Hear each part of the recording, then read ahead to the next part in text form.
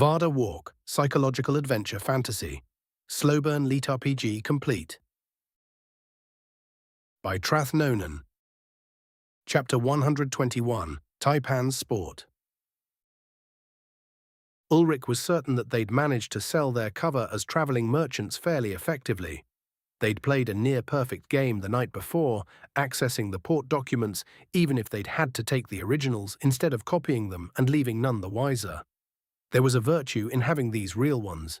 If they could finagle a way to compare with the copies, there was an exceedingly high probability that some sort of doctoring had taken place of those to hide the abnormal tendency of some ships to never carry cargo and to take trips to nowhere with some regularity. No doubt the timing of those trips could be correlated to reports of people being abducted, if one could get an inside track on the city guards. Civilization operated according to certain precepts, and bureaucracy sprang up as a necessary byproduct of large groups of people coming together to exchange goods and services. Somebody was sitting on the information that would connect the dots. It was only that he and Taipan didn't have access to it. If they did, it would make their excising this tumor much more expedient. As it was, they currently had themselves an opportunity, if only they could take the individual following them alive. While they strolled, ambling between stalls in a large trade plaza within a few minutes' walk to the dockyards, Taipan revealed the plan she'd been working on to do that very thing. "Our tale is almost certainly not alone, Ulrich," the tall woman said casually, as if regarding the time of day. "Teams of 3 are common, one to stay behind, one to stay ahead, and one to keep the flank. If I have not detected sign of them, they are experienced and within their element here in this tangle of people. I do not think that I could lose them without revealing that we are aware of their presence," she summarized to him. Ulrich nodded. That made sense. He chewed on it as he haggled over a set of fangs from some kind of large serpent, their curved, hollow ivory color not quite hiding very fine serrations along the front and backs of the tooth. 3 silver squires parted from him, and he put the fangs in his belt pouch. He was certain he could do far better if he could manage to kill a venombolt viper without being forced to melt its skull. The bastards were pretty scary, though. He'd seen one dissolve 2 men in armor with a single blast of acidic poison. Taipan would enjoy carving the fangs into some trinket or another. "What about a trap?" he asked his partner as they huddled over a set of otter pelts. "These were caught with poison, Ulrich. They are useless. They lay dead for over a day before they were skinned out and will be too brittle to tan or work without losing their resistance to water. I could separate from your side and remove the flanker, who is probably coordinating the encirclement, if you will permit," she answered, fingering the hide with evident disgust. Abandoning those pelts without another look and ignoring the tight-lipped stare of their incompetent seller, they moved on. "Oh? Have you been able to catch tell of the others involved in this little play?" he asked, almost surprised. Ulrich had, of course, not been able to do any such thing. The ones in front and side moved more naturally through the winding forms, and he'd only kept sight of the one behind them, because that one stayed too precisely in place behind them. So, technically skilled, but a moron. "Of course, Ulrich. Who do you take me for?" the bosomy elf asked, faking a pout when he rejected a buy on some fine silk rope. He had no idea what she wanted it for, but they'd come back around to it eventually. Better to sell the idea that they were being discerning in their shopping. It would not do to reveal the wealth he actually had access to. That little surprise had not completely worn off. Damned elves and their practical jokes. No offense meant Lady Taipan. He apologized softly. It was only surprising because we are in this absolute mess of fucking people and buildings. I barely recognize faces we must have passed a dozen times by this point, let alone some experienced thugs. Had we been in the wild, I'd warrant that they never got within a league of us without your knowing. Best to offer her compliments to go with the apology. He'd learned that much about his lovely shadow. This proved true now as she sidled closer on his arm, offering a press of some of his favorite parts of her anatomy to reward his good behavior. So easily had he been trained. She liked to preen over her skill at the hunt, compliment her body as much as you wanted, that barely registered on her radar since she already knew she was beautiful, but praise her ability in the wilds and she was all smiles. And more, sometimes. Ulrich was slow on the social uptake sometimes, But he did learn, particularly when he was constantly exposed to a surly elf that liked to make her displeasures known, though training exercises that made his bones sweat, all under the guise of serving his future interests. And that only when she wasn't fingering her knife's blade openly. Most men suspected that their wives had plotted on them at some point. He knew his did, she'd admitted to it. Tell you what, Ulrich offered his ultimately competent companion, you have my permission to spend the next round of the twins in whatever fashion you deem. Anything you want, you're off the leash for a whole hour. And now he was reminded again why this incredibly lovely woman scared the mortal piss out of him sometimes. She was smiling her special little murder smile, even while her now indigo eyes fairly smoldered at him. He needed to have a word with Baldert and company about their parenting, that they had produced this outcome. Ulrich coughed lightly into his hand when he recalled the Iriellan lord's pet name, Shadow Panther, for his daughter, a greater beast known for being ruthless hunters of incredible danger. Taipan giggled lightly and pulled him down for a peck on his cheek and a whispered, "Return to our first inn, the alley behind, and I'll show you what I've caught then." And then she was off, gliding down the cobbled street. Ulrich thought he saw someone pull off from a nearby outdoor bar stool to follow her rather sooner than they should have had they not been watching. They had barely even touched the mug they'd left behind. Now that was suspicious. Nobody day drinks and leaves a full beverage behind. He shook his head slightly. They were being followed by idiots. Judging by his shadow's evident glee, they were being followed by very soon-to-be dead idiots. Welp, he'd been given his marching orders. Ulrich drifted out of the plaza, leaving behind the squawk of off-season merchants trying to empty their inventories before the rush of new goods. He didn't bother trying to see whether or not he'd picked up new minders. The one behind him had never left. The catch team they'd sent out before had had 8 members. What are the odds that they used fewer on the second go-around? Taipan. Her feet whispered almost without sound on the cobbles as she made her way quickly through the streets of Traknir. Smiling, Taipan relished in her honor's trust. He'd granted her an entire hour, completely unfettered, completely at her own discretion. And that after she'd prompted their debate over separating. What a surprise that had been. He'd been holding back during their spars, hiding his growth in anticipation of her challenge to his lead in their partnership. He'd gotten her angry enough to press her position when the environment limited greatly her mobility and had smashed her with unexpected ferocity, in a whisper of that violence that she knew he kept tightly reined. The ambush was a thorough success, and it occurred to her that the man had twice now managed to catch her completely flat-footed. It boded well for their future together. She had to appreciate that her partner was not a fool. Odd, but not foolish. He knew her strengths and had faith in them, if not so much as she herself did. Well, he was young yet. He would learn. Turning suddenly down a narrow alley, only just barely wide enough to accommodate her shoulders, she immediately jumped upwards, 2.5 meters vertical, and planted her feet and hands on the walls of the pressing buildings to throw herself an additional 2 meters on momentum. Planting herself again, suspended now more than halfway to the roof of the second-story leatherworker's shop that made the right-hand building, she used her knife to work the window lock of the leatherworker's upstairs home, opening it quickly and rolled into the dwelling without sound, closing the swinging portal behind her. A mere 3 seconds after entering the alley, and she had vanished from the streets to look down from the cover of the curtained glass window without a sign that she'd ever been there. The man who'd been following her, a Celestin which twisted her lips sourly, appeared surprised. 2 others joined him, a plain-looking human dressed as a cart puller and a rather vulpine lupid beastkin. His thick ruff and one torn ear distinctive as the front of the encirclement that had been keeping them hemmed in. The Celestin and the lupid both wore the uniform of city guards. Perhaps they even were. It would matter little in a few moments, the huntress thought to herself. Her knife still at the ready, she gently pushed the window open as their would-be pursuers passed by it, timed so that they would see nothing even in their peripheral vision. Her mana regeneration was crippled in these unattuned lands, her core still not harmonized to the mana flows of the low land forests, as it was to her home territory of Iriel. Even so, she had not used much of her strength and could spare some here to guarantee the clean kill. Gathering herself, she dropped down on top of the trailing human, opening him completely from throat to groin with the weight of her passage to the ground. Her deep woods ranger's silent step, and decades of mastery earned by similar attacks, deadening the sound of her landing. She rose from her momentum, absorbing crouch with a hammer grip on the knife handle and a palm against its hilt, driving the blade cleanly through the base of the spine of the Celestin, not lamenting the loss of any elf who would be in service to slavers.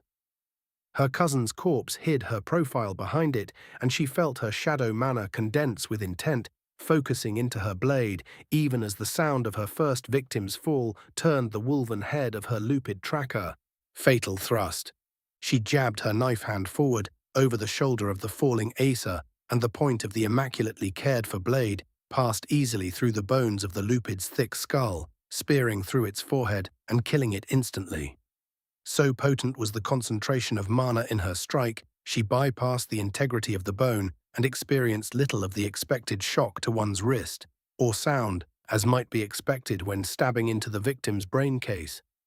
A swift up and down jerk of the blade ensured that the lupid was gone, and she stood straight before the last of her three enemies had stopped twitching. It had been too long since she'd gotten to hunt properly. Her husband had granted her a full hour, of which she had used 5 minutes. She exited the opposite side of the alley, moving exactly as she'd entered it, and turned down another busy street to circle the block. As she did a quick scan of the drifting citizens of the city, her experienced eye homed in on another of the would-be hunters as they approached the alley she'd entered before, the air of one with a purpose loud about them. They might as well have screamed that they were part of the group looking for her. She wanted to spit. Why had they thought to be hunting Iriellen when they were so bad at it? Oh well. She grinned as the brutish Valan turned down the alley, having closed the distance between them easily, merely passing as if on a hurried venture through the crowd. When this last would be, Hunter turned down the alley, she followed silently a mere few footsteps behind, turning as if on accident down the same narrow passage as she'd gone just a minute earlier.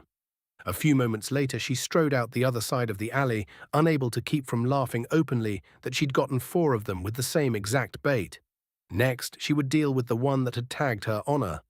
Ulrich's new perception skill was turning out to be more useful than she'd expected. She had to admit she might have to give him more space to experiment with his bizarre use of magic. He seemed to have a way of finding incredibly potent applications for one with a newly awakened core. As much as she disliked cities, this one she knew well, and it was proving to be a novel hunting ground, full of opportunities to experiment with the techniques that would prove useful when they made their way to the maze of buildings that was Prosper. Ah, there he was. Ulrich had taken a slow course back along their trail and was crossing a wide thoroughfare, busy with the press of peoples. The dense shuffle of bodies proved a wonderful opportunity to try one of the incredibly potent poisons that her honor had brought from the glade. Taipan's belt held a discreet pocket on its reverse side, holding an assortment of hollowed needles made from saw-spine quills, each filled with the toxin that induced rapid paralysis. She spotted the trailing man that had evaded her detection earlier, to her vexation, easily enough. The man, another Celestin, damn his eyes, was probably using a class skill or ability that helped him to track his target's vision and stay in the precise blind spot that rendered him effectively invisible. She moved through the crowd, ignoring a few copped feels, and withdrew a needle from her hidden bandolier. As she came abreast of now obvious Hawkshaw, she flicked her fingers to send the needle deeply into his neck, passing him by even as his hand slapped to his neck at the sting. She didn't slow as the commotion behind her grew, shouts for aid coming as the former agent dropped to the ground. She stepped behind a large saurid, hiding in his profile as her honor turned, no doubt sensing the loss of the tail he'd been focusing his new senses on. She'd have to be careful when trailing him now if Ulrich could indeed feel presences through solid objects. She'd figure out how to bypass it sooner or later. It didn't take long for her to catch up to the form of her husband and take his arm, enjoying the surprise on his face as he saw who it was that had come upon him undetected. All told, she'd done exactly what she wanted for half an hour. 5 of their enemies were dead, and they would have plenty of time to plan their ambush for the rest from the site of their first housing within Trashnir, completing the circle on the false trail they'd laid that they were operating from that part of the city preferentially.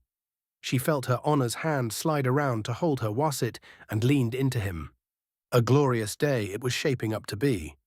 Ulrich was slightly startled when one of the presences in his senses abruptly closed in to take his arm. Suppressing a jerk, he turned to see it was his Taipan, smiling, returning much earlier than he'd expected. Her little excursion must have turned out well. He found out why shortly, though he had some idea as the trailing presence had fallen out of order just half a minute earlier. "Howdy there, little lady, back so soon?" He opened, not bothering to hide that she'd snuck up on him. She flashed her teeth in what many would have considered a threatening way. "Our friends outside of town are joined by 5 of their friends. Ulrich, these ones on our trail are thugs and no more. They have never tasted the true wild, have no sense of caution, or understand the exchange between hunter and hunter," the dangerous woman summarized, disgusted. "I confess, it was fun to be given a free rein, but these men would be little more than meat should we find them outside these walls. They are better suited as prey for you to sharpen your claws." Taipan told him seriously, his eyebrow raised at that last statement. Sharpen his claws. He shook his head slightly as he passed out her meaning. If he had read her correctly, his wife, consort shadow person of importance, had just implied that she had returned early because she got bored murdering mooks in the street and wanted him to use them as murder practice. It was a refreshing reminder that the Irielen were those of the hardest asses. Like somebody had distilled tigers and injected the essence into people. Ulrich coughed into his hand, covering his slight judgment. Of course, who was he to talk? He'd pounded a man's brains out against the floor not a 10-day ago for touching his wife's arm, and would have done worse had not a keen guardsman's fast response kept others from his reach. When in Rome, Einar, he told himself, probably most of the sapient folk didn't have the ghost of the forest lord howling blood and gnashing its teeth in their hind brains, but that couldn't be an excuse forever.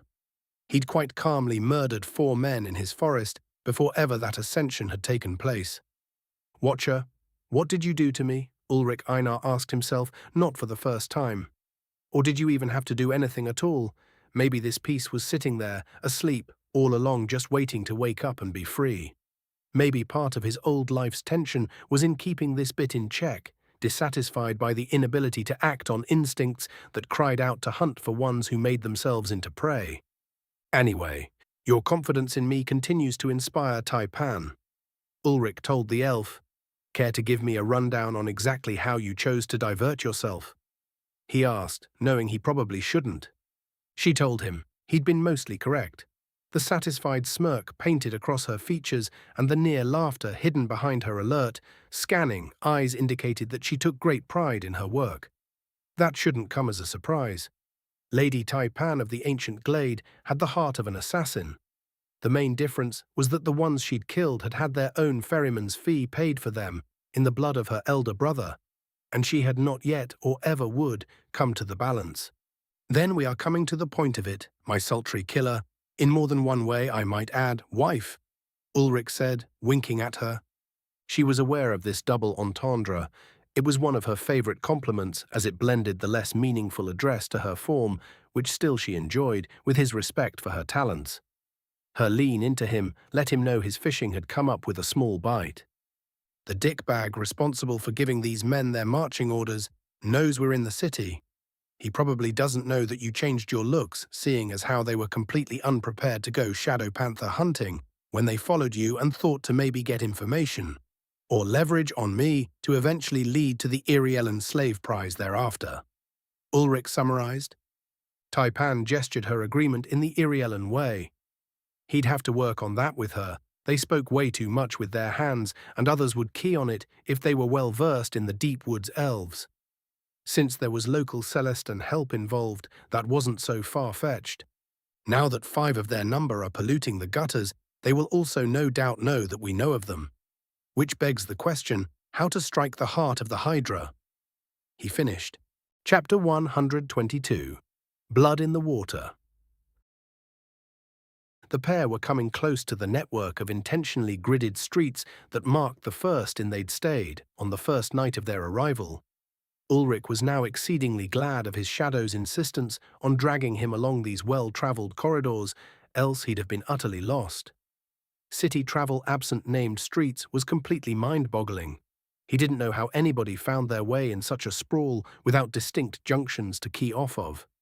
The thoughtful purse of her pretty lips and her tapping finger indicated that Taipan was giving it a good think. Ulrich was tempted to ask her what she thought, distracting her, which was one of her favorite games to play with him, but decided against. Serious business now, play later.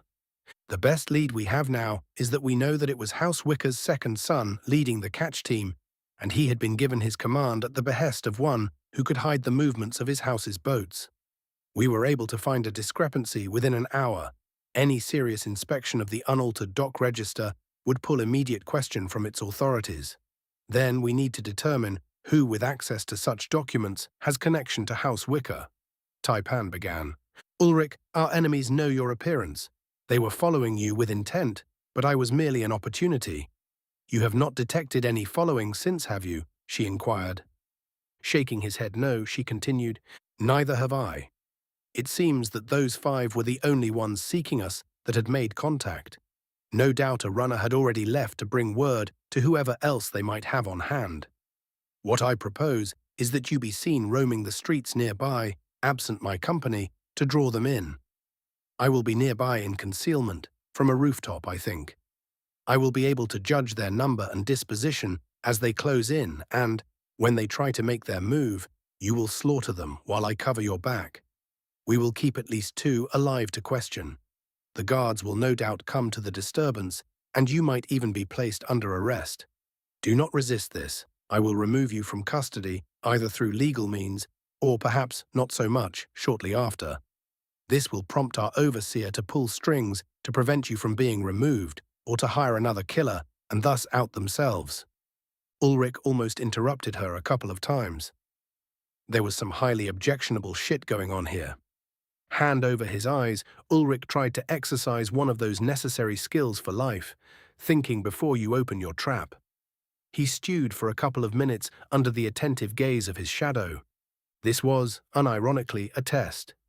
His partner was trying to train him, trying to teach him, in that sink or swim, throw the fledglings off the cliff sort of way that the Irielan could have about things. They would spend decades instilling the fundamentals, patiently, diligently coaching with all the experience they could muster. But when it was time to fly, they gave you a pat on the back and shoved you out of the nest and expected you to get with the program on the quick because the rocks were sharp at the bottom. After giving the situation due consideration, he addressed his partner, who he believed had his best interests at heart and, maybe, loved him in the way that elves did. You are barking at the moon, totally batshit, worms in the head crazy, he decided. She rolled her lovely indigo eyes. What is it now, Ulrich, that is wrong? She whined.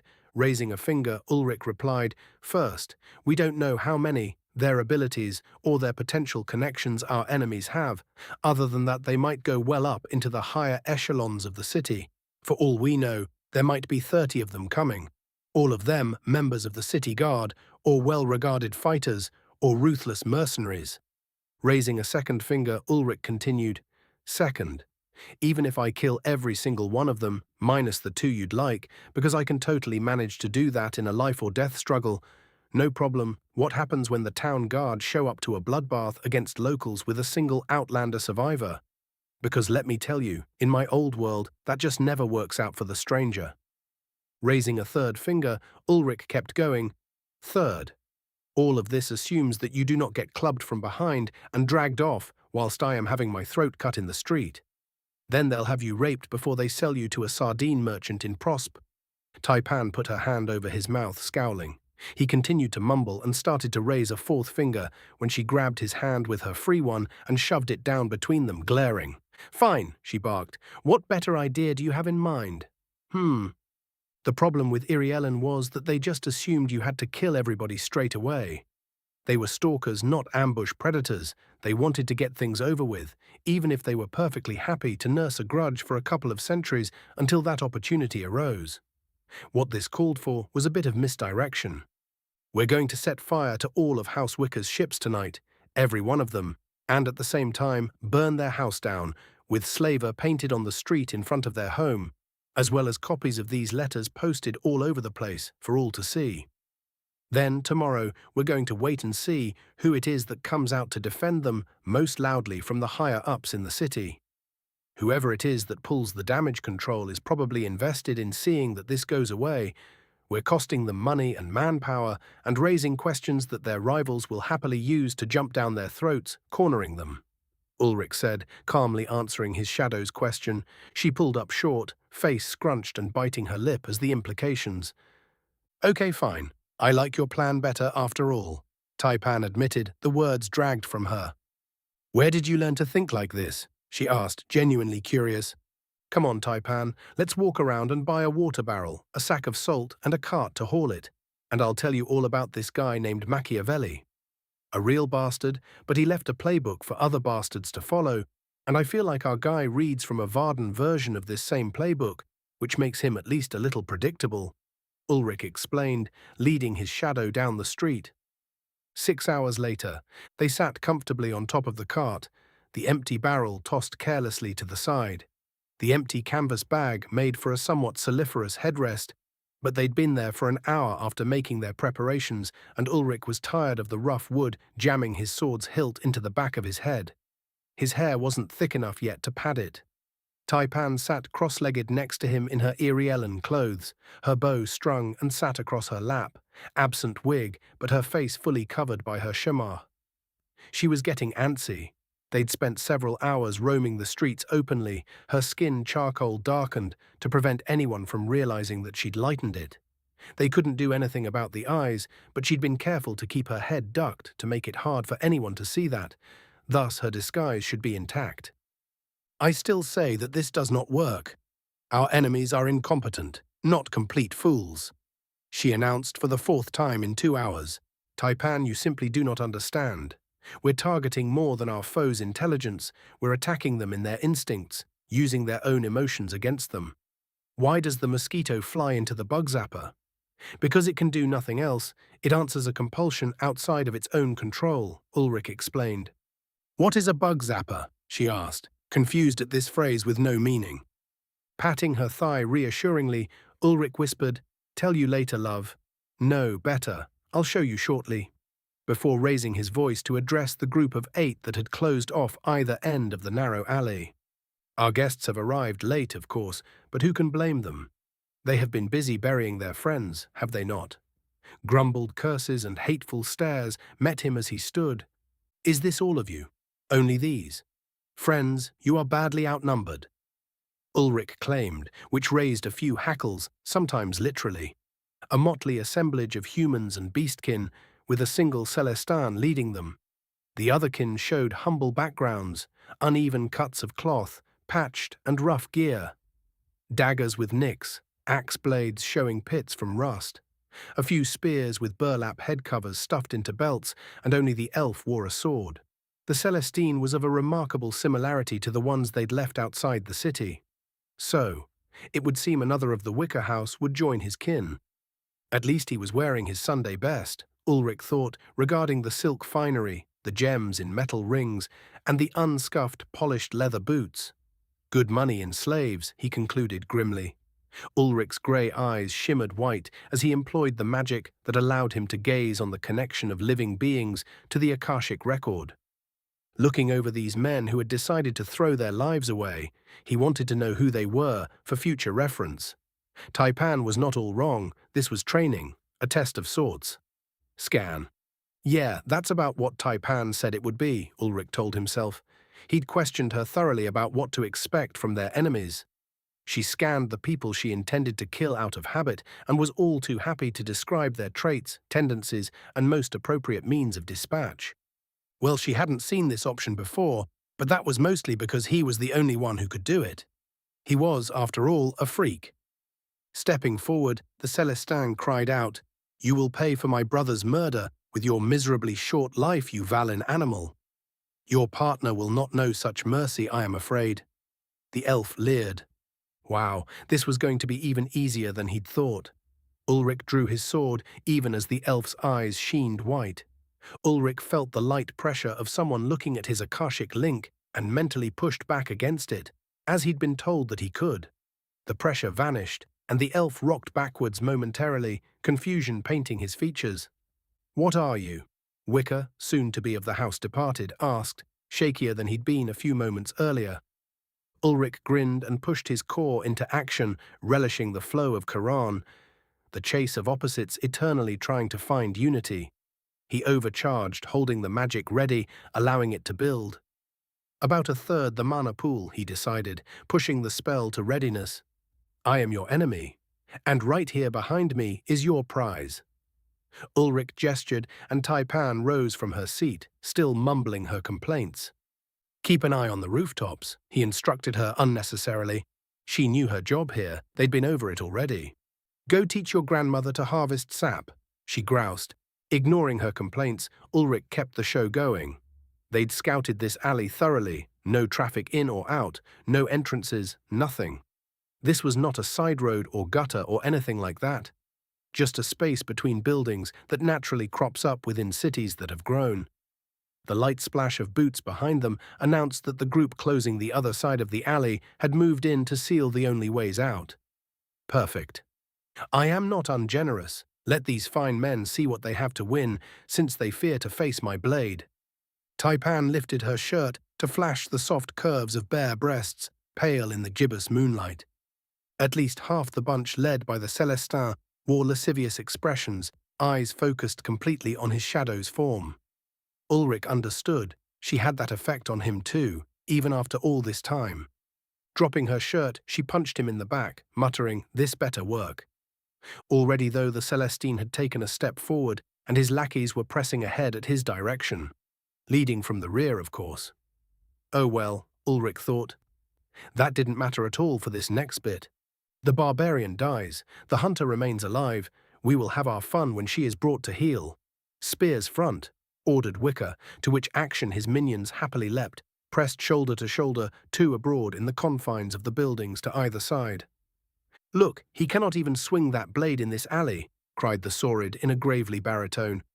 Yeah, and that would have been a really good hint to Ulrich's way of thinking. Oh well, Varda punished mistakes.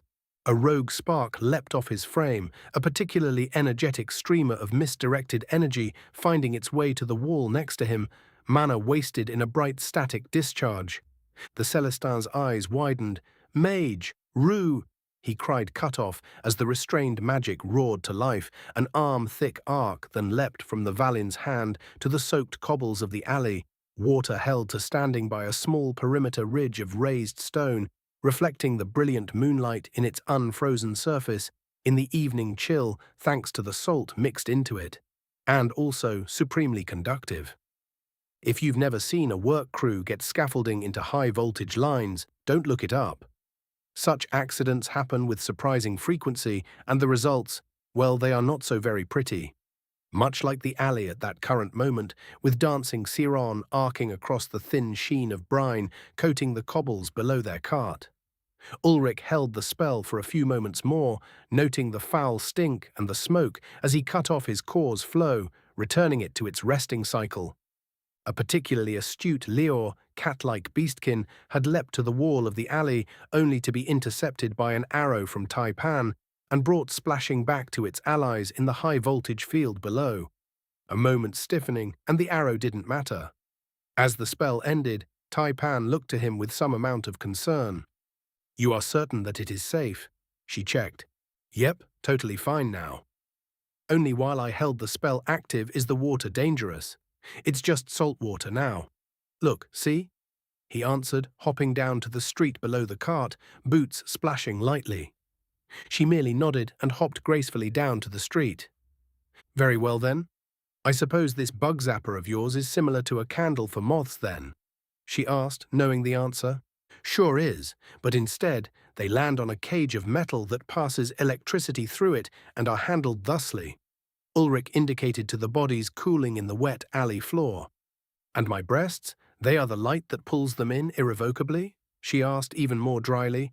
Ulrich nodded. "Yup, Like I said, they literally couldn't help themselves, he said shamelessly. Sighing, his shadow began to join him in rifling through the belongings of the thugs. We need to speak at length about your obsession with breasts and about how it would occur to you to use mine to bait a trap. If it makes you feel any better, I only obsess because I am allowed to touch them. Otherwise, I just sort of fantasize without letting you know about it. Ulrich told her. It does not, Glade Chief, but thank you for sharing. Taipan replied. A thought seemed to occur to her. He noticed that his shadow froze and raised her head to look at him with suspicion. What would you have done if these were mostly women? She asked. Ulrich shrugged. That was a good question.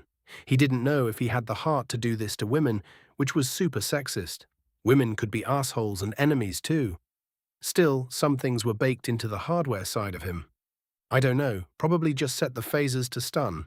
I think I could probably have rendered most of them mostly unconscious or too fucked up to move temporarily. Ulrich admitted, somewhat sheepishly. So you purposefully killed everyone without chance to escape? She probed. He wasn't sure what she was getting at. I don't know what you're getting at, but yeah. He answered somewhat defensively.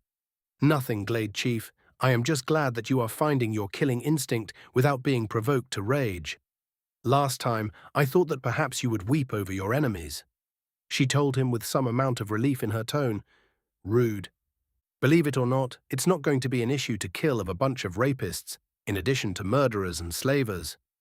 He informed the Asa woman, pulling the Celestin corpse up to toss into the cart. Taipan had finished going through the others in the meantime. Unlike previously, there were no lapses in security with handwritten messages. Ulrich had their names from his scan, but that was information to go over later. Right now, they were going to have to hide the body of this minor noble and see about bringing ruin to the rest of his household before the dawn. Good, Taipan declared, passing him the contents of the rest. Some mixed coinage went into a different pouch than their funds. It might be useful as evidence later. Not much else, unfortunately. Taipan's eyes scanned the alley, her nose scrunched at the odor. She scrubbed her short pixie cut, glad to be free of the wig for a little longer. What even compels you to think of something like this? Did you just come up with this on the spur of the moment? She asked. Ulrich waved his hand in denial. He wasn't some kind of monster. This is number 43, he said, as if that were supposed to answer the question.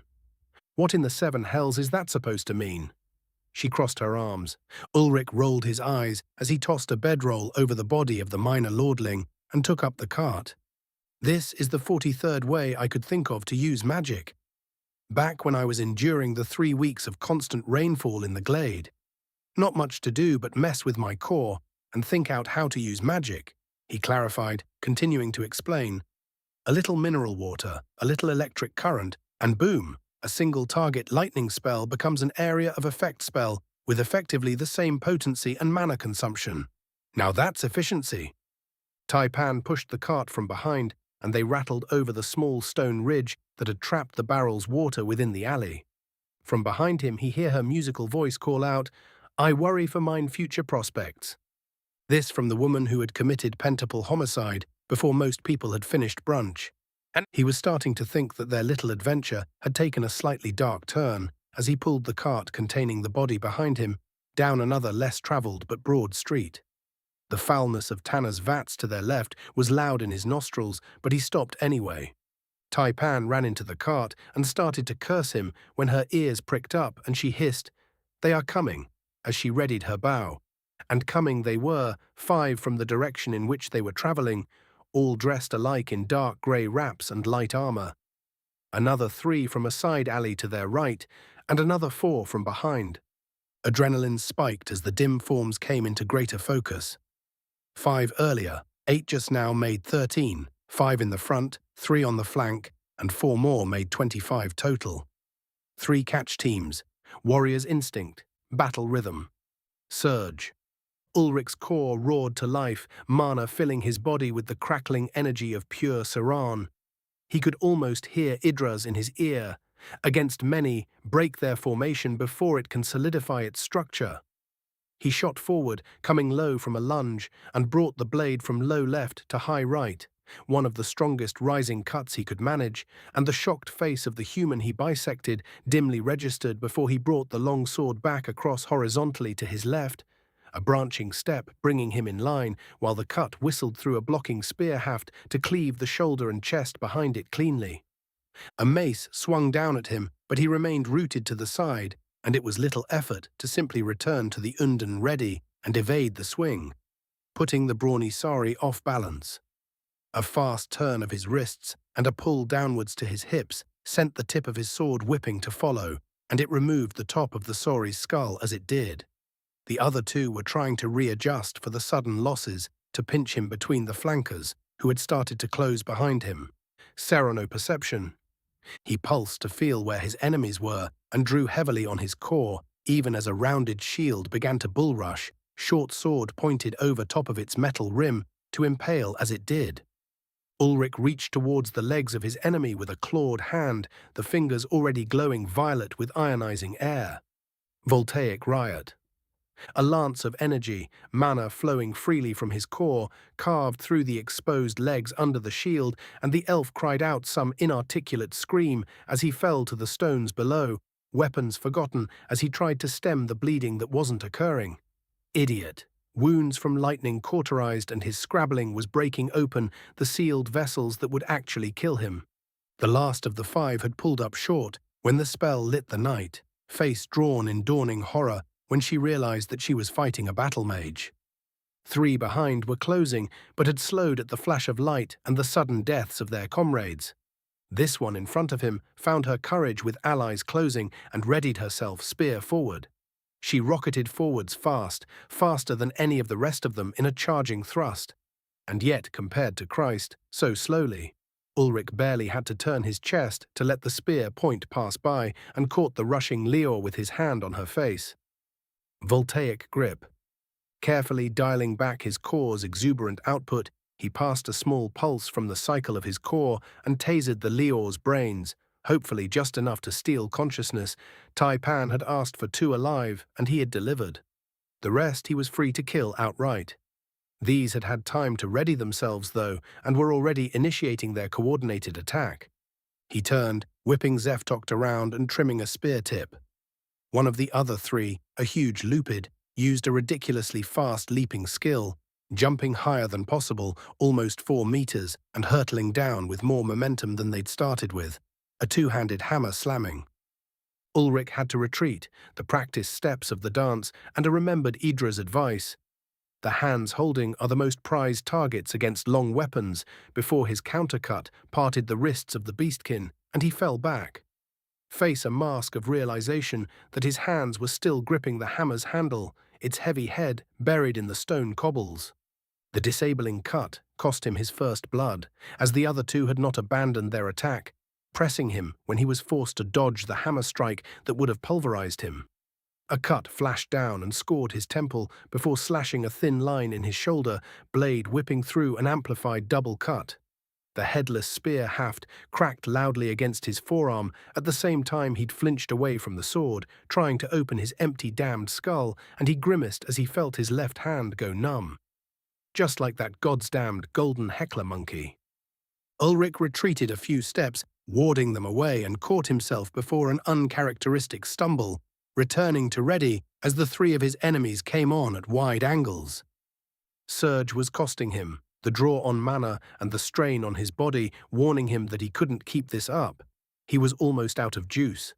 No time or concentration for trying to purify mana for any spells. It was melee or bust.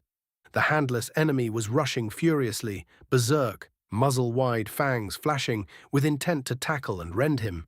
The now quarterstaff user was trying to club him again from the side, while Sword Elf came again, dodging another of his short thrusts.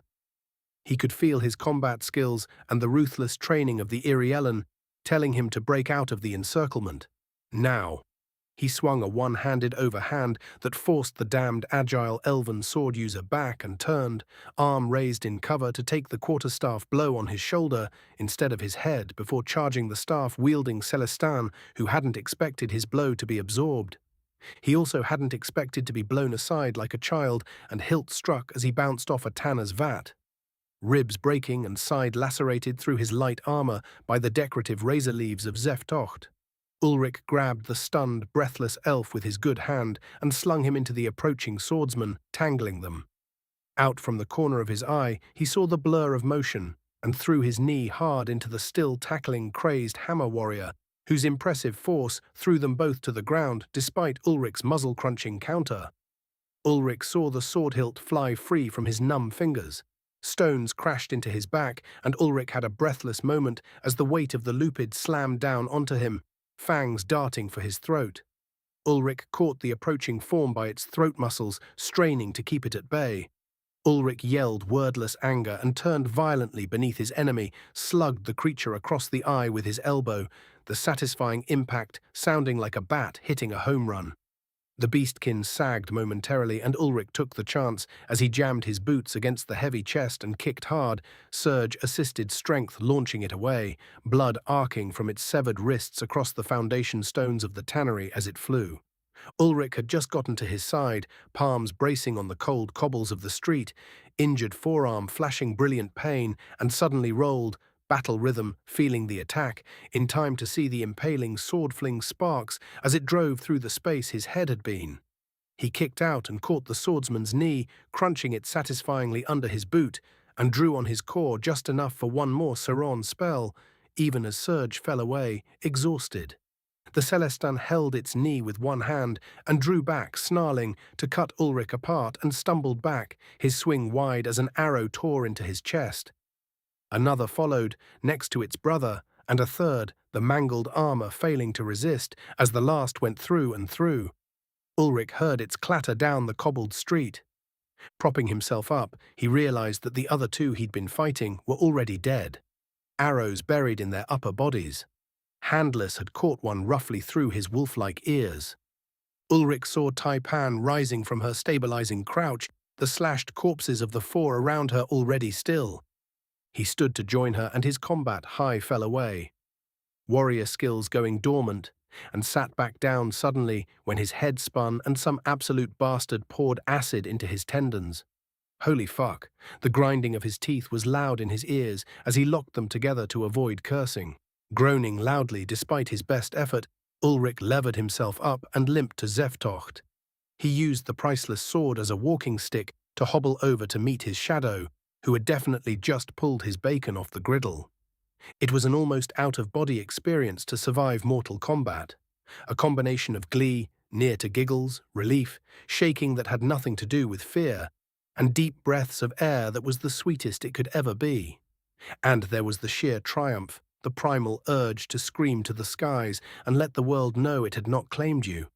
Taipan was assessing him with a critical eye while she roped the unconscious Leor in a hogtie and mercifully clubbed the screaming elf with her bowstave to stop him opening the sealed arteries at the new stumps, where his knees used to be, and killing himself. Ulrich was glad to leave her to it. He felt like absolute hell, like Idra had forced him through the worst of their practice sessions, the ones he inflicted when the Royal Guard's efforts dissatisfied him. Every joint burned, every muscle verged on cramp. Feeling returned to his hand, the bone throbbing, but some tentative inspection and flexing indicated that it wasn't broken. The spearman hadn't been as strong as Goldie. Pulling his attention inwards, Ulrich felt his core and realized just how much effort Surge had cost him. It burned mana like crazy. He probably could have managed enough to handle the arsehole with the sword, but only if they didn't realize they just had to hop back out of range and the arc would fall short, grounding itself out on the stones and wasting the last of his mana. As his partner finished securing their prisoners, Ulrich, with more trouble than he cared to admit, finagled Zeftocht back into its sheath. The stink of the tanner's vats very nearly covered the fresh smell of death, of emptied bowels, pooling blood, and steaming gore. He looked around the street, silver sheen of moonlight transfixing the scene with an otherworldly glow. Blood, resting like pools of mercury, and the reality of the thing set in on him. 10 bodies dead in the streets. There was a part of him that had trouble reconciling it. Taipan had called warning, and there hadn't been any time to plan, to strategize, or even to really think. He'd reacted according to instincts, mostly the bloodthirsty ones, courtesy of Lord Instinct, but with a healthy dose of good old humanity. It bore remembering that it was the Homo sapiens of his old world that was the most incredibly destructive creature ever to exist. Shaking some of the post-combat euphoria away, he tried to rationalize, to process the battle. Stuffing all the emotional horseshit down into a space to be dealt with later, he reviewed the bugfuck course of the last 10 minutes. 12 attackers just now, 8 more not 5 minutes before that, and Taipan had eliminated another 5 before this, hours ago. If they'd all managed to converge on the two of them, Ulrich had no doubt that the two of them would have been killed. So first lesson, don't get surrounded by an army. That one seemed more or less straightforward. Looking over the corpses of the 4 he'd killed initially, Ulrich couldn't help a bit of pride. Idra would have called it adequate. He'd given it pretty much all he had there and felt damned fortunate. Those first 5 hadn't expected to be closed on, had been almost comically unready to defend themselves, even if they'd been ready to kill others. Their mindset was wrong. Christ called it the turn, the moment between when a would-be predator corners dangerous prey and is slain by its unexpectedly aggressive counterattack. The 3 flankers, though, that was another ball of wax. They'd had the extra time they needed to get over that gap and seize their own initiative, and it had put Ulrich on the back foot almost instantly. The Hammerwolf and Swordboy especially. Between the two of them, there'd been so much pressure he'd been unable to effectively counter and maintain any advantage. Taking off Hammer's hands was probably the only thing that kept him alive. And even then, the bastard had come on, stumps bleeding him out the whole time, like some kind of fucking Terminator. Another lesson, enemies in this world aren't not a threat until they're super dead.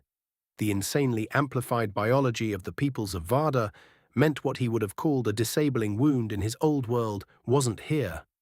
Hammerwolf had come damned close to biting Ulrich's throat out, even if he would soon bled to death afterwards.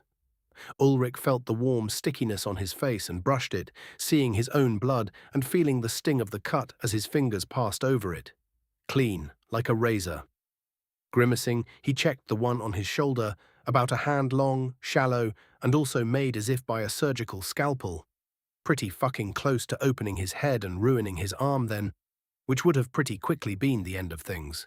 Just a little deeper into that shoulder, cut the right muscles, and Ulrich probably wouldn't have been able to grapple the spear dude to tangle them up or keep Wolfie at bay. He shivered a little, too close. Taipan, I'm thinking that whoever is in charge of this little operation has some deep fucking pockets and way too many friends, he announced, unafraid of stating the obvious. That would, seem to be the case, Glade Chief, replied his partner, hauling the unconscious amputee over the edge of the cart. Ulrich went over and took the legs of the second prisoner, and together they tossed her limply over her brother in arseholery. Well, we got your live ones. What the hells do we do with them? He asked. Again came the upturn of her lips and the veiled turn of her almond eyes that said somebody was in for a very bad time, the expression she must have learned from her mother Vedir. I still like your plan to set Wicker's ships alight, as well as their headquarters, and to leave this one with the copied letters in his pockets and see how our enemy responds to having his, as you would say, balls kicked into his stomach. As for these two, we question them separately so that we can spot their lies, came her melodic answer. And after we get whatever use we can after them? Ulrich asked. Taipan drew a finger across her throat. Oof. Well, he probably should have seen that coming. Did he have it in him to murder disarmed or legged prisoners? Maybe. Maybe not, but he'd come to that decision later, one small horror at a time here. Sighing at the tragic, stupid fucking waste of it all, Ulrich helped Taipan strip the corpses, throwing what hadn't been ruined into the cart with their prisoners and their message. And there, another mistake from their enemy, a second set of orders, in the same delicate, precise handwriting that had passed down the initial command to have Ulrich murdered and Taipan captured. His partner, the only one of them possessing night vision to speak of, read the text aloud for Ulrich's benefit. Dispatch now, teams 2 through 4. Objective unchanged, disposition upgrade to hazardous, corner and overwhelm. Losses expected, fee quadrupled for live capture. Failure will see those funds spent having you flayed alive en route to Prosper with a healer in tow. The handwriting grew a little unsteady at the end, the nib of the pen damaging the paper with its force. Well, at least they were getting under somebody's skin. Their nameless enemy would shit bricks when they found out about the little party that had gone on here. We have rubbed the itch-oak in their eyes now, Glade Chief. That will learn them to think they could take a hunter and one trained under Iriel's finest, even if the time was short. Gloated Taipan. She must be forgetting the part where their enemies had almost succeeded. And yet almost only counts in horse hose and hand grenades. Their enemies made a mistake. They'd missed the timing on their attack, had come in too spread out, too disjointed. All right, Taipan, Ulrich said, taking up his position holding the cart, stretching his back to relieve its ache as he did. Go ahead and criticize. I see it on your pretty face. Noticing the assistance of her pushing more than earlier that day, Ulrich pulled the cart along side streets and alleys, back towards a vacant, run-down storage building they'd found earlier that week as his shadow made her critique. Your impulse to drive into them and break their formation was good, as was the form for your attacks, but you failed your execution through targeting. The one with the shield should have been first. You could have struck him first with that same rising cut, and then the branching side to cleave both the mace and spear wielder, before a crossing backstep to Fjord ready to sweep down and take the legs from the great axe user you first cut. It cost you greater effort to use your magic and time, began Taipan. She continued in similar vein, dissecting his failings and suggesting improvements, most of which would have ended the fight against his opponents with less risk and greater efficiency. Ulrich listened to her go through 3 more alternatives better than what he'd done before she finished. In summary, Ulrich Glade Chief, you have tremendous advantage in your initial rush. The speed and power is incredibly potent, especially with this skill you use, but it takes deeply from your reserves, both physical and arcane, which means it must be maximized in efficiency. You did not choose poorly in going to the blade over trying to cast magic against our enemies. We did not have the time for you to employ your greater weapons, and you are still too slow to utilize the techniques for refining mana not of your core's aspect. However, you could use that voltaic riot of yours to greater effect if you swept it across the front of your enemies. It might even have taken all 5 in the initial charge. At little extra cost to your mana, I note the scarring of the cobbles that say you wasted significant effort to no gain taking the shield-bearer's legs. His more experienced manhunter of a partner assessed. Perhaps it would not have killed in that manner, but it steals your enemy's vision at night and would have wounded faces, necks, and guarding hands, disabling all of them greatly. You have great room for improvement, Ulrich. Taipan finished. It bore some amount of consideration that Taipan's opponents had lasted a little over a second. She'd arrowed 1, shadow-bladed another 2 across their carotids, and ended the drought beneath the last's feet before kicking her bow back up to her hands and taking the clean-up shots on the last 3 Ulrich had been struggling with. She might have gotten them faster if he hadn't been in the way of her shot. In this, his Irielan partner was most assuredly his superior. Ulrich's magic was more potent in many ways than anything Taipan could manage. The destructive power of his spells and his monofilament of an enchanted sword meant that technically, Ulrich could do more damage than his partner. His shadow's sheer fluid efficiency rendered most of those qualities moot, though. She was able to do far more, with far less effort than he could. When it came time to kill something like that, Shrieking Ravager, or the infested blood-starved Brood Queen, his skills shined. Against these mooks, Taipan was easily the more effective of the 2 of them, especially on short notice. As such, Ulrich took notes when the gorgeous, if spooky, elf that had decided to follow him through life gave him murder tips. Chapter 123, Heat the Irons. A thought occurred to him while he concentrated on not falling asleep on his feet. They'd left bedrolls and a few candles in the abandoned shack, dilapidated but still mostly roofed. It had become clear that staying on the move was likely the only reason they'd evaded their enemy, especially when a large group had tracked them within a few hours of their appearing publicly in one place. There was a great deal of night left to go, and Ulrich wasn't going to be getting any sleep anytime soon, so he mentally drank a tall glass of man the hell up. The pair had only just finished depositing their catch from the evening in the floor. The Leor woman Ulrich had effectively stun-gunned in the face was awake, and, minor burns in the shape of his hand aside, doing as well as could be expected with her legs and arms tied behind her. The elf, an Actinian, or coastal elf with brands across his chest that indicated he had been imprisoned and exiled from Orlithrum for piracy, was doing less well. Both legs ended at the knee and he was in shock. Taipan wasn't inclined to baby prisoners, but they needed both to compare notes or they'd have greater difficulty finding falsehoods in narrative. These two were possibly the only direct source for a name to their enemy. It was with some grumbling that Taipan helped him better cauterize the stumps and disinfect them with some his medkit supplies. Next, some water and dissolved bread would help the wounded elf regain some fluid volume, and Ulrich regretted that they didn't have any of the intravenous bags he'd been able to use while helping Boldarty. That was an oversight, and he'd have to see if they could find something equivalent. Neither of them had taken the kinds of wounds that would make those necessary, but you never knew. There had been an awful lot of sharp bullshit pointed at them that day. It was a little over an hour, but the Actinian stabilized, no doubt thanks to a fairly high constitution and greater natural capacity to resist wounds than in the creatures of his prior world. Both the prisoners were now secured, naked, to a set of chairs. The Leor was snarling and growling some kind of profanity around her gag. The Actinian merely maintained a terrified silence. Taipan nudged him as he examined their captives. "You need not stare, Ulrich. You have seen plenty of flesh that betters this one's." Turning, Ulrich put an arm around his wife's shoulders and hugged her closely.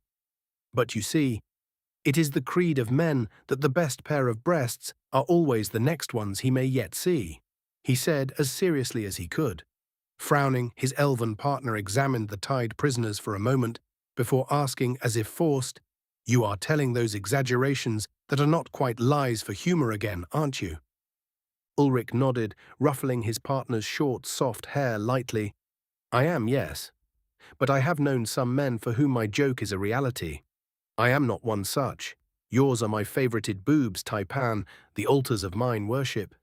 He made to touch those holy relics and was slapped away with his wife stepping away. He saw the smile in the tilt of her ears, even if he couldn't see it on her masked face, before she turned to straighten her clothes, though. "It is well that I am more tolerant of your nonsense than my mother is of my father's, Glade Chief. Fortunately, I have a sense of humor," said his shadow with false primness. It was true, after a fashion. Taipan did, in fact, have a sense of humor, far more so than her dam. That said, humor mostly involved mockery or the setting of traps that might bait a vulnerable, bumbling oaf of a human into a particularly embarrassing or awkward situation, for her sick enjoyment was beside the point. Ulrich merely demurred to her mercy. There were bigger fish to fry than needling his companion. He decided to put the ball in her court now, having no idea what to do with their prisoners. This part of the night was all her plan. What now? Taipan readied some balls of softened wax on a crate next to the rough timber chairs, themselves looking to be some sort of torture device. What kind of sadist doesn't sand down chairs? Now I am going to deafen one and ask the other some questions. Then I will reverse this order and ask the same questions. And then, when their answers do not match, I will take something from both of them. Then we will repeat this until I run out of things to take that do not kill them.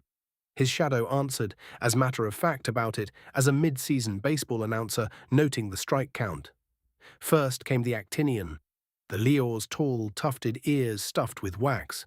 She jerked and strained against her bonds powerfully until Taipan calmly explained that she could answer questions just fine without her tail. Evidently, the former pirate had some idea about the Irielan marching orders because he had no illusions as to how this would proceed. "At what time were you given orders to begin pursuit of a human and an accompanying Irielan?" Taipan asked. The pirate stayed silent, and his shadow nodded, as if that was an answer by itself. "When you received your orders, were you alone, or do your teams remain in close association under a legitimate front?" "Nothing. Nod." "What is the name of the one who passed your orders, or, if you know it not, describe their features as completely as you can?" "Nothing. Nod." "Very good. Let us see how your partner answers, then we will see how many pieces the two of you lose." Ulrich realized then that the Leor couldn't see her partner's face, couldn't see that he had given no answers at all, and thus Taipan's behavior made sense. The pair wouldn't know if their partner had talked, and thus couldn't even be guaranteed that staying silent was in their own interests. Nor could they watch to read each other's lips to match statements, even if they could see what questions their interrogator was asking. That revealed that Taipan either had been trained to extract information from captives, which the Iriellan did not tend to take, or she had prior experience. Either way, Ulrich found a tremendous discomfort with this situation. Removing the wax from the Lior, Taipan deafened the Actinian. She had barely even begun to speak her first question when the Lior broke down, weeping and saying all that she knew or suspected. When the Actinian saw Taipan's expression and the follow-up questions, he knew the game was over before it began, and that his silence was a lost cause, and also gave what he had. And just like that, Ulrich learned that the slow, methodical pace of his shadow's actions had been primarily designed to crack the composure of the two of them, to allow their own minds to break their courage. She got her information without drawing a single wound. The killing of these people in battle did not bother Ulrich so very much, outside the vague regret that any of it was necessary, that people were not so far different from those of his old world. They had invited their own ends when they chose violence. Torture was a line he was pretty sure he couldn't cross, though. It made him feel unclean. Likewise for executing prisoners. When Taipan went to go cutting throats, he put a hand over hers and shook his head. No. Surprisingly, the Iriellan woman deferred immediately, replacing the knife in its sheath. It was entirely possible that she liked this no better than he. Probable even Taipan could be vicious, but was not, to his observation, inclined to cruelty. Of course, given that this was her people's lives on the line, not to mention their own, Ulrich had no doubt that his older, more steeped in conflict partner would not hesitate to do as she thought necessary, even if she hated the doing. Ulrich loomed over the pair, knowing that he was choosing to take a risk over simply killing a pair of criminal bastards who would have murdered him without question. Even so, he couldn't find the hardness in him to commit murder of two bound prisoners. Better that they try him again in battle, where he could slay them without stain to his soul. Here is what will happen now. The pair of you will be left tied to these chairs, and the city guards notified that smugglers have been captured. If you know what's good for you, you will admit to these crimes and be delivered unto whatever justice that Traknir's people have for such. Else, I will have to find you again, and this time allow my comrade to finish her work. Are we understood? The pair nodded. Ulrich drew his knife and leaned over the Lior, cutting a lock of fur from the tuft of her ear, a scrape of her tongue, and a small droplet of blood from a prick in her shoulder, placing these in one of Taipan's little belt vials. He did the same for the Actinian pirate. Now his shadow should be able to get a trace on these two, perhaps not as fully as she would have without certain intimate fluids, but good enough to track them effectively. Evidently both of them understood this because they wore naked fear on their faces when they looked at Taipan's cloaked visage. Outside of slaughter, this was more or less the best he could arrange to soothe his own conscience. They left the prisoners bound, deafened, blindfolded, and gagged. It took a good few minutes to find a guardhouse to leave a note regarding their captives' dispositions. Under the falling moon's silver glow, hefting their belongings, and in the cart, along with the wicker corpse, now fully in the grasp of rigor mortis, they resumed the night's work. Ulrich decided on a change of plan, a necessity of the night's events. First, they would fire the wicker headquarters, and then their ships. They were simply much closer, and the reverse order would have the pair of them traversing a great majority of the breadth of Traknir twice in a single night. He was far too exhausted by his skill's backlash to do so in a reasonable time. You did not oppose my decision not to end the prisoners. Why? Ulrich asked as he pulled determinedly, trying to ignore the ache of tired body. Because you knew what you were doing and why, and I would not oppose my honor when he follows his heart's desire. I have no love for killing a captured enemy, but I will do it if I deem it the best course for my people's safety. Still, I am glad that you chose a different path. You are soft sometimes, Ulrich, but I do not hate that about you.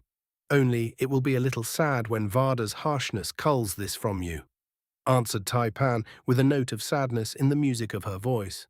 Ulrich nodded as he pressed forward down cobbled streets steadily.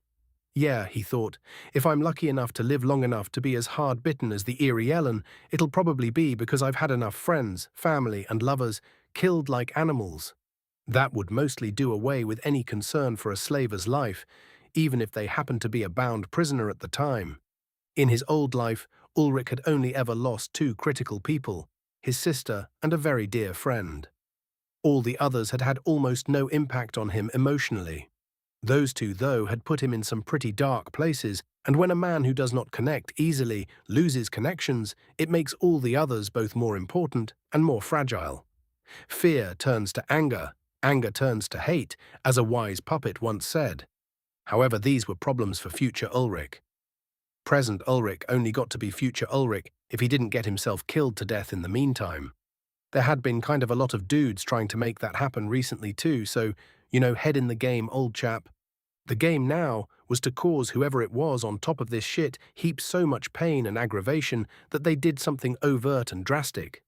Ulrich was pretty sure that leaving a couple of dozen of their mooks dead in the street, the house of their lackey on fire, and their slave haulers burning in the docks was going to prompt that very response. When they did, they better have good dental hygiene, because Ulrich was almost certain Taipan was going to be making other forms of identification unreliable. She had a hate so deep for slavers that his was a candle to her torch. That was an appropriate metaphor, since they'd arrived at their destination, and Taipan was, even now, preparing some torches to set fire to the house. The security of Trachenir could use some work. In the week they'd been roaming the streets causing trouble, there'd been so few guards patrolling, Ulrich had no doubts that there existed a lively organized crime ecosystem between small and large gangs. They might not be so active in the winter, with the decreased traffic, but they would be there. Where there was a flow of goods and money, there would be those who profited on alternative means of generating those things. Taipan admitted as much when Ulrich vocalized his hypothesis. Iriel was a bit of an outlier in this. The Deep Woods elves were simply too insular and too draconian to allow the existence of crime. Crime was harder to commit when the only marks were your family and friends, and the less tolerated for that. Besides, troublemakers tended to find themselves challenged to public duels and killed for their troubles under the boughs of the heartwoods. Suffer not the fool, nor the soft went the way of the Irielen. Ulrich got ready to make a hard push with the cart, now lighter for the body of the minor nobility, sprawling in the street alongside their message. Blood, for those of you not in the know, likes to coagulate pretty soon after death. It also does not like to drain without massaging, absent a heartbeat. Let us simply say that it was a fairly macabre event to obtain the ink for their message. Delivered it was, though, slaver, written in the formal runic language of the Deepwood on the cobblestones in front of the building. Taipan indicated was the ancestral home of House Wicker's main trunk, the movers and shakers of whose house had included no fewer than 2 Celestins, willing to trade in the flesh of their kin. Copies of the original letters, traced by Taipan's careful hand, had been scattered around the neighborhood. Breaking glass announced that his shadow had completed her task. She raced around the corner of the street, and Ulrich leaned into the cart's handles heavily, legs churning to bring them up to speed. The acrid odor of smoke and flickering orange glow announced that the flames were spreading. Taipan assured him that she'd made enough racket to wake the dead inside. There should be no loss of life other than those already taken this night. Ulrich appreciated her commitment to prevention of maybe innocent lives. Pumping, aching, both calves burning, Ulrich tore through the streets with the cart making an awful clatter across the stones. Ulrich would never be so glad to abandon his burden. Soon enough, a short stop by their inn, accessed again by climbing the exterior, allowed them to dump off their haul through the window. From there, much lightened, they made their stealthy way to the long wooden and stone piers of the Trachenir dockyard. Currently, human and elf waited under the cover of a tarp covering salted fish barrels. Ulrich was seriously glad for the brief rest. He had not completely recovered from the after-effects of Surge, even though his core was regenerating mana at a good clip. Maybe a little over a fifth of its capacity returned over the 2 hours since their fight. When he'd inquired as to Taipan's condition, she merely told him she was ready to fulfill my purpose, whatever the hells that was supposed to mean. They'd beat the rays of alarm from their little message, and were counting on that distraction to ease this next part. Ulrich was going to be severely disappointed if they weren't able to set these body snatcher boats on fire. And there, bells began to ring, shouts began to echo through streets, and it was a matter of a few minutes before fire brigades rounded up every able body to prevent the spread of flame from the former home of House Wicker to the surrounding timbers of their neighbors. That left the docks emptied. It took Ulrich only a few moments of fiddling with the tar meant to help patch gaps in planks, and a minuscule arc of mana between his fingers to turn each of the 6 boats they suspected of being part of the operation into very skillfully made bonfires. If they'd missed their guesses, then Ulrich would be incredibly apologetic, but his gut said they were on the money. Chapter 124.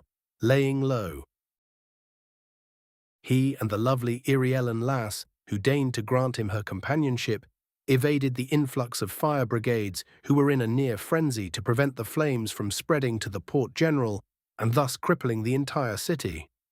That was not a thing that had occurred to Ulrich at the time of his planned arson, his old world being primarily a construct of metal, stone, and superpolymers that were all non-flammable. Having a look around, it should have at least crossed his mind that a city composed in large part of aged dry timber would be susceptible and thus highly responsive towards active structural fires. Another lesson learned, albeit not one that would have ultimately changed his calculus. If Trachenir didn't want him setting fire to it, they should have been a little more on their toes about preventing slavers from operating with seeming impunity. Most of the reason that these fires were necessary were related to the fact that he and his shadow had that very goddamn day been accosted by 24 armed dickbags in the employ of some shady flesh merchant who was making a killing and held some position of import. How import they would soon see. If the bastard wasn't upset yet, they'd be positively frothing at the mouth come the morn. Pissing people off was something of a talent for Ulrich, and he considered this scorched earth strategy to be some of his finest work. A proper Kansas City shuffle while the two of them prepared to cut this mysterious ringleader's throat.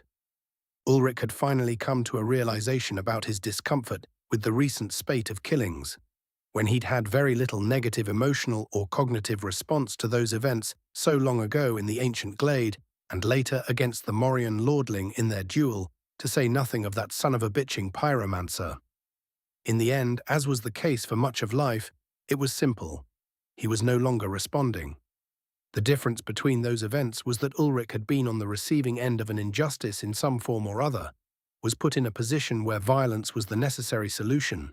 Here and now, he was not simply defending himself, he had sought out conflict. Ulrich was at war. His was not a righteous cause, he refused to allow himself to take that excuse. He'd left Irielhos on a mission of murderous vengeance.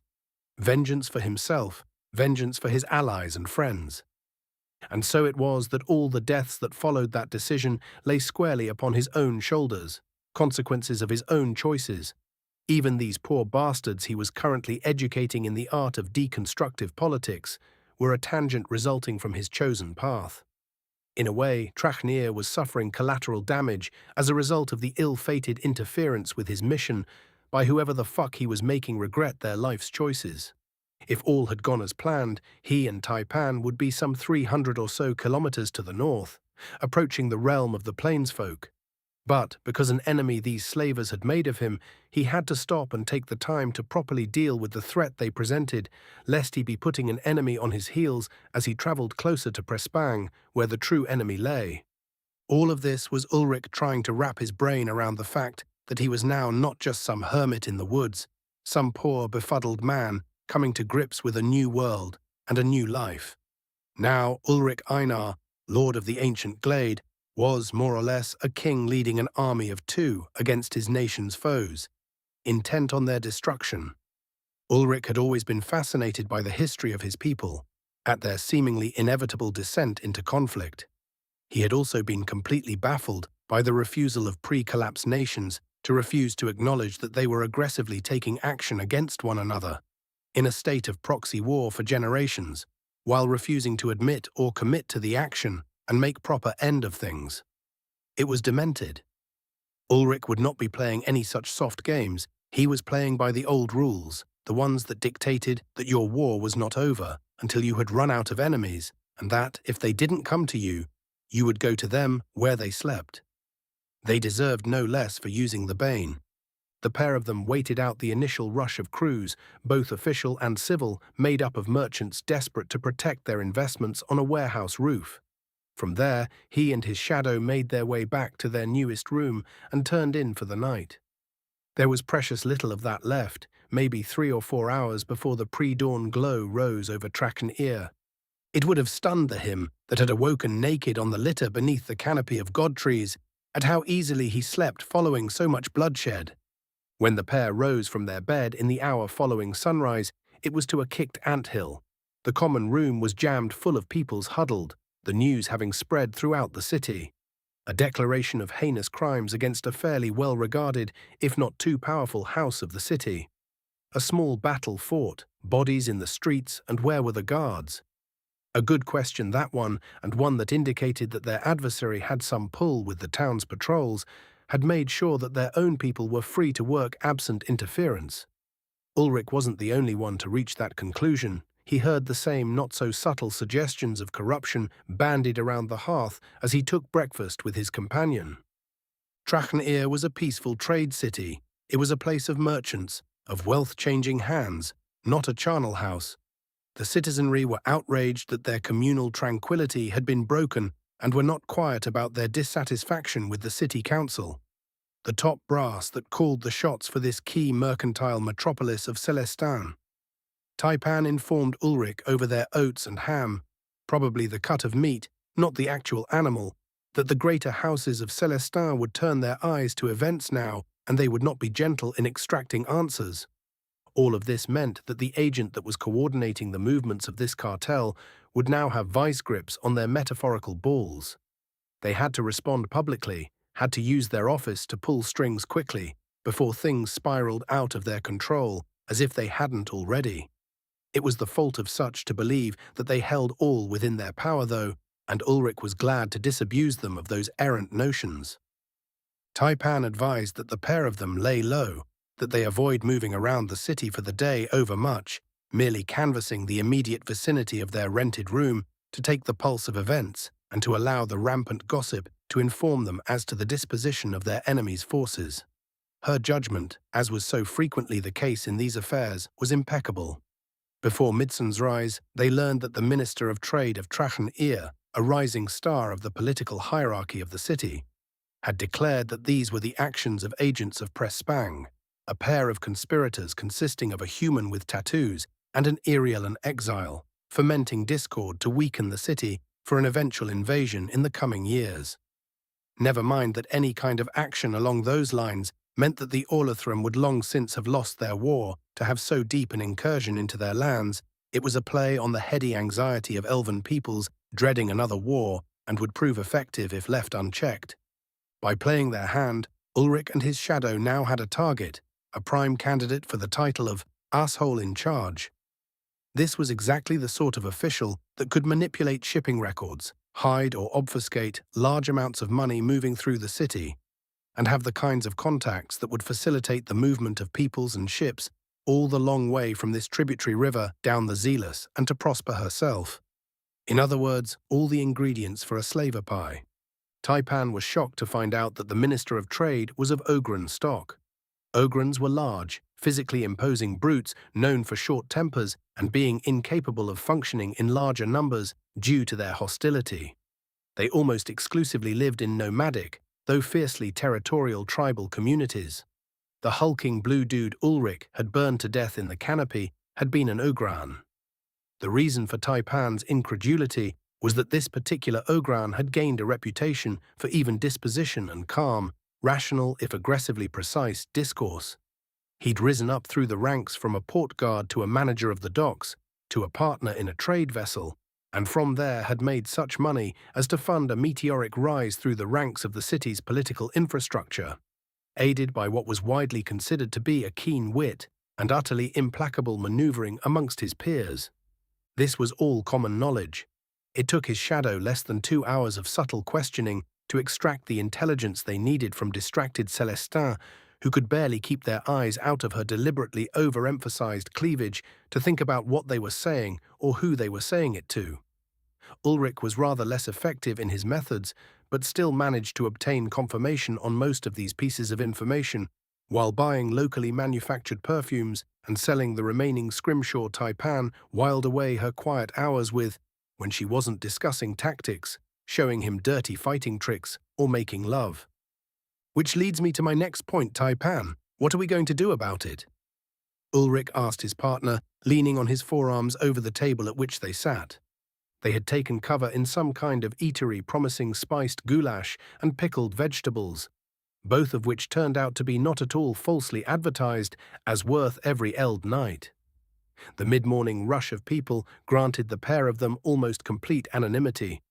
There were at least 6 other similar groupings within the 2 dozen or so tables, if not so many couples. Taipan noisily slurped down the last of her bowl's broth, unashamedly belching to announce the completion of her meal. Ulrich was used to her culinary savagery by now. The Erie Ellen had a fairly rough manner with regards to table culture. They ate with their hands, they slurped from bowls, and they took great pleasure in enjoying the full measure of their food. His mother would have been mortified to attend an Erie Ellen dinner party. After a satisfied sigh, the young elf held Ulrich's gaze and smiled her dangerous smile. "We are going to hang this Ogran by his guts, Glade Chief," Taipan answered. While he appreciated her enthusiasm, Ulrich was thinking more along the lines of a step-by-step process, rather than an endpoint. "Yes, good. Let the hate flow through you, Taipan," Ulrich coached, leading his shadow down the way. "But how are we going to get to him? Our pals yesterday knew for whom to be looking, even if we did spend a few hours waving flags to bring them in. I wasn't expecting a small army to be involved with this little detour. How many other Goombas are we going to have to stomp before we piss off the local law enforcement?" he questioned. They'd essentially taken advantage of their victim in Waiting's desire to keep things under wraps, letting that entity spend resources keeping the Traknir guardsmen out of their hair. Now that he'd gone public, he'd no doubt be trying to leverage his position to get to them, starting by that description. "Later, Ulrich. We blend well with the populace, but we should not linger in public view. It would appear my disguise remains intact. Our enemy have not seen my skin and lived to tell of it, but they are most certainly working with an accurate description of your person. I believe that our foes have mistaken me for a local paramour and business partner, which I suppose isn't so far wrong, but they have dismissed me as a source of threat, if not as a potential source of leverage." Nodding his agreement, the pair separated briefly to make their way back to the inn, the same one this time as they didn't want to be too obvious about their moving around the city. Ulrich had conceded that point to his shadow, accepting the need to not so obviously be joined at the hip. They frequently maintained a separation along parallel streets or at a staggered distance to make potential tails work harder. Ulrich had insisted on a warning signal, though, and the elf agreed it made good sense. Taipan did not carry her bow in public. It was too obvious a tell, but she kept a small explosive device, the Iriellen equivalent of a flashbang, that would serve as her warning that they were in trouble. As for himself, Ulrich had told her she just needed to find the source of the thunder to track him. Having obtained the gist of what they were dealing with, Ulrich and Taipan retired to their room to continue their scheming. Over a strong tea, Taipan laid out her strategy. "We do nothing directly, Ulrich. Already we have wounded our enemy. Already we have bloodied him and set poison to fester in his veins," she explained. Ulrich groaned at this. Already he was unspeakably tired of the city and wanted to be on their way north. But he couldn't argue with the experience of his partner. Taipan hadn't led them astray yet, outside of a few edge cases, and those were more a matter of style than actual mistaken strategy. The huntress smiled at his consternation. She shared his misapprehension about being cooped up within the city, which was why she had decided that their best move would be to get out of it for a few days, while their enemy tried to staunch the bleeding. Besides, she needed to complete the rituals for attuning her core to the flows of the lowlands forests. Her painfully slow regeneration, coupled with the intense struggle of the previous night, had left her tapped. "We will leave the city today, this afternoon, and let our enemy form the noose with his own hands. If indeed it is this Ogren counselor who has erred in making himself our enemy, as I suspect, then this past night's result will be the final straw. An Ogran cannot help but be goaded to violence by this kind of insult. Predicted Taipan. Elsewhere, the trade minister Herald Gedrun stood amongst the wreckage of his office, covered in blood. His assistant had made the mistake of being present when news arrived of the catch team's failure. A shame, a waste of budding talent, a dreadful mess. Savaging the corpse had vented the initial fury he'd experienced, and he would soon have to pay for renovations as well as a cleaner to dispose of the remains. Thick, four-fingered hands rubbed at the Ogren's temples as it struggled to contain its rage. Minister Gedron busied himself stripping down and using the ruined clothes to wipe up the worst of the blood covering its powerful body. Once that had been done, he opened the small banded hardwood chest in the corner of his office that held a change of clothes for just this sort of distraction. Growling under his breath loudly enough to lightly stir the water in an incredibly fortunate vase, he almost shouted orders to his recently murdered assistant before remembering that the corpse was cooling in the middle of his office. Bother. Striding from his ruined office, Trade Minister Gedrun penned another missive to his contact to Prosper, Lord Morion of the Great House Morion. There would be a penalty this time. All he could hope to do was to mitigate the fallout and salvage this disaster with the successful capture of the brownie and her partner. Profits be damned, the both of them would wear slave collars for what they had cost him. Already rumors were spreading like fungal spores about the bloody message, and there were not a few that had not recognized the well-known hand of the Ogran, once a point of staunch pride. A bare few dozen of his people could even write, and he had a penmanship that beggared scribes. Scarcely could he even stop from entering another rage when he allowed his thoughts to entertain the revelation that the Celestin brat, and now another of his catch team captains, had kept the damned letters of orders. He'd told them never to do that. Always burn the letters, always. He'd said it so frequently it might as well have been his seal. And despite that, two different catch team leaders had failed to follow instructions before they'd gotten themselves slain like cattle. Two had been captured and interrogated, though they'd been picked up on charges of smuggling. Already he'd seen to silencing them, yet another loose end that had cost dear. His tentative control slipped at that recollection. A few minutes passed while the trade minister vented his wrath on a cabinet, rending it to scrap wood before he was capable of appearing in public with the decorum he had cultivated publicly. The concern now was that he had used up his local resources. 4 teams were feeding the carrion crows.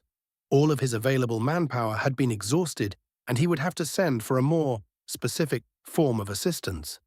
Lord Morion had deep pockets and cultivated extensive contacts all over the continent. He also stood to lose a very important source of income via the entire southern Celestin capture and sale of slaves. Gedron considered briefly whether or not he'd be assassinated for his failings, but discarded that thought immediately. He'd be censured, but not disposed of. He was too valuable. Morion would have to spend another decade installing another candidate to restore the reach and cover he'd established for their cartel. Although Savris Morion had made his houses rise on the ability to play a long game, creating a foundation for future movements a score of years in advance. Still, no, there was too much uncertainty in the future wars for the savvy lord to wish to destabilize his grip on Trachneir, or the profits owning its trade minister would bring. Having convinced himself of his safety and usefulness, Trade Minister Gedron paid a Syl Drake to expedite his missive by courier hawk. No more would he accept the delay of the frozen river runs. This needed to end now, before he lost his grip on the situation completely. That done, the Ogren turned to marshalling his political contacts and hemorrhaging coin to begin damage control before his Celestin rivals managed to gain enough traction to bring these matters up in council. He also had to post a listing for a new assistant, one with quicker feet if possible, outside Trachneir. Apparently, he and Taipan weren't the only ones leaving the city after the events of last night. Something of a small exodus was on, in spite of the cold season. It stood to reason. Who would want to hang around when there was, to all evidence, a small war brewing within the city? At the gates, the two were passed without second glance, in and amongst the steady passage of those unwilling to hang around awaiting the fallout from the burning of a minor house and the frankly horrifying implications of the scattered documents, several of which had gotten into circulation amongst the townfolk, even as the guards had attempted to police whatever copies they could. With the snow underfoot and the looming branches of these smaller cousins of their deep woods giants overhead, Ulrich was immediately comforted. As much as he felt better leaving the walls of the city behind, though, his Acer companion was doubly so. She drew deep breaths, like a prisoner tasting sweet freedom after incarceration, her ears twitching to reveal her excitement. She had said something about needing an attunement to recover her mana. He was pretty sure he remembered Bright Eyes saying something about this. There was a fundamental difference between elves and humans with regard to their magical physiology. When he prompted her, she recounted for Ulrich how Acer cores operated. The cores of the different races are not all the same, though there are some similarities between the children of the earth and the children of the heavens. Jormoon and Valin, the humans and the beastkin, have cores that draw in mana as a man breathes air. They take in the diffuse mana of the environment and concentrate it, and as such are able to consistently regenerate their mana with little variation or limitation on where they travel, albeit with a slower rate. Taipan explained cheerfully, her steps light upon the snow as she led them away from the beaten track of the trade road. It is an oddity of your core, Ulrich, that you regenerate mana so quickly despite your age. Your core was quickened in the dense magic beneath the boughs of the elder trees, in the forest of the forgotten. This can imbue a person's core with a high natural ability to act as a conduit for mana, but runs the risk of their burning out in mana sickness. It is done by particularly ambitious houses to raise their offspring to greater heights, accepting that about 4 in 10 of them will die to the exposure. But I digress. The huntress went silent and hopped over a fallen truck easily, and Ulrich jumped to the top of it, catching his balance a moment on the slick snow before joining her along what appeared to be a game trail leading deeper into the bush. She led them into the frosted tangle of some kind of evergreen, a copse of something akin to fir trees, where the dense cluster of branches actually produced a space free from snowpack. They descended some 2 or so meters to the ground below, in what would be a near to invisible hollow. Here Taipan dropped her pack and stretched back, arched with arms high overhead, interlaced fingers pointing her palms to the sky. She then sat cross-legged on the ground and continued her instruction, though quieter than before. Clearly she wanted their location to remain somewhat hidden. The children of the heavens, the Aesir and the Svartalfin, are not able to so freely draw mana from the air. Our cores require a more direct harmonization with the natural flows of mana within the land. But when our cores are attuned, they are as the roots of the trees, drinking deeply of the magic of the land. As a result, in lands to which our cores are attuned, an Acer has nearly thrice the mana regeneration of even your ridiculous core, Glade Chief. We are effectively immune to mana exhaustion. This is one of the reasons that invading forces have never been able to prosecute an effective war upon Orlathrem. Our soldiers, scouts, and mages are, by far, able to outsustain our enemy, concluded the seated woman, her almond eyes closing. I have been forced to use most of my reserves since we entered Celestin, and it would be unwise to continue in such a state. You need the services of your shadow at her fullest strength. So, for the next few hours, I will require you to guard my person while I allow my own core to reach harmony with the flows of this land. It takes concentration and stillness to join myself with the natural movements within the roots of the land, so I cannot keep watch. Are you prepared? She asked. Ulrich gave her a thumbs up. Do your thing, my minion. Nothing will enter this place that does not first go through me. He promised. She smiled, though she muttered something along the lines of, "We'll see who is minioning who," when he began a slow patrol of the hidden clearing. His shadow hadn't been exaggerating. He spent the better part of 3 hours walking slow circles round the frozen hollow. The dense cover of evergreen branches blocked substantial amounts of the twins' light, giving the place a dim atmosphere, even if the smell of the trees lent their hiding place a citrusy hint. Ulrich was already in a better place for being away from the press of walls. This little nook of the woods was far less claustrophobic to his senses. Other than his padded tread and the occasional song of distant birds, there was silence upon the land. Ulrich began to take note of a somewhat odd sensation. His core's endless cycle had begun to hum with a distinct rhythm. There was a sort of pull to the air. Frowning, he looked around, trying to orient.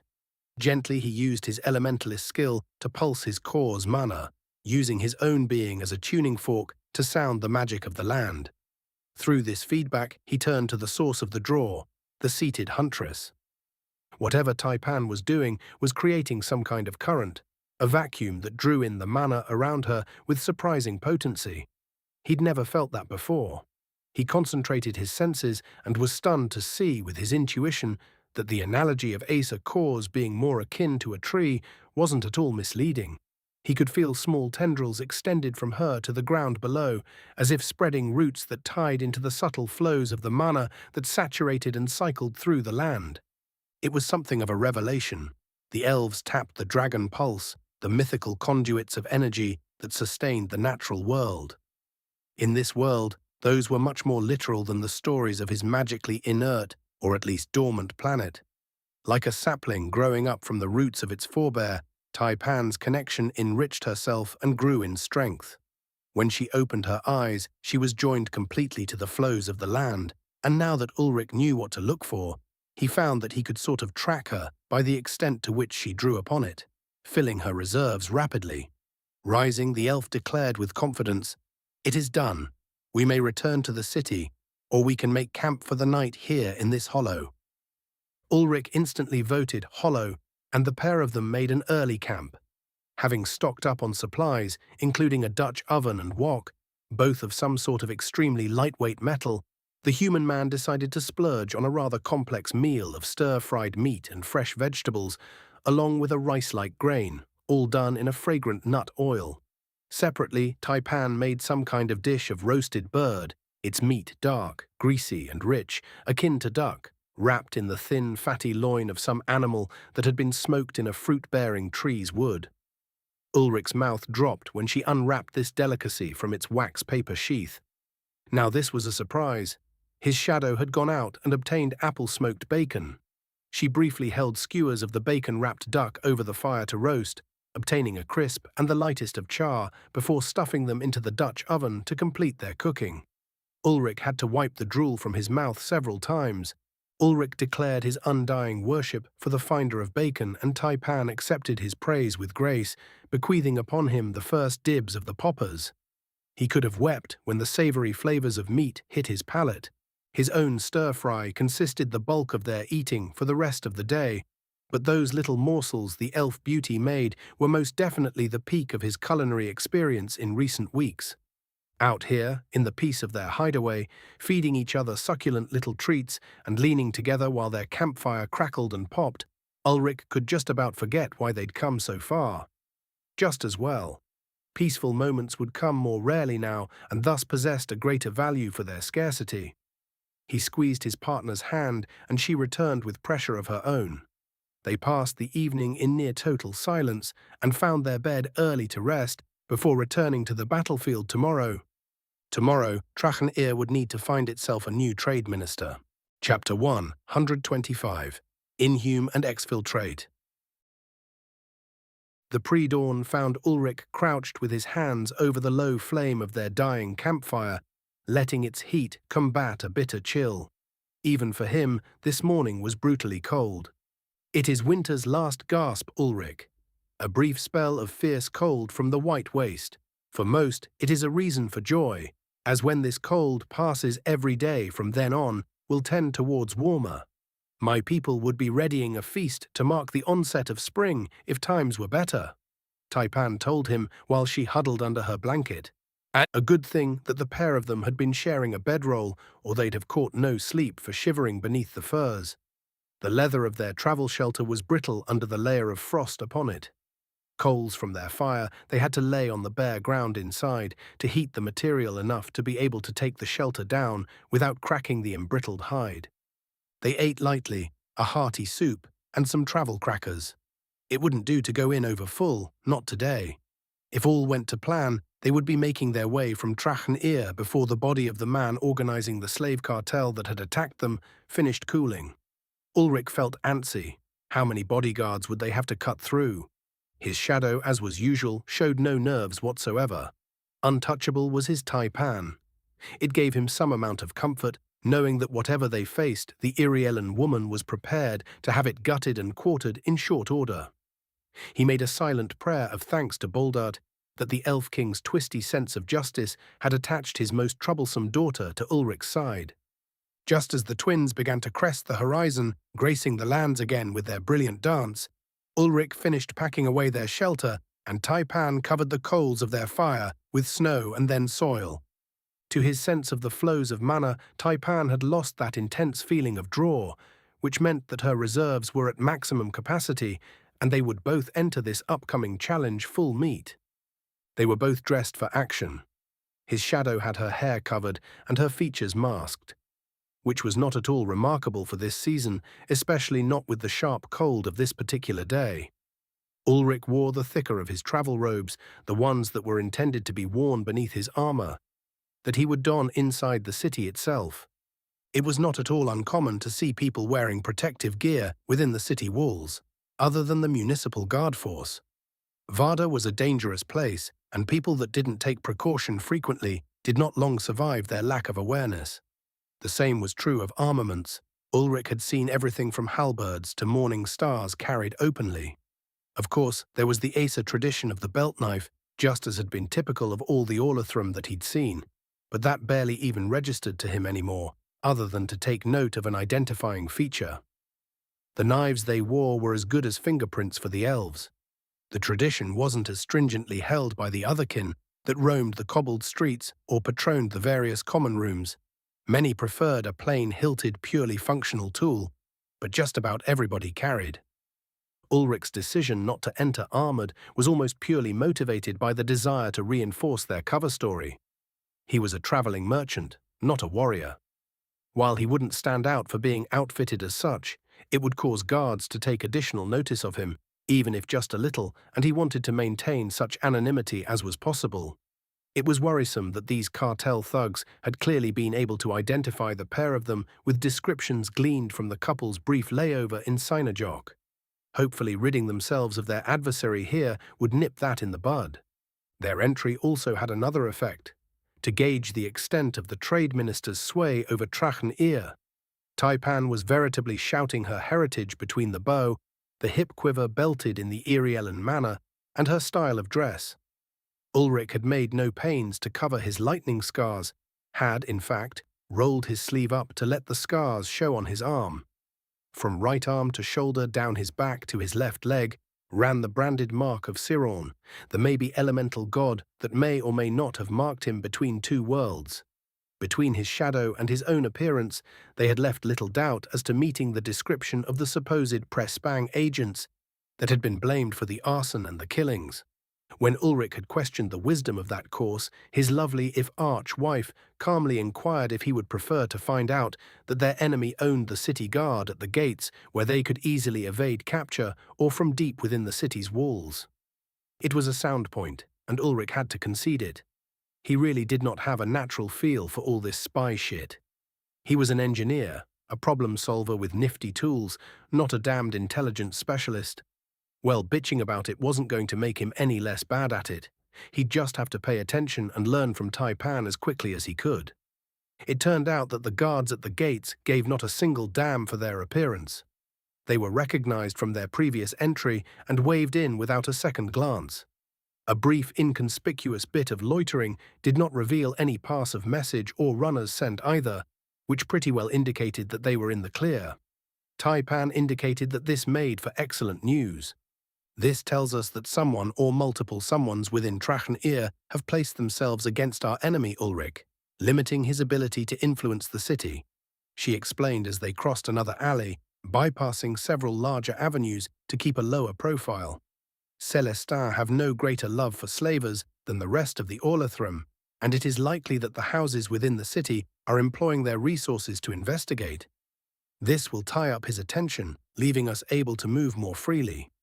I will resume my disguise as a Nari, and you should equip your armor. Make sure your cloak keeps you covered, though. The quality of the work will draw eyes. Uncle Uldeen has done his craft too well. Finding a private alcove between buildings wasn't so hard, and a bare few minutes was all it took to assume their readiness.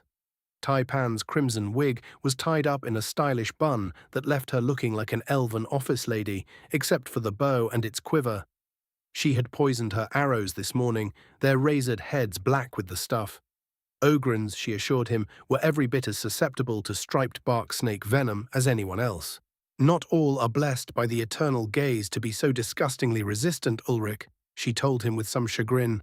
As well she might, she'd poisoned him with that very substance on their first meeting.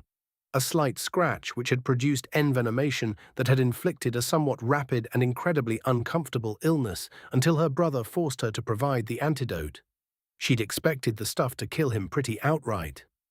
Ulrich gave his vambrace a quick check of straps and thumbed his cuirass to adjust the way it lay against his chest one last time. The class skill that bled mysterious familiarity with those adjustments still creeped him out properly, but he was glad of it now. Leaving their alcove behind, they traversed the streets well-traveled this week past and made their way towards the peninsula that marked the domain of the movers and shakers within Traknir. As they passed the charred rubble of House Wicker, they noted that the blood had been removed, but that none had attempted to salvage anything of the wreck. It would seem that House Wicker had bigger problems with which to contend. Taipan looked at him approvingly and gave him a thumbs up, the borrowed gesture bringing a grin to his face. Her pace quickened, and he lengthened his stride to match. "We will be gone this day from this city, Ulrich, and when we leave, we will do so with none left at our backs to raise weapons. Come, I have an idea about how we will carry out this beast's slaying," she said, eagerness dripping from her tone. Traknir Ministry of Trade. The Ogren's fists cracked as he read through this latest missive. He tossed it upon a small pile of other, similar documents, no fewer than half a dozen official requests of inquiry regarding the night before last's carnage and the subsequent revelations. Just this morning, his agents passed him word that 3 members of House Wicker had admitted under question to the enslavement of their kin and had been executed summarily with their signatures upon their confessions. House Wicker was, even now, in the process of being dissolved and its assets divided. The owners of the other 3 ships that had been burned with the rest were likewise being questioned, and Trade Minister Gedron had no illusions as to whether or not they would crack. They were otherkin, and the Celestin would be even less gentle with these than they had been with their own people. His world was coming apart. There was little else to do but flee the city. He still had some contacts. He still had a most satisfactory amount of liquidity to carry with him, and could re-establish himself within Pressbang in short order, though not for the long term. The defeat here would mean that his ties with Savris Morion were gone, that devious knife ears would get word quickly and would bend no small amount of influence to see the loose end of this operation tied up neatly. Gedron's life was forfeit. He would have to leave the continent, risk the ocean of storms crossing, and reach Mismir, the foreign empire about which he knew next to nothing other than deckhand rumor. The office, tableless, felt like a tomb and still stank of the substances used to pull his former assistant's blood from the timbers. Looking around with narrowed eyes, the Ogran felt empty rage suffusing his flesh, sending his blood boiling through his veins.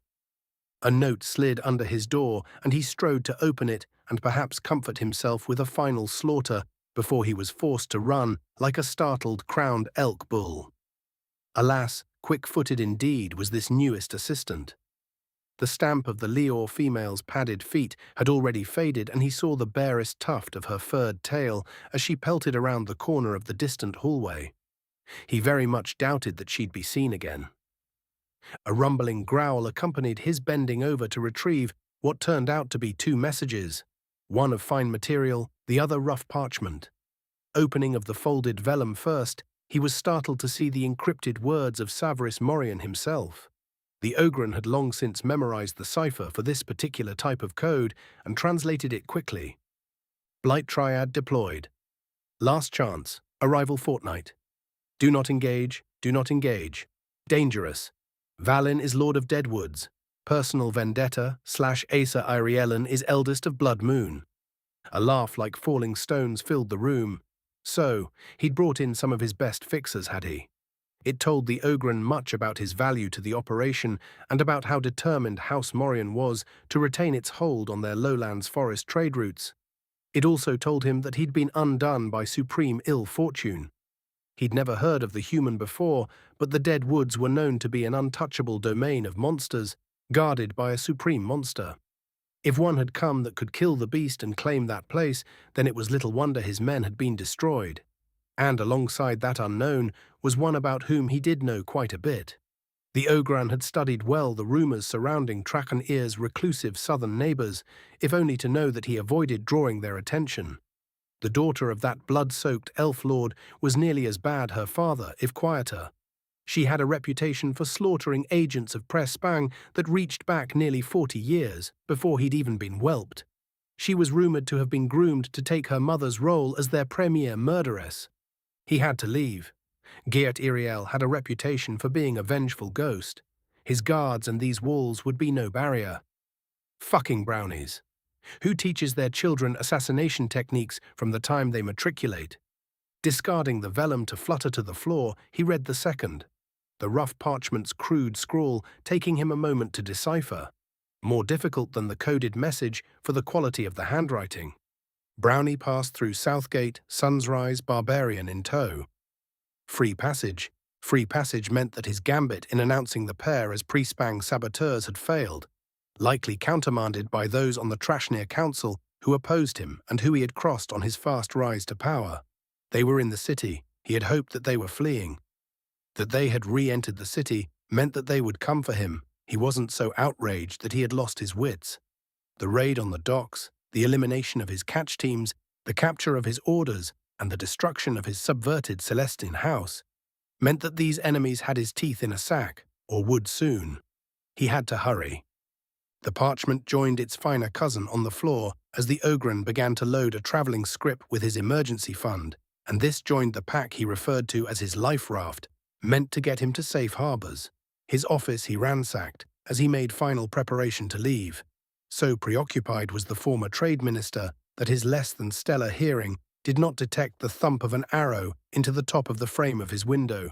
Trakan-Ear City Wall, River Tower. Ulrich glanced down at the rooftops below and the stone streets even farther below that and had to restrain a slight vertigo. They were a solid 50 meters up, standing in a guard tower. The guard whose duty it was to watch the river into which this closed-off part of the city jutted was unconscious on the floor beside them. He would be just fine after a nap and maybe something for the headache. Taipan's arrow, one with, instead of a forked nock, a wooden loop had sailed true, carrying with it a length of rope, which they had pulled tight as soon as the bolt struck true, anchoring into the wood of the Trade Ministry building. Above the window that they had learned a scant 20 minutes ago was the personal office of the Trade Minister himself. Ulrich looked at the slim rope with some amount of reservation before he shook himself. He had been planning to use a far inferior rope, albeit one he'd made himself, to descend the plateau. Compared to that, this was absolutely nothing at all.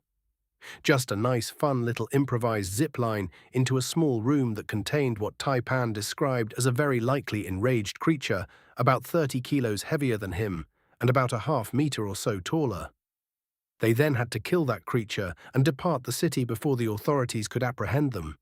Even if the whole truth came out, Taipan assured him that what they were doing was, in the strictest sense, legal self-defense and prosecution of citizens' justice, the Orlathram legal code that allowed its citizens to act to stop the actions of anyone committing a crime of violence against another. They would be tied up for days, possibly weeks, too long. So they had to cream this Ogran quickly and make like a tree. No problem. His shadow led the charge, her bow held over top of the rope, and she kicked off, sliding with impressive velocity. Refusing to be far behind her, he did the same with his sword sheath, his hands locked tightly on the sheath strap to hold himself and keep the damned blade inside so it didn't cut the rope. His stomach launched into his throat as the bitter air rushed by, gravity slaving him to this insanity. Taipan, with her impossible grace, released her bow and pulled it to her chest moments before she reached the window, forming a tight ball of elven fury, and passed cleanly through the window as if shot by a cannon. Ulrich, just a few moments behind her, didn't even attempt that maneuver. He grunted as his legs slammed to the window frame, arresting him. He pushed back with his feet and swung forward and had to fight a brief panic as he released his grip on the sword sheath. his other hand firmly gripping the hilt. He sailed into the room, freeing his blade from its sheath, and had to roll immediately as a whistling blur attempted to take off his head. Diving forwards, Ulrich heard a crunch as whatever had been swung at him took a solid bite out of the hardwood of the portal he'd come through. He got himself turned and readied in a moment and took in the staggering physical presence in front of him. The Ogren was a monster, easily 2.5 meters tall, fine coat and pants, doing little to hide the rippling frame beneath them. Standing proud from under the creature's collarbone was an arrow. His shadow had gone to work immediately. Taipan was releasing again when the Ogren threw its weapon. A piece of what might have been a large desk or something, at her with incredible velocity. The agile woman abandoned her shot and ducked, then had to roll to the side as a second piece of debris nearly exploded into splinters where she'd been a moment before. Ulrich waded in, sent his sword in a whistling cut that the creature evaded with far more agility for a being of its obvious strength than it had any right to. He was pulling his weapon back to ready when its booted foot lashed out towards his belly. Ulrich backstepped, but the reach of the creature was unexpected, and its toe managed to catch his abdomen, sending him crashing to the floor to slide to the wall with a heinous impact. He struggled to catch his wind. The monster had barely grazed him and had sent him flying. His armor had probably saved him from broken bones. Taipan's grim expression hardened, and she set her arrow again to launch into the creature's head. It blocked with its arm and shoulder, and the powerful bow pinned the forearm to its own shoulder. Roaring gutturally, the Ogran tore its arm free and advanced on Ulrich's partner with fury. As Ulrich levered himself up, the creature kicked a piece of broken furniture at him, and he had to dodge again or be impaled by a table leg that buried itself into the wall behind him. Taipan's shadow came to life, and 4 solid blades stabbed into the creature before slashing in a circular arc. The creature never slowed and punched out missing as his elven partner rolled again and drew another arrow. She never got a chance to fire as the Ogren whipped free its belt and slapped the bow from her hands with incredible force. She drew her knife even as another whiplash came at her head, and she launched herself into a furious set of evasions to prevent being torn open by the belt that cracked like a bullwhip. Ulrich finally got his breath back and pulled on his core, feeling the magic rage inside him. Surge. Holding the skill only for a short moment, Ulrich accelerated at the beast's flank sword, cutting an arc down towards its spine. He remembered well the debilitating effects of keeping this empowering skill too long and couldn't afford to be disabled. Trade Minister Ogren snarled and slapped its belt against the incoming blade, knocking it down before being stunned to find the weapon cut a slice out of the floor before coming back to ready in the human's hands. A flash at its hip blossomed into pain, and it saw the knife ears stab deeply, again, this time in the side, the metal blade passing through its toughened hide with difficulty. It swiped its hand again, and the elf evaded again. Ulrich came on again. This time he was bringing the thunder. Uldine had said that his artistry would let the metal of this blade hold mana, and Ulrich put it to the test, sending Saron into the weapon, channeling his energy as he made to strike. Voltaic riot. He swung again, arcs of lightning dancing up the edge of the sword, and the beast dodged back, trying again to block his blow with its belt. It wasn't good enough. An arc from his stroke leapt out and slashed, severing the belt before it tore a jagged line through the Ogren's hide, revealing scorched skin and a wicked wound to the muscle beneath, running down the creature's now exposed ribs. Stepping in, he reversed the cut, and the Ogran roared as it came forward to steal the power from his strike by punching out to his chest.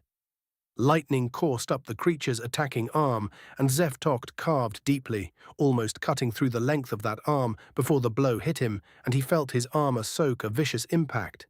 The Ogran flew away from him. No, wait, he was the one flying.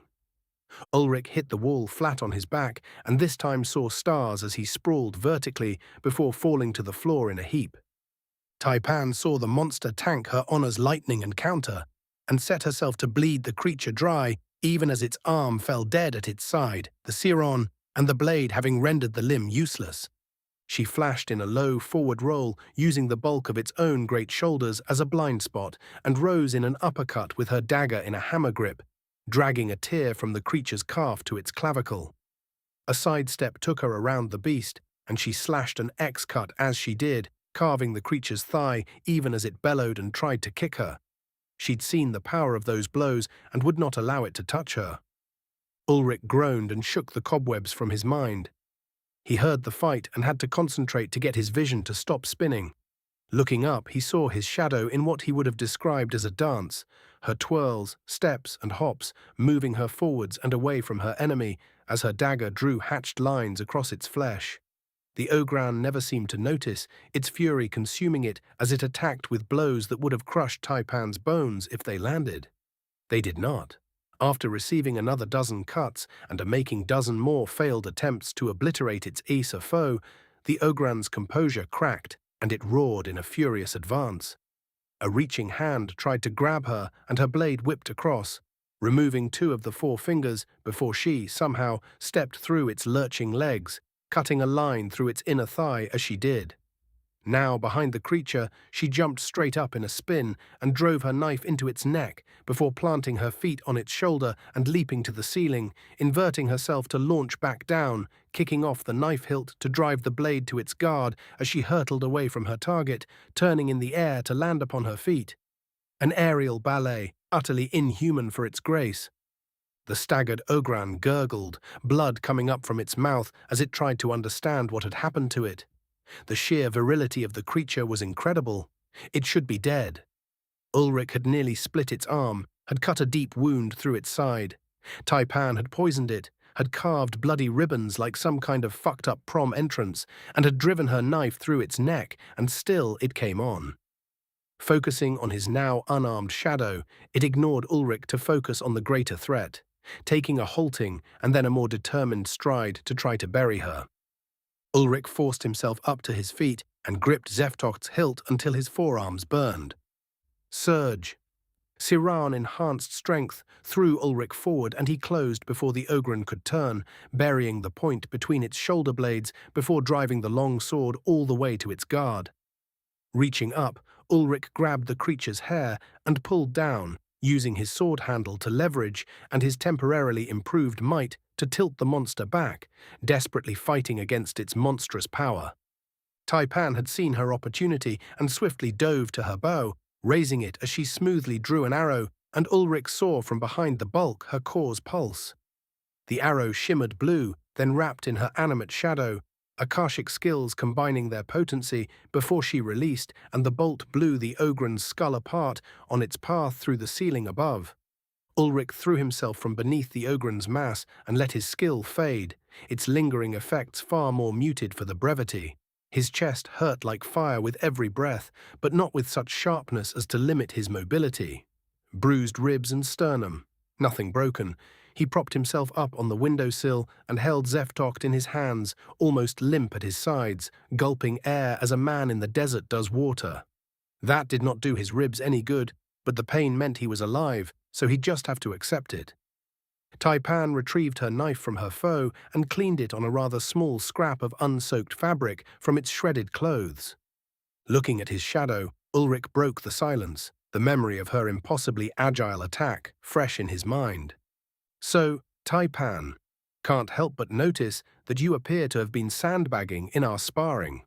He told her, mirroring her previous accusation, she'd never done half the wild horseshit he'd just seen. Especially not that thing with jumping off the ceiling. Holy fuck. The Iriellan woman wiped the perspiration from her brow and sheathed her blade as a grin spread wide across her beautiful features. The intensity of her almond eyes was still there as she rode the high of combat. Our spars are to train your abilities, Ulrich, not to demonstrate things that a human cannot do. I would not look down on you for not being Acer. That person is, fortunately, well beyond gone, she said, humor coloring her lilting voice. He smiled and shook his head at her, further impressed. Ping. Ulrich jerked and stilled, the by now mental sound of his connection to the Akashic record of this world toning its change in his soul. Taipan's head tilted, and he realized that her wig and scarf had come off at some point in all the craziness. Her bleached skin contrasted wildly with her shimmering black hair. He answered her wordless question by waving a hand abstractly before saying resignedly, "Spooky status shit, lady wife." "Ah, Yes, it would not be uncommon to experience changes from such a contest, Taipan said sagely. She looked to the corpse and began to scan about the room until she spotted her lost articles of clothing, continuing as she fixed her attire. I confess I was not expecting our enemy to be so mighty. I had heard that Ogrons could be ferocious opponents, but here, inside this small space, he was not a being to trifle with. Are you badly injured, Glade Chief? Standing up straight, Ulrich ignored the burning in his ribs. Endorphins were bringing blessed numbness, and he knew they were on the clock here. He didn't know why nobody had come to investigate yet, but he wouldn't look a gift horse in the mouth. No, Taipan, I'm all right. I owe your uncle a drink, though. His armor probably just kept my chest from getting caved in. Ulrich admitted seriously. Good. One day you will learn to stop getting hit, observed the Acer woman dryly. Ulrich couldn't keep the sardonic grin off of his face at that. Sure thing, lady, he told himself. Just as soon as I can jump off the walls and ceiling like some kind of dagger kangaroo. His shadow had gone to rifle through the belongings of her victim and found a thin, if sturdy, leather travel case, like something you would use to transport important documents.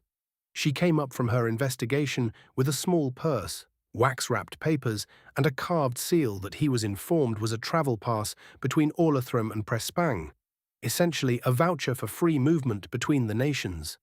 They were, Taipan exclaimed with excitement, exceedingly rare and prized by merchants.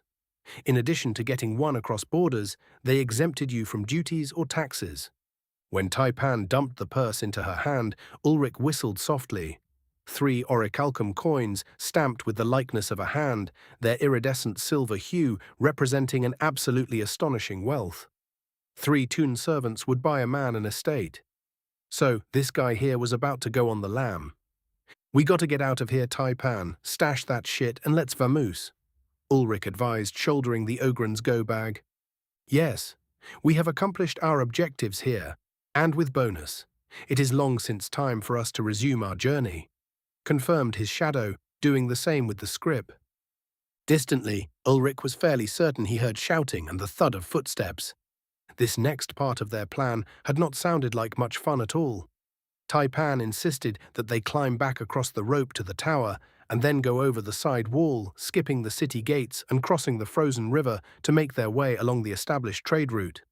Outside the view of the city, they would essentially vanish into the wilds of Celestin, when his agile partner simply pulled herself up and stood on the rope before running across it like a damned sidewalk. Ulrich had a feeling that he needed to level up his game. His ribs were pure misery as he went hand over hand all the way back up to the tower. Yells behind him announced that the body had been discovered, but no pursuit was incoming. According to Taipan, it was exceedingly likely that those guards had not been there to capture the 2 of them, but to execute an arrest warrant, judging by their late quarry's travel preparations. The twins had not reached mid-morning when the pair of them slid to the foot of the wall, boots crunching on the ice of the river outside Trachen Ear. They left the city behind, Ulrich studiously ignoring his bruises while his shadow regaled him with tales of some of her mother's exploits.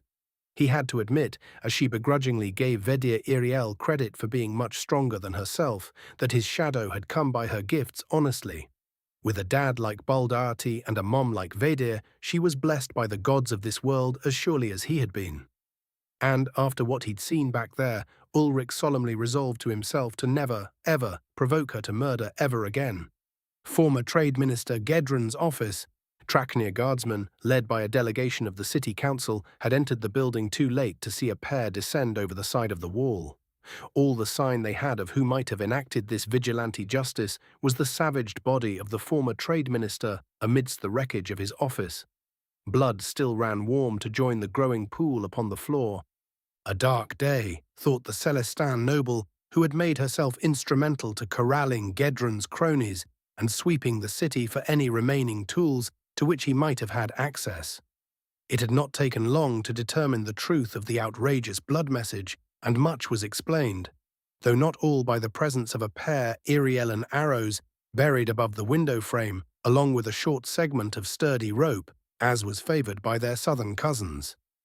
Evidence mounted that their trade minister had been more than simply involved in a scheme to capture and sell Essa lives to flesh pits across Prespang.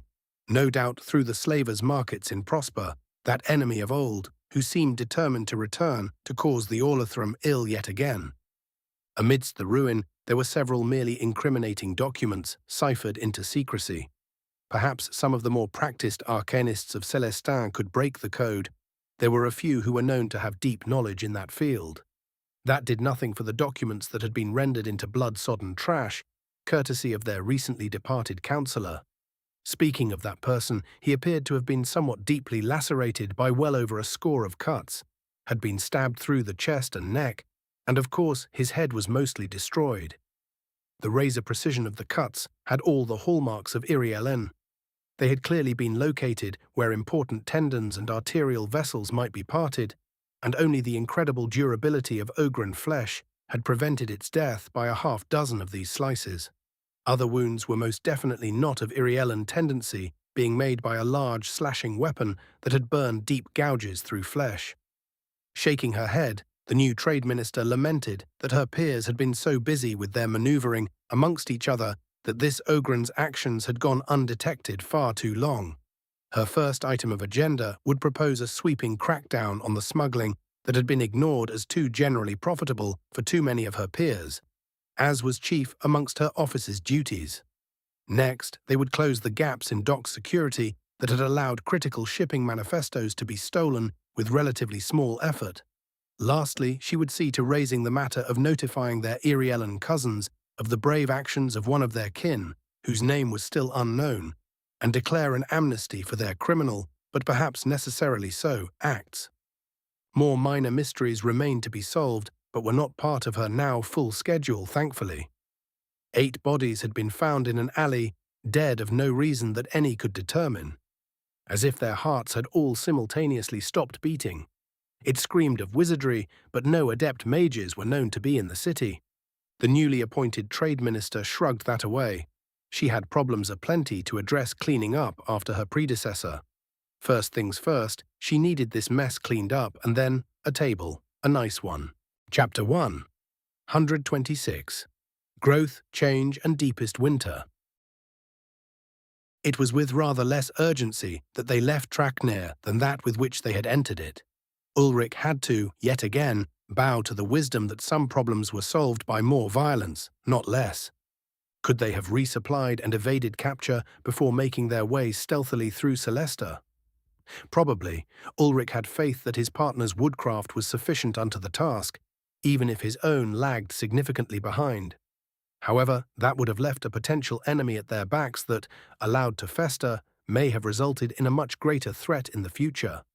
This way, the slaver threat was almost certainly destroyed, and they left Traknir confident that anyone associated with the criminal elements within the area would pass the word that a human trader traveling with an Irielen hunter should be left unmolested or else. On that note, Ulrich took the time to review his status as they marched at a double time down the frozen river. Status. Well, I'll be damned, he exclaimed. His class had transformed. There had been a sort of jitteriness to his status. A feeling like change was on the horizon, and that last fight had cemented it. Classes worked less like a template and more like a framework, to guide rather than constrain the growth of a person. In Ulrich's case, his tendency to attack aggressively with powerful charges and destructive magical bursts, no doubt flavored strongly by his psionic core, had manifested in a shift away from the generic warrior class and towards the more specific Omic Knight. It made Ulrich smile that the name of his class was so similar to the hypothetical school of magic he'd considered months ago. There definitely seemed to be some aspect of dry humor to the Akashic record. Or perhaps it only seemed that way because his own humor tended that way, and so his experience of the thing was reflected in his status. First, Snake Charmer and Taipan's status, and now this. Who knew? In any case, he turned his attention towards the new Omic Knight. A combative class built around his psionic abilities. Elementalist had granted him some passive enhancements towards his utilization of magic, of the various forms and active skills, to use his core's unique signature as a way to sort of dissect the mana around him. That had been incredibly useful to allow Ulrich to understand how mana moved and wove itself together within the creatures and environments of Varda. which in turn allowed him to better move the mana within himself to control his own magic. This subclass held synergy with that one in that it took his own predilection for lightning magic and more strongly interwove it with his decidedly offensive fighting style.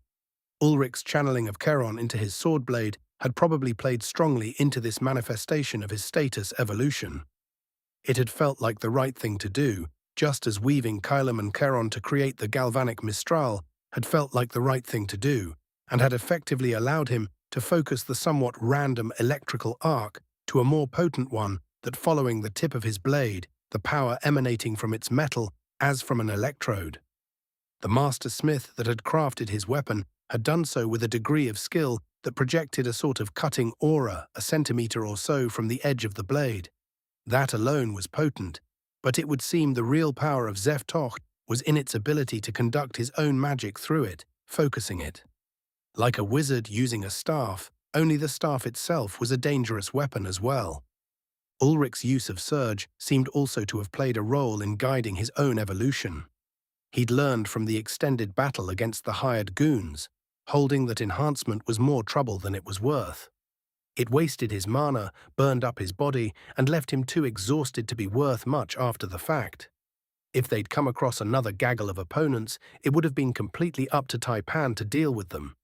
Instead, against the Ogran, he'd used short bursts of the skill to amplify his attacks, catching the surprisingly quick creature off guard with his own speed.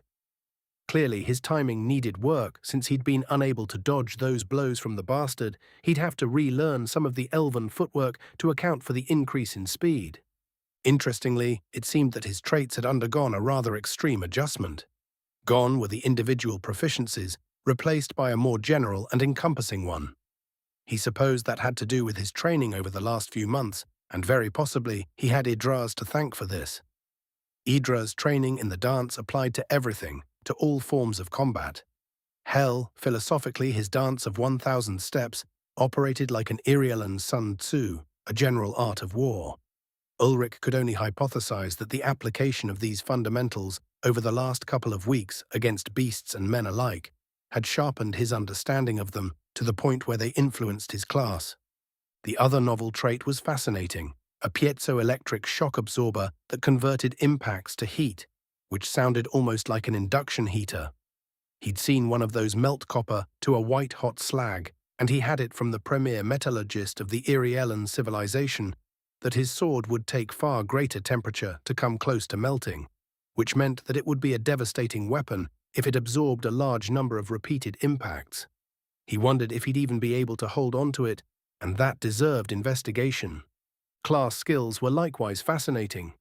He snorted a short laugh when he saw the name of the skill that was, essentially, an electromagnetic shield set to like poles. It would first polarize the two weapons to the same potential and then allow him to magnify the deflection against his opponent's weapon. Ulrich had a feeling that it would take a relatively skilled hand to employ this technique to its greatest potential, but it would create a window of opportunity. And then, against an opponent who survived that opening, it would create a mind game. Would he trigger the skill, or would he not? That alone was an ability worth mastery, to sow doubt in an enemy's mind that his own attacks may be his undoing, and slow his arm through fear of reprisal. The second skill was elegant. It held the same conceptual flavor as the old Japan combat art of Iaido, to strike a lethal blow on the draw of the blade, ending a combat on the same movement as it began. Ulrich was down with that. His bent was very much to bring his opponent down as quickly as possible. The more time they were active, the more time they would be able to bring some magical bullshit to bear against him. His mind frequently returned to the few desperate moments that had separated being evaporated by whatever the fuck that pyromancer had been cooking up and striking first with his lightning. Idra's valued position overall, but Ulrich put speed in a class all its own. An attack that occurred before an enemy could react was superior to the one that came from a weaker position. It didn't matter that your enemy held the advantage if they were too slow to act on it. Not that Ulrich doubted much the old elf's wisdom on things, more that Ulrich was frankly too shit at fighting to be able to utilize that swordmaster's philosophy to its fullest. When Ulrich grew up, he would almost certainly strive to gain a position from which there was no need to outpace the enemy. For now, compromises had to be made, and he would play to his strengths while he learned the dance. Taipan snapped him out of his meandering. She'd heard his exclamation and studiously ignored his absent mumbling for as long as she could. But eventually, curiosity proved too great a temptation, and she simply had to know what had her odd human partner so clearly agitated. "What has happened that has nettlebugs down your socks, Glade Chief?" she asked. Ulrich looked up, almost startled. He'd been deep down in Ulrich land. With a rueful shrug, he replied, "Give me a scan, Black Rose," using one of his favorite joking titles for her. The extent to which she must have been interested was clear when she didn't complain or remind him that the last time he'd laid a title on her, it had stuck. Instead, her eyes flashed white and she examined his Akashic connection to the world. Ulrich couldn't read her expression currently. She had a tendency to guard her face when she was thinking, no doubt a habit of training. It would pay dividends to develop that sort of poker face when dealing with her father, to prevent the relentless teaser from knowing when he'd drawn blood. A few moments' consideration, and she revealed her judgment. "This is a most fortunate development, Ulrich. I had hoped that your diligence in training would prove fruitful, and the ferocity of our recent experiences have indeed solidified that foundation. Your subclass amplifies what your instincts direct you to do, and this one is rare." Scrubbing her hand through her shortened hair, her breath created a cloud as she exhaled heavily into the frigid air. "Few enough there are that ever achieve any level of control of Siran, and none, to my knowledge, that do it as you do. This has no doubt greatly influenced your class to incorporate these strengths into its adaptations. There is a powerful synergy in these abilities with your core, your combat style, and your physicality," summarized his shadow confidently. Ulrich took that assessment in stride. If his more veteran shadow said it, he would tend to believe it. He felt good about this development. It sort of made all the killing worth it, in a weird way. Their time in Traknir had not been a total loss if it had made him stronger and more able to defend himself, or allowed him to better complement his shadow's potent abilities. He would form the vanguard and she the flanker in their own little dance. Among the other things that had changed, one left him with a niggling question that he had for far too long failed to address. "Taipan, what under the twins does your level mean? It went up after this last fight, and I don't know what that means. Also, yours is way higher than mine, and I don't know what that information is supposed to tell me other than that you are a very bad woman to fuck with." His shadow chewed her lip briefly as she mulled how she might answer this question most simply. It was a source of debate amongst philosophers. She was no philosopher and preferred the simpler explanation. "The level is a rough measure of your Reaper's due, Ulrich. All creatures connected to the all-knowledge of Varda leave their imprint on it. Some greater, most lesser." Taipan began, tentatively at first and then gaining momentum. "The degree to which beings influence the world is reflected in the transfer of their impact to the one that destroys them. This experience, as it is referred to, is cumulative throughout one's life, and the summative level of this experience, this harvesting of impact, serves as a warning and a notice to others that scan you. My level is greater than yours, because I have harvested far more lesser and greater beasts than you, creatures with a relatively large impact on the world. Similarly, I have dedicated a great amount of time and effort to the culling of Prosper's agents or stymieing incursions onto Elfland from Pressbang, and this also results in a large transfer to my Reaper's due. In short, I have killed very many things in my life, Ulrich. A great very many things." Ulrich mulled that over. Her explanation jived with his interpretation of things. There was also the highly relevant first-hand experience he had in that killing the Forest Lord. The first creature he'd slain in his newly forged life on Varda had catapulted him to level 20 immediately. Nothing else he'd killed. Not Captain Firecracker the dickbag pyromancer, not the Ogren just now, not the entire pack of heckler monkeys or the swarm of slaver thugs had come close to that creature's impact. "What does that mean about people who might scan me then, oh mine deadly and beloved serpent?" he asked, getting a bemused roll of his shadow's lovely eyes. "For one of your relative youth and your heritage, that they wear a fool's mark for making themselves your enemy. You are far higher level than most humans reach by the time they expire from age. An average Valin or Jormoon is somewhere around a level of 12 to 15. Experienced soldiers go as high as 20s, those who have fought in wars. Only the very few ever reach levels higher than that, and it is nearly unheard of for one to reach the 40s. That you are already halfway there at a tender age should be deterrent enough before ever your titles were read. If our enemies were not comprised of complete bark weasels, they would have scanned one or both of us and fled for their lives, Taipan complained. She had a real good point there. Yeah, Ulrich couldn't help announcing loudly, what gives with that? Why the hell have so few of these numb nuts tried to exercise any self-preservation around here? His shadow shrugged eloquently. Not all, or perhaps even many, know how. It is a simple thing, once taught, but few enough have training of any sort in the arcane. Taipan explained. Ulrich let that simmer for a second. So these guys just attack people without having any idea that they might be trying to jump a shadow panther and what? Hope to get lucky?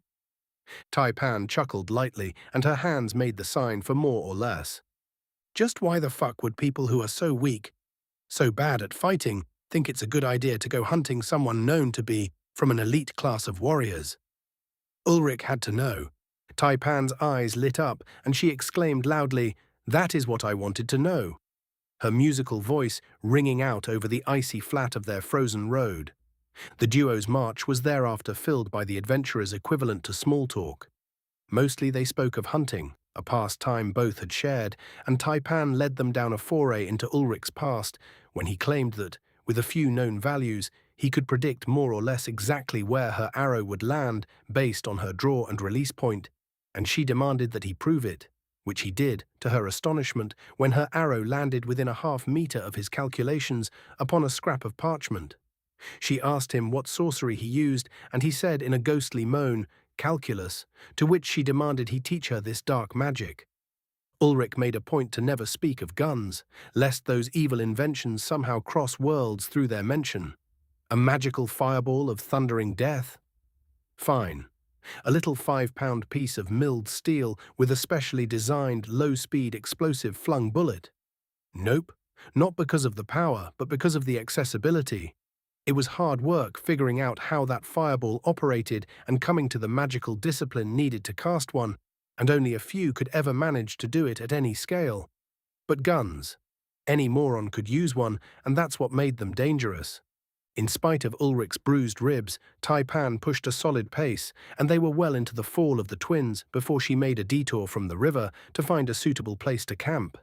They ended up digging into a snowbank, forgoing the effort of setting up the shelter in favor of a more discreet option. It took rather less time than Ulrich would have thought for the two of them to excavate their hideaway, and though his chest burned for it, they were ensconced within the icy cave with plenty of daylight to spare. Ulrich used his priceless weapon to cut a small circular channel up through the roof of their shelter, and they were then able to make a small fire that would draw air from the entry tunnel and up through this vent to keep the place snug and smoke-free. For Ulrich's first real test as a warrior, as a man committed to his path, he figured he rated about a 6 out of 10. He'd been a little slow to action, had needed to lean on his shadow a little too much, but when the shit hit the fan, he'd been there to back her up, and they both pulled through relatively unscathed.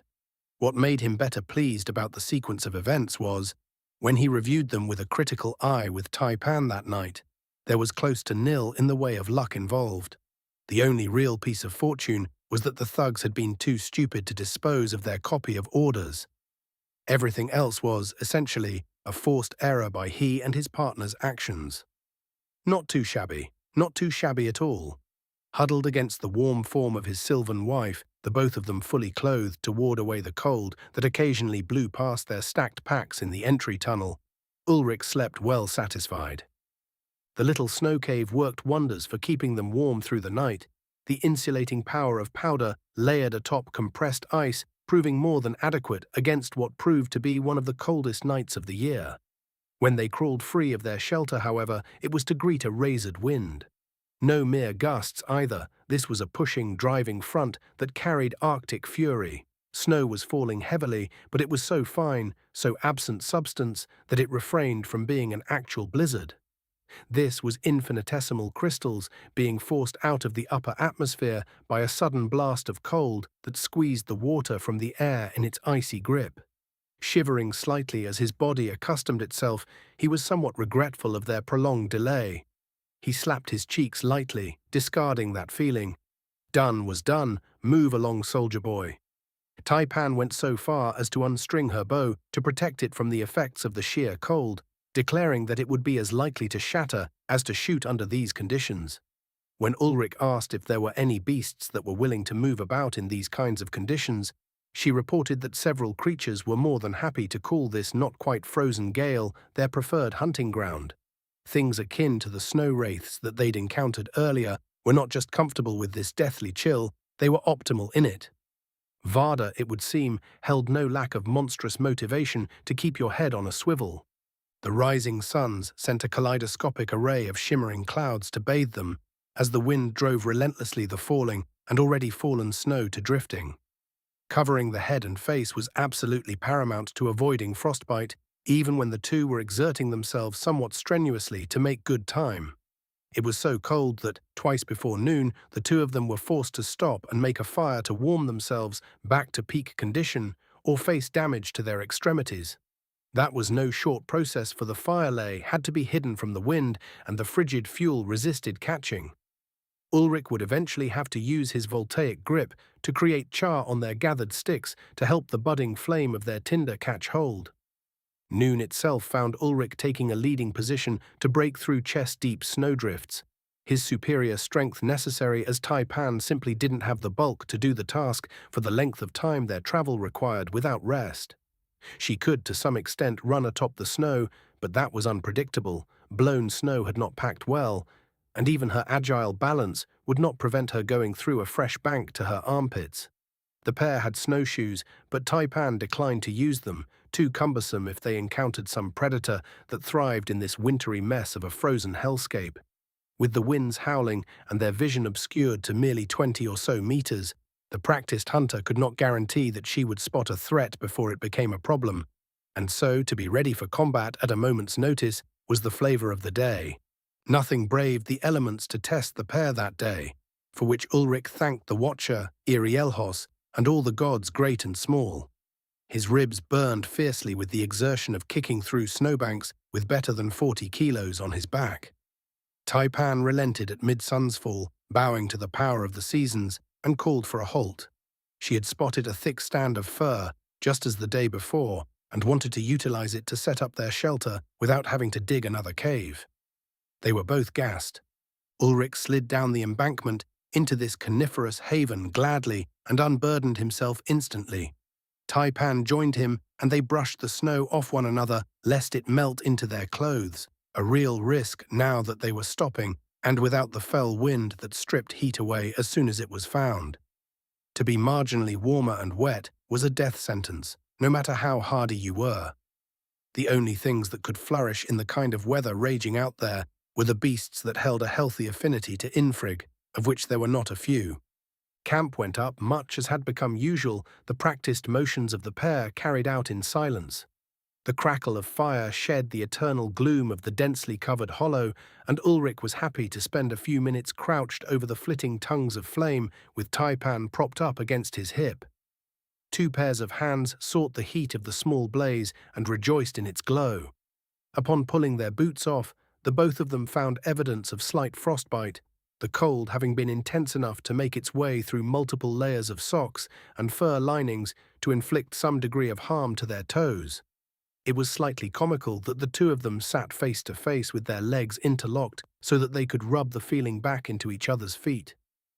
Ah, such is love on an adventure. There was a quiet intimacy to their tendings of one another. Neither he nor his shadow could be slandered as talkers. Both enjoyed the subtle sounds of the wild to words that held little purpose other than to be spoken aloud. It was enough that they were together and that their presences, lingering glances and sometimes smiles, could bring companionship. Ulrich had a feeling that there had been precious few that walked this rock that had ever seen Taipan in this manner, relaxed and without care, though the flick of her ears and the almost unconscious scan of her eyes told him that she had not abandoned her vigilance. Similarly, Ulrich himself, always a great advocate of one's own company, was strangely at peace with sharing it. Light faded around the camp before the huddled vision of sylvan beauty uttered surrender from the cozy fortress of her blankets. "I believe we should wait out the last gasp, Ulrich. I find that I am more fond of my toes than I remember." Ulrich nodded and spoke with the certainty of a prophet. "No good will come of us stomping through a whiteout while our merry asses freeze off." Thus, agreed on their course, they settled in to wait out the storm in relative comfort. Records kept for hundreds of years would place this winter's last gasp amongst the coldest in memory. Not a few trees, even ones enhanced through the mysterious evolutionary guidance of Varda and its watcher, shattered close enough to startle the pair with some regularity. It was worse at night, when even their fire, gathered into the shelter itself, struggled to battle the killing air. Other than to eat, drink, desperately harvest firewood, or relieve themselves, the pair hunkered down under their blankets and patently refused to move. Aside from making glorious whoopee for the sole purpose of staying warm, of course. You would do well, if ever you find yourself with willing company in such conditions, to practice this age-old method of creating vital heat. It beats jumping jacks all to shit. 3 days of this left Ulrich at the height of his powers, and he had found most, perhaps not all, of the places that turned his magnificent wife to jelly. He practiced their use against her to great effect.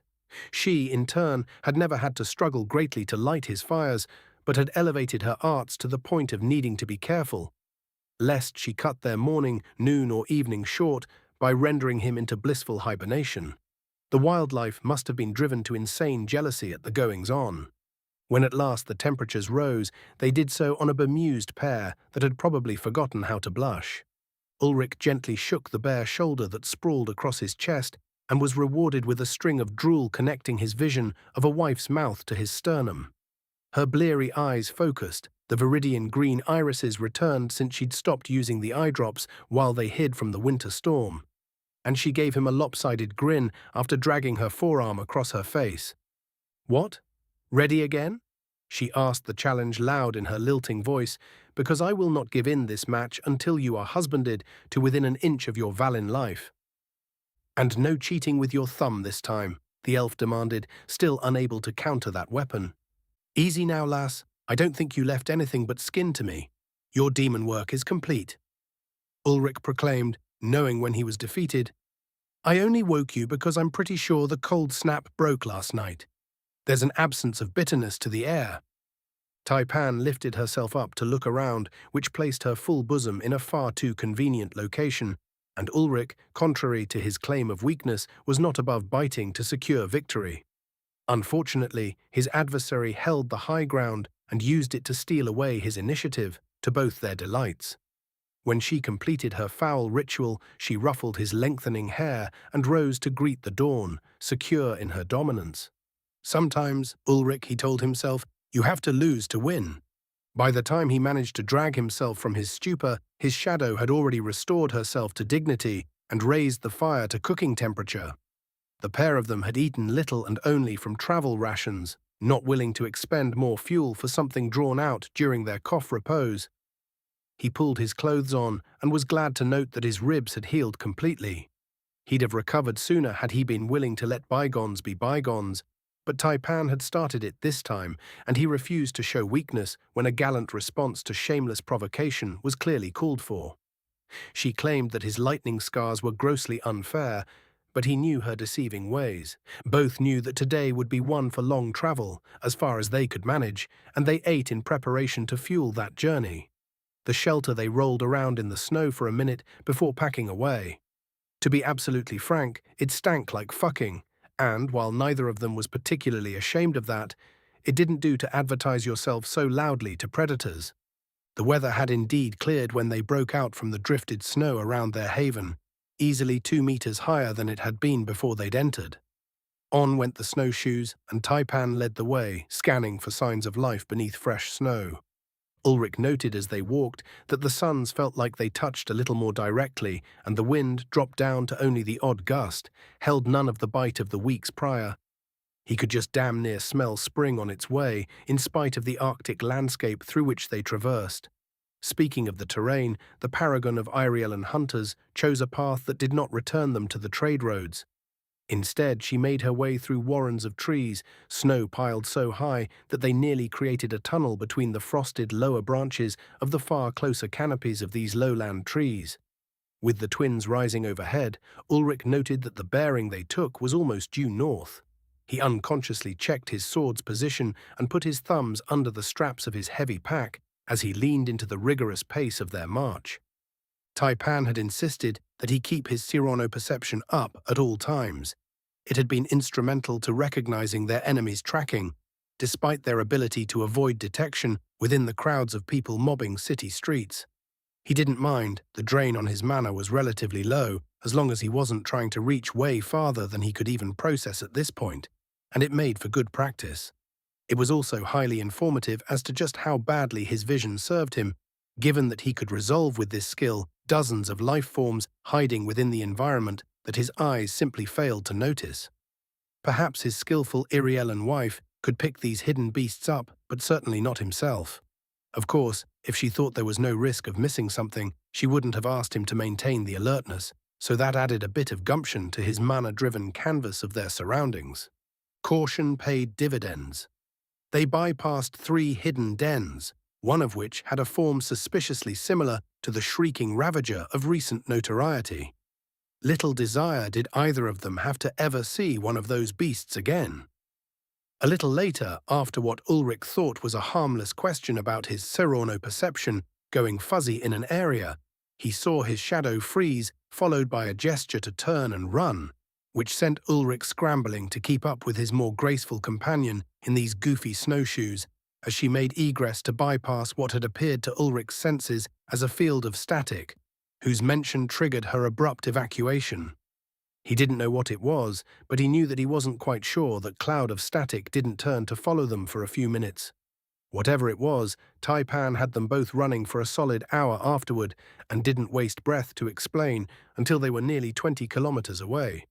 Ulrich was leaning his back against a tree with his pack on the snow to recover, while the athletic elf next to him drew in deep breaths to restore her wind. Even as physically gifted as they both were, nobody makes that kind of pace wearing tennis rackets on their feet and humping gear without dragging major ass afterward. So what exactly were we nearly killed by? Ulrich inquired, certain of the reason that his able partner had led them on this rousing leg. Sober as a judge, Taipan informed him, elemental, as if that explained everything.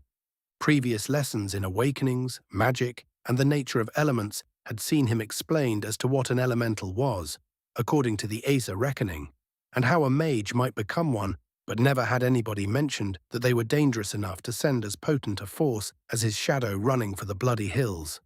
When Ulrich didn't react, Taipan's lovely brows furrowed, and she muttered elvish recriminations against herself for forgetting that he knew essentially only what he'd been told within her hearing about most of Varda.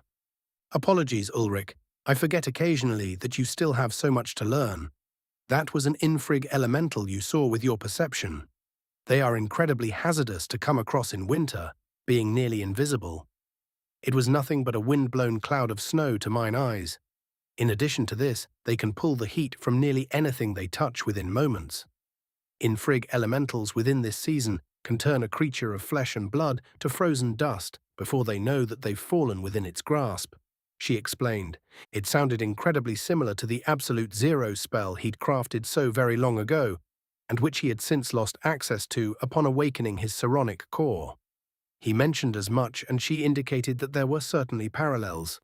That thought was frankly horrifying, because his infrig spell ranked with the most destructive things he could do. The damned spell basically rendered complex matter to individual molecules, stealing the energy of the chemical and electrostatic bonds that held it together. Its weakness was in how taxing it was for him to use. It drew incredible amounts of mana to power for relatively small volumes of space in the cold field. Even so, prior to his awakening, it represented a touch of death spell should he find himself in dire straits. That being of pure infrig enacted a similar effect, but upon a colossal space compared to what he could generate was more than a little horrifying.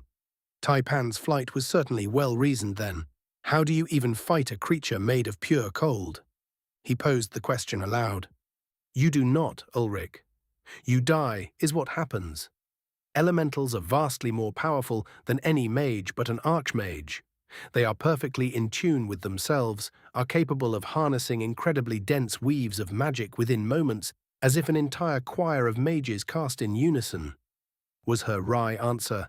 Damn, that put a bit more context into what exactly he'd experienced when he saw the Prime Saron elemental then, didn't it? A sprite, a living lightning storm connecting the atmosphere to the infinite void, lived in the outer reaches of this world, and Ulrich had witnessed it, had been called to it during his awakening. The creature had pulled him to see from its alien perspective through the lightning mana he'd been condensing in his own core, the same energy that made up this pseudo, or not-so-pseudo, godling. It was an experience that a mortal mind cannot fathom, and Ulrich was left with vague impressions that Saron, the Prime, was an avatar of the electromagnetic force incarnate. It had set him to wondering what the aquae or incendiary primes might be. The ocean? The sun? Whatever. Point was, he'd better keep his ducks in a row, or they might run into something they couldn't unrun into. Chapter 1. 127. Upon the Snowy Plains. The journey of 10,000 kilometers might begin with a single step, but Ulrich was God's damned if it didn't start to drag after a couple million of them, especially when steadily warming temperatures and longer days meant that the snowpack was turning to slushy bullshit, even as they marched through it. They had journeyed, by his best reckoning, some 7 days and damned close to 600 kilometers since leaving their sheltered rest to wait out winter's last gasp. Most of this trek was across varying qualities of ice and snow of an increasingly treacherous nature. Ulrich's snowshoes had come apart when he'd caught the tip beneath a hidden log and snapped the bracing frame when he reflexively tried to catch himself. Taipan had only laughed a little while, bent over with obvious hilarity, her humor cut off when he drilled her in the buttocks with a slushy ball at about 70 kilometers an hour. She had turned, ready to make war, and her protest died on her lips when she saw another dozen of the balls already prepared to go and saw Ulrich, having waited to launch his attack until the outcome was a foregone conclusion, bouncing another pair of them in his hands. Realizing that she would likely die a martyr to her cause, she let the razzing about the broken snowshoes lie. The extra snowballs went unused as part of the peace treaty. As per the plan, they deliberately avoided any contact with Celestan populations and kept to the roads less traveled to avoid coming into contact with any who might carry even the vaguest of rumors of an Irialan woman traveling with a human man. Taipan's skin bleach had worn off substantially over the past 3 or so days, and she had regained much of her lovely brown color. They would see to altering their appearance before they entered any subsequent townships, although that was a somewhat nebulous time frame because the terrain had very definitely started to shift. The forests were thinning substantially, and several of the more southern varieties that had been common around Seinajok had not been present in these scrubbier woodlands for several days. The gentle roll of terrain, already far less pronounced than in the Irialan forests, was distinctly leveling out, with only very mild rises to be found. As a result, the myriad streams that tended to flow between rises disappeared, and the two of them were forced to boil snow for water more often than not. Taipan assured him that she would not struggle to find potable water upon the plains of the Legranel. The Asa Legranel, the plains folk of Orlathrem, eschewed fixed cities in favor of their migrating towns. They herded various forms of livestock over vast tracts of land between semi-permanent water sources that came available and dried up at differing times of year. They cultivated only a few crops, preferring to trade for grains and harvest as they moved. That was what made the timetable for their arrival within any large gatherings of peoples uncertain. There was simply no specific village to be found. At least game was still plentiful, the beasts rousing as the cold nights grew less brittle, and the days took on a merely refreshing chill. In fact, game wasn't just plentiful, it was becoming difficult to traverse the vanishing forests for coming across waking predators. Ulrich kept his electromagnetic detection up and running for as long as they traveled, and noted that many of the hidden forms were beginning to stir. Some of those were much larger than he cared to think about. Taipan made no bones about being glad to be gone from the woodlands in this season. She spoke with a trepidation about the aggression of beasts hungering from their long sleeps, and anything that made his hardened shadow nervous had his knickers knotted for truth. Hunting as they traveled, Ulrich was carrying a renewed supply of tradable goods on a newly fashioned sled to support their cover story as a trader and his guide, though Taipan was still fairly adamant about shedding her more obvious heritage for the near future. Too many questions might arise from the presence of an Irielan this far from the deep wood that wasn't actively part of the war effort. There would be hunters from his shadow's homeland scattered about, but they would be carrying out the orders of Lord Bright Eyes Iriel, youngest brother of Taipan, steward of Iriel and acting crown of Orlathrem, while his father Baldur recovered from bane poisoning. Ulrich had sat down with the kid and listened to his plans, and those plans had included a healthy dose of guerrilla warfare, using Irielan scouts to dismantle Pressbang's attempts to gather intelligence, move supplies, or know a night's sleep free from harassment. As such, Taipan still needed to achieve a degree of anonymity within her brother tribe's lands, amongst those who would know to wonder at her presence. The former princess of Iriel would be bound to draw eyes. It wasn't a problem yet. They'd seen nary a soul in the entirety of Celestin after departing Trachenir. The fallout from dismantling the slaver cartel had not caught up to them, and that was excellent news. If they had done their task to completion, none would be left alive from that angle to trouble them. Ulrich doubted very much that there would be any travelling between the southern expanse of the lowland forest territories all the long way to the plains at this particular time and at their incredible pace. The rivers would be unreliable now, beginning their break-up and travel by boats. Even ones rigged with skids would be impossible for a few weeks until the ice floes cleared. Time at last was on Ulrich's side. It had damned well better be. His feet were killing him. Even the normally unflappable Irielan huntress was weary of the hidden roads, or at least of spending so many hours each day upon them. Barely did they get their shelter up each night, but before the two were snoring in their blankets, dead to the world. Normally, they would be trading watches. Diligence had limits, though, and setting guard out in the absolute middle of the lowlands wilderness, where not a single sign of civilization's touch could be seen for hundreds of kilometers, was rank paranoia. If Taipan wasn't afraid of getting attacked by ravening beasts in the night, that was good enough for Ulrich. He met his bedroll with great joy and did not rise until shaken. Both of the weary travelers were slightly eager, though. They had broken free from the low scrub brush an hour ago, and stretched out before them ran a vast plain.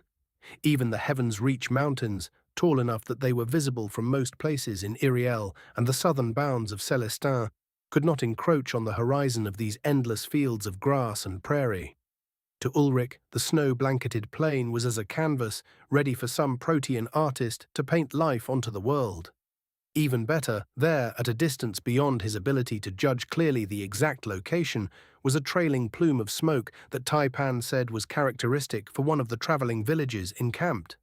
He asked what they might be burning, if they did not harvest the wood of their neighbours, and his guide through Orlathram's wonders informed him that all fires were powered by a near-endless supply of dried grazing beast dung. The grassy stuff smouldered for hours and, in larger quantities, flamed quite happily, if with a rather earthy flavour. His next shock came when Ulrich inquired as to how long it would take them to reach that migrant settlement. The answer? 2 days. What his eyes had deceitfully judged as being, at most, a day's travel, was instead a full 150 kilometres away. To judge the smoke trail, Ulrich was beginning to come to the conclusion that Varda might be significantly larger in surface area than his old dear Earth. Through what he would have considered a transcontinental hike, they had only truly passed through a scant couple of woodland biomes, a highland alpine forest, to a cloud forest, to a highland deciduous forest, to a lowland deciduous forest. Fears that their journey north would result in a lengthening of their stay with the winter season were unfounded. They had not changed latitude enough to substantially deviate in that manner, and even rough calculations from Ulrich's knowledge indicated that Varda had to be at least double the radius of the Earth for that to be the case. Watcher's tits, this world was huge. Gravity had to be fucky then, didn't it? If the planet itself were so vast, then its mass must also scale somewhat, even if the metallic composition was less. Or could it be that there was a porosity to the world that did not exist in his old one? Good old Earth was basically solid rock for about 200 kilometers down, and then it became molten rock for another few thousands of kilometers, all the way to a superfluid iron and nickel core that flowed to create the dynamo action that produced the protective electromagnetic shield that preserved the planet's atmosphere and life from being destroyed by solar radiation. If this world had no core, it couldn't possibly generate its ionosphere, right? Or was this more impossible magical nonsense acting at an incomprehensible scale? Too many questions, old man, Ulrich told himself, with not enough data to even begin to answer them. Abandoning hope that he would have any goddamned clue how to reconcile the geography of his adoptive world with its gravitational field and geological processes, he decided to focus on what he could handle, leaning into the harness of the sled while watching the hypnotic motion of Taipan's hips as she led them through the melting snow. He made a mistake. He didn't realize that he was making it, but he should have seen it coming, and now, seeing was very much the problem. Ulrich had been staring across a white expanse for the last few hours, his eyes searching for signs of trouble, for landmarks on the endless plain, and for some indication that they were approaching their eventual target of this nameless Legranel caravan town. When they stopped to make camp, Ulrich realized that he'd been ignoring the discomfort in his eyes and that he'd come up with snowblindness. Retinal overexposure. The snow reflected the ambient light, magnifying its brightness, and he'd had no protection to reduce the glare. The hurting had come to a head, and his vision had gone blurry. Releasing the handles of the sled and extracting himself from the makeshift harness, Ulrich realized that his seeing giblets were cooked. He slammed his eyes closed and felt immediate relief from the most acute pain, but the deeper hurting stayed right there. Fuck. Taipan, he called, his worry clear in his voice. I did an oopsie. He heard his consort's turn, her tread light upon the withering snow, but not completely silent. At least, not right now when she wasn't trying to be stealthy. What is the matter, Glade Chief? She asked, her musical voice carrying concern mixed with reservation that he might be playing tricks. I think I sort of burned my eyes staring at snow, he admitted, a little embarrassed at his novice mistake. He'd done enough hiking in the snow in his homeland to know better than this. To cross a snowfield wide-eyed for hours was a rank error, and he was paying for it with his favorite sense. Taipan's sigh drifted along with the wind. Is that all? His shadow said, relief lightening as she continued. Ulrich, do not make me anxious like that. It will pass in a few hours, a day or two at most. I did not expect your eyes to be so sensitive, given how poor they are. She gibed. Very funny, ha ha, yes, how droll, Ulrich complained silently. They both knew his vision was top-notch. It was his brain that was the weak link to his perception. He simply didn't know to recognize what he was seeing. Thank you, Taipan, for your concern. You are a pillar of comfort. Ulrich responded, dryly enough that he was certain she would recognize that he was being sarcastic. Her warm tone rang out. You are most welcome, Ulrich Glade Chief. But you need not thank me for this. It is my duty to serve when my honor struggles. I do note that I seem to need to serve almost constantly, though. Oh, this was just great. He had given a dog a bone to chew on, and now she would tease him ruthlessly. He should have just kept his mouth shut and be blinded in peace. Perhaps this is a good experience for you, Ulrich.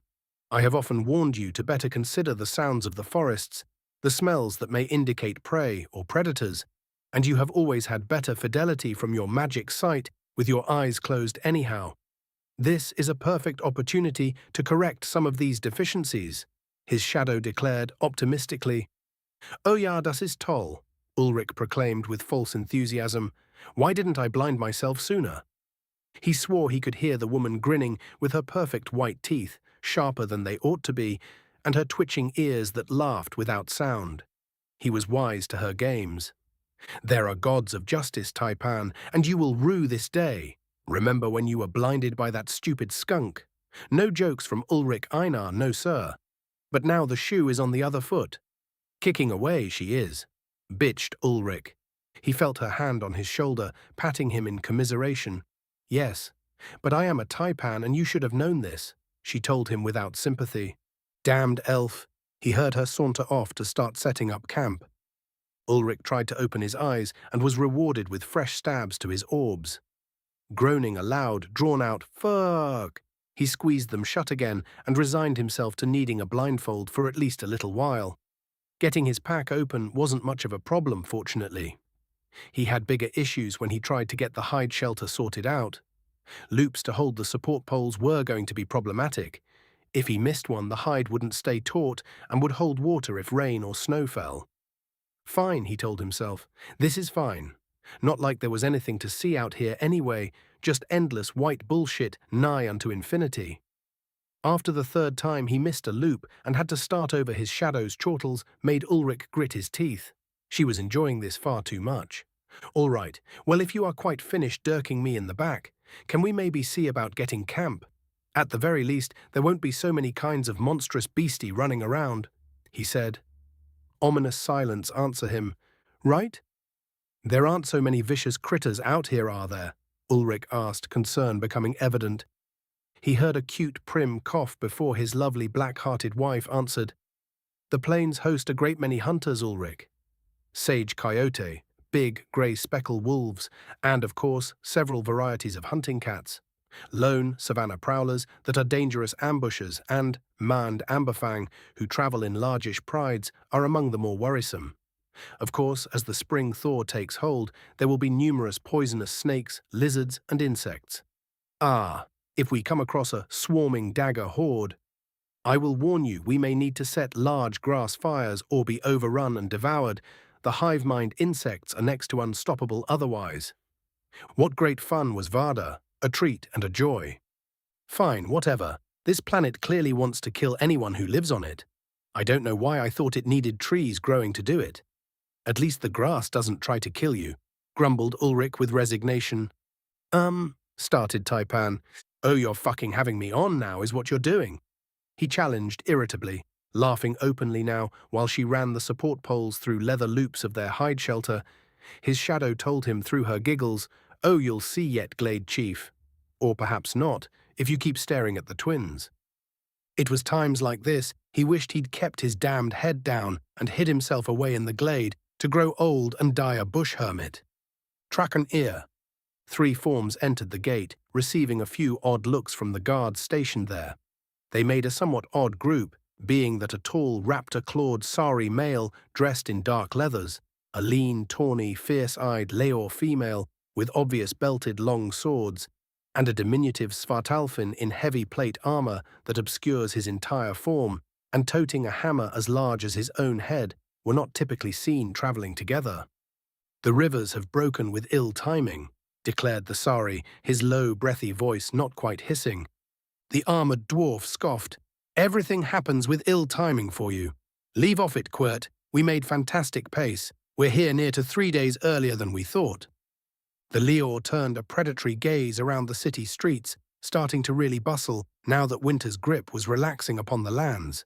They'd had to stop for the last gasp or freeze to death, but other than that, their mission had proceeded with satisfying alacrity. Holding a sword to the necks of their porters had that effect. A husky, low voice issued from the Leor woman. Will we have time to play? I think I can leave the 2 of you to find Gedrun and handle affairs. The Sari made a cross over his chest with his forearms. No, not again, Yerska. 3 times you stopped to play your little games, and we had to kill guards or have them chase us from the townships. We are on the job. You save what passes for entertainment for your own time. The dwarf nodded his agreement, banging his hammerhead off the cobbles to punctuate his statement as they sauntered through Trachen-Ear's streets. Agreed. I have no love for mindless slaughter, and we did not need to kill those men if not for you. We go together to see to the job, Yerska.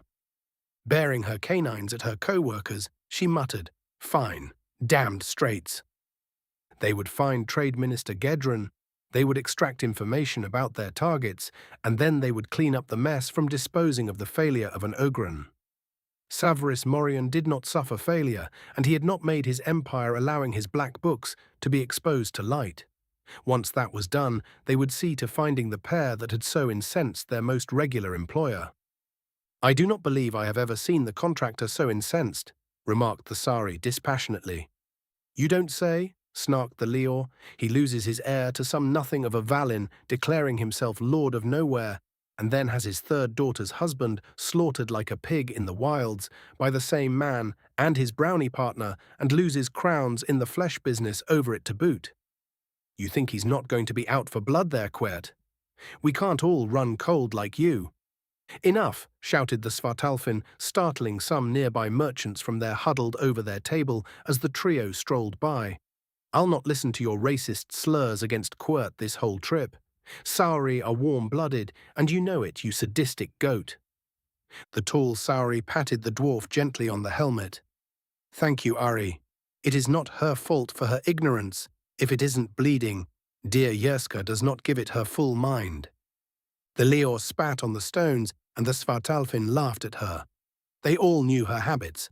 As the three maneuvered through the city, they ignored the distance that passers-by gave them. It was somewhat normal. They carried an aura of misfortune about them, as whoever they had been paid to find typically did not have a good day when they did. They almost always had a last one, though.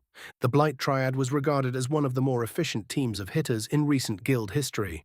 Only 4 failed missions to date, and one of those was a suicide when their target found out that they had been hired. The others had run to distant shores outside their area of operation, that is to say, across the Sea of Storms. They preferred working for House Morion's lord and cleared their schedule when a missive came in that he needed fixers to solve a little problem.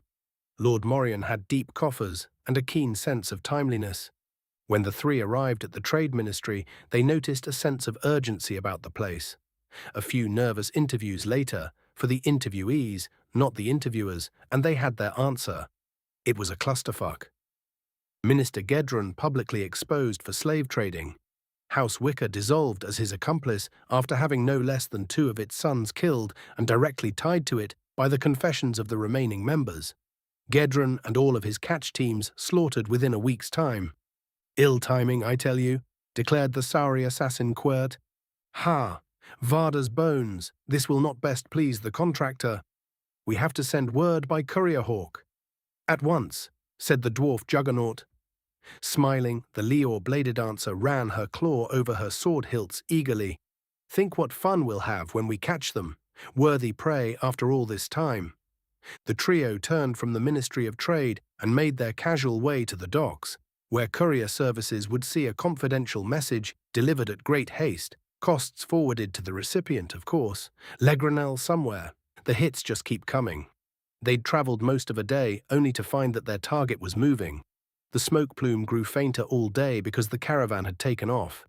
In the summer, the fire would be completely doused to prevent uncontrolled fires, but in the winter and the wet spring, they were left to smoulder, indicating to other caravans where water and sustenance might be found, and indicating that a neighbour was nearby if they wanted to temporarily merge for trade, marriages, or to settle disputes. Not having any better idea of where to go, since the caravan itself was impossible to see over that kind of distance, Taipan held their bearing, and they arrived surely to find the charred remnants of a poop-fueled bonfire. A stone well, or perhaps just fired clay bricks, provided clean, if mineral-laden water.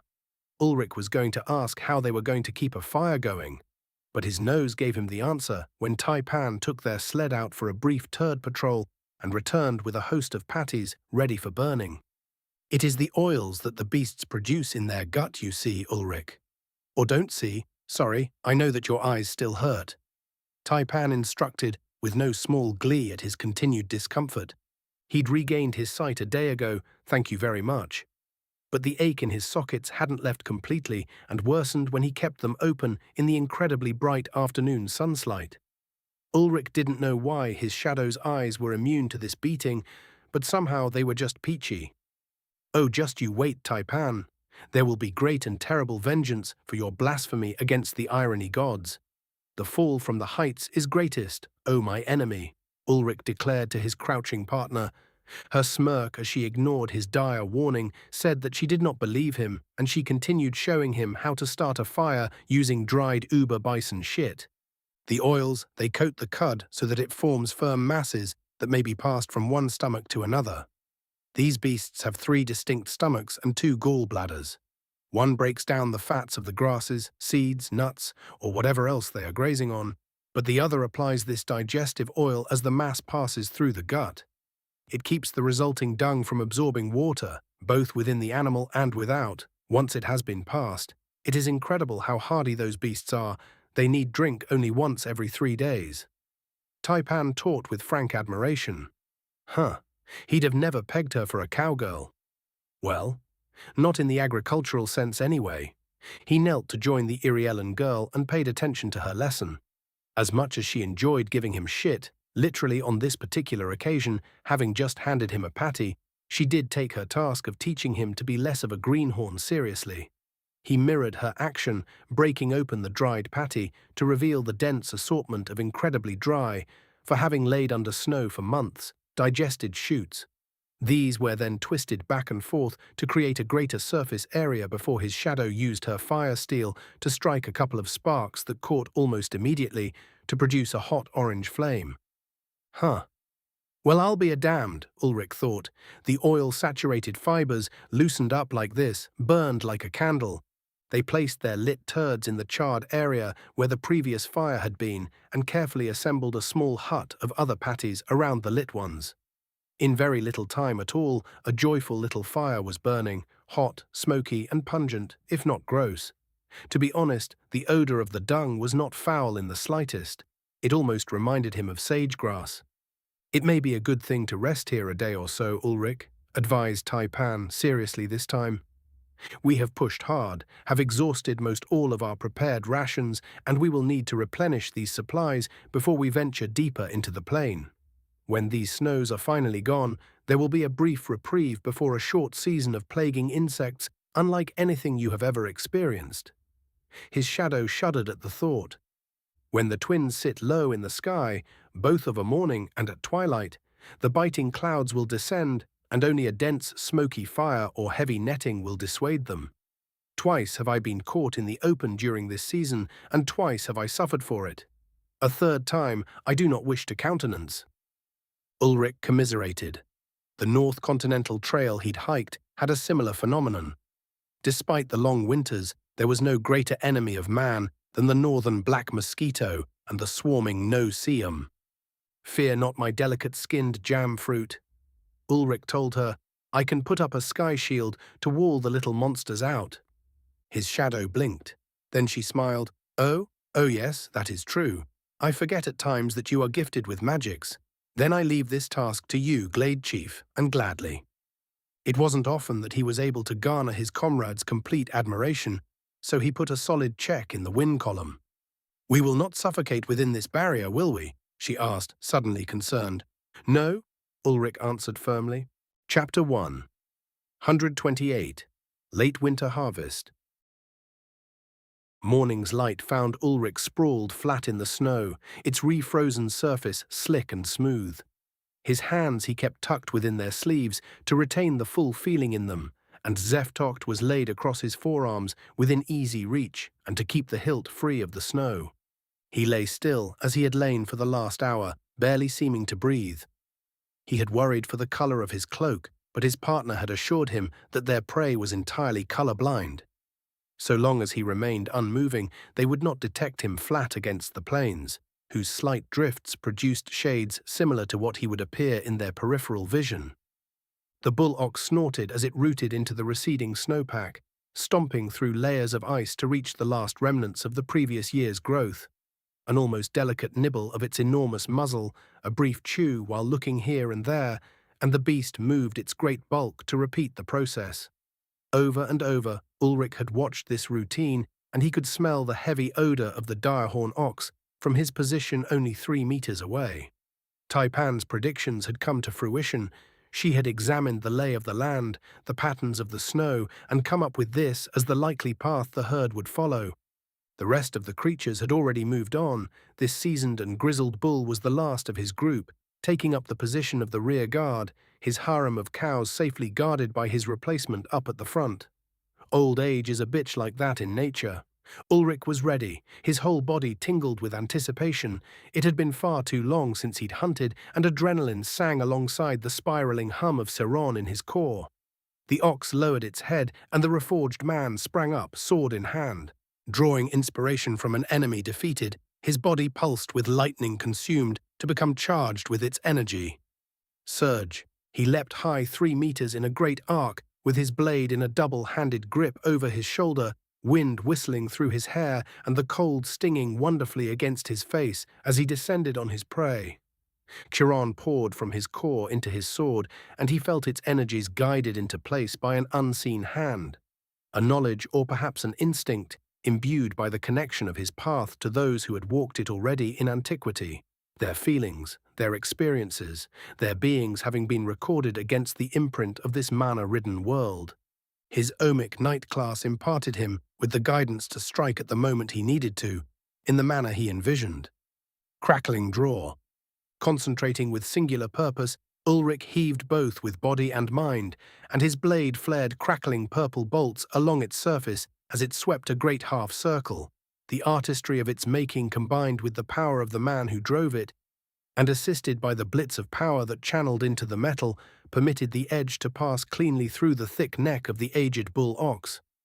Ulrich's class-infused stroke ripped electrical power through the space cloven by his blade, like an arcing afterimage of the sword.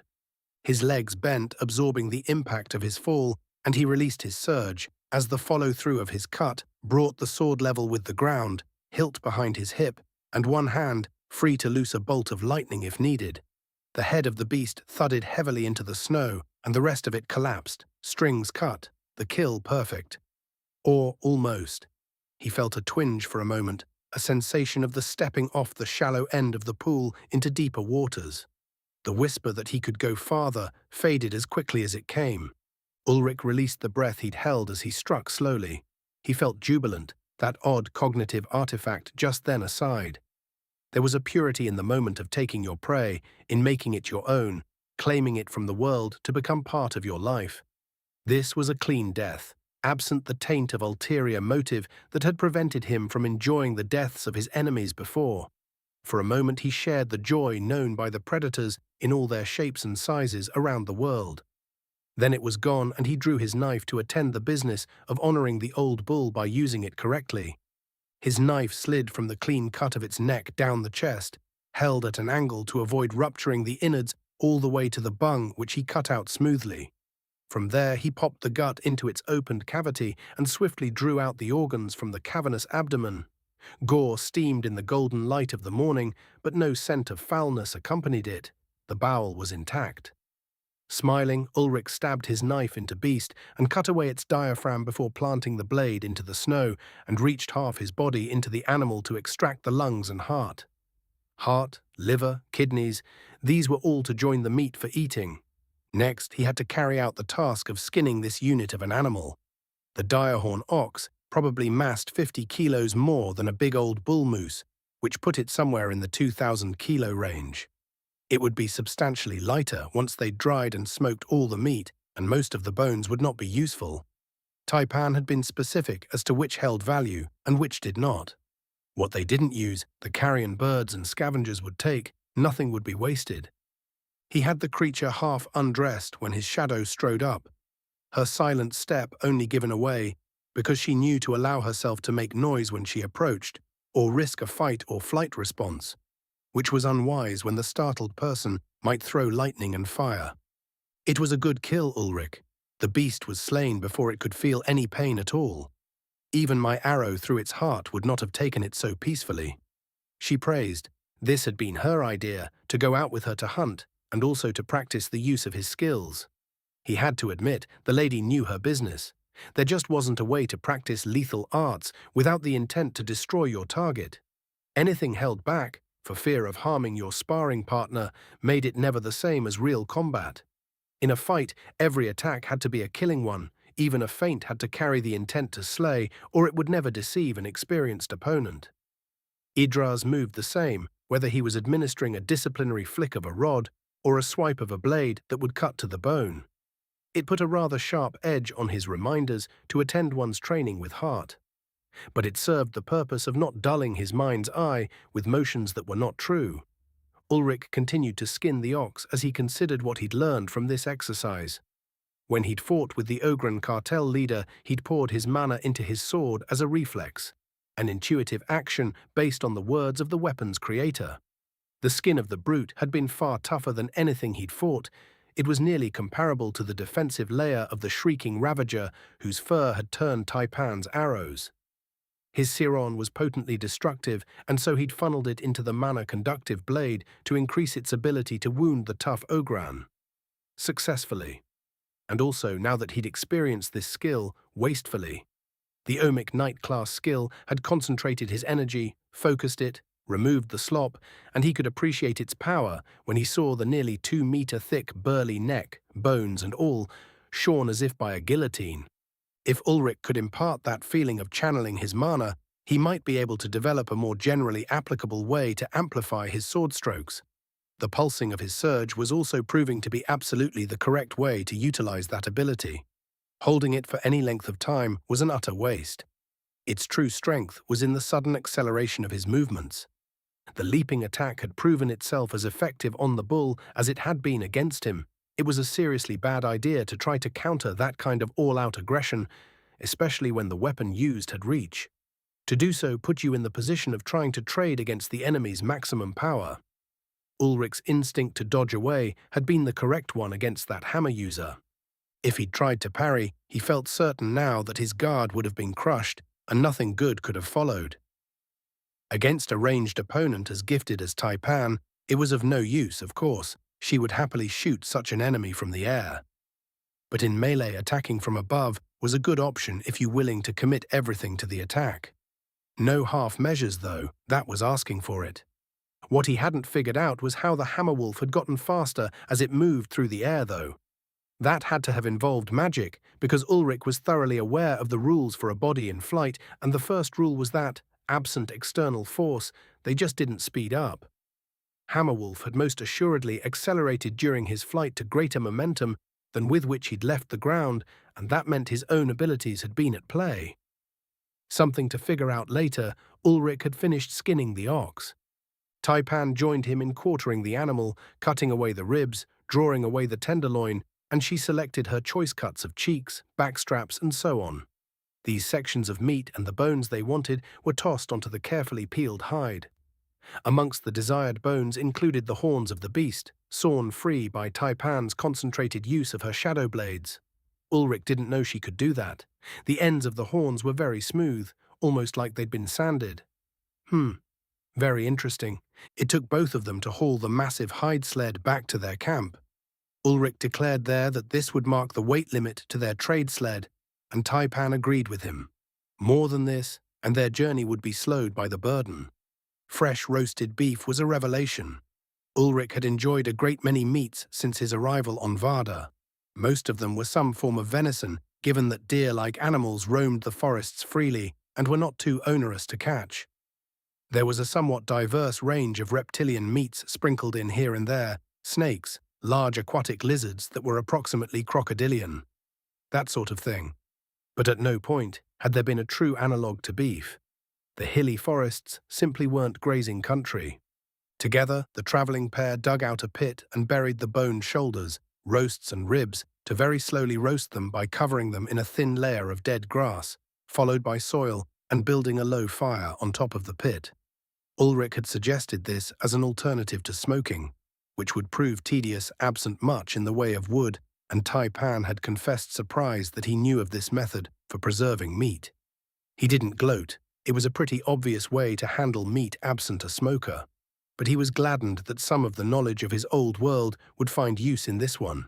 Farther and farther he was leaving that engineer behind, keeping the useful bits of him and discarding the rest, sort of how he was processing the ox. That thought drew Ulrich up to a pause for a moment before he laughed at himself. At least this old boy had gotten himself a harem and raised up a bunch of baby oxen. The man he'd been had died alone and absent anyone in particular, elderly parents aside, to miss him. Truly, there was little to regret about leaving that life finished. Speaking of finished, tada! The twins were high overhead, and other than the meat slow-cooking underground, they were done with their hunt. Ulrich didn't worry too much about the beef being gamey. His blow to remove the head had pretty much guaranteed it bled out nicely. The forceful beats of that powerful heart breaking the cauterized seals across its large vessels before it stopped. It would be what it would be too, without a hoist. There was not a damn chance they ever could have drained a carcass so massive. So what do you think? Ulrich picked his dark-skinned lover's brain. I would give it an 8 out of 10, she declared, borrowing his ubiquitous rating system. The airborne attack can catch an opponent off guard and does possess some merit for its power and aggressiveness, but it is fully committed. If an enemy is in possession of any ranged skill, magic, or weapon, you make of yourself a fine target to be easily struck, Taipan concluded, matching some of Ulrich's own realizations. There is also the problem in that this form of attack does not fully make use of your surge, whose best application should always be to change the angle and speed of your attack as close to the moment it hits home as possible. I was unprepared for how greatly it increased your power, in addition to the rapidity of movement. If it hurts as much as you say it does, though, then you must limit its use and be precise. I believe Idraz has a similar ability, but I have never noticed its activation. So smoothly does the master integrate it within the flow of his dance. The huntress told him. Mentally marking that advice down, Ulrich would have to perhaps add using his ability during practice sessions. Those had been less frequent as they could have been since leaving Trachnier, but there was only so much time in a day. On that topic, how to spend the rest of our day then? Ulrich asked, very content to spend it boiling down the bone marrow to make stock and calling it an afternoon. They were both recovering quickly from the extended forced march, but lingering tiredness indicated that he should take it easy. If the magnificence of the Watcher's reforging on his form was breaking down under the strain, Ulrich considered it a mark that they had been absolutely killing it, making their way through the lowlands forests to these plains. He was, more and more by the day, incredibly impressed by his shadow's endurance. He might have been shouldering the majority of the weight of their supplies, but his partner was an absolute specimen to have kept up with him. Paragon Essa Iriellen wasn't for fooling. Taipan was a credit to her species. This hunt will see our stock of meat and lard completely restored. I have been thinking to make a few extra bowstrings. I note my own is starting to see some wear, said his shadow, fingering her woven bowstring. Ulrich had made it long ago, back in his glade from steelwood bark fibers. Looking up, the woman actually looked abashed for a moment, hurriedly apologizing. Not that there is anything wrong with the string, Ulrich. You did a fine job in its making, she said, waving her hands, her discomfort cute on her for its rarity. It is just that the bow pulls very stiffly, and we have had occasion to see it used beyond what I would justify as normal. The cold and damp have also been very hard on it, in spite of my attempts to keep wax in place, apologized the elf. Ulrich patted her calf comfortingly. There's no apology needed. The fact that the string made it this long is pretty impressive. Do you think this ox will have tendons we can use to make a sinew string? Turning an appraising eye on the pile of bones and legs discarded, she hummed to herself as she considered. Mayhap. She judged, non-committal, it is a terrible heavy draw. That it was. Ulrich had seen one of Buldarti's royal guard struggle to pull it, failing in their initial attempt and having to brace themselves well to get it back. He hadn't considered that fact fully when he'd made it, or when he'd given it to Taipan. When push come to shove, Ulrich was a strong bastard now. It reminded him he'd kind of like to replace his bow at some point. He was a fair shot with one, and it kept his ranged options opened without requiring the use of his limited mana.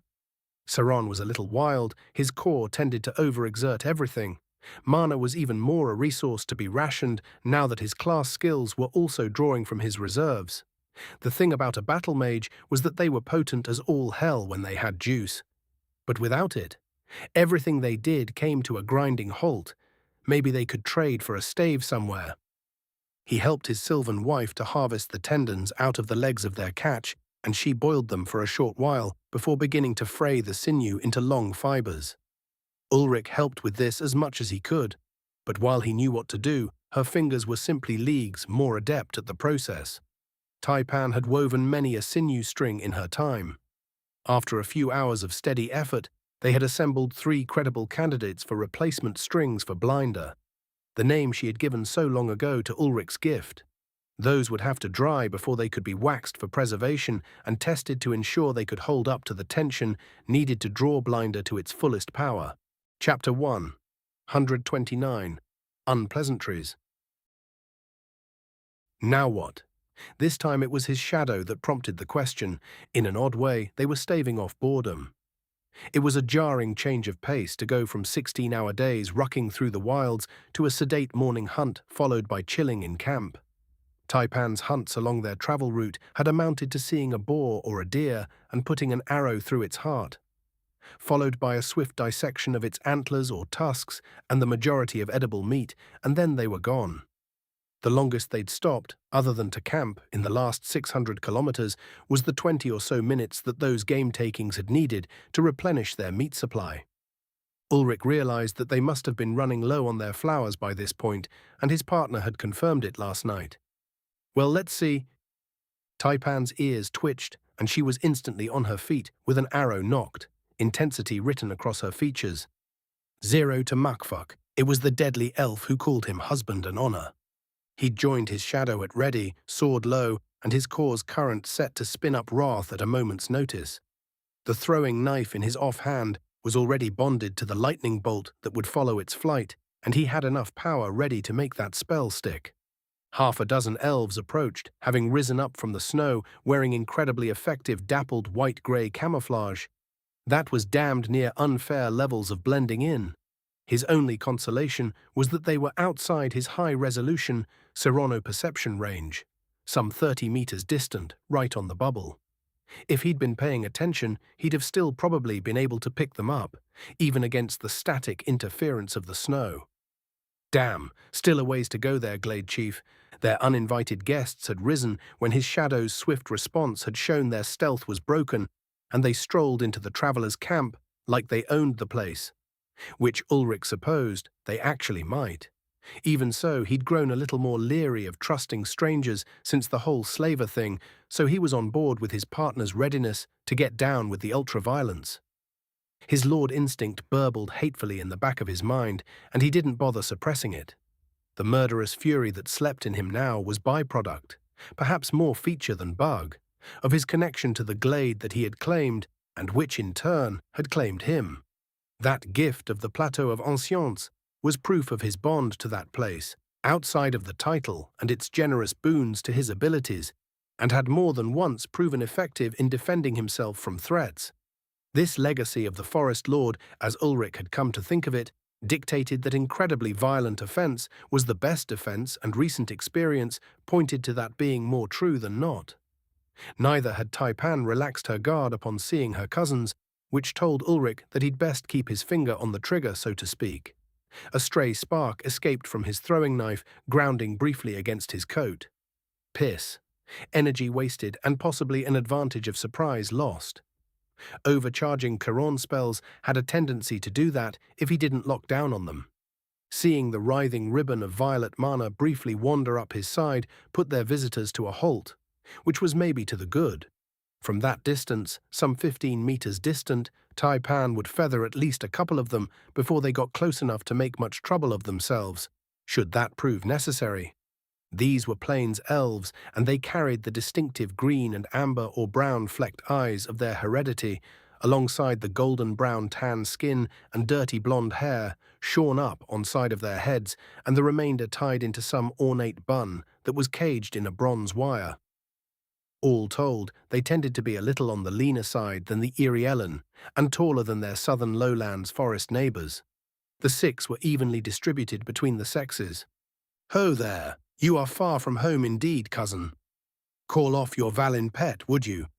He makes my friend nervous, staring like that," shouted the self-designated leader, an indeterminately adult male elf of middling height, handsome as were they all.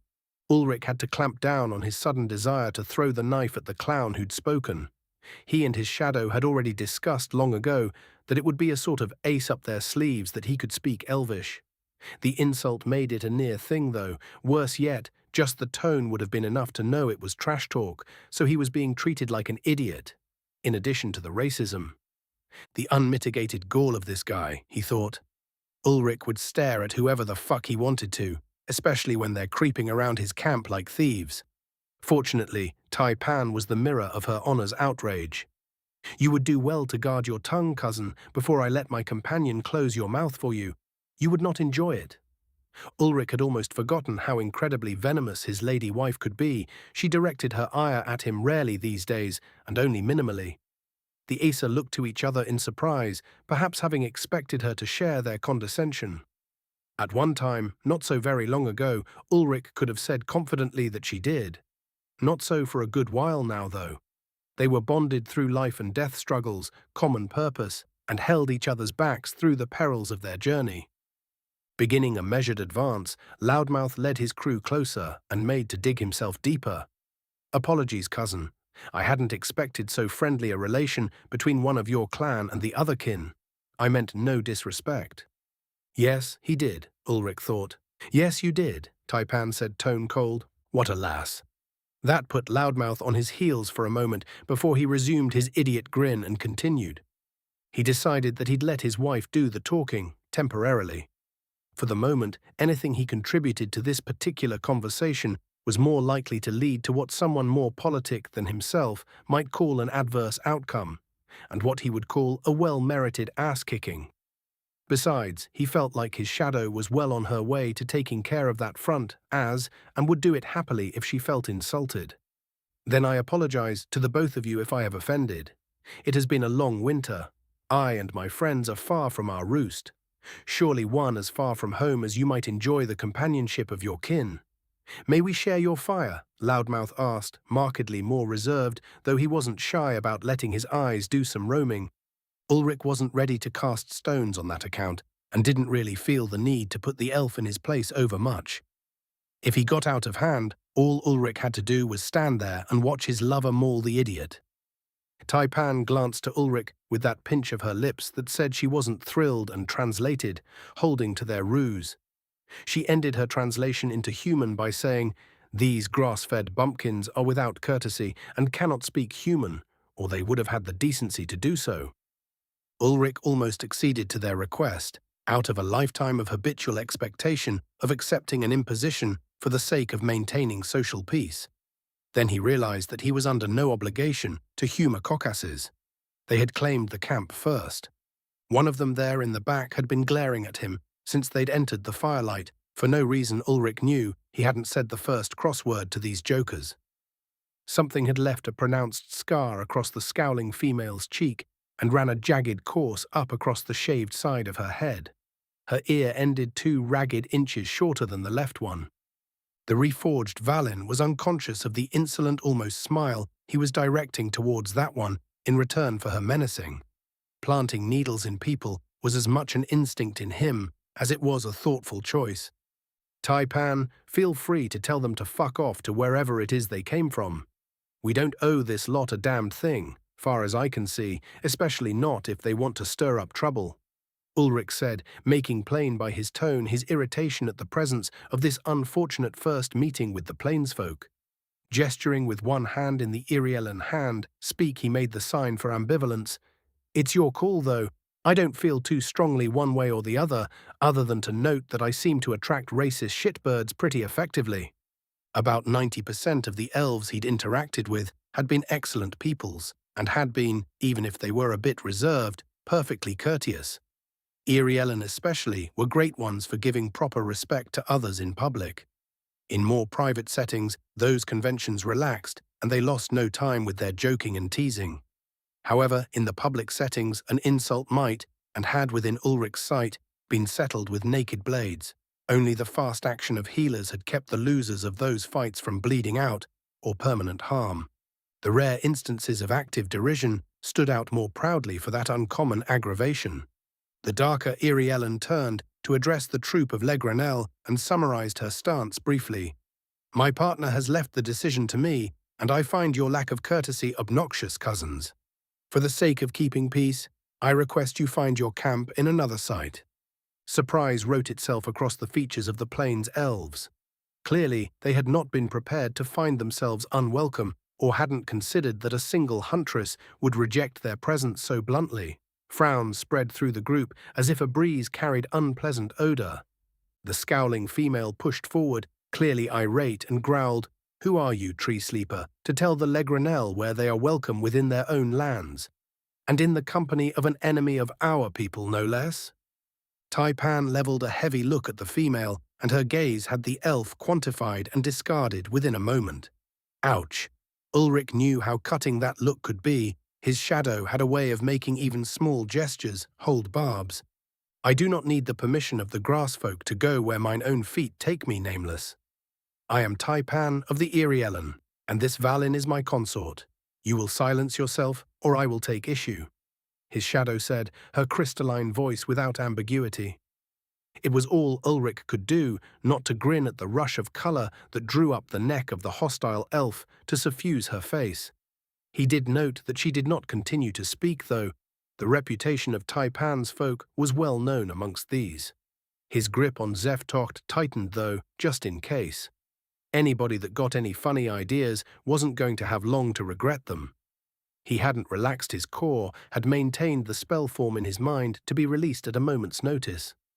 At least one of the lot had not forgotten about the rogue Ark either. Easy, my kin. They were here before we, and they hold the right to take in or turn away guests upon their fire, whispered one of the Legranel softly. Ulrich was glad that at least that female was reasonable and holding to the rules of courtesy. This is so, came another softly spoken remonstration from the male at the left of the female peacekeeper. Joclyn should not have insulted the hunter's partner, and we have strained propriety by approaching in stealth. Besides, you all saw that the Valin holds power in ready. Barbarian wizards are rare, but he is one. I would bet my teeth upon it. Huh. Bright Eyes had mentioned being able to feel when Ulrich was holding a spell, but nobody else ever had. Might be a gifted one with his mana sense. Ulrich might have to kill that one first if things went south. Mages got priority in his book. The scarred female pursed her lips at the two more conservative members of their troop. The leader, this Joclyn fellow, took her arm before she could say anything, though, his eyes on Taipan, who was watching intently for any sign the one she had warned to stay quiet did otherwise. Her aura was that of a coiled viper, waiting for the prey to come within reach. The two Legranel that had said nothing looked as if they wished that they were anywhere else, instead of in this situation, but they did not voice their intent. They were not outright antagonistic, but they would definitely side with the majority decision of their kin. Ulrich put a calming hand on the shoulder of his thorny partner and tried to de-escalate. Taipan, I don't have any real desire to carve this lot up, but things are trending that way. Let's settle down a touch. And thank you for being in my corner. You're the best. It bore remembering that his irascible mate's tendency towards hostility was not gone, even if some of the rougher edges had smoothed marginally. Not that it would matter for those who were not familiar with how she was when he'd met her. The woman still had a hair trigger for anyone she deemed encroaching on her dignity. That would include, now at least, slanders hurled his way as well. She responded to his touch and request by throttling back on her obviously aggressive posture and patted his hand gently to acknowledge his desires. Very well, Ulrich, if you wish. But I still think some of these would be best served by tasting the grass they are so proud of roaming, she said, with a baring of teeth that might almost pass for a smile. Her expression softened. Besides, they speak of you as I did once, wrongly, and it aggravates me to hear my ignorance thrown around so hatefully in my own ears. That was an almost sweet sentiment, and Ulrich was surprised she'd worried herself about it so much. Water under the bridge, little lady, Ulrich told himself, recalling the awful way he'd treated her when they met, and not so shortly thereafter. He smiled and gave her the sign for "it is nothing," to let her know he didn't hold any hard feelings against her. Truthfully, he didn't really hold any against this lot either. Everybody was allowed to be wrong, so long as they didn't try to get in his way. As to these locals, although he agreed with her, they had not travelled this far to pick fights with the natives. Better if they could simply let bygones be bygones and enjoy a peaceful rest. They would move on in the morning and no one the worse for it. He took a hitch of patience and decided to offer an olive branch against his better judgment. If we can leave this place with no hard feelings between strangers upon the road, then why not simply allow them to... Ulrich's attempted peace treaty was interrupted by the asshole, Joclyn. Enough of this animal speak. Our cousin clearly allowed her sense to be eroded by wrapping her legs around her pet. We will camp here and they may rut elsewhere if they choose, proclaimed the Legranel, having clearly taken issue with the obviously fond relationship on display before him. He'd taken 3 steps towards the speaker before he realized he'd moved. Wrath rolled off of him. Why couldn't the elf just keep his mouth shut about Taipan and let their problem be with him? What was wrong with these younger Earza folk? Here he was trying to let everybody walk away and enjoy the rest of their life in one piece. But no, the idiot just had to run his fucking jaws. Behind him, Taipan was grinning openly, anticipating this outcome. Part of her vicious demeanor was a product of having to put such as this Jocelyn in their places with frequency. As Gaiat Iriel, she had spent half a century culling forward nobles who could not tell when their attention was unwanted. They seemed unable to help themselves. It made her think of Ulrich's bug zapper. Her attractiveness brought in the worst elements of Asa and led them to inevitable doom. Now at least she could let her honor sharpen his teeth on them. Well, it appears the Valin has some comprehension of his betters then. Have you something to say, barbarian? Please, use a refined speech. I do not speak animal. Taunted the Legranel idiot, his expression saying everything that his mouth did. Ulrich wouldn't have needed to know a lick of Elvish to pick up the insulting nature of the elf he was about to ruin. He drove Zeftocht into the ground point first and undid the robe he wore. He only had the 2 of them, and this was likely going to turn out badly. It was a massive pain in the arse to get blood out of the thing, and well he knew it. He shrugged out of the thick fabric and let it fall to the cleared grass below. Was there irony in teaching someone about courtesy by abandoning civil discourse in favor of the natural condition, absent all the nice pleasantries demanded by society? It seemed like there probably was. Maybe one of those Legranel over there was a philosopher who would explain it to the elf while he bled out. Chapter 1. 130. When Courtesy Fails. The lesser cold of the afternoon was refreshing against his skin, and the twins wheeled overhead, showering the plains with their glory. At least, he thought, finding a moment of clarity within the building rage, the elf gets to die on a good day for it. Now that he'd come to it, he actually found the anger had fallen away completely. He was reminded of the time he'd killed the Lord Ling. There is an island of calm within the storm. Just as well, too, he really didn't want to hurt the rest of these people, and blood rage was probably going to result in all of them dying. When he thought about it that way, this really was for the best. He did need to check with Taipan first, though. Taipan, it occurs to me that I might be overreacting to this idiot's provocation. How do your people respond to such as this? He asked, ignoring for the moment the idiot in question. A toss of her blue-black hair, short locks bouncing, made for a heady contrast to the intensely predatorial way her bronze-flecked eyes took in the world around her. When they locked onto the idiot, he became visibly less enthusiastic in his buffoonery. My father would have already turned this fool to ashes. Mother would proclaim his life to be at an end, set forth the challenge, and carve out his throat. Any of the most restrained Irielan hunters would demand he make apology for his words and then vanish from their sight for a year or see the challenge laid. She informed him. That sounded about right. Sounds about right. By any chance, do you want to take him? I can see that little glint in your eye that says you're feeling stabby. I don't mind if you would rather. Ulrich offered, in a conversation unthinkable to him half a year prior. Taipan smiled, but with enough edge to it to make it clear that there was going to be very little funny ha-ha involved. Thank you, Ulrich, but no. I still believe you need to harden yourself, and you worry sometimes too much about allowing the Lord instinct to guide you. Its call is not always unwise. A lord brooks no challenge to their throne, even if it be a humble campfire. For myself, I tired of watering the roots with men like this 30 years ago. Fair enough. Welp, I guess that's that. I hope there aren't too many people that love you, Ulrich said, forgetting that these didn't speak his native language. Something in his expression must have indicated how things were going to go. No, Jocelyn, you idiot, he's going to kill you, cried the failed peacekeeper, grabbing the arm of the idiot only to have her hand thrown free contemptuously. Yep, Ulrich thought, you are correct. Jocelyn here should have listened to you earlier. He's a mage fool, and one that knows how to use the blade he holds. You are stirring a fight we do not need, cousin, for no reason. Let us leave. There is plenty of time to reach the next hostel. implored the other peacekeeper. Also true, Ulrich confirmed mentally. Good thing the rest of them are smarter than this one. Solid chance they all get to live when this is done. Chest bared, scars running their jagged tracery across him, Ulrich gave the moron a eulogy in a tone devoid of any particular menace. I am going to bury you here before your kin, and hope that the rest of them allow your stupidity to die with you. There is a particularly horrifying effect of someone announcing that they are going to do harm to you without any emotion whatsoever. At that point, you are made aware that you face a rational being whose entire mind has turned itself to the task of deleting you from the living collective.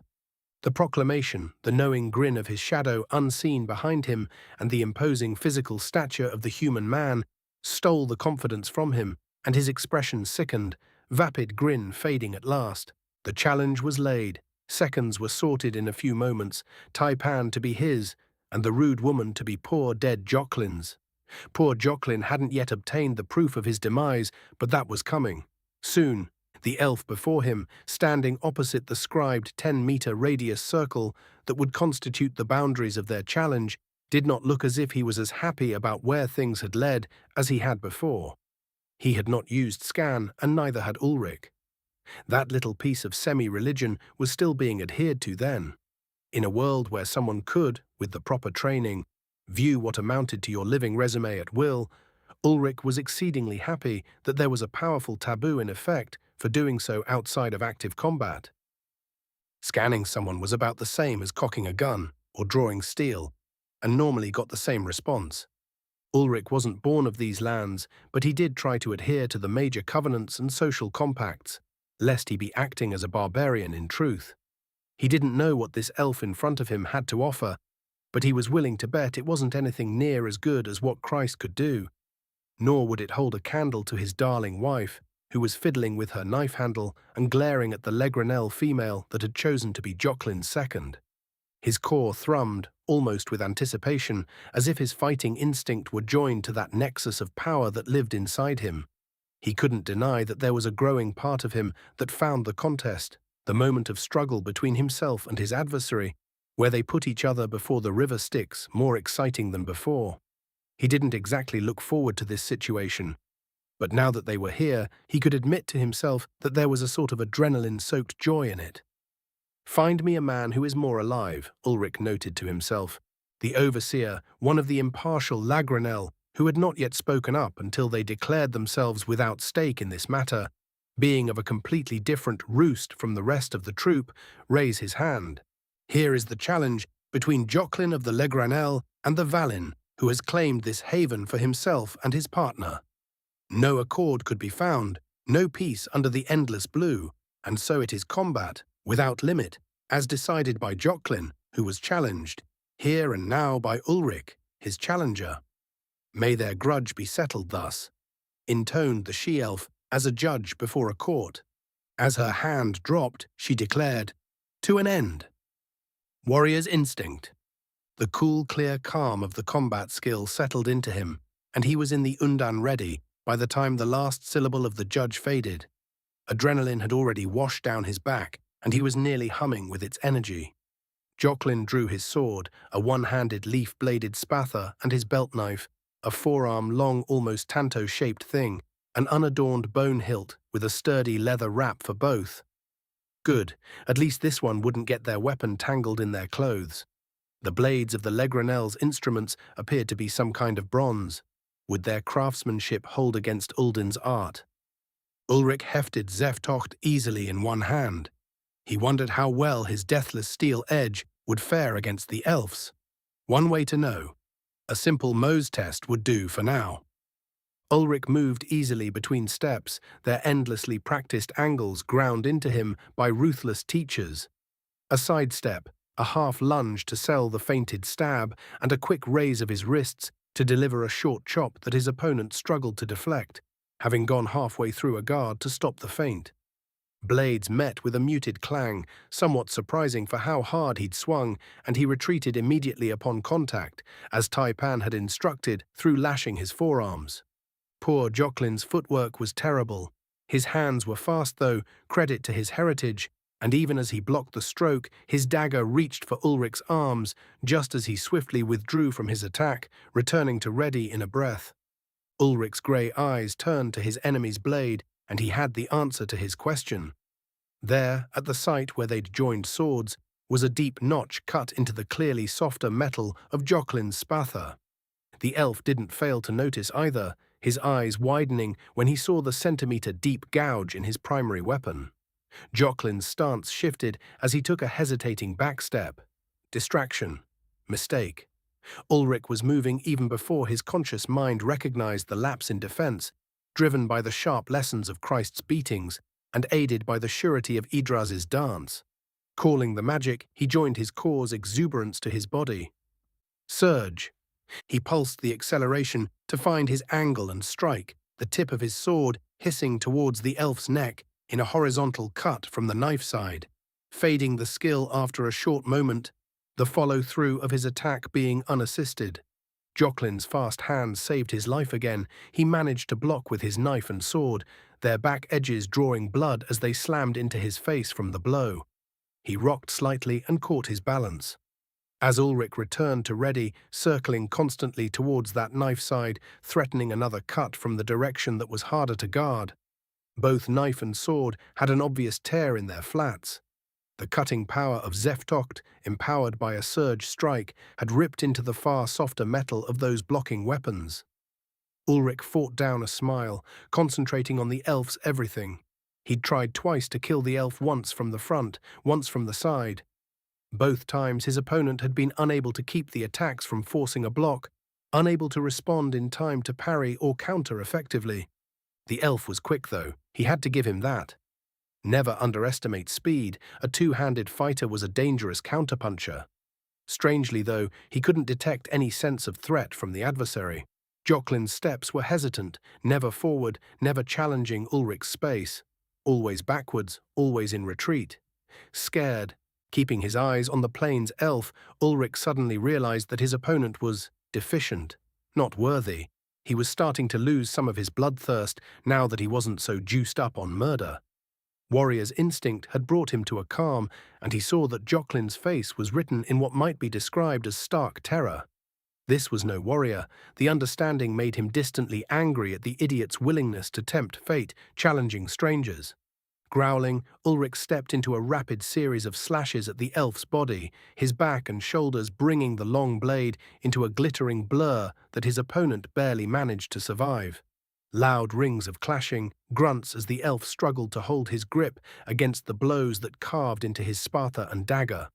Ulrich pressed the idiot, smashing his guard with a rising surge-assisted strike that pulled the quick-handed elf's arms high with its force, and Jocelyn finally abandoned any semblance of defense.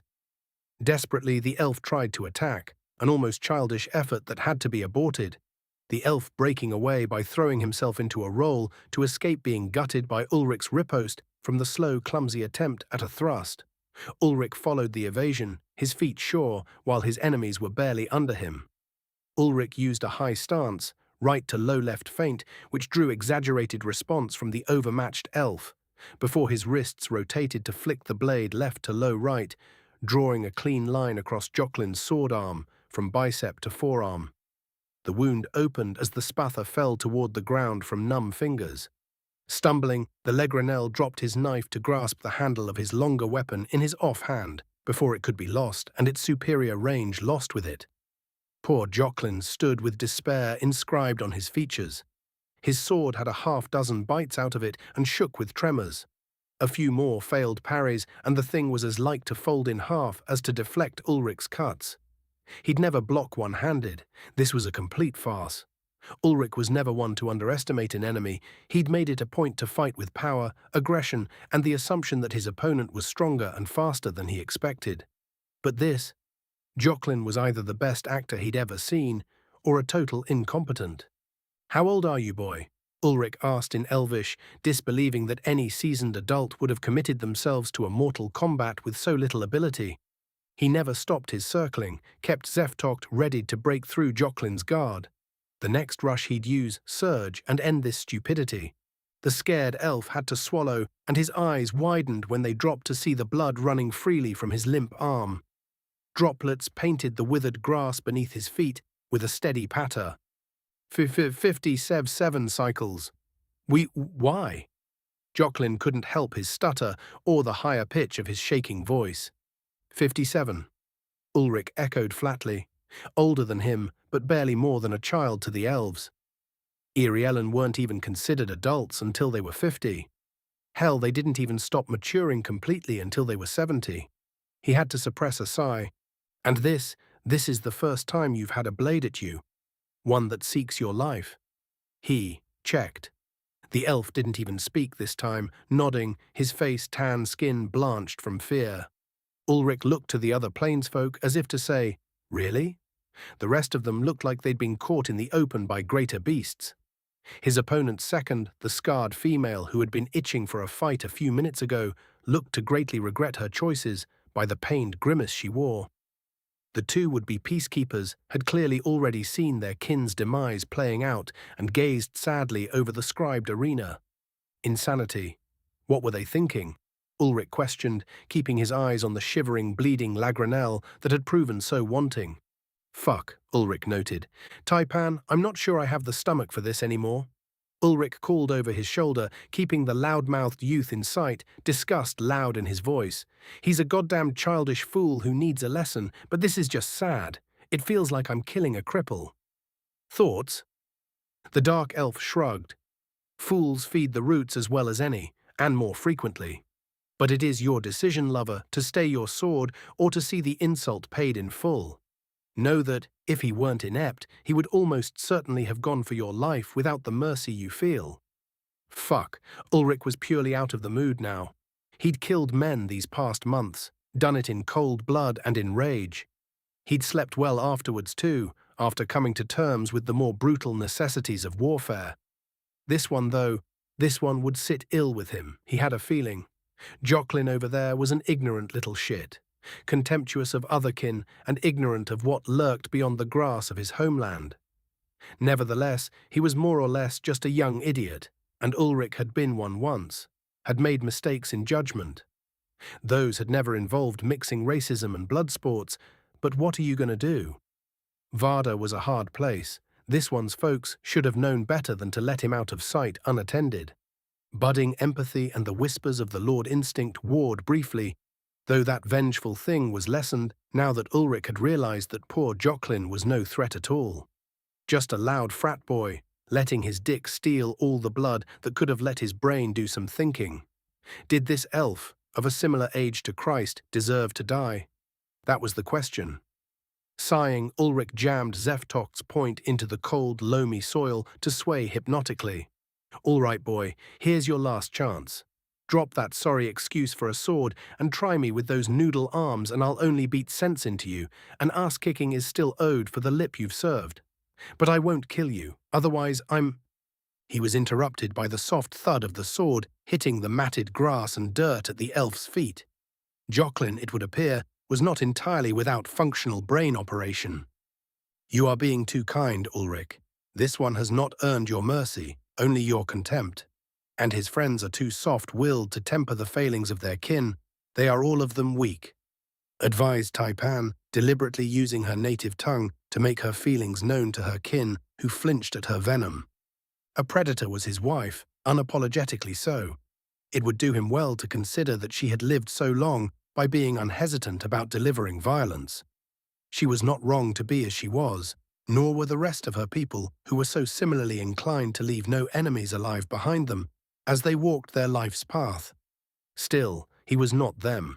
Ulrich was not so unaware of himself as to be blind to the hypocrisy of sparing this barely adult compared to the others he'd left dead, such as the one that had laid hands on Taipan in the common room in Sanajok. Dead was dead, and the reasons mattered little, did the corpse no good. Was this mercy growth? After all, only the strong get to decide when to give less than their full strength. Or was his reluctance a decay of his spirit, the will he needed to cultivate to survive this world? Whatever, he'd figure it out later. He still had to teach poor Jocelyn over here to mind his manners. Chapter 131. Bury the Hatchet. The beating was thorough, efficient, and entirely one-sided. Ulrich made a point of kicking the elf's legs, bringing them knotting pain before working his way up to hard-hooking body shots, brushing off the ineffectual attempts at chops and punches, and finished the lesson by breaking Jocelyn's nose with a jab that snapped his head back and dropped him to the ground to groan weakly. Hard were the Irielen, harder still were the royal guards who he had trained with. Ulrich couldn't stand long on equal footing with those veterans, but he had stood and received their ungentle instruction. If the rest of them were like this lot, these plainsfolk were kittens compared to their deep-woods cousins. Unlike the mercenary slaver thugs, these people had none of the cruelty or killer instinct of those criminals. It was like the two aggressive ones had been going through the motions of their more dangerous kin. Pitiful. "All right, I guess I'm done ruining this idiot's day." Somebody see to him. "As long as none of you offers me or my wife insult, you can make yourself a camp. I did not walk all this way to water the roots with your kin or hold grudge with you," Ulrich announced, hoping this decision didn't bite him in the arse. Also, he'd called Taipan his wife, which was a bit of a blunder. Shit, he'd been so riled up by all these goings-on, their cover story completely slipped his mind. He bit back a curse at his own mistake. The peacekeepers went over and immediately took the battered young man away to the opposite side of the clearing as he retrieved his sword and robe. Ulrich saw a needle and thread emerge from a belt pouch, and the long incision down the clownish fighter's arm was tended. He turned away to see the other Legranel had approached in a more subdued fashion, including Scarred Lady. Taipan, meanwhile, had joined his side. He felt her hand on his back. A reassuring touch. The spooky lady might have the mercy of a viper, but she was supportive of him, and it was incredibly comforting to know she had his back. A far cry from those early days in Irielhos, when he'd basically kept one eye open in case she decided to knife him for something or other. "I apologize for my words before," came the unbidden words of the scarred elf. She ducked her head to accompany the apology, as did the other two for some reason. "Your wife was right to criticize us. We should have stepped in to restrain our cousin's ill will. It was not justified. You had the right to your camp, and we came without invitation. We also beg forgiveness and wish to offer our thanks for not killing Jocelyn. He is young and loud and too quick-tempered for his own good." The male who had not spoken yet offered, ears dipping and voice layered with contrition. Taipan spoke up before he could, for which he was glad. Ulrich had no clue how to navigate first contact with the Legranel, and, so far, it would be fair to say it had been a disaster. He hoped his partner would navigate them to a peaceful resolution. "It is good that you apologize. My husband is also young and far too slow to collect debts from over-proud fools. I, however, am not. I will permit you to speak now, Legranel, until your tongue offends me again, and then we will settle things rightly." Ulrich winced slightly. He probably should have known better. The plainsfolk didn't appear to mind, though, and took that not-so-veiled threat with calm. The scarred woman even looked a little relieved. Elves. They continued to confuse the hell out of him. The female that had overseen the contest even smiled a bit as she excused herself to help the others set up camp, moving away to bring large bundles into the clearing, now that Jocelyn appeared to have been closed up rather swiftly. That lad simply did as he was told and said nothing.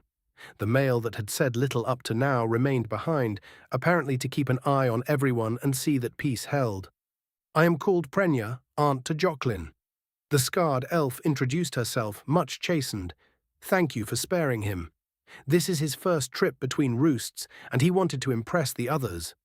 The debt, for my own part in this and his, will be addressed, my word on it."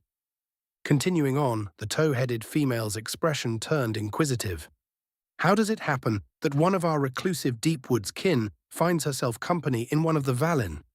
Please, come, tell us while my kin and I prepare food, if it please you to share a cook-fire after our rudeness."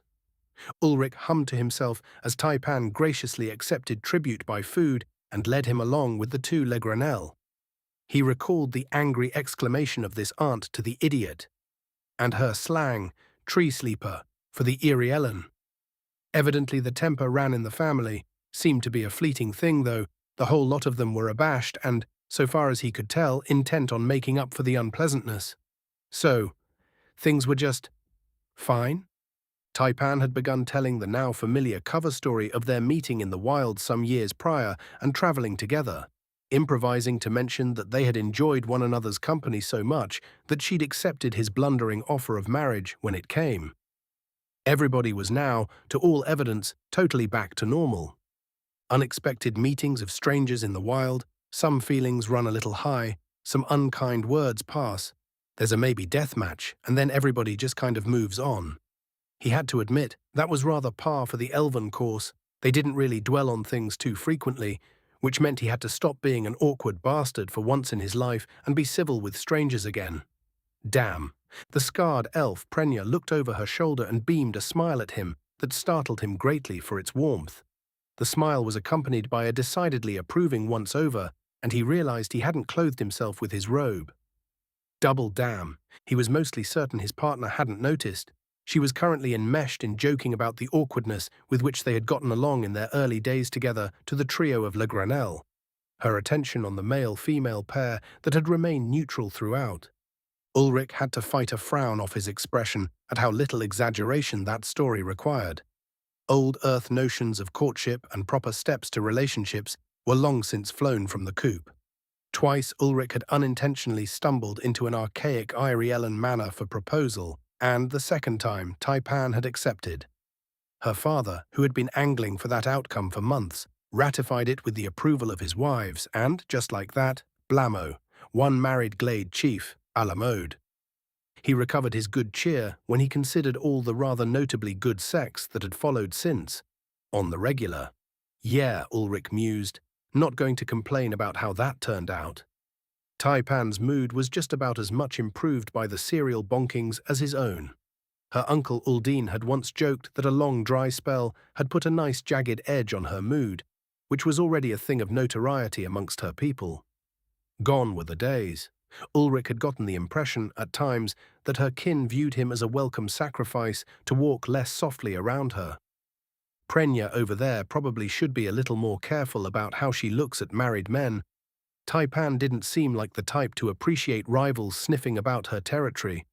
For his part, dalliance outside of wedlock wasn't that appealing.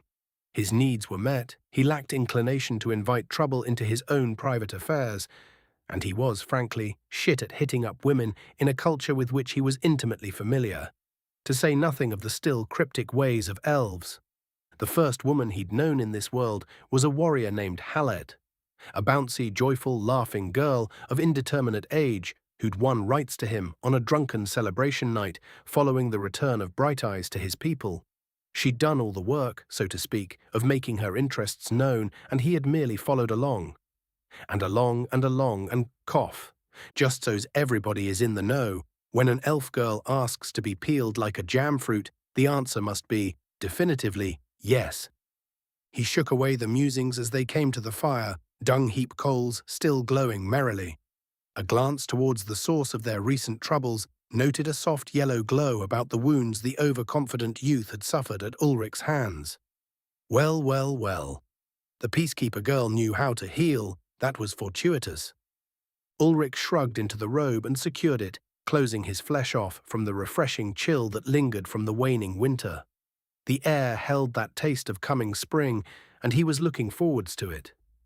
His first spring in a new world.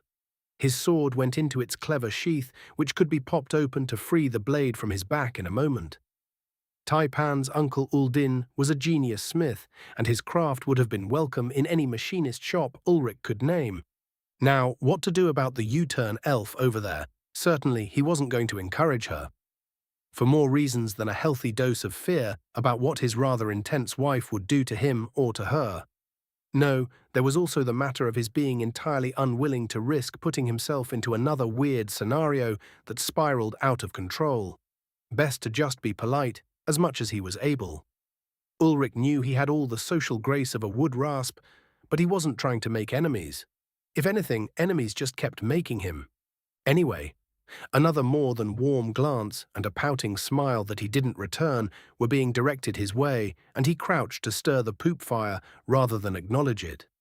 Damn, what was her problem anyway? He'd just beat the shit out of her nephew. Didn't that merit a little familial loyalty? He looked to Taipan to see if she was picking up on Why is she smiling? A presence at his shoulder caused him to look up into the slightly tilted lemon-yellow eyes of Prenya. Her approving gaze lingered before turning towards Taipan, losing none of its heat. Your wife's tale was fascinating. Ulrich, was it?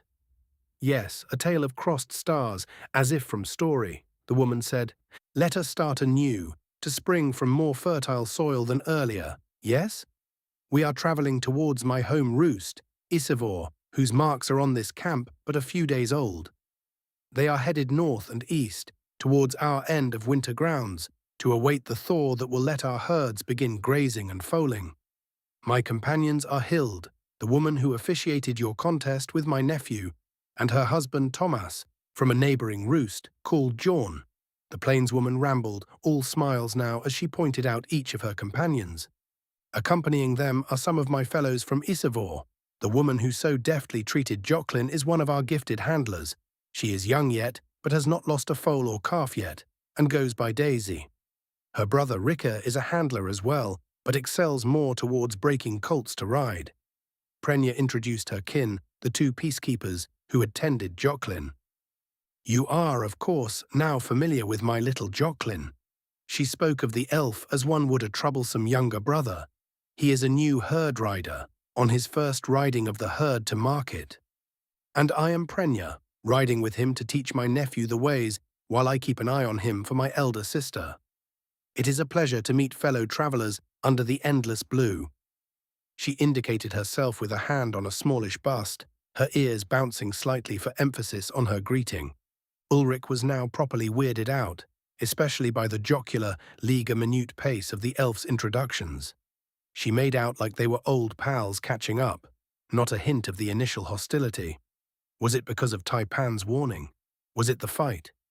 He hid his confusion, though, and replied calmly, I am Ulrich, and here is my wife, Taipan. We are traveling the wilds and have been trading through the winter as we make our way back north. Prenya laid another glowing smile on Taipan. Oh, he speaks our language well. Did you teach him? Come, tell us more about yourselves. Let me see. Ha ha! The Legranal exclaimed after digging through her large travelling satchel to emerge with a clay amphora. The cork came out of the bottle and a strong smell of booze wafted out across the camp. Ulrich was something of an alcohol aficionado in his prior life, and that clay container was breathing what had to be mead. He swallowed instantly, the moisture coming to his mouth at the remembered taste of a good, strong honey wine. His greatest weakness. Maybe these prairie people weren't so bad after all. Wait, no, don't be seduced so easily, Einar. On the other hand, though, perhaps a peace treaty can be written. It had been a damned hard going for the last little bit. Ulrich's reservations were lessened greatly when Taipan took a huge pull off the bottle, so to speak, and passed it back to let the other two do the same. Far, now that shaves the ox, exclaimed Prenya after taking a hit from the bottle. She offered it to the man, and he could do nothing else but take a draw. It would be rude to do otherwise. He had to give them credit. As the bold-flavoured thick liquid burned its way down his gullet, these grass-fed elves knew how to do a proper fucking mead. None of that filtered bullshit. There was still honeycomb in this bad boy, as the gods great and small intended. He sighed with bliss and smacked his lips to savour the residual notes on his palate before returning the jar to its owner. Joclyn's aunt was all right by him, he decided. That's the best mead I've ever had. You want to trade for recipes? Ulrich offered, before quickly addressing his shadow in human. Taipan, quick, you know how that vanished night is brewed? We need something to barter. I need this in my life, he implored. Taipan's eyebrows rose slightly. They both remembered the last time he'd tried a single swig of that extremely potent liquor, which he'd used to help make the anti-bane treatment for Baldar tea. Well, okay. He remembered the pounding headache of the next day, and nothing else, but his lady wife certainly remembered, because he wasn't allowed to have any more. Ulrich, that is a trade secret of the Iriellen royal family, passed down 12 generations. It is as much a secret as the locations of the havens where our people bunker during war times. I am certain you are the only Valin who has ever tasted it, and probably the only one that would not be poisoned by it, was her reply. Looking between the Valin and the Acer Iriellen, Prenya smelled an advantage in dealing with the obviously excited man with the marvelous shoulders. She guarded her expression and returned a simple, "And what might you offer for this knowledge?" She did not specify a very simple request that would have her handing over the recipe along with her undergarments, even though she briefly considered it. "Patience, Prenya, you must not spook the quarry." Ulrich concentrated, being foiled of his first thought by his taipan. "Blast. Okay, what else? Wait. Oh, thank you, Earth. Thank you for books on brewers' tips. Thank you, archivists, for preserving humanity's knowledge through the collapse. Thank you, Dad, for sharing a love of fine booze." "All right, I have an offer that will help the both of us," he began, failing to notice the discreet looks that passed between the women and the small cough from the quiet Legranel male. "Just to make sure, though, your recipe, your process, it involves heating the must, the mixture of honey and water before you ferment it." "Yes," Ulrich quizzed, knowing that was one of the more traditional methods. Prenya's guarded expression smoothed somewhat. She was clearly speaking to a worldly traveler, no mere barbarian. He was possessed of detailed knowledge of the brewer's art. "That is so, yes. The honey pot must be heated to prevent the souring while it lives," she replied with surprise. Ulrich wasn't sure about the terms, but he was pretty sure the phrase "it lives" meant the ferment, the period while the yeast was active. All right, perfect. He didn't realize he was rubbing his hands together and grinning like a madman. "Very good, very nice," Ulrich muttered before declaring, "In exchange for the recipe for your mead, I will teach you how to brew it without the heating that destroys some of the subtle flavors and more delicate notes." The scarred elf's ears bobbed, and so did the undamaged ones of her kinsman. "Oh, you know how to do this, yet you still want the recipe from the Isev or Legranel? It sounds as if you know the method for mead making already," the now curious aunt of Joclyn admitted. Ulrich refused to let this opportunity pass. "I know the method, but the blend of ingredients is crucial. The right flowers for pollination, the type of bee making the honey, the other ancillary spices, herbs or additions, and whether they are fresh or aged, and their ratios. I need this information to know how to capture that rich bouquet in your possession. I've never met its match, and believe me, I have been around lady," Ulrich gushed. Prenya considered this oddly serious bit of business.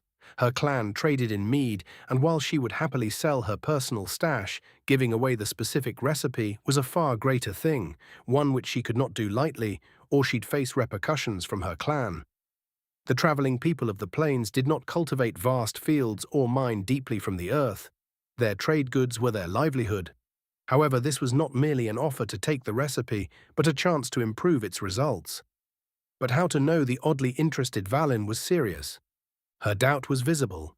Before Ulrich could say anything more, though, his shadow pulled the woman aside, and they whispered with muted voices and much gesticulation.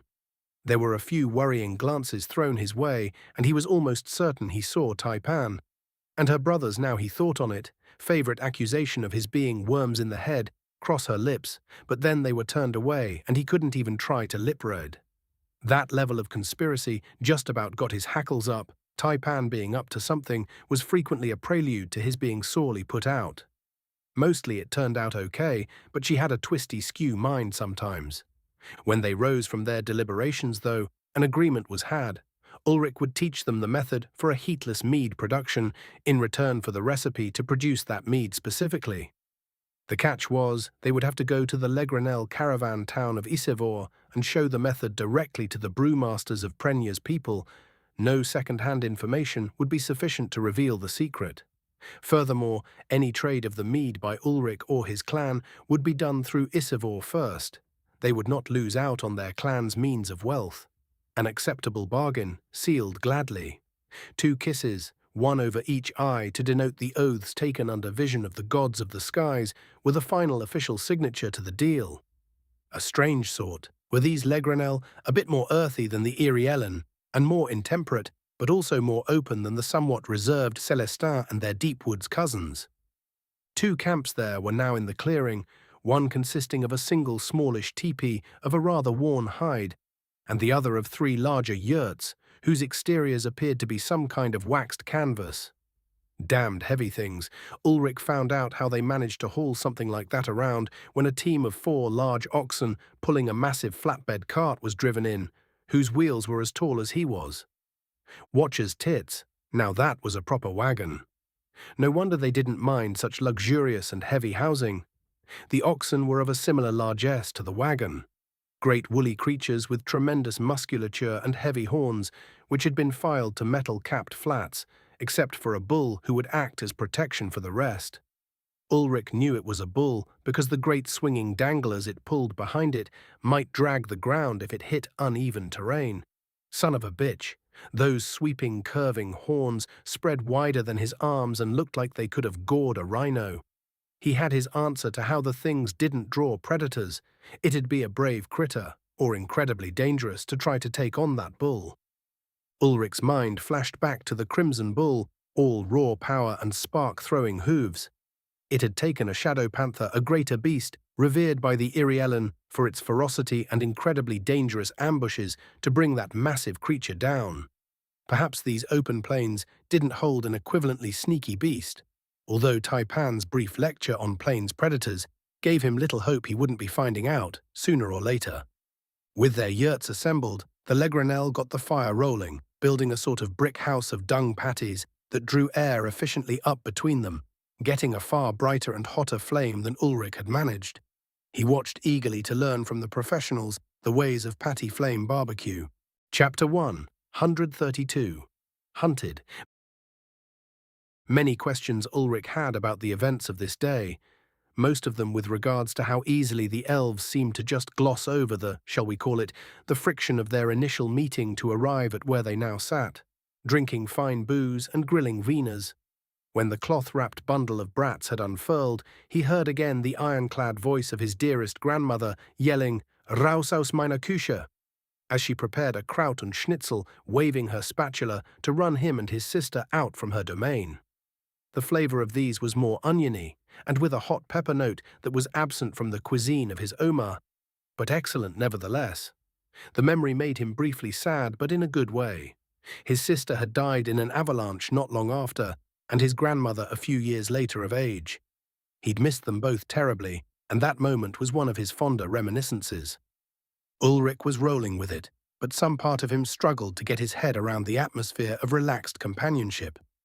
Joclyn had just had his damned face beaten in, and after a heartfelt apology and assurance that he would honor the stranger upon the plain and welcome the traveler to one's fire forever hence, that left Ulrich speechless, was now chatting as if nothing happened. Well, maybe he chewed more on one side of his jaw than the other, but that was about it. What in the Mickey Mouse fuck? Admittedly, the mead was helping to smooth things over more than a little. It was hard to hold ill will towards people who passed around the good stuff and handed you a plate of grilled vegetables and sausage, especially when he and his huntress traveling companion had been about through their supply of travel food and were staring down the barrel of some dried game and bread living. Come to think of it, that was more or less his diet back in the glade, minus the bread, and add in a plentiful supply of roots and tubers. So this was a definite improvement. Even more bizarre was Taipan. She was cheerful, exuberant. That was the word. She carried a general air of good vibes that was so alien to her normally cool demeanor or even dour vigilance that Ulrich was going to scan her soon to determine if body snatchers had gotten her. It probably helped that the Legranel were cowed by her presence. She could have ruled them with a word. His own status was as a very respected guest, which made sense in a very Asa fashion. They also had the idea that it was his shadow who was actually in charge, and he had no clue how they'd ever gotten that idea. Perhaps it was because when Rika asked her how she'd conquered her barbarian, she'd chirped, "He was more docile when the burns healed." She wasn't exactly wrong about that, but there were about 12 steps in the middle that she'd left out, including how he'd arrived at those burns. The rest of the elves took it that they'd been enemies and eventually joined out of mutual respect, and that was actually sort of correct. Whatever. Ulrich still didn't know why that meant Taipan was now boss of the grass elves. What baffled him even more was that she and the scarred elf, with whom she'd nearly come to blows earlier, were now yammering on like old friends. The legrenelle were definitely of a much more heart-on-the-cuff-of-the-sleeve sort than their more southern woodland cousins. For instance, Ulrich was currently sure that both Rike and his sister Daisies were completely enthralled by his glorious wife, like younger siblings meeting a respected elder sister but recently returning home. Joclyn would have been too if he weren't still slightly scared of her. The two elves from the more distant roost, the name for these travelling cities, called Yorn, the man named Thomas and the woman named Hild, were as newlyweds, too obsessed with each other to be able to see that there was anyone else at the campfire, except when addressed directly. And lastly was the lovely aunt of Joclyn, with her fascinating scar and clipped ear. Prenya would have thrown her panties at Ulrich had he not had his shadow in tow. She might anyway, as the liquor did its work. She was increasingly flagrant about her flirting, even as she and his shadow traded tales and chattered about goings-on within Orlithrum. He had been unable to find a way to shut it down with anything close to grace, and was getting, surprisingly, no help from Taipan on that front. There was, based on a few somewhat ambivalent statements, a not-zero chance that his wife was egging the woman on to watch Ulrich squirm. That was exactly something she might do, the sideways habit she had of playing practical jokes, that she'd gotten from her father, in addition to her facial features. No, Ulrich, do not think about that. He suppressed an invasive thought that had Taipan sitting on the throne in Irielhos, speaking with Baldart's deep voice, and shuddered. More booze was necessary. From a shaded vantage nearby, a slim sari lay flat upon a small rise, motionless, completely invisible to any eyes that might peer into the darkness. He had been here for nearly a day already, had arrived as soon as he might after the targets made their way to the haven he knew was their goal. He was satisfied that he'd been able to pick up their faint trail so soon after their spectacular departure from Traknir. Only 2 days after the pair had departed, the triad had arrived, killing 2 sets of crested harrier, the large bipedal birds that were used in place of the more common horses when speed was paramount, having ridden the exorbitantly expensive mounts to death in their haste. The birds cost a sill crown each, but their contractor had paid gladly to facilitate their trip. A hard grudge did the contractor have, having lost a son, a fledgling son-in-law, and now an entire wing of his cough alternative revenue stream. It irked Quirt greatly that the targeted pair had then, somehow, set an impossible pace, putting leagues behind them as if all the demons of the hells were on their heels. Did they know the triad had been hired somehow? He suppressed the desire to move his head in negation of that possibility. No, he told himself, vanishingly small chance. The communique was encrypted and oblique to the point of being nonsensical. It was a greater possibility that the pair was using some sort of transport. Gods knew the renowned daughter of Baldart Iriel would have ways of obtaining it through her family's connections. The Valin that had spurred this entire mess wouldn't be able to hold this kind of pace, even if the Aza noble blood could. The assassin was even more greatly vexed that he had been forced to leave his partners behind or risk losing the scent of their quarry. Ari, as fine a travelling partner as he was, moved as if against the tides. Even worse was that monster in beastkin skin, Yerska. Quirt made a living committing murder, and even he found his scaled hide crawling when he considered that Leor's habits. She could have outpaced them all had she been able to keep from pouncing on some unfortunate soul every few days, spending a good few hours extracting pain from her victim before rejoining the triad.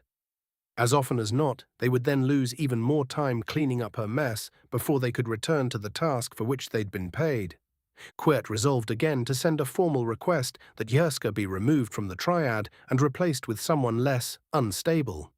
As much as he appreciated her unparalleled combat skills, she was, frankly, more trouble than she was worth, especially when she interfered with his carefully orchestrated artistry. No battle maniac was necessary if he were allowed to act as he saw fit, preparing a perfect death. So it was that he'd been set to as hard a run as he'd ever experienced, only catching up nearly a day later after the targets had established their quaint little shelter and rested themselves. He chafed, being forced to rest out here under the open skies in the snow. The heat imbuments of his thick padded clothes made their expense worth every sill. He'd have gone into lethargy without them in the still cold environment. He might be warm-blooded, but that didn't change the fact that Sari hated the cold with a passion, and it made them sluggish. Again, he cursed his partners for their slowness, resigning himself to having to observe and leave sign for the rest of the triad to follow, until these two finally stopped racing towards wherever they were headed. He had to revise slightly his preconceptions about the Valan as he watched the man hunt a dire ox. The human's ease of movement, his power and speed while attacking, and the incredible violence of his skill, beheading the massive beast he preyed upon with a single strike, upped the threat level of the man substantially. Great care would have to be taken to avoid engaging that one directly, or else would require Yerska's talents. The other target, Geat Iriel, was as she had been described, stunningly beautiful, if not for his personal tastes, and moved with grace that spoke of her rumored lethality. That one would alone make this job worth taking. He rarely had so wonderful a canvas on which to work his art. He had not observed any of her gifts in use, and those were not documented even in the dossier provided by the contractor, other than to say she was dangerous in the extreme, if far less so than her parents. That one would require the utmost care. Perhaps Ari was necessary to tank her undoubtedly deadly arrows and draw out whatever killing skills she might possess. He looked forwards to her surprise when they all failed against the invincible dwarf. The Sari, unmoving, unnoticed, made plans, revised them, discarded them as being insufficient, and started anew all the while the day lingered. He noted the arrival of the Legranel and the subsequent animosity with concern. He was slightly aggravated that their targets might be killed before ever his comrades caught up, and they'd go unpaid for this venture. That notion was rudely disabused when the Valin contemptuously smashed the arrogance of the young herd rider. How in the seven hells did it happen that a nameless human had learned to fight like a scion of the Irielan greater houses? Few enough of those had ever even been seen in combat. They left almost none alive behind them. This was the first time he saw their rumored dance, although he'd read reports enough of it during his intelligence gathering. Quirt was forced to raise the threat estimation again for the man. Those sometimes blurring movements were deathly fast, and the blade the target wielded was radiating potency. The trained assassin did not fail to notice the way the dark metal scored the opponents deeply, compromising that weapon's integrity without a scratch to itself. Yet more plans were revised as darkness fell. A musky, blood-tinged taste on the air alerted the Sari to the presence of some of the plane's predators. He did not worry for his discovery. He had long since learned to erase his scent, in addition to other signs of his presence. There was, however, the odd chance of being tripped over directly. It had happened before, and he had things better to do than cut the throats of beasts, so he carefully withdrew, moving soundlessly, invisibly, away into the night to make his own preparations to ride out the darkness in relative comfort. A coughing roar sent prickles over his skin from instinct. Amberfangs were dangerous beasts. But what in the hells had brought them so close to the well-trodden paths of the Legranel? Had he made a mistake and drawn the beasts in? Shrugging, the sorry assassin put this unexpected interference out of mind. Not everything could be controlled. This would be just another paint to add to the canvas of his greatest work yet. Legranel Haven, a brief time later. As the evening hours wore on, Ulrich relaxed a little, easing into the company and letting the sounds of melodic voices that told of adventures across endless plains carry him to a peaceful slouch against his shadow's side. All right, he was ready to admit that it was maybe just him being overly self-conscious. There had been a problem, the problem was handled, and everybody is now moving along with their lives. No hard feelings, or even much in the way of scarring. This had to be a species thing, this almost refusal to dwell on events of the past. The Acer all did it, just always moving forward, staying in the now. A trait like that would be of incredible benefit to so long-lived a sapient creature, would protect against mental breakdown. So, probably a heritable trait, evolutionary pressure to maintain a stable psyche assisted by the fuckery of the Akashic system, maybe, or some kind of impossible magic to facilitate positive trait selection. I might be drunk, Ulrich realized. He rubbed Taipan's shoulder and she snuggled closer against the chill of the evening.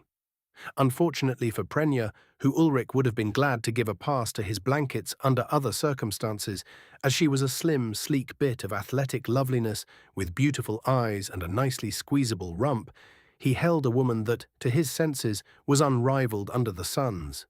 He sure was glad he hadn't had to kill her. He was even more glad that she hadn't ever quite gotten around to killing him, the greater of the possibilities. Taipan liked to play with his emerging beard and trace his scars with her fingers when she was relaxing in skinship.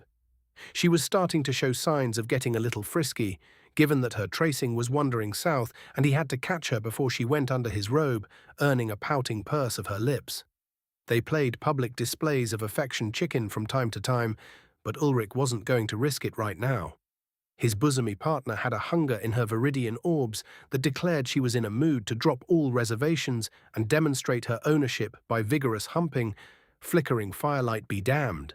The overtly interested attention of Prenya, who was close enough to damned near taste the pheromones, had not escaped him either. The others in the camp were not unaware of the goings-on, except maybe for the definite couple. Ulrich had heard a few muted sounds that might indicate they were farther along the road of wantonness than his adventurous companion. He avoided looking in that direction. If they wanted to play a game of slap and tickle under their furs, he wasn't going to judge. The Legrenelle similarly deigned to not notice their comrades' doings, giving them that sort of public privacy they were so good at. Life could be short in the wilds. The touch of a lover was a thing to be treasured and enjoyed, the sensibilities of others being a highly secondary consideration. That, at least, was more or less the Acer mindset. They could be rather forward at times, reserved at others, though, and the rules for that Ulrich still didn't know exactly.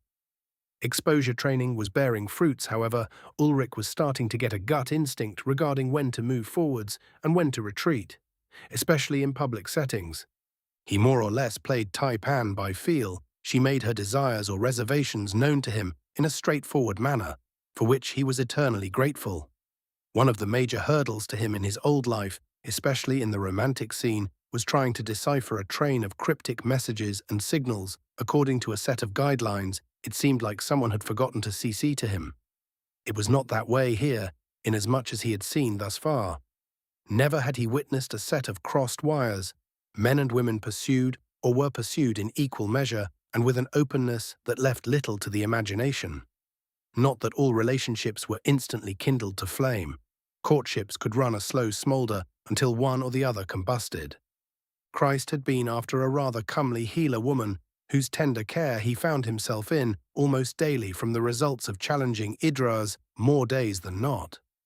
Somewhere along the way, the old warrior had figured out that there was an additional agenda to Christ's spars and obliged him by laying a few extra injuries to extend the duration of the young warrior's stays with the subject of his longing. Idra was a solid guy like that. Ulrich didn't know how that had turned out, but he suspected the gifted rookie of the Royal Guards would capture her interest. He was a catch by any measure. Absently keeping his Amazon partner's hands above sea level and contemplating the fascinating natures of elves occupied him nearly completely. He was suddenly aware that the scarred aunt had closed her distance to the bundle of furs he lay on at a pace so glacially steady that he was completely at a loss as to how she'd done it, and was now sidled up nearby, just out of touch. It was a fortunate thing that our paths crossed, young Ulrich, and yourself, vibrant Taipan. The Legrenelle lass breathed in a decidedly husky tone. The drive of the herds to market is a long task, full of hardship, and with so little opportunity to find distractions or pleasures, she continued, turning herself to sit in profile to the fire, letting its light cast over her figure to make obvious her charm. Astonishingly, Taipan didn't wave her off, didn't give that sweeping downwards gesture that indicated a lack of interest, but instead placed a hand on the woman's thigh to pat it in commiseration. Indeed, the wilds can be harsh and comforts few and far between. Long are the nights spent far from friendship or welcome company. Was one of these drives how you received your wound? If you do not mind speaking of it, his shadow replied, not aloof at all, propping herself up on his chest, which drew a grunt from him as her elbows on his sternum took her not inconsiderable weight. Taipan ignored Ulrich's wide-eyed disbelief to continue her obvious flirting, I am sure one so bold as to stand by her nephew as you did would have a brave story to tell. It suddenly dawned on him why his partner was being so welcoming. Taipan had what a man might generously call an attraction for scars. The bigger the better. A less generous individual would call a spade and say she had a battle wound fetish. And Prenya right here had a doozy. Something had tried to take off the side of her head and came near to succeeding. The plains elf turned her head to show the old wound more completely, leaning over Ulrich's body to present it for Taipan's detailed inspection. Not at all. My nephew is my responsibility, and I would gladly spin you a yarn about my lesson in herd riding. Especially for so lovely an audience. Prenya purred. Ulrich opened his mouth to start pumping the brakes and had a dark-skinned hand cover it. Simultaneously, he issued a muffled grunt as he received a pinch through his robes that was definitely going to leave a welt. What in the hell had gotten into her? Scooching until she was kneeling almost on top of his thigh, Prenya tapped her chin with an exaggerated consideration before smiling down at her captive audience, one literally captive as Taipan refused to let him up and ignored his minor struggles. This tale begins 3 springs ago, as I delivered the calving herd to markets. The prairie melt was done with, and we battled insect hordes the likes of which. A coughing roar sounded in the distance, breaking her from her story, and sent every legrenelle into an ears-lifted posture of total attention. Even the lovebirds poked their heads free of their nest, completely focused on the guttural cry of some beast. Taipan had gone rigid at the sound as well, and Ulrich's buzz dimmed significantly at the reflexive adrenaline wash. Another unmistakable roar sounded, this time on the opposite side of the clearing, and the plainsfolk scrambled to action as if to a starter pistol shot. Ulrich had barely gotten to his feet, but before the clearing was full of armed elves arrayed in pairs, one armed with a short bow, much reduced compared to their forest kin, and the other with a long glaive, the broad sword blade tip on a haft longer than the bearers were tall. Each pair faced a different direction, and they had backed up closer to the fire, closing the angles they would have to guard. All of this spoke of a trained response, and the only reason that kind of training was necessary was if something nasty this way come.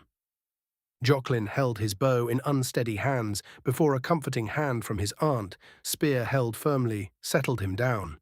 The lovebirds were rock solid, the male's spear professionally braced while his lover scanned the darkness with an arrow that traced along with her vision. The peacekeepers were similarly arrayed, calm but ready. Warrior's instinct, calming influence, readiness to take up battle, poured through him as Ulrich grabbed up Zeftocht from where it had lain near his fur blanket and took up a similar posture to the Legrenelle, who seemed to know what they were about. Taipan, of course, had her blinder already knocked and ready to send the hand-length broadhead into whatever came out from the night. "With what do we reckon?" Ulrich asked aloud, to no one in particular. Deity answered with a terse, "Amberfang, at least 2 males, probably a pride." Ricky followed that statement with a nervous clarification. A pride hunting a haven is unheard of. They should not even be here with a roost so nearby. Taipan paired in Ulrich's general direction, and Ulrich rolled his eyes at her in return. Yeah, I know. More of this nonsense from the death of the Forest Lord. Look, if it makes you feel any better, I could have just let it eat me." Ulrich noted dryly. He felt her hip back up into his and wiggle softly. "I am the only one allowed to eat you now, Ulrich. Do not worry." Ulrich felt the heat in his cheeks, amazed the woman could still make him feel like a boy with his first crush with a little touch and a suggestion. He leaned forward and bit her ear softly to return the favor, which made her stiffen briefly before she yelped, "Ah, Ulrich! Not there, not in the open." He filed that away for future reference. Ears in the open particularly vulnerable, biting recommended to punish for teasing. Now, though, he pulled his focus back to their surroundings. "How dangerous?" he whispered, staying calm. Taipan's stance had returned to its hunter's readiness, her expression serenely cool, a mirrored lake surface. Not as much as the shrieking ravager, but much more so than the polar weasels. Strong, fast, weigh about 3 grown elves. They number 7 to 12 adults normally. 1 or 2 males and the rest females. Females have larger claws, hooked, to hold down prey. Males have canines as long as your forearm to rip into the throat and heart of creatures held by their harem. They prefer to rush the flank, secure a hold, and let the males finish with a single lethal bite before retreating to repeat with another target. Ulrich nodded. That would explain the posture of the Legranel. They'd circled up to protect each other's rears to discourage a rush. Okay, so pretty similar to the old extinct lions of Earth, just, all roided up on Varda magical shenanigans. Speaking of which, any weird magical abilities or skills like the Ravager? He checked. Short locks bounced as Taipan shook her head. No, Glade Chief, nothing to worry about. Their pelts ripple shades as they move to break up their outlines and makes them harder to see, but nothing to be concerned about. She described, "Oh, just a little active camouflage on your apex predators then. Nothing to worry about." Ulrich snarked to himself. Taipan's arrow suddenly tracked left, her dark vision peering into the darkness. Ulrich gripped the hilt of Zeftocht more tightly and spun his core up to readiness, harnessing the humming power of the lightning bottled therein. "Let me touch your arrow, Taipan. Just a moment. When you fire, call when it hits. I have a gift for our would-be hunters. Show these sons of bitches who is predator and who is prey." Ulrich suggested, the idea coming to him suddenly that his shadow's archery was a perfect complement to his ability to target lightning. Briefly, he wound Charon through the construct of his lightning javelin and her arrow, binding them together, linking them by a bridge of charged mana. "There. Perfect. Ready when you are, love," Ulrich assured her. Glittering teeth, slightly sharpened compared to a human's, told him she knew his intent and approved. They waited not long. The beast saw a perceived weakness in their prey, a shorter horn than the rest. Taipan suddenly loosed the arrow, drawing another from her quiver, and a loud yowl of pain was echoed by her victorious cry, "Hit!" and Ulrich's upraised hand released the pent-up magic. Lightning javelin. A jagged ribbon of violet power ripped through the night, throwing feline forms into stark relief as it slammed home into a form that was still flinching from the impact of the arrow that had pierced its lungs. The creature hurtled to the ground, smoking ruin behind its shoulder as the lightning blasted life from it. Thunder reported, booming wash causing the beasts to scatter and run a circle, regaining their formation out of sight. One female dead, 6 remain, 2 males with the pride. They are reorganizing, not broken, 20 meters beyond firelight. Taipan announced. The elves had jumped at the furious light and sound, but regained their poise quickly. "Can you follow the creatures through the dark, cousin?" asked Rike. "I can. What is your mind?" Taipan replied. "Fire an arrow in their direction, and we will volley them. We need not have their exact position to put fear into the beasts, and perhaps cripple a few," the Isiveran male requested. Immediately Taipan put the plan to motion. She turned slightly, lofting her arrow in the direction where Joclin and his aunt covered. Instantly, 3 more arrows joined hers, and there was another pained yelp from the dark. "Hit! A male hind leg is injured. They circle Undan, the crippled male lags behind." Taipan narrated the movements of the pride to her kin. Realizing that they had an advantage in the Irielen huntress's dark vision, the Legranel gained confidence. Ulrich had another lightning javelin ready and tagged his wife's arrow. It took him some 5 or so seconds to spin one up to lethality for a creature as large as the Amberfang.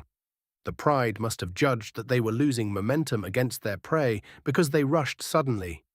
Into the firelight poured the forms of 6 Leonid forms, rippling grey and tan coats, making the eye almost hurt to follow them. A larger form came slightly behind, large amber dagger canines giving the creatures their name. 3 arrows darted towards the male. Clearly the plains elves believed the priority target to be the sword-toothed monster coming behind his mates. 2 arrows missed wide, one was intercepted by a female that stepped into its path. Ulrich goggled briefly. The female had done that on purpose. These beasts were intelligent. They were carrying out a coordinated, planned attack. The injured beast nevertheless pressed on, the wound being insufficient to slow its rush. Taipan's arrow leapt out, faster than her cousin's, from her far more powerful bow, delivering the hand's breadth of lethality into the skull of a lead female, dropping her instantly. Ulrich broke the connection to that arrow, saving the mana, and pushed out a streamer to intercept another form. His psionic core was incredibly potent, snapping the targeting stream of charged mana into place so rapidly, Ulrich nearly cried out his shock before unleashing the bolt. Once again, the night was parted by lightning, and the female behind Taipan's victim took the arcing power into its chest, turning in the air before crashing to the ground to roll to a stop, twitching in death. Another volley of arrows leapt out towards the male, who had to break off its charge to leap to the side to evade. The remaining 4 Amberfang females reached the defensive elves, spears lowered to receive the charge. Prenya impaled a female through the neck and turned, guiding its leaping form to the ground without being bowled over by its momentum.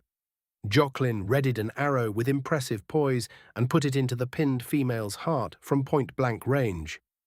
That maneuver was repeated by the lovebirds, who similarly dispatched a foe. The peacekeepers were less fortunate. Ricky's spear caught a small hump of frozen ground and locked. He couldn't complete the force-stealing turn, and the impact knocked him to the ground. A roaring, hissing, and enraged whirlwind of claws pounced. Deus's arrow punched through both its lungs, but it continued its mauling. Yelling valiantly, Ricky's knife stabbed twice before a bite savaged his hand. Deus abandoned her bow to draw her knife, and she laid vicious stabs into its neck and head. Ulrich couldn't follow that side of the conflict anymore. The male had used its harem's rush to close, and the monster immediately tried to pounce on the lovebirds while they dispatched its mate. Taipan put an arrow through its side, which buried to the fletches but did not slow its leap. What a beast! He stepped forward to intercept the last of the females that were rushing in, this one angling to take his shadow in the flank as she put an arrow into the male.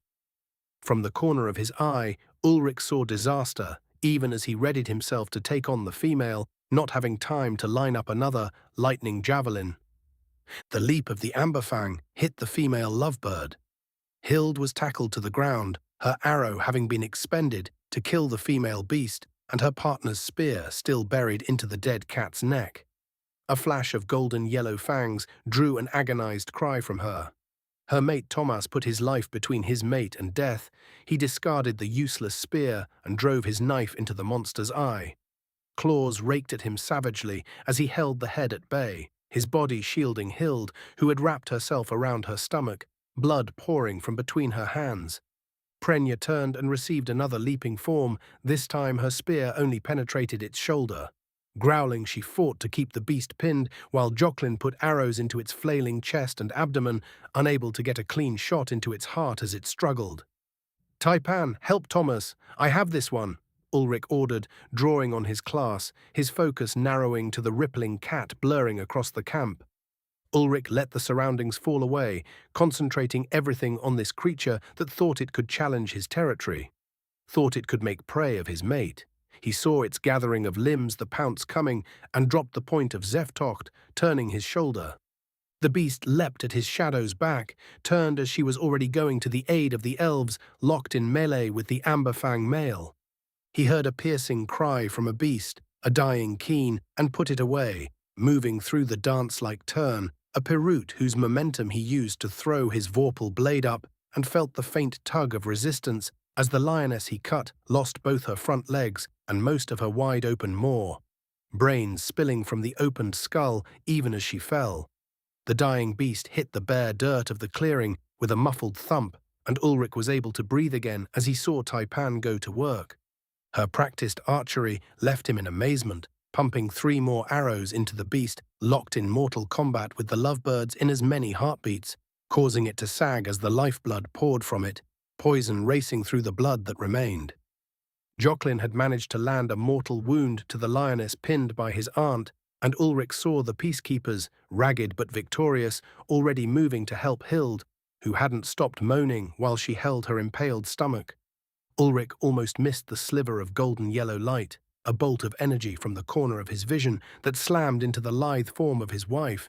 Her pained cry echoed above the other sounds in that flickering clearing.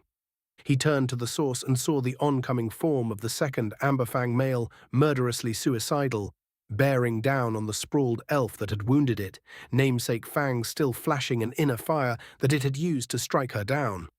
The world flickered red, white, then violet. He couldn't feel himself, the scene before him froze, a tableau of nightmare.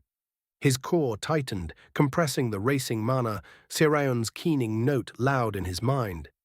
The mana that sought to bind pulled together the disconnected aspects of him, months training in the dance, classes whispering Akashic experience of lives long past, roaring magic housed in core and channels throughout, weightless body soaring powerful on adrenaline, and the dominating will that was now part of his existence.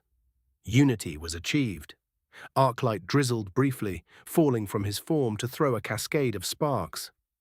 Surge, crackling draw, voltaic riot. Override, Siran's dance, first movement. Ping. Ulrich's perceptions jerked, warped, and suddenly realized he stood outside the firelight, melting snow vibrant in bright violet light, his blade held vertically over his head, as if he were about to complete a downstroke, except his body felt like that was an echo. His mind said he'd already done that. Vertigo and déjà vu combined, and he almost lost his sword, catching himself with his hand as he fell forward. Ulrich staggered back to his feet, readying himself as dark closed around him. Thunder boomed behind him, turning his head to find the clearing behind him.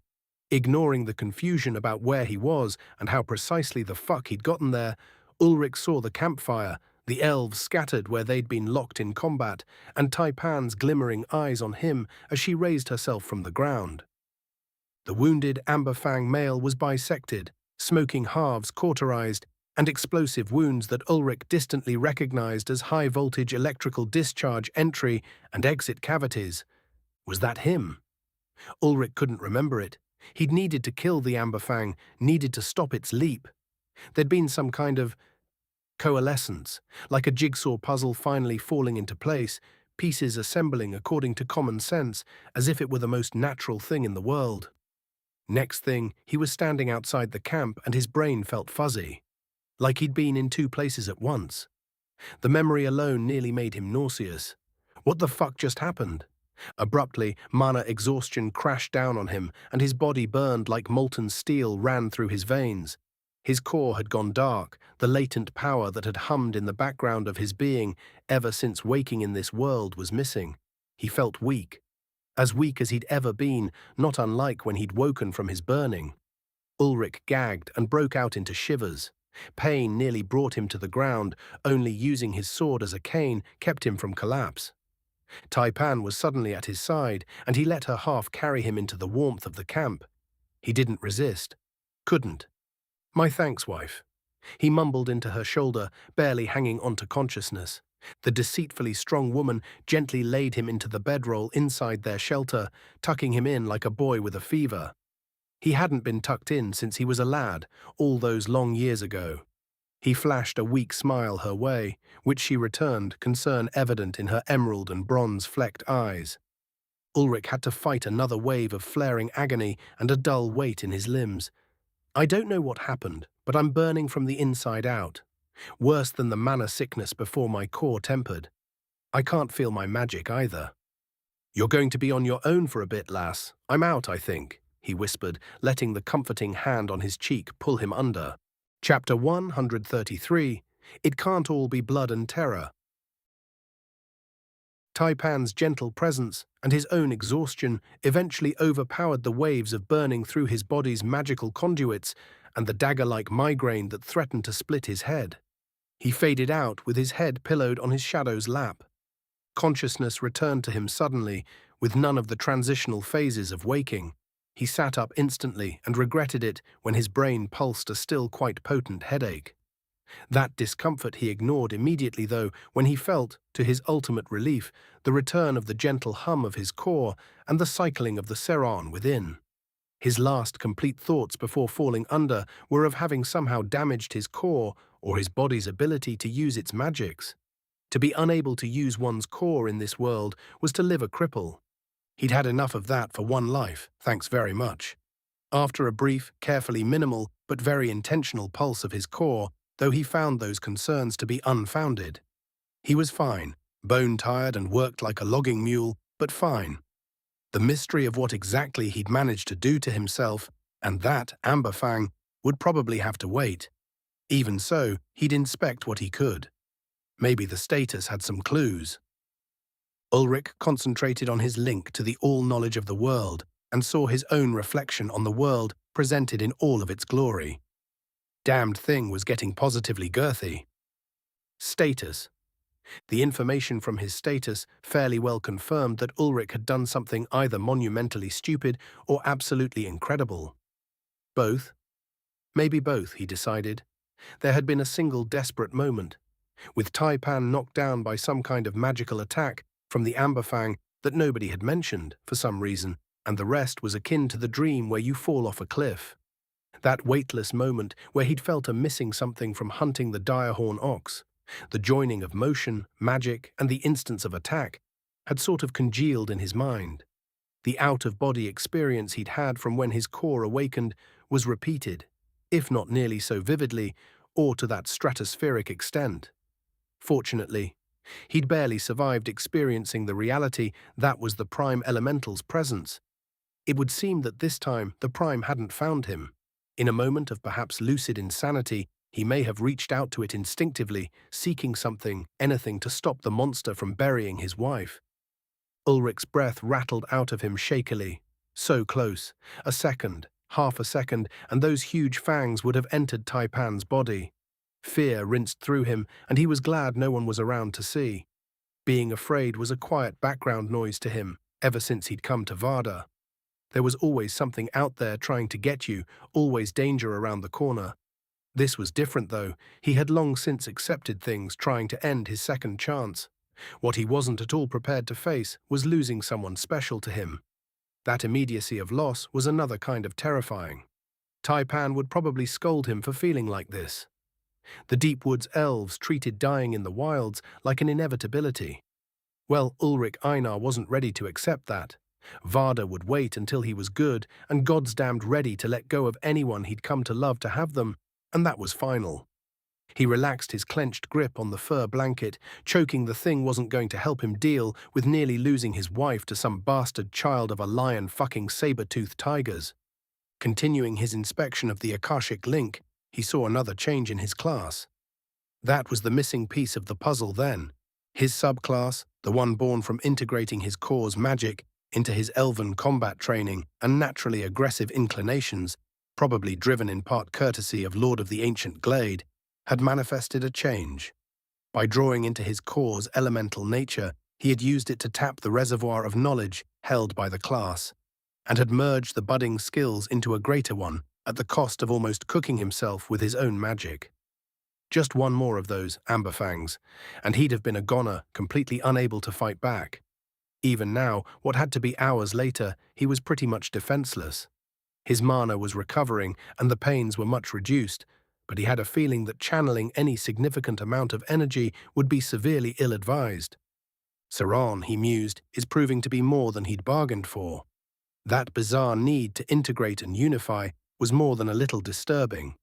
That it could even draw parts of his class out that he wasn't aware of was patently frightening, and he had to wonder if this was a normal part of classes operating or a unique manifestation.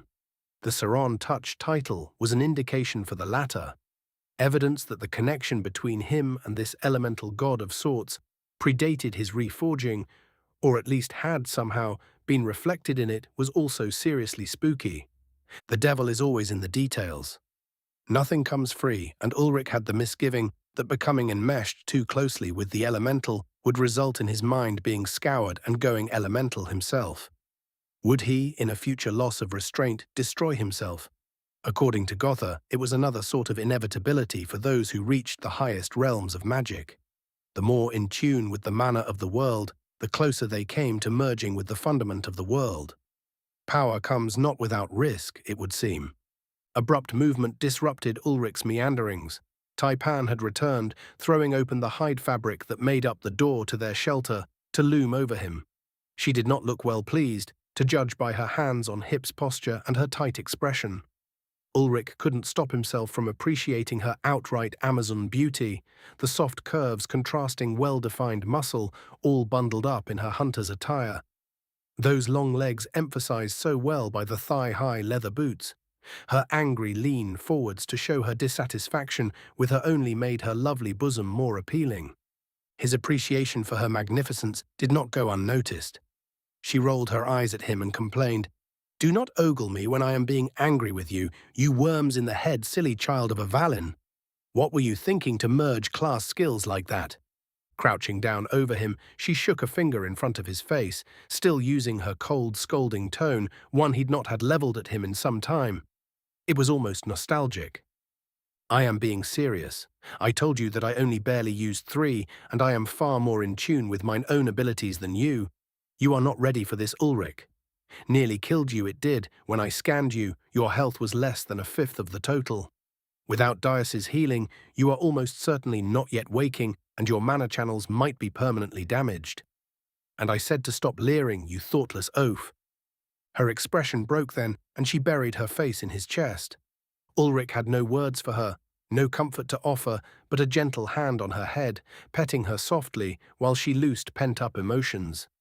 She was right, of course. He was thoughtless, ignorant, and he frequently jumped headlong off the cliff without regard for the rocks below, just beneath the waters. But the alternative was to maybe lose her, which he now found more intolerable. How could he not jump when the alternative was allowing her death? A second chance meant doing what you couldn't bring yourself to do before. It meant holding nothing back. His flame had smoldered to nothing but cinders before, and that was no life worth living. No life at all. He would burn this time. He would light the world like a bonfire, and if that meant he met his end prematurely, then so be it. Besides, Ulrich thought wryly, the quench might destroy the working, but it was also the only way to harden it to its fullest potential. Ruin and glory were two sides of the same coin. He was weak, and that had to change. Small comfort was that for the ones who might care for you, though. His Taipan, it would appear, was as willing to see him harmed as he was her. It brought a warmth to his jaded, cynical heart. He would have to see her succor returned. "If it makes you feel any better, Taipan, this all could have been avoided if you just dodged the Amberfang's attack." He prodded her. Taipan's tear-tracked face, nose lathered in mucus, nevertheless perfect in his eyes, rose up to stare incredulous death at him, her mouth chewing the air as she struggled to process the barb. It was moments like these that made this world so worthwhile. Ulrich drove the knives home. Here everything was, well in hand, but you left your flank open. After all the times you told me to only commit to an attack with the surroundings in mind, you were still watching your arrows instead of keeping an eye on the injured male. If I hadn't been around to cover for you, you'd have been gutted by a glorified kitty cat. What will your brother say when I tell him about this? Or worse, your mother, who I am sure taught you how to hunt for yourself. The relentless, unwarranted criticism, nitpicking in the extreme, did its job on her, just as it had done its job on him when she had laid bare his failures in the name of making them real and addressable, instead of ephemeral. It also made her angry instead of scared. She bared her teeth at him, snarling, and pulled him up by the collar, dragging his face next to hers. "Ulrich Einar, I will wrap my hands in your guts if you do not shut up and wife me." Which, really only leaves so much room for negotiation. They were picking up their various articles of clothing from scattered locations in the teepee, some goodly time later when Prenya entered the shelter without preamble. Ulrich had just pulled on his thick woolen socks and sat bare-chested on the combined bedroll, so recently sullied by the exertions of a man and his wife, almost parted from one another. Taipan had dressed in the reverse order and stood unwrapping her pants from where they had tangled with the bowstring of her blinder, her buttocks bared to the interior from underneath her hunter's jacket and vest.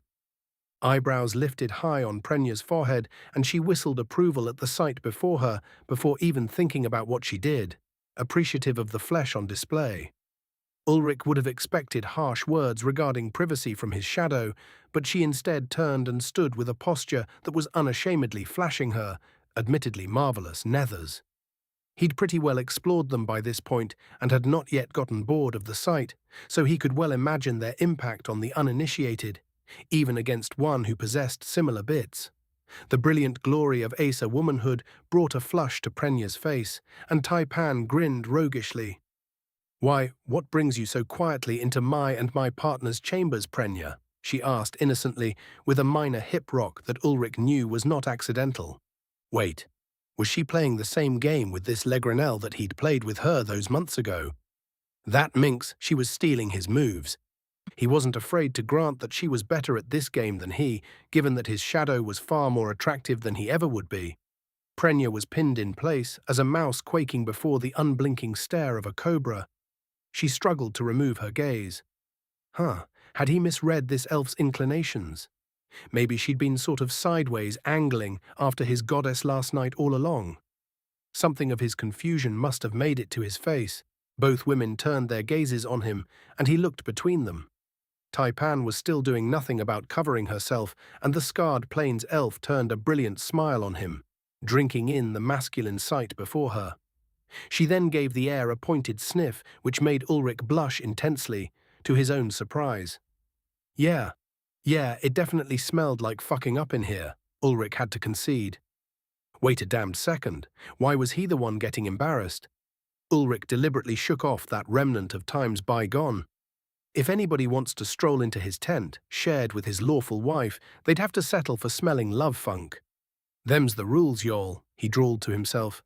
Actually, now seemed like a good time to bond with his shadow, who seemed to be enjoying herself. Not to be outdone by his shameless partner, Ulrich rose carefully, lest he pitch over from his weakened state, and gave a slight bow. Forgive my wife, Prenya. She has been sharing her concern with me, and matters of courtesy slip her mind. Come in. Sit. Can I get you anything to make you more comfortable? Ulrich said with exaggerated politeness, deliberately indicating a seat with a hand pointing towards Taipan's bare thighs. This, of course, drew the poleaxed woman's gaze back to the promised lands, and she stuttered, thank you, no, wow, no, I mean, I will stand. Thank you. A deliberate shake of the elf's head sent her braids into motion as she gathered her will and looked away from a still grinning Taipan. Ulrich went over and put a casual arm around his wife's waist to draw her in, where she did the same, holding him close to her hip. Together they leveled glowing smiles at the herd rider. She swallowed, almost gulping. I wanted to come to thank you both for your help, and to see that you were both well after last night's attack. Oh, Hild will live, thanks to the aid of Deisi, and Rika will probably be able to keep the hand that was mauled, though he lost a finger. You are, well recovered from the battle, or so you sounded, not that any were listening. Struggled the elf through the assault on her senses. Ulrich was starting to catch on now. It wasn't an either-or thing, it was both. The Legranel woman was looking at 2 tall drinks of water in varying states of undress. If she hung around much longer, he might see smoke trail from her long ears. He shared a brief look at Taipan, and they were clearly in sync. Please, stay and share a meal with us. We have only just risen, and I know that I find myself with a powerful hunger from all of the recent exertions, Taipan said with a decidedly suggestive tone. The predator found herself now prey, encircled by hunters that possessed no fear or shame in being what they were. Indeed, how could I not offer you to breakfast with us after so generous a supper your kin provided? Ulrich chimed in, following on his shadow's heels. Come now, come, we can do no less than wet your beak for coming all this way, said Ulrich, making the nonsensical statement sound like it was obvious. Taipan left his side to take Prenya's arm and guide the transfixed woman to a seat on the floor of their shelter, padded by fur blankets, while Ulrich dug through his pack for some of the last of their quality ingredients and a few dried fruits. He then left their victim, guest, in the clutches of his wife, who was exchanging pleasantries and stroking the elf's arm, as if completely unaware that she wore no pants, and went out to retrieve some of the fresh beef from the other day's kill. The plains elves turned curious gazes at him with more than one distinctly intrigued glance towards the teepee. When he winked at them as he returned to the hide shelter, he noticed more than one amused exchange of smiles directed amongst them. They had not been unaware of Prenya's forward advances the night before the monster attack and were fully enjoying the reversal of fortunes, her nephew included. Asa lived in the moment, that much was a certainty, with so little of the misdirection that plagued his attempts at dealing with society in his prior life. Ulrich was more than ready to blame the loss of some of his more executive function, red nonsensical neuroticism, on having roasted a few of his circuits alongside the Amberfang. More though, it was Taipan's uncharacteristic aggressive flirting. She had not, at any point he'd known her, shown any interest in the opposite sex other than his, nor had she demonstrated any inclination towards females that he'd noticed. If his usually restrained partner was demonstrating obvious interest, he felt compelled to support her and watch how it played out, especially when she was actively employing her charms against a lass so clearly targeting him for her interests last night. A tangled web, and one that might prove enjoyable to throw oneself into. Ulrich found himself rather enjoying riding the alternating highs and lows of Varda's whims. The just making it up as he went former hermit was now merely playing accompaniment to his shadow.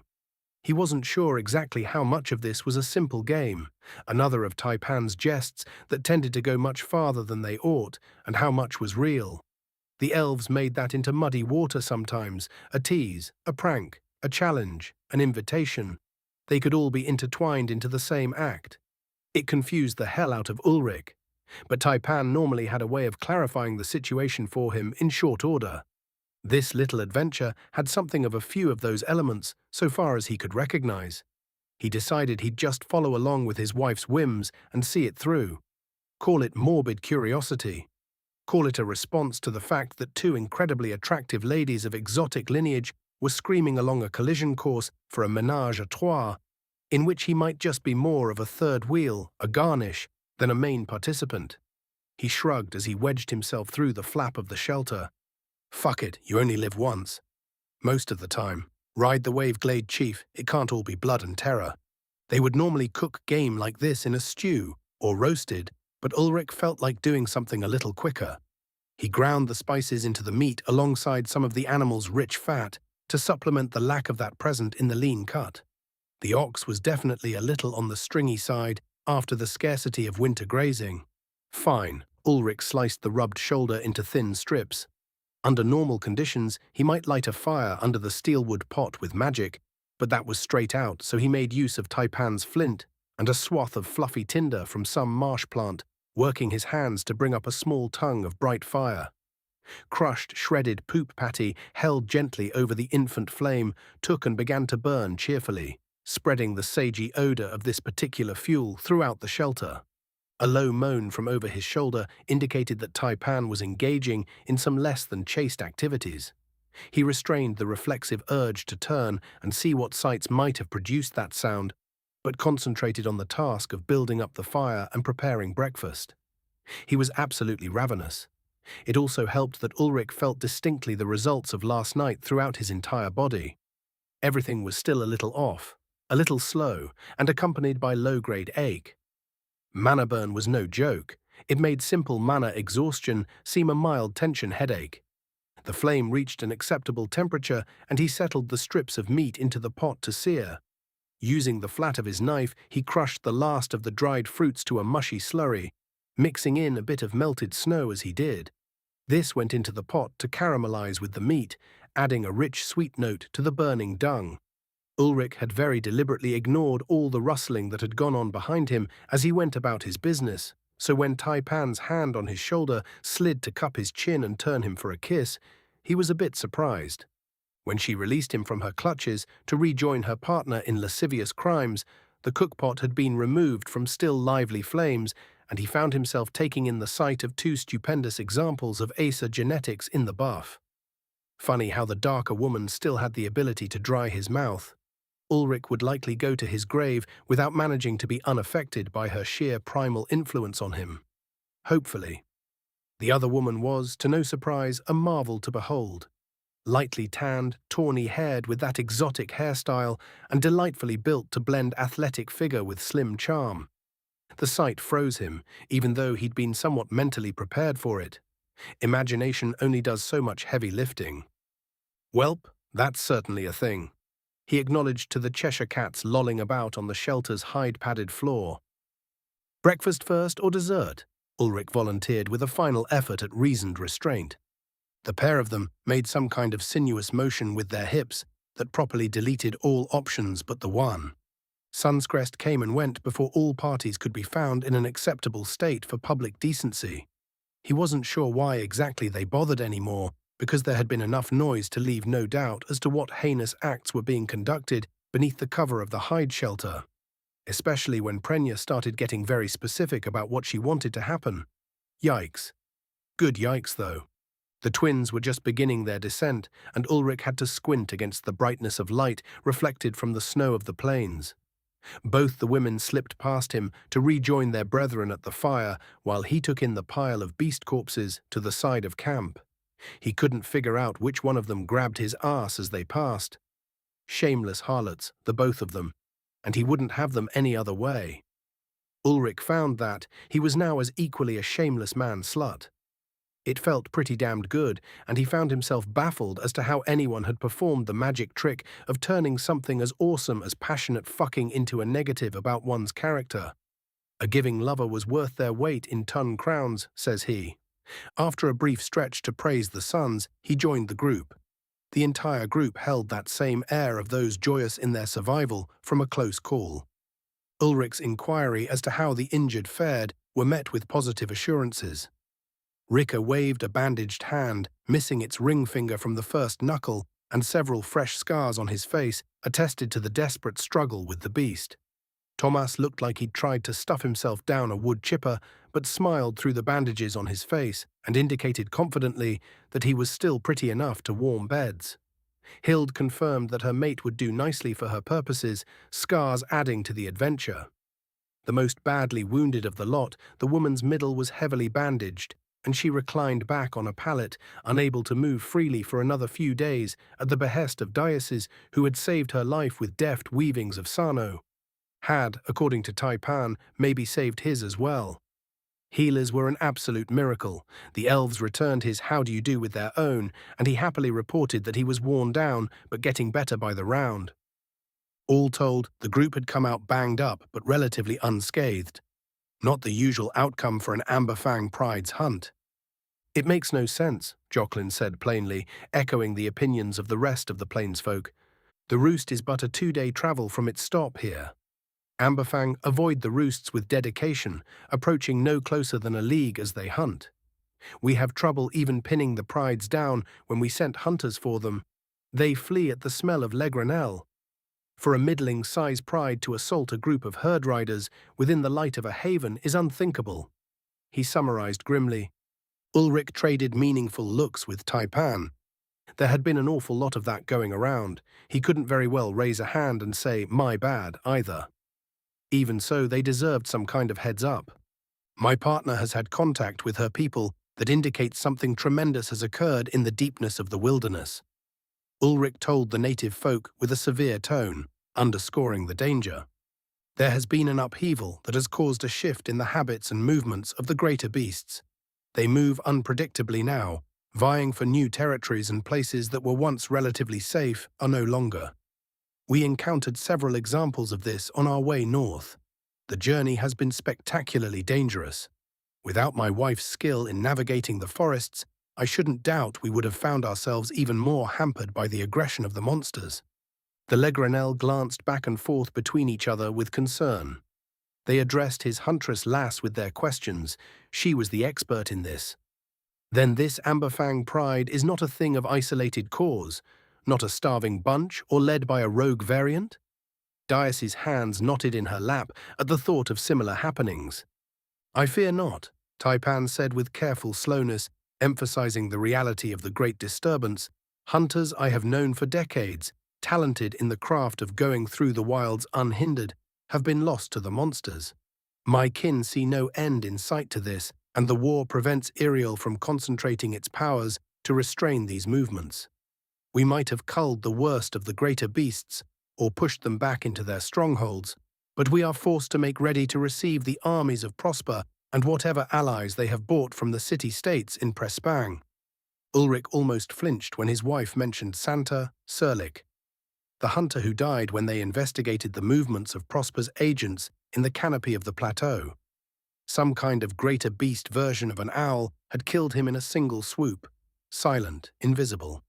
The beast had been paid in blood, with several arrows put into it as it fled, but the monster was still out there somewhere. That had been the first loss he'd experienced on Varda. It wouldn't be the last, he just hadn't paid the butcher's bill yet for the war to come. That was half the point of this jolly little stroll across Varda after all, to cut the heart out of their enemy and forestall their inevitable aggression. Events had conspired to slow the journey, the migrations of monsters had played no small role in that, just like this happening with the Amberfangs. The Legranel nodded in concert at Taipan's words. Acer features took on a hard edge, at the mention of Prosper especially. Ah, that's right, Ulrich reminded himself. The Legranel were the tribe that had suffered a successful assassination of their ruling family. No wonder then. Thomas snarled and spat on the ground. The grass will be well fed on Prosper's carrion when this ends. They have too long been allowed to impose on Orlathram's tolerance, and the rest of Prespang will share in this. They have sat back and allowed free rein for the murderers hired by those Vatin-hoarding jackals, playing both sides to their own gain. We will have justice for the killing of Brand and his family. More nods around the haven, including his wife. Prainer spoke up, explaining softly to the travellers, that is the purpose of the roost's early departure. Isivor moves to meet with the other roosts. That is how we met our cousins. They too travelled to the coming moot. For the first time in centuries, the Legranel gather in number to decide how we will prosecute vengeance for the crimes of our enemies. Rumour on the winds says that we will be joined by our deep woods cousins. The slim elf finished regarding Taipan. His wife gestured with her hands to declare, this is so, as she confirmed the rumour. Iriel will marshal the joint levies of Orlathram and begin raising Prespang's border once the melt has concluded and the ground is fit for movement. Maybe even earlier. The acting crown has declared his intent to savage the settlements along the border and to give any army within 20 leagues of the border no resistance, to attack around them and destroy the homes, crops and trade routes behind those armies. Orlathram will go on the offensive this time, and Prespang will learn the real cost of Prosper's aggression. The plainsfolk beheld her declaration with surprise. To Ulrich's knowledge, the Aesir had always remained defensive, choosing to guard their homeland and crush incursions, but not to reach across the borders to counterattack. It had always worked so well that no army lasted long an attempt to cross the elven lands. Bright Eyes had effectively said, fuck that shit, and was determined to punish the ones who had dared to use Bane against his sire. Ricky blurted out, leaning forward with intensity, then it is true. The animals, no offense meant to you, Ulrich, have used the forbidden weapon against your kin. Taipan's grim features needed no answer. Ulrich couldn't be offended. Anybody who would use that species' poison was, without a single doubt, a remorseless fucking animal. The wounded plains elf leaned back to digest that piece of news, along with the rest. Prenya laid a comforting hand on Taipan's shoulder before declaring, I was going to offer you both a place to rest yourselves within Isivor, under mine own hold if you wanted, to apologize for our discourtesy before. The news you have shared with us makes that offer even more an imperative. Please, would you both join us in Isivor? The moot should know the movements of the great hunters of the plain are no longer predictable. Taipan deferred to Ulrich with a gesture. Shit. Well, not like they weren't headed that way anyhow, right? Supplies were low, they'd picked maybe the worst time to try to travel possible, what with the slogging through less stable snowpack and impossible river portages. Ulrich nodded his agreement. We will accept the hospitality of Prenya and her kin. To pass without granting your folk what knowledge we may, to help them guard themselves against the troubles ahead, would be cold return of the warmth of your fires. Besides, we might find a chance to make good on some trade and matters to facilitate our travels in the coming months. All are served best in this, he summarized. The haven was in consensus then. Once Hild was able to travel, they would move to join the roost. Ulrich didn't miss that Prenya made eyes at Taipan and had that returned by a decidedly familiar smile. Phew, lad. The pace of events had, again, accelerated to catch him up in its flow. He hoped this wouldn't be another Traknir. Speaking of which. By the way, it so happens that we came to learn of a ring of slavers trading in elves in the lands of the Celestins, before we came to your lands. Have you heard rumour of disappearances, especially around settlements that might adjoin the riverways, or from those visiting near the borders? Hild's yellow-green eyes widened as Ulrich inquired, which fairly well answered the question before it had been completed. This was one of the matters my partner and I were to bring before the moot. Jorn has lost several daughters recently. A group of herd riders went missing near to the border, but well south of it. The herd was left behind unattended and no indication of predator was found. We had not considered the actions of slavers, though. Yet more reason to make grievance against our enemies. The wounded elf grimaced, having gotten too worked up. Ulrich sat back when a thought occurred to him, grinding its way through the haze of his mana-burned mind. Why in the hell do they need so many slaves? And why only elves? Slavers might want the most bang for their buck, but money was money. The cartel in Traken Ear had essentially written him off as trash. He'd put that out of mind before. Compared to Taipan, yeah, he wasn't much of a catch, but on further inspection, he was a young, undoubtedly healthy male who should have held some value to a slaver ring, if not as much as a young elf. So why the heavy focus on Asa? He couldn't get his head around it right now, but his instincts said he was missing something important. A few minutes chewing it over provided no solution, though, and he put it aside. Sometimes his brain just needed to let the problem marinate. It had come to him sooner or later. Chapter 1. 134. In the present, toward the future. 2 days it took for the almost gutted Esa Legranel named Hild to recover. The Yorn natives had taken a beating during the attack from that souped-up lion, Hild when it had driven its dagger-like fangs into her stomach, and Thomas when he had thrown himself between the beast and his mate, armed only with a knife. A brave move that, and he'd paid for it in deep wounds from biting jaws and slashing, hooked mitts the size of a frying pan. Rikke would not regain the lost finger, but seemed relatively unimpeded by its loss. Though it was taking some time for the rest of his hand to recover, his partner and Sano Adept Dicey was pouring most of her mana into accelerating the healing of Hild's goring. What might have taken weeks to come to rights was instead a matter of perhaps 80 rounds of the twins. Ulrich had managed to regain most of his strength from the overtaxing of his system, drawing too deeply on his core and classes, the strain altogether different from that of a core capacitor. In the practice of using that trait, he simply allowed his magic to be poured into a spell, externalized. The more extensive internal usage of his class's particular skills, compounded when they had been layered on top of one another, had damaged him badly. Ulrich resolved to avoid any similar situations or the use of the resulting skill that had manifested until he was better prepared to endure its after-effects. Towards that end, Ulrich would need to rededicate himself to the exercises that Bright Eye's mother, Bathe, had taught him. Her instruction had been towards the use of his core and mana to infuse his body with strength, reinforcing it, with the primary goal at that time of resisting the effects of core awakening. Now, though, he had well and truly entered a domain wherein the integration of mana with his combat skills demanded more resilience towards the destructive potential, literally, of Siran. He'd more or less short-circuited himself and had not much enjoyed the consequences of mana burn. Use of his core was straight out for the near future. Even marginally ramping up his magic caused discomfort in that pocket behind his heart and sent visceral twinges throughout his limbs, denoting the fragile nature of the healing that had repaired the worst of the damage he'd done to himself. It reminded him of the backlash he'd once suffered early on from attempting to overcharge spells repeatedly, which mistake had delivered a painful lesson on the limits of his core's abilities. Magic was awesome, and the spirit was willing, but the flesh was bruised and spongy. Speaking of which, Ulrich directed his attention to the budding friendship or skinship between his shadow and the Legranel herd rider Prenya. The pair of them had nearly come to blows at the first meeting, but they'd come thick as thieves after the fact. An interesting combination of physical attraction and common interests seemed to be at play. Taipan could be as reclusive as himself, so he appreciated that she'd found herself a friend on the long road. Even now, they were competing in some game of knife-throwing, the stakes. There were always stakes, unknown to him. He had been rather shocked to find out that he was part of those stakes at times. A pleasant surprise, to be sure, and he begrudged his partner not that she roped him into her reindeer games.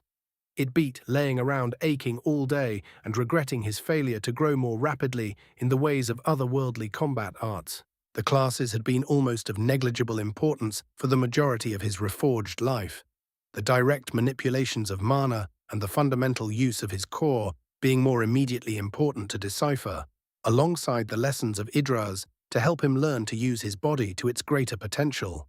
However, following his awakening and the increased frequency of the violent, brutal fights against monsters and men, he'd found the development of these bizarre manifestations of Akashic knowledge called classes to be more front and center. They'd kept him alive more than once. They'd kept Taipan alive more than once. "Don't worry about the mule, Ulrich, just load the wagon." As knives glittered under the red-gold light of the rising suns, enthusiastic shouts of the betting plains elves, alongside his partner, rang out. It was peaceful, in an Apache kind of way. Just elves being elves, while he took in the majesty of this strange world's vistas.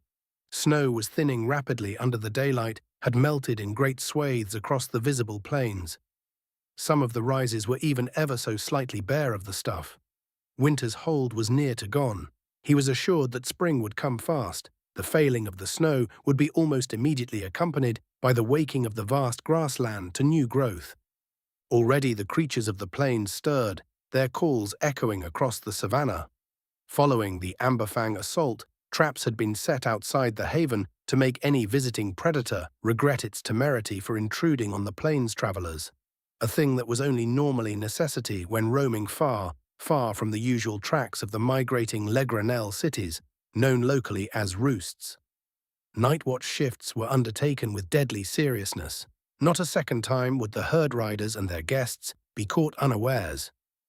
"Taipan, for how long do you intend to join Rika in losing fingers over there? We are long since packed to make the journey." Ulrich called to his shadow, who was juggling 7 knives currently in a double loop. She turned her head away from her feat of dexterity, flashing those fantastic jeweled irises at him with their shimmering bronze flecks, a fierce expression so distinctively hers upon her face. "I am not to lose anything, Ulrich, including this wager. You had better hope for mine victory as well. Prenya grows bolder in her forfeits," announced the dark beauty. A slight tinge of red crept up the plainswoman in question's ears, including the cropped one. Prenya had not reckoned properly when she'd begun her overtures towards the pair of beautiful strangers. They were both of them without shame and worked like wolves to bring their prey to ground. Figuratively, of course, the actual physical acts were simply well-executed lewdness. The rest of the herd riders had likewise finished their preparations to move, and all awaited eagerly the results of the contest unfolding, as it had every morning since the recuperative break. Taipan completed the 100th consecutive double loop using 7 knives and collected them from the air with the grace that did her heritage proud. The Legranel woman began to toss the blades in that pattern, holding steadily, her hands blurring with nearly equal agility. But only nearly. The 76th turn saw a blade nick her thumb deeply, and her flinch caused the next blade to nearly gouge her foot as it hit the matted grass and bare dirt of the haven. Cursing, she declared her rival victor and proclaimed, "Next time, the tree sleeper will know defeat," to the laughter of her kin. They were starting to find it difficult to place wagers on their more immediate cousin. Taipan's legend was growing rapidly amongst them. A chuckling Taipan bounced over to where Ulrich was finalizing the adjustments of his pack and the contents of the sled they pulled, now holding the additional prizes of the remains of 2 Amberfang males, what could be salvaged of them, and 2 females, the spoils of he and Taipan's kills. They had offered to split the male that Thomas had battled, but he would have none of that. He claimed that absent Taipan's arrows to slay the beast, it would have mauled him to death in short order. The beef from Ulrich's hunt prior to the Legranel's arrival was heaped upon the great wagon, cooked beneath the dirt for preservation, and added to the group's shared provisions, a deal that favored the 2 visitors greatly on account of they were now some 600 kilometers since their last resupply. Ulrich considered that a wagon may not be an awful idea if they were going to keep accumulating spoils from murderous godsdamned animals trying to eat them along their journey. For now, he took up the harness of the sled, while Taipan assumed guard duty. Her stellar senses were far better employed scanning the environment for threats than being wasted pushing a sled. The exercise would do him some good too. Ulrich had done little since the night of the battle. A quick status check showed that the mana burn was gone, but his health and stamina still had only recovered to the mid-80s. Their complete recovery hindered, while that affliction was present. The heightening of himself that came from his core becoming saturated with mana was in full effect though, and Ulrich knew full recovery would come that day on the move. A thin whip cracked, the report sending those massive-shouldered oxen into motion. Jocelyn and his aunt manned the driver's seat of the wagon. The Jorn plainsfolk, still slightly frail as they healed, were ordered to look out positions atop the cargo. Ulrich leaned into the harness and handles of his burden and drove his legs, feeling the effort of initiating the pull, reveling in the power of his reforged body. Never would he take for granted the gift of these uncrippled legs, the strength and agility, the ease of motion. To haul this sled was a joyous thing to him now. Too much of a good thing could wear at his pleasure, of course, but for the coming leagues he'd enjoy the vigorous exercise. As well, he found satisfaction in the work. There was plenty of it to come. These sprawling plains went on and on, all the horizons presenting nothing but more of the same. Distant pillars of smoke had faded while the group convalesced, but the plainsfolk seemed to know where they were headed, so Ulrich put it out of mind and made the wagon before him the only beacon he needed, for hours on end. Nothing of note interfered with the journey. Taipan circled the miniature caravan, reporting all's clear periodically. Occasionally she would fall back to walk alongside him, the pair enjoying one another's presence. Every couple of loops his shadow would hassle him by taking a brief rest in the cart. She wasn't tremendously heavy and wasn't being a serious detriment. It gave his prickly lass a brief bit of fun as she just enjoyed the moral superiority of making him into her donkey for a few minutes. Given that the former Iriellan princess was still, mostly holding to her role as a form of lifelong indentured servant, Ulrich wasn't going to complain if she took a load off for a bit. Honestly, he owed her more than a little break time. She'd kept the both of them alive more times than he knew, just by the act of being there to guide them through the untamed forest tracks of her homeland. The long kilometers of endless plain gave Ulrich time to do what he always did when engaged with monotonous, repetitive action: wind aimlessly through the corridors of his own brain. In particular, he felt like he'd come to some kind of revelation about not just the Issa, but perhaps all the peoples of this world. It was fine to just fuck. Taipan's near invitation of the rather straightforward interest of Prenya had thrown him off, as had the open and unencumbered attitudes of the elves about sex in general.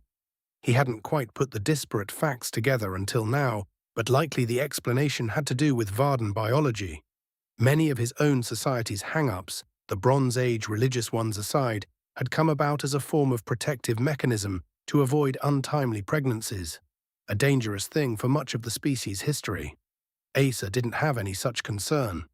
They weren't like humans, suffering regular heats and monthly periods of fertility. Taipan had told him an elf female only had a week every 2 years in which she might conceive.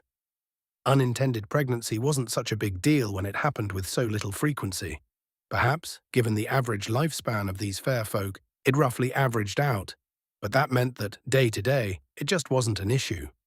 In addition to the low rate of fertility, there was the far reduced instance of problems in childbirth.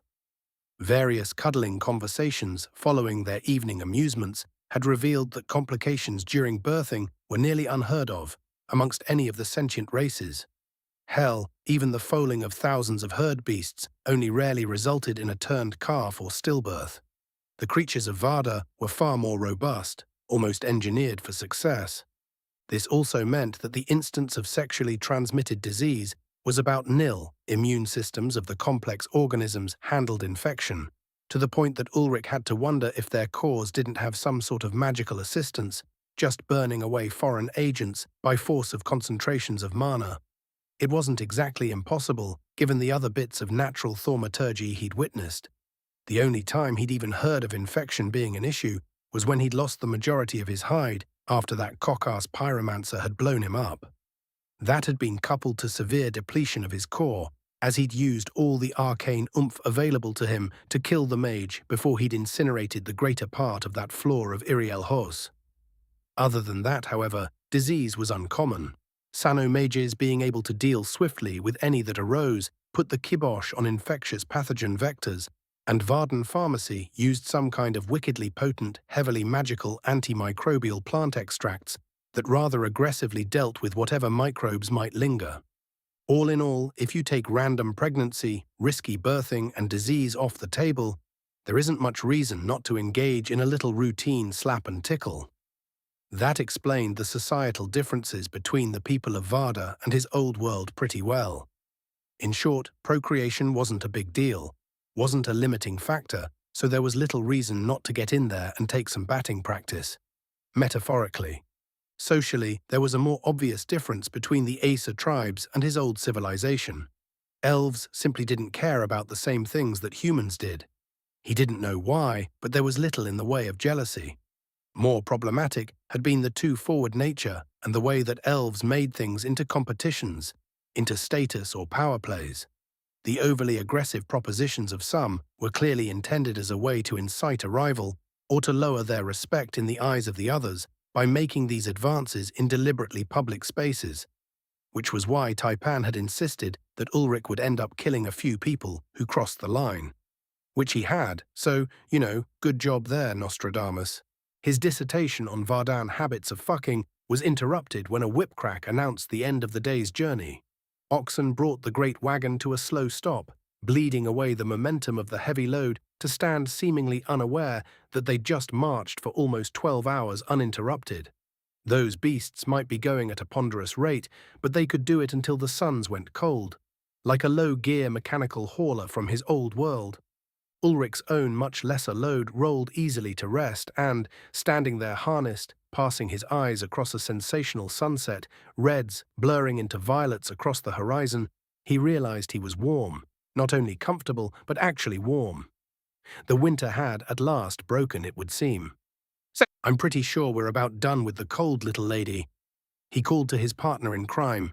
She jogged up from her latest reconnaissance and stretched languidly before her hands spoke the gesture, "Finally," and her ears twitched cheerfully.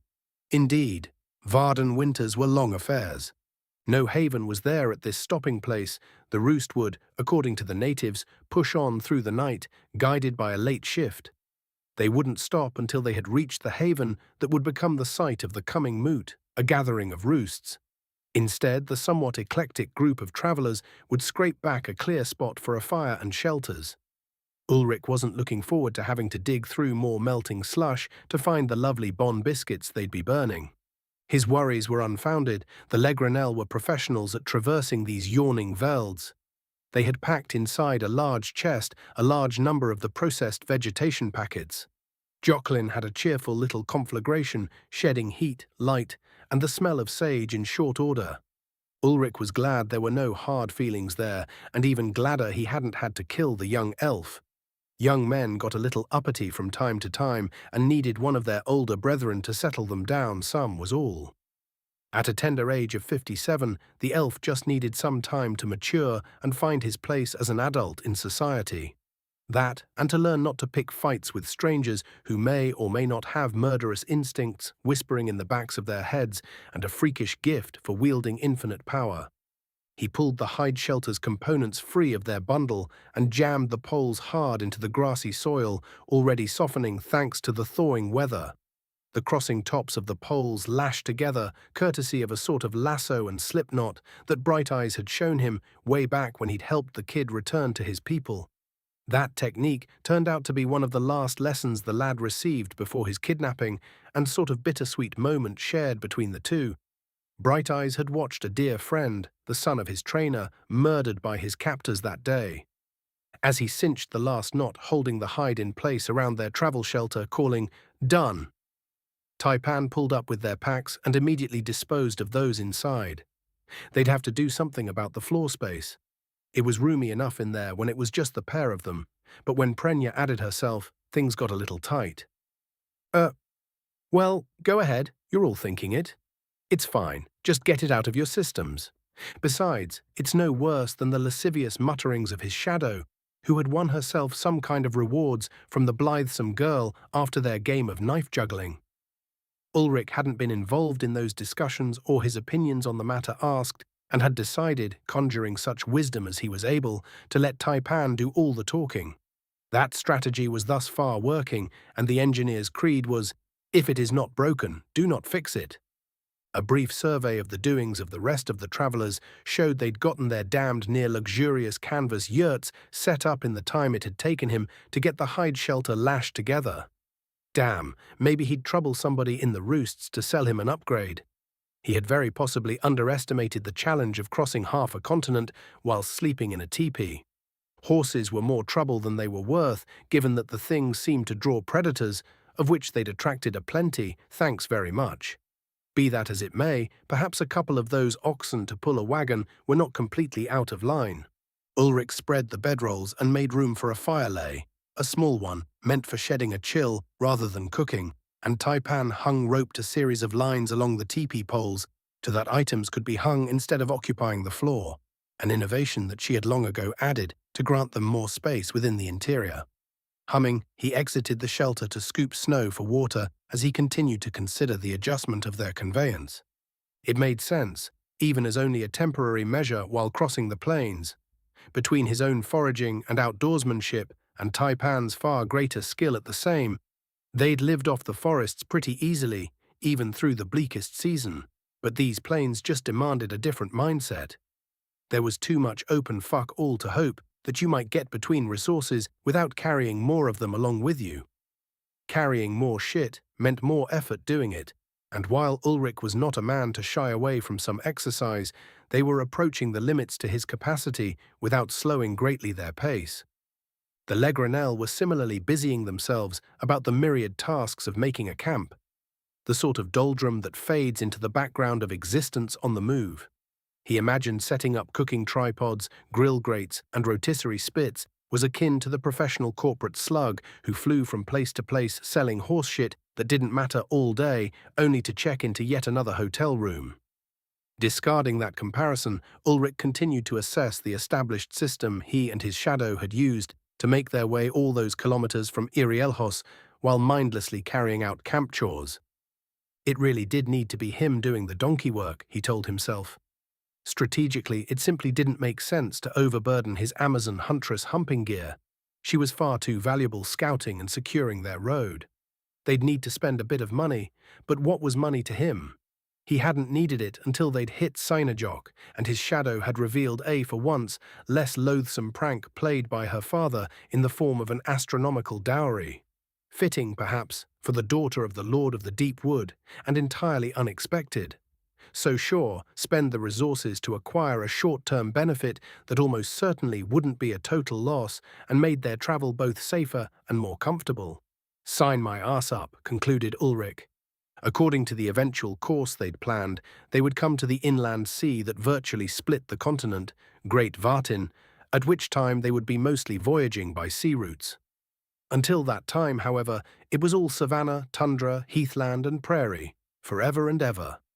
A wagon and a larger shelter might sell their cover story a little better anyhow.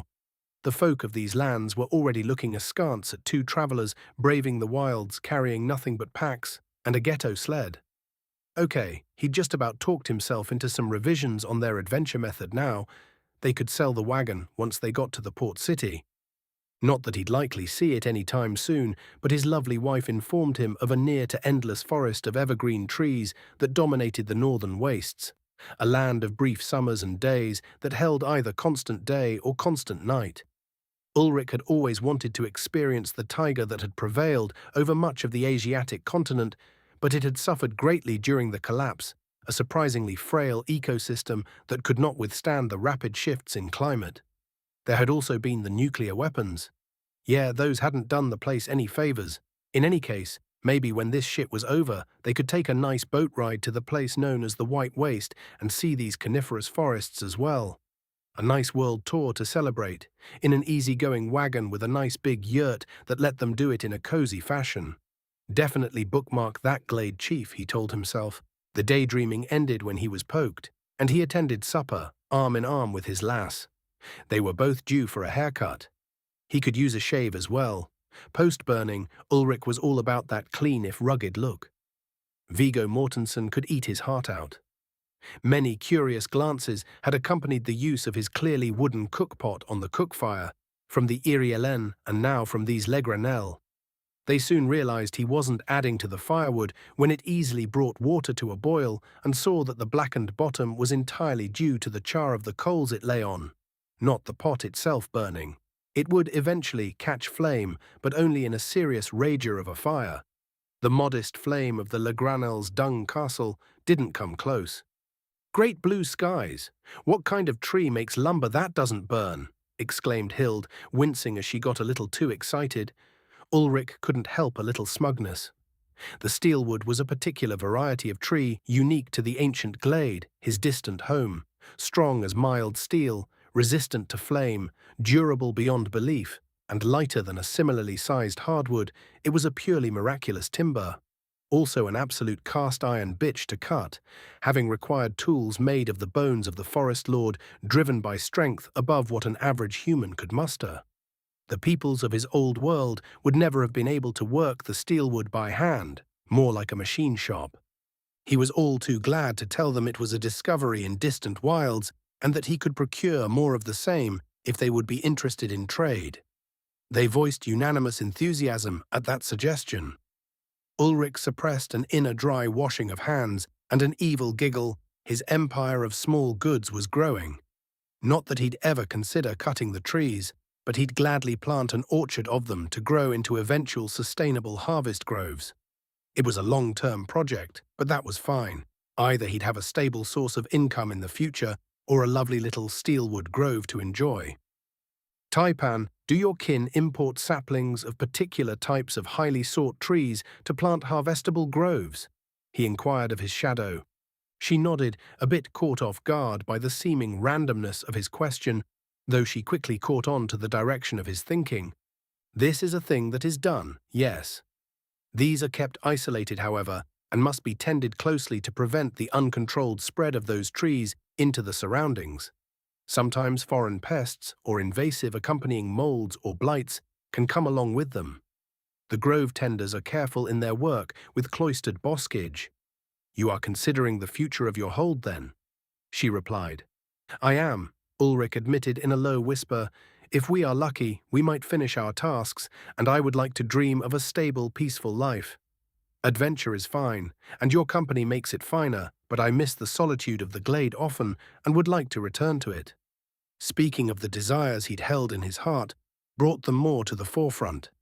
Necessity had driven Ulrich far from home. Whether it was another side effect of the connection that had bound his existence to the plateau, or just good old-fashioned homesickness and a hermetic disposition, Ulrich knew a persistent longing to be back in that fey clearing, bordered by the towering boughs of the god trees. Taipan smiled at his tendency to hide himself away. She had come to know well how much he enjoyed quiet repose in the wilds. They shared that joy and had enriched it for one another. "We will return when you choose, Ulrich. I have bound my path to yours. If, when you have satisfied yourself with this current journey, you wish to go farther abroad, that will be grand. If, instead, you desire the embrace of your chosen land, then that too will be a worthy course. It isn't every day that a new nation rises from the wilds of Varda," she told him in hushed tones. "Someday, then," Ulrich told her softly, with assurance. "Someday." Taipan echoed in return, resting her forehead against his. They held that posture a moment before Jocelyn's voice rang out clear and serious. "I feel I must offer apologies to you both again for my words and actions earlier.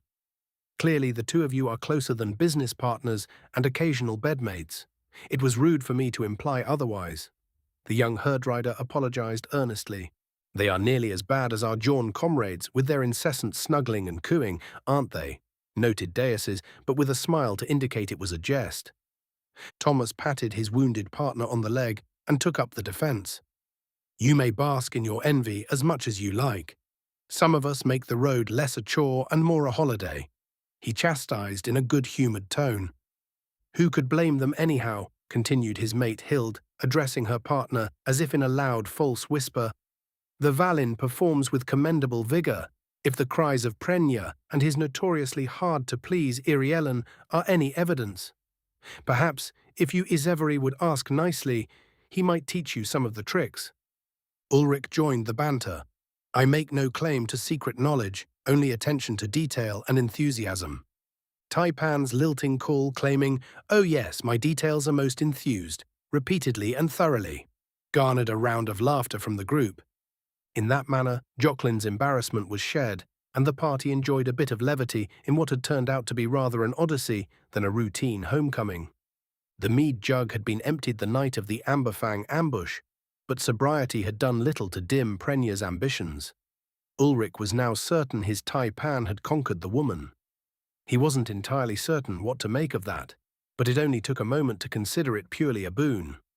Multiple partners wasn't really his gig, but if it put a smile on Taipan's face, he'd endeavor to impress. So long as it wasn't another man. Otherworldly, beautiful or not, he had very definitely heterosexual attitudes, and that was that. His predilections on that front were, by all evidence, a non-factor. The lass had not twitched in response to any of the males of her own breed. Uldine had once commented something to the effect that his adoptive godchild took lovers too infrequently.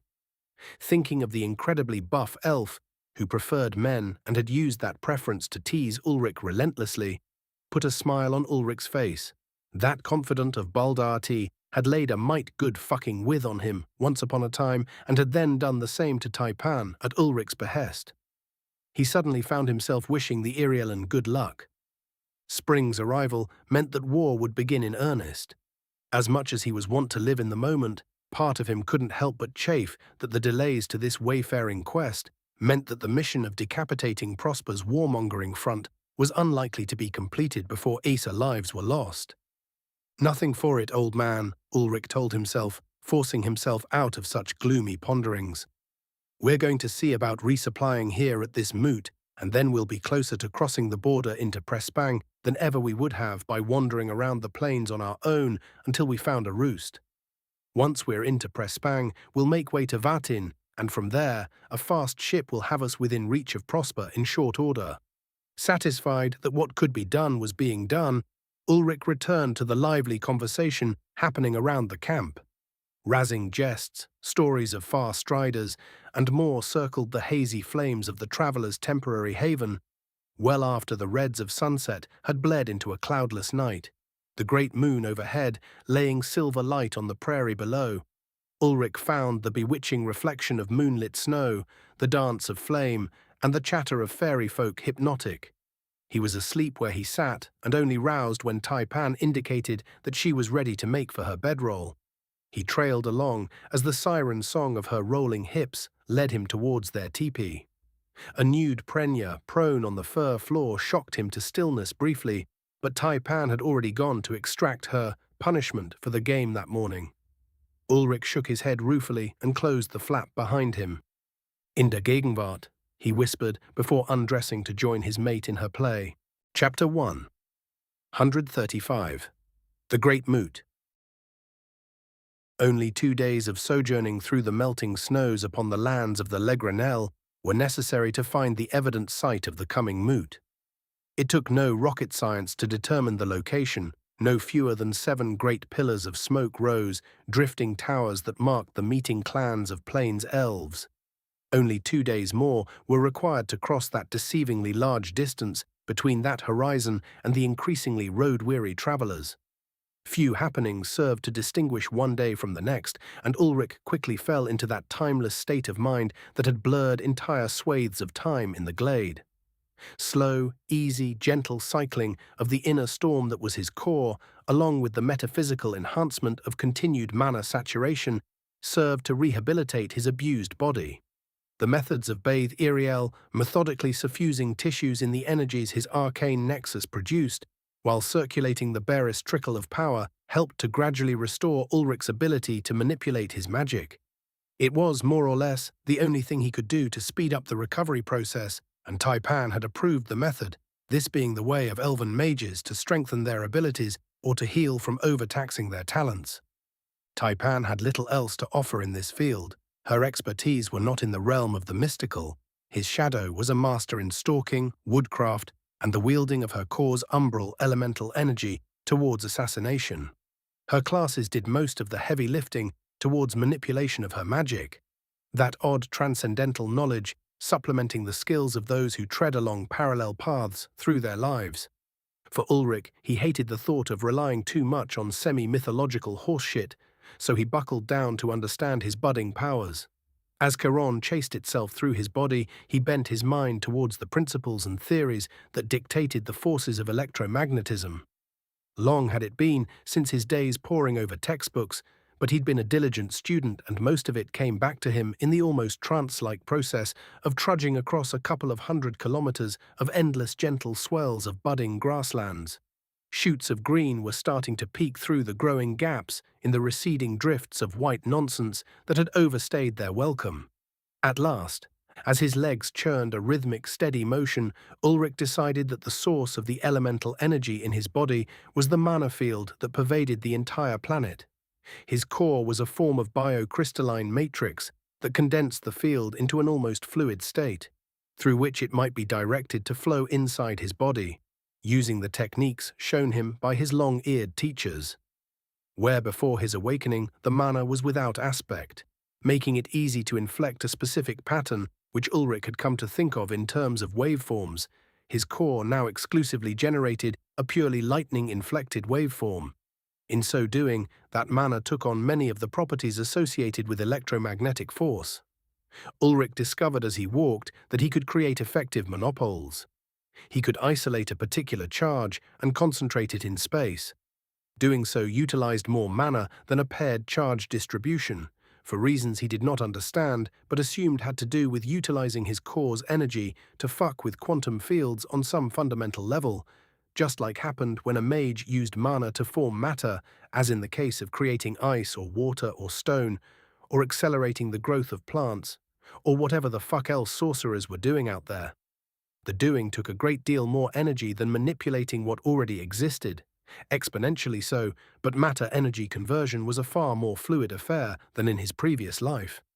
The former engineer had a feeling that anybody who attempted to use their core to play with strong forces would find themselves evaporated by the energies they unleashed before they could convert more than a few megajoules of energy. His more intensive Seron spells could reach gigajoule scales. If spark gaps worked the same way as in the before, given some ramp time, but those were under some incredibly well-controlled circumstances. Ulrich was using mental algorithms to envision the kinds of field conditions used to produce laminar plasma flows. He was positive the physics didn't actually work the same way using magic as it did in those prototype tacomac reactors, but it served as an analog that helped his core manifest the same type of control over the energies.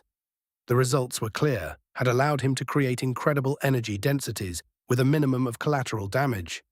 Even then, Ulrich couldn't perfectly control the lightning he unleashed. Voltaic Riot in particular was a violent arc that almost hungered to connect to the closest living thing. Targeting it was a difficult task and more trouble than it was worth, mostly. He cheated with Lightning Javelin, tagging the spell to a physical object. Similarly to capacitor plates, charge was separated between his core and the target object, positive on one and negative on the other, and he just had to release his hold on the poles to cause the lightning bolt to connect the two, passing the energy into a nearby target as he did. Directing a free lightning bolt required building a streamer of Seron between himself and the intended target, like trying to tie a fishing line to a dancing bear. He could do it, especially since awakening, his core had tremendously evolved to facilitate that sort of magic, but it required more practice to deliver the strike with sufficient energy to kill the kinds of monsters he was running into out here in the Vardan wilds. A few heckler monkeys Ulrich was confident he could blast into pulp with a thought. The big cats that had attacked those few nights back required at least 5 to 10 seconds of active channeling to reach one-tap potential. Some of the more resistant monsters, like that bastard son of a wolverine, Shrieking Ravager, had eaten a charged lightning bolt and kept on trucking, albeit with a crippled leg and certain neurological damage. Ulrich knew in his bones that something like a healthy prime forest lord would eat all the juice he could throw at it and still have the moxie to eat him, starting from the feet. Hence the emphasis on working out how to master his powers. The battle against the Amberfangs had revealed something of a new hiccup to his understanding of how mana and living creatures interacted. He wasn't sure things had spun out of control so quickly, but he had a suspicion that he'd very nearly teleported himself as an almost living lightning bolt. At the very least, he'd managed, with the assistance of his connection to a maybe demigod and the Akashic knowledge of his class, to infuse himself to a degree he'd not known existed, with Siraon. The results had been catastrophic for the Amberfang, and nearly so for himself. "Fuck, man," he remarked to himself as he pulled against his sled harness. "The more I look at it, the deeper into Wonderland I go. What are the gods' damned rules?" His frustrated growl drew a few raised brows, but their travelling companions had already grown used to Ulrich's habit of mumbling nonsense to himself. He needed Gotha, or maybe Shaw, to explain it to him. Slowly, in terms a child or person with brain damage could grasp preferably. What these long days of essential meditation had done for him was reveal a better way to purify his mana, the prerequisite to relearning how to cast his elemental spells. In the way of a moment of eureka, it sounded obvious after the fact. Whilst mulling over the way his magic constantly seemed to circulate within his core, like a dynamo that spun without end, he realized that one of his core's primary powers was to move the charges of his mana freely. Given his newfound ability to create a pretty densely concentrated monopole, whose existence naturally summoned a potent draw of the opposing charges and a fierce repulsion of like charges, he realized that he could just create opposing monopoles and then overlap them, neutralizing that pocket of mana, and then poof. Siraon just snapped into unexpected mana. Simple, genius.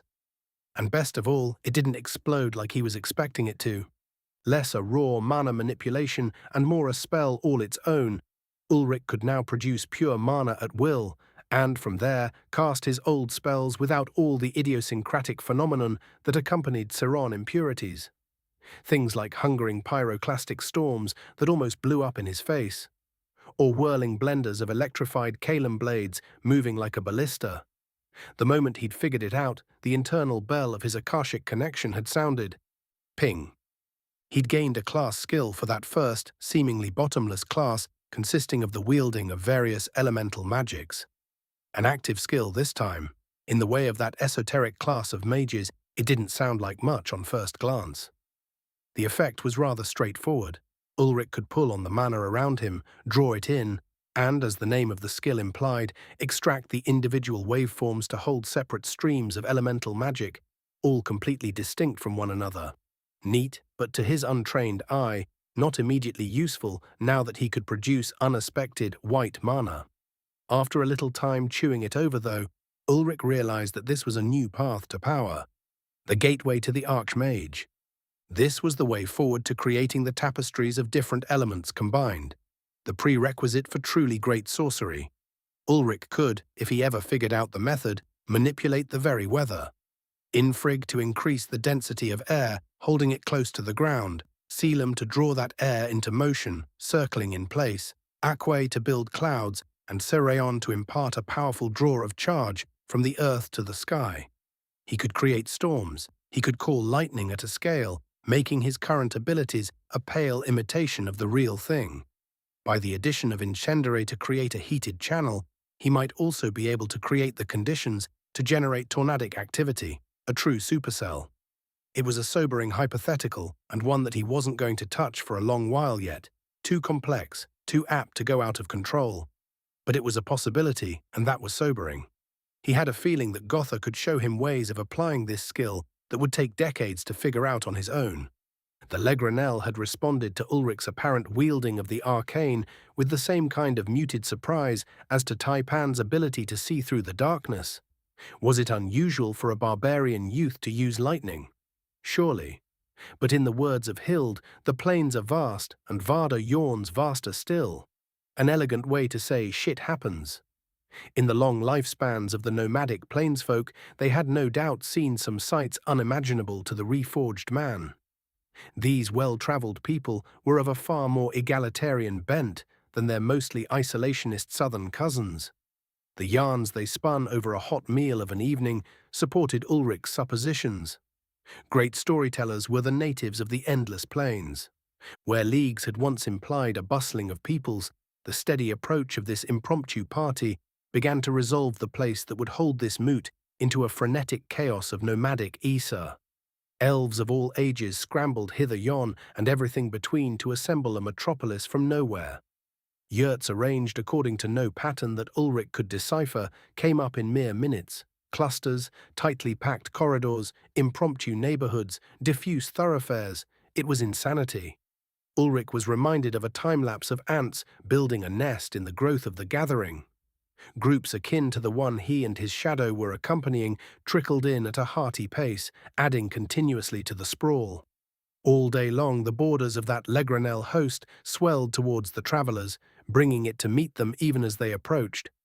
"Holy fucking moly," Ulrich exclaimed, now close enough to see the individual traffic of elves, dressed in myriad colors that defied description.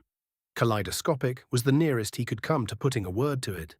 "Indeed, Ulrich, this is a thing that has not happened in my lifetime, a moot of the Legranel. Doubtless, they must choose a new ruler to lead the nomadic clans, a central voice to issue the will of the roosts to the Council of Orlithrum." Taipan responded, voice pitched low, as awestruck as he. Even at its height, there were not so many of the Irielen in one place ever. The city that lay empty beneath the boughs of Irielhos might have held a third of this host, and her appreciative gaze took it in with a struggle to comprehend the scale of her cousin's population. "Whoever is chosen to lead this mob will needs meet with my brother to know the will of the acting crown. War makes my little Lumitseit the de facto lord of Orlithrum and primus of its armies." His shadow informed him, before continuing to think aloud. "It is my little lord of Iriel who will have to guide these folk to spearhead the war, as it is they who are the masters of the plains and who live along the borders with Prespang." Bolderty had been greatly diminished by the bane that had almost claimed him. He had survived only because his devoted wives, Taipan's mother Vedir, Bright Eye's mother Bathe, and the mother of the other daughters Ulrich had not met. Shaw had taken him into the heart of Irielhos, a near-divine entity, a guardian tree of the deep woods elves, and used its powers to keep him alive. Ulrich had helped to modify a substance used to eliminate traces of the species' poison from the environment into a form that could be solvated and administered, which saved the elf. The cost to Boldarty had been great. The cost to his wives had been not inconsequential either. They had given much of themselves to keep his flame burning for as long as possible, in the hopes of outlasting the bane's effects. Thus was the potency of Iriel's champions reduced at perhaps the worst possible time. That, of course, had been the entire point of the attempted assassination and the assault upon Irielhos. It left the boy elf Ulrich had come to know as a kind of friend in the position of taking up the reins of his father about a century or three ahead of schedule. A tall task that, Bright Eyes was, according to his mother's, a genius mage, awakening his core at a phenomenally young age. But he still lacked the power of his parents, being barely at the cusp of puberty. The Lord of Iriel was a child. Ulrich knew him well enough not to underestimate him, but how well would these distant cousins, some of whom were unthinkably his elder? No telling. The blood moon of Iriel had kept his enemies at bay and his cousins in line through force of will and indomitable might. Lumitsate Iriel would have no such benefit, and Ulrich did not envy the lad the row he was going to have to hoe. "Good luck, little buddy," he whispered. Heavy thoughts to hold as they took in the mess before them. A pinch on his derriere broke the somber atmosphere, and Prenya's distinctive scent wafted into his nose as he jumped, accompanied by her softness leaning into his back. "What has my able bedwarmers so still? Regretting already that our nights are so soon to come to an end?" Joked the slim lass, a carefree grin on her face when Ulrich turned to face her. Taking in the lovely woman his shadow had conquered, Ulrich couldn't help but feel a little cheered. They'd had a pretty grand old time, all things considered. Would he miss her a little? Certainly. Would sharing his bed with Taipan alone decrease his satisfaction? Certainly not. Still, the bunch of jocular, once they'd sort of gotten used to each other, elves were a fine lot, and Ulrich was much better predisposed towards the Legranel than he probably would have been had not they met. Hell, even Joclyn had proven to be a decent sort. If a little too hot-headed and prone to letting his dick lead him into places his hands had to be quick to get him out of. Places like having Ulrich's sword carving him to ribbons. Just thinking of the future, lass. I would like to think I favor peace in my travels, but I think that well is about to run dry. He told the notch-eared woman, a bit down. Her smile only faded a little as she bubbled, "Droughts follow the rains. Fear not, young man, I believe we all will see the rains come again." Oh, the optimist was Prenya. Guess not everybody could be a sourpuss cynic like him, and probably that was a good thing. Taipan's musical lilt joined her for now lover. My husband cannot help but let his thoughts gnaw like bark weasels at the what-if. That is why I must be diligent in keeping his cheer for him. And it will be harder for the lack of your assistance, Prenya. Glad I am for the company of yourselves, myself and my mate. Ulrich shook off the doubts of the future at his partner's gentle remonstrance. She was right. Summoning a little positivity, he affirmed his pleasure at their small cadre of wanderers. This is so. My apologies for being too dour. It has been a fortuitous journey, and I have greatly been impressed by the warmth of the Legranel. When we leave here, it will be with fond memory, especially for Prenya of the Isivor, he assured the cheerful elf. Prenya took up Taipan's hand and began to drag her off, declaring, "Then allow me a chance to add to those memories, and also an opportunity to reclaim my honor from your wife. If I had not kept watch to see, I would have thought she slept with her knife in hand."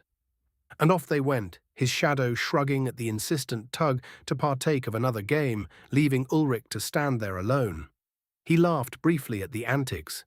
It had done his thorny wife good, these leagues travelled. She'd shed a good few thorns along the way, although he had no doubt that an unwary passer-by could easily find themselves with blood drawn in short order. "You have been good to my aunt." Ulrich jerked at the abrupt statement at his shoulder. Damned Jocklin! The young herd-rider had managed to close on him without so much as a whisper. Light-footed bastards were the Acer. Somebody ought to put bells on them. He turned to address the formerly hostile elf with a brief frown to show he didn't care for being snuck up on. By the faint twitch of the tow-headed youth's lips, he knew it and had done it deliberately. Such taunts and jokes were par for the course. "She has been good to me and to my partner. In fact, I would like to thank you, all of you, for your company on the road. It would have been a lesser experience to have crossed the plains absent so fine a group of peoples," Ulrich admitted. Jocklin's ears twitched briefly, a bit of surprise, and he smiled in a manner reminiscent of his aunt. "You have proven yourselves welcome, Ulrich. More than welcome. We would have lost someone to the beast attack, if not for you and your Iriellan partner. The great blue skies have granted their blessing to our journey home, it seems. I am glad that we shed our grievance. I am better for your lesson in courtesy. If ever you return to our lands, Jocklin will have a place for your rest," the youth offered sincerely. Ulrich put his hand out and shook the elf's more dainty mitt once firmly. "I will take you up on that, Jocklin, gladly. I don't know where exactly my journey ends, but if it does come back this way, I'll not forget the hospitality of you and your kin. If things go well, I will extend to you the same welcome to my hold, paltry though it may be." Ulrich returned. The cacophony that had begun to ring out as they entered the threshold of the growing canvas city and the sheer scale before him sort of underlined that discrepancy. Here were at least 5,000 elves gathered, with all they owned carried along with them. 7 roosts meant 7 Legranel cities merging now in apparent anarchy. Gesturing absently towards the surrounding bustle, Ulrich commented, "Your kin waste no time in laying roots." Jocklin proudly surveyed the budding moot before agreeing, "We are masters of life on the move. Most roosts move once a week or so, sometimes more frequently when we are guiding a herd, sometimes less when we graze through a richly growing silver-braided cereal grass field. The sooner that stakes are driven and goods are stowed, the sooner we may relax and enjoy the fruits of a well-earned rest," the dirty blonde plainsman told him. The Azen youth's expression did not hide a bit of a reflection of Ulrich's own astonishment, however.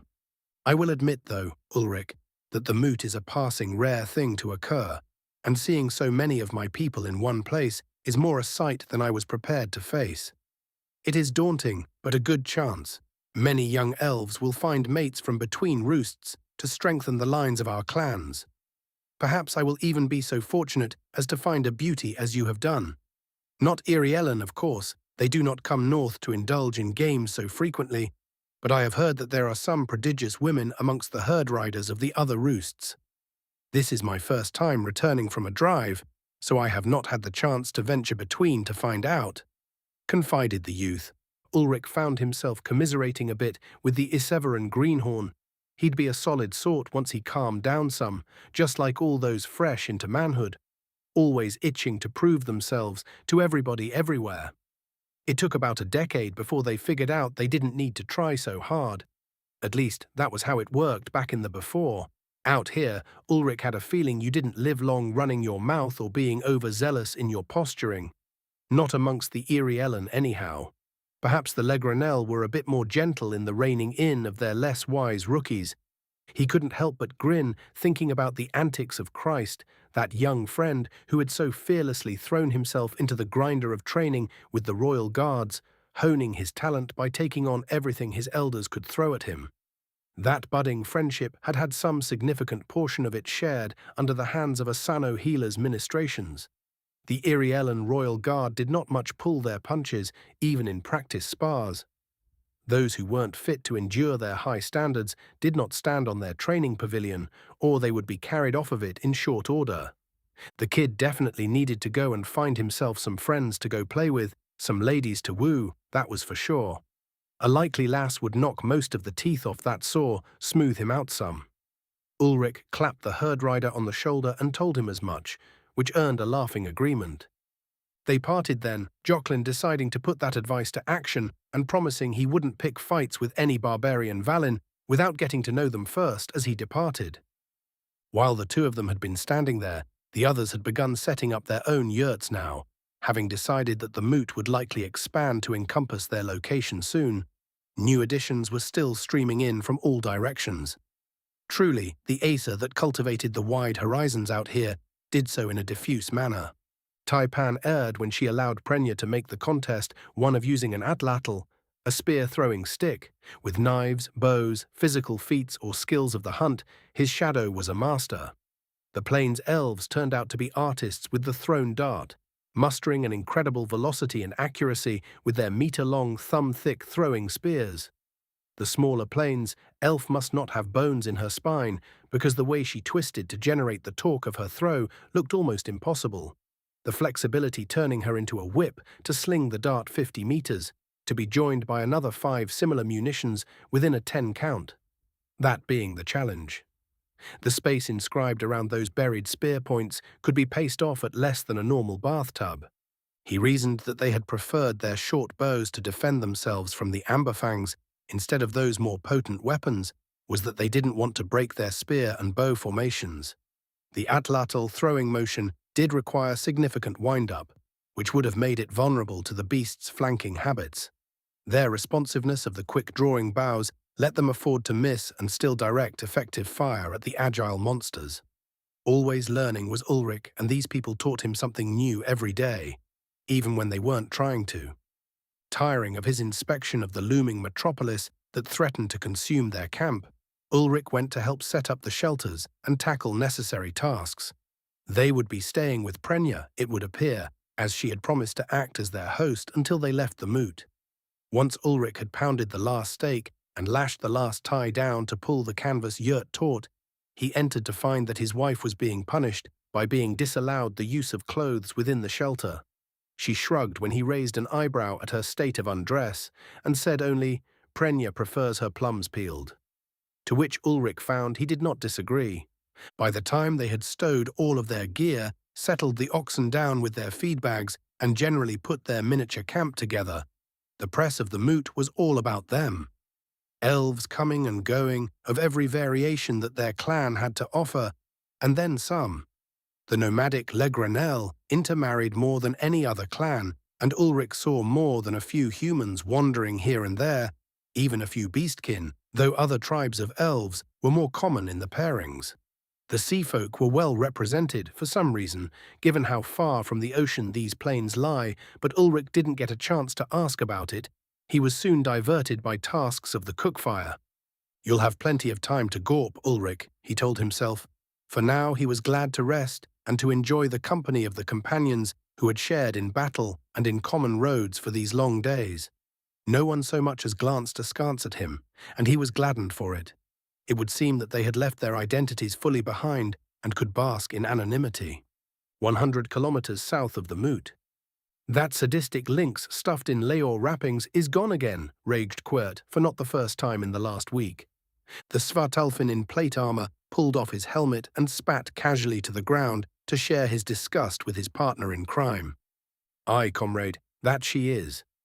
I knew we were going to have trouble when we kept passing those small groups of elves, too vulnerable, too tempting for the sorts of games our erstwhile partner likes to play," Ari complained. Gesticulating wildly, heavy tail lashing fit to break bones, the Sari assassin fumed bitterly, at odds with his normally placid disposition. "This is the 4th time this job. First, she gets us run across Celestin all the way to Trachen-Ear, killing our mounts to evade the patrols sent after us.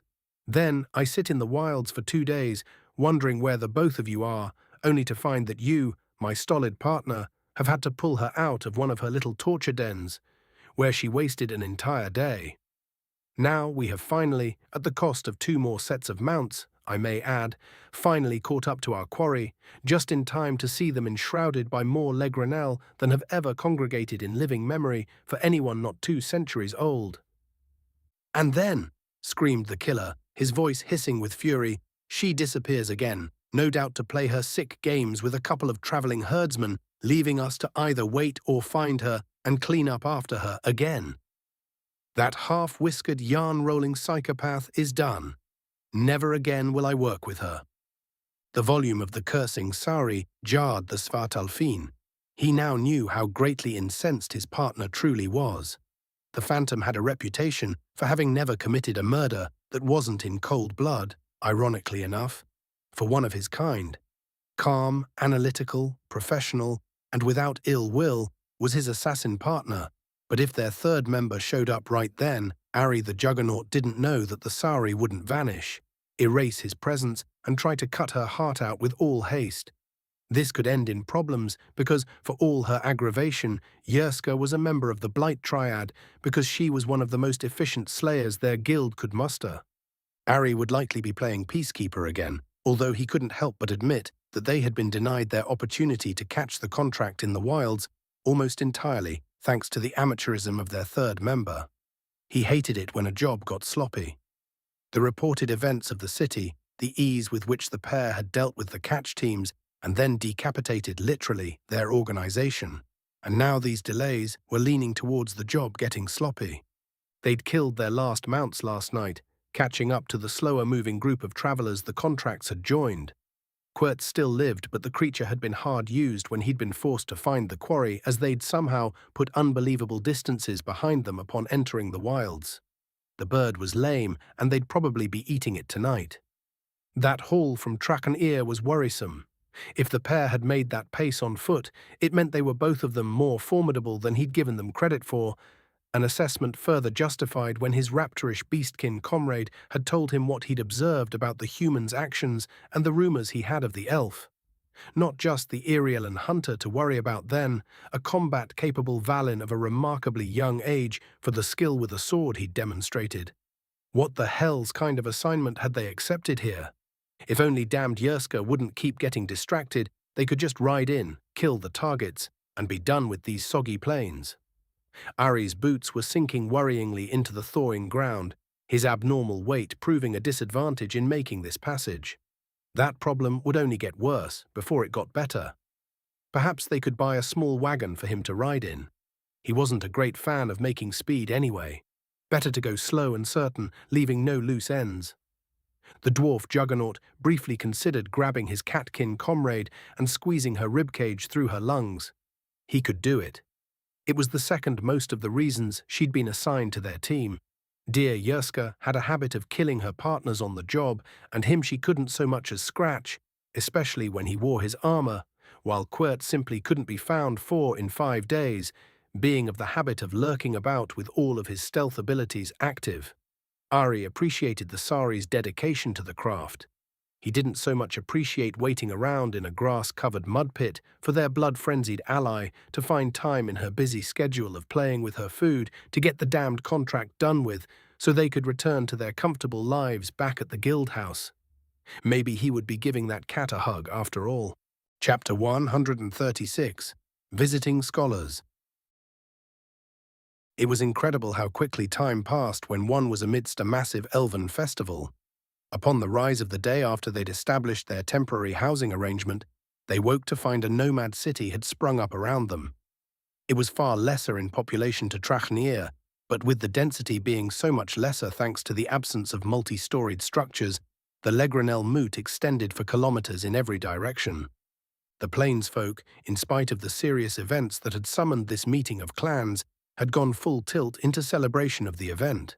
With the breaking cold of early spring and the lengthening of the days to shed snow at a visible rate, the migratory people had determined that they would take advantage of the gathering of their kin to engage in all of the usual accompaniments to meetings. That meant trading goods, trading stories, and trading fluids, all with a healthy amount of not quite hydration in the form of a myriad types of booze. Wine, beer, raw distilled grain liquor, mead, brandy, whiskey. If something had, at some point, been stuffed into a jar to ferment into alcohol, the Legranel were passing jugs of it around freely. Ulrich had, for the most part, remained sober, content to watch the chaos from the relative calm of the small gathering of his recent traveling partners. Many of the elves, especially the older ones with families, had created similar little clusters of calm, small eyes in the storm of the moot. From the comfort of a folded fur seat, upon a shaped stone chair, courtesy of his regained earth magic, Ulrich watched events unfold. Taipan had gone abroad to find information, lost immediately to the crowds of her cousins. He hadn't seen her in at least 6 hours by this point. Ulrich was currently carving a dire ox horn, etching in the forms of an abstract human form, carving a bull's head from its shoulders, a flowing artistic representation of the hunt that had produced the horn. His huntress wife had suggested that it would sell well as a good luck charm to herd riders about to start raising children.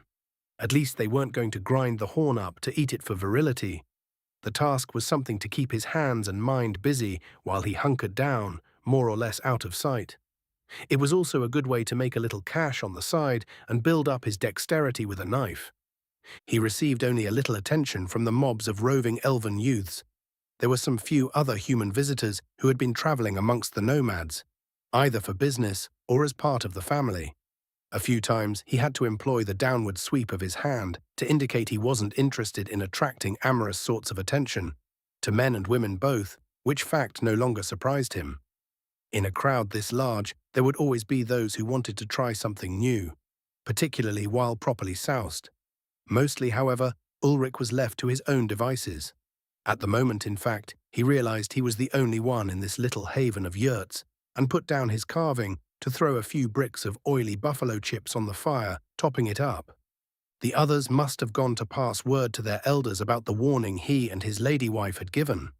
The movements of the monsters and beasts that had been disturbed by his killing of the forest lord and the absence of Ariel's hunters, who would normally be out controlling the worst elements of the wilderness, was cause for serious concern, most especially for the small groups of herd riders guiding their charges through the savannah or the sometimes isolated harvesters of grains and goods from the vast prairie. Lone travelers were at tremendous risk of being consumed by stray creatures that normally wouldn't have been seen for leagues outside of a roost's bustle, or even much along the trodden paths those roosts left as they relocated. Legranel huntsmen tended to discourage predators by warming their beds with their hides. That was no longer adequate protection. Active efforts would need to be taken if the less warlike elements of the population were to move in safety. This is all right, Ulrich mused. I can dig this sort of a vibe. There's elves out the yin-yang, only without the oppressive feel of the buildings that had made Trachnir far too alike the colossal tombs where his former life had been spent. Those massive housing complexes amidst equally imposing facilities for agriculture, healthcare, manufacturing, and all the myriad necessities of the post-collapse settlements. Density was a requirement back there. It was too hard to scrub large tracts of environment for radioactive materials and toxic substances otherwise. Out here, though, this was all right. The Legranel Moot had the same sort of feel as the Irielen city that had stood empty below the boughs of Irielhos, sprawling, disseminated interlockings of civilization that did not cross that threshold into claustrophobic urbanity that made Ulrich's teeth itch.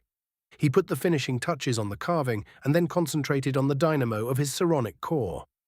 With an effort, Ulrich forced the magic to concentrate into two separate monopoles of pure charge, opposite but disallowed to interact, his will caging them and isolating them within his core. Gently, he pushed the collection of opposing forces together, allowed them to occupy, briefly, the same space. A sudden flare of energy, an echo of a clap within a canyon, accompanied the reversion of lightning-natured mana to a pure, unexpected state, which Ulrich immediately had to sequester or have it be contaminated by the rest of his magic. White mana liked to become whatever type of elemental form was nearby, and Ulrich's core was chock full of electrical potential that tended to flavor things. Carefully, Ulrich's mind spun out the mental construct for a very gentle version of his Cinder Shield spell. Dense gems of solid flame that circled to produce an extremely hot central region within the radius of their spin. Carefully, holding the shield parallel to the ground, Ulrich dipped the horn by the tip into that burning region and withdrew it, now nicely blackened, throwing his carvings into relief once he'd scraped the char from them. He released the shield, watching the jewels of elemental flame burn away into wisps of smoke, and smiled. Figuring out how to restore his use of unexpected magic was a major victory. Seron was a wonderful magic for destroying and empowering things, for connecting mana forms to accelerate them, but it wasn't always the answer. Ulrich thought of the evolved forms of his Windblade and Flamecrash, the Stormfire and Galvanic Mistral spells that were heinously destructive and costly. They really took some juice to get going. His core was all too happy to spin up a third of his mana potential to fire them off. He'd found maintaining the balance of his mana reserves a serious challenge since awakening, more so now than ever, that his recently evolved class, Ohmic Knight, was utilizing mana more heavily to create its enhanced offensive repertoire. Having the old magics back would allow him to better spread out his talents to take advantage of all the elemental forms, especially things like Stone Wall, which had such utility, as he reminded himself by shifting on his improvised stone bench. He wouldn't be able to utilize the core capacitor function of his magic, the instantaneous mana dump that created a massively powerful single spell instance for those prior forms, but that was fine. That aspect of his core was essentially break glass in case of emergencies, sort of deal. Useful in a pinch, but not really great outside of that. That was a beautiful spell. You are young for a human magus, are you not?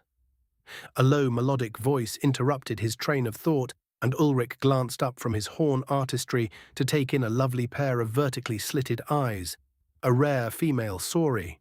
Her dinosaurian muzzle was surprisingly expressive, as had been that of the man with whom Ulrich had granted his pepper spice back in Trachen-Ir. She was speaking Elvish with a clean accent, and Ulrich had no trouble understanding her. "My thanks, fellow traveler. Its creation was one of my finer moments, and thanks only to the most excellent of teachers." Ulrich replied honestly. He'd learned that spell and mastered his others, mostly under the tutelage of some of the greatest wielders of the arcane available to the Irielen. The three wives of Baldurt Iriel himself, Vedir, Shor, and Bathe, had taught him the fundamentals of using his magic, and then, when they had been unable to continue their lessons, the wizened retired archmage Gotha Sinurit had more or less finished what they started. Months of daily instruction under those had produced what would have taken him years and years to discover on his own, even having the advantage of knowing the physical theories around which magic seemed to intertwine. The speed at which that Crimson Sphinx Shore managed to grasp those theories and then weave them into her spellcasting was patently unfair. When she recovered her strength and got back around to major magical lifting, she was going to unleash pure, unholy terror. If a guy couldn't figure out how to use magic with that roster of teachers, they couldn't be trusted to button their trousers. The sari's clothing was interesting, a type of layered dress made of something fluffy but distinct from the woolen items of the elves, maybe plant-based. Flax. He'd need to examine the fibers, but it might be a form of linen. What really stood out were the squares of hard leather sewn into the material to form an almost scale pattern of plates. It looked heavy, warm, and tough as all get out. Combined with the sorry woman's height, a good quarter-meter above his own head, and rather well-muscled build, the smoothly baritone pitch, he'd rather not have had her sneak up on him in a dark alley. Good thing she was hitting him up under full daylight and with good intentions. The reptilian features of the sari were quite distinctive amongst the beastkin, thanks to the odd mixture of dense, small scales and a smooth suede skin. Their scales possessed a distinctive and highly individual patterning of pigment along the forehead, sides of the jaw, and places less commonly observed. His newfound supplicant had a lively purple and orange that broke up her charcoal grey hide. I find your use of flame interesting. If I may, could you explain to me how you create those marvelous jewels of incendere? The sari asked boldly. Oh ho! A mage? It was Ulrich's lucky day. He didn't have much chance to speak with those gifted in the art of magery, not since leaving Irielhos. There simply weren't many who attained enough mastery of raw mana manipulations outside of the somewhat rigid gifts of the Akashic classes. True mages were rare and potentially far more dangerous than their more standardly classed counterparts, and this one wanted to exchange that most precious of riches, knowledge.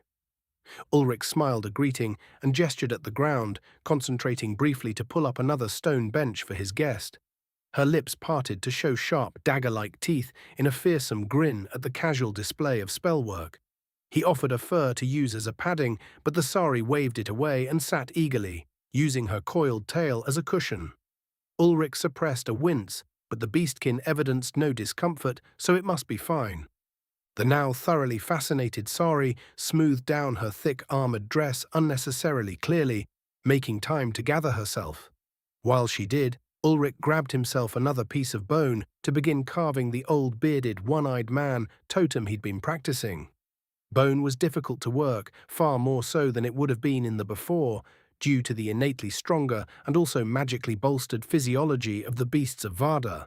Since Ulrich's carving knives and awls were of the teeth of the one-time alpha predator of the continent, though, they made easy work of incising the bone. Cutting too deeply was the greater problem for him. I see you have some experience in the game of trading, since you have not offered terms and await my opening to exploit your superior position, began the sari with a more serene expression than her earlier excitement. Ulrich contented himself with a nod and nothing more, continuing to carve his piece, which earned him a slightly sardonic laugh from the beastkin mage. In truth, Ulrich was exceedingly happy to learn what he could from this unexpected meeting. He'd not spoken at length with the sari, nor many beastkin in general, they being far more present in Pressbang than in Orlathrem. He'd certainly never traded wizard pointers with them, and stood to gain a tremendous amount of knowledge, even from things the woman before him might consider commonplace. Even so, they were playing a game, and that game had some rules to it. It would be gauche for him to not abide by the age-old tenets of barter. Very well then, I will begin, announced the sari mage, relaxing into the bargaining. My name is Werona Autumnclaw, and I am an ash-cord adept. My command of Incendere, Kylum, and Terror are strong, but I have not seen this manipulation you have so casually used to treat your bone artwork. I might say that such a peaceful use for so deadly a construct is surprising. You are aware that those beautiful fire gems are extremely easily weaponized, are you not?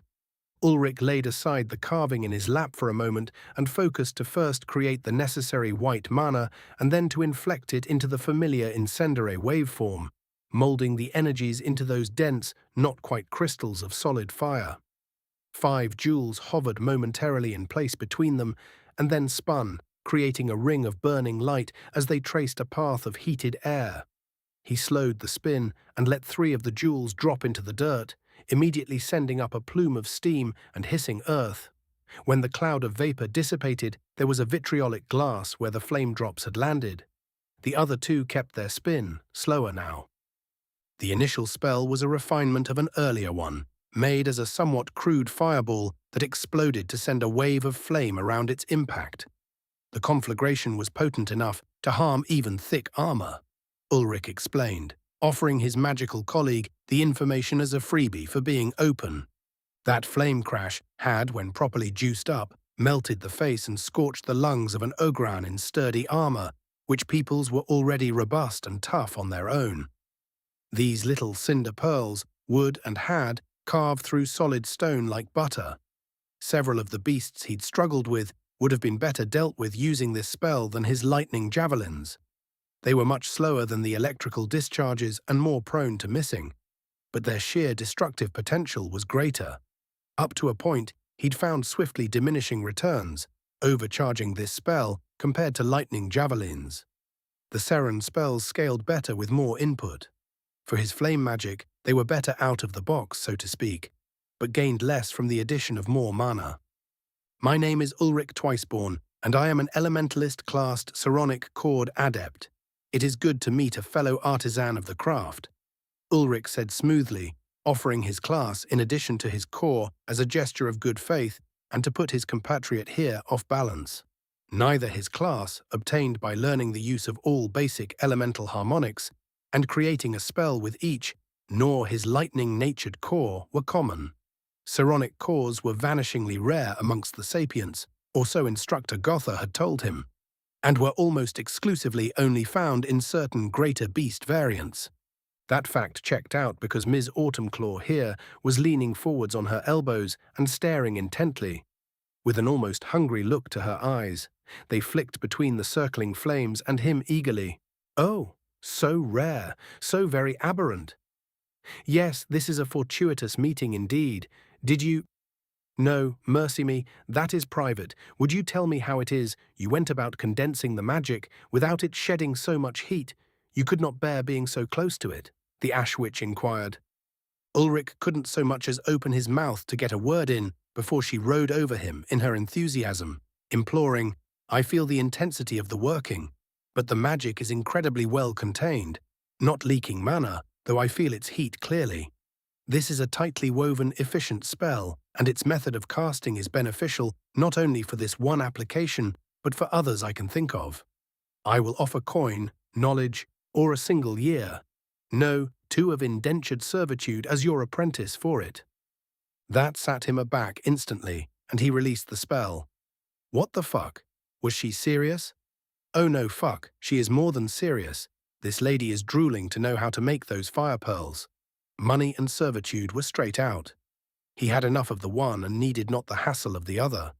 His peace being disturbed by Taipan was one thing. They'd sort of evolved into a partnership rather than the servant and lord relationship that they'd started out as, to say nothing of their initial state of being enemies.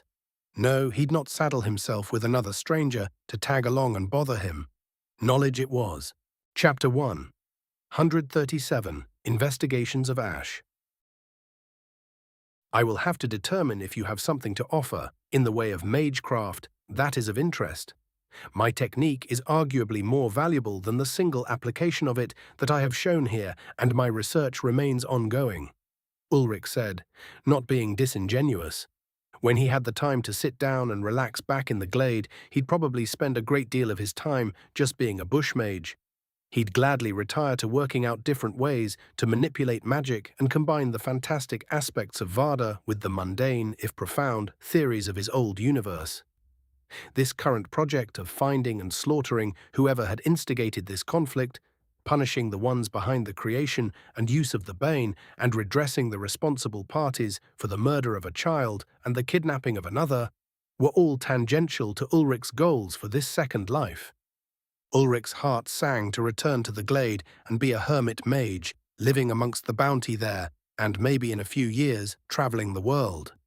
Everything following, stumbling across Bright Eyes, lashed, badly beaten, to a pole had been largely reactionary.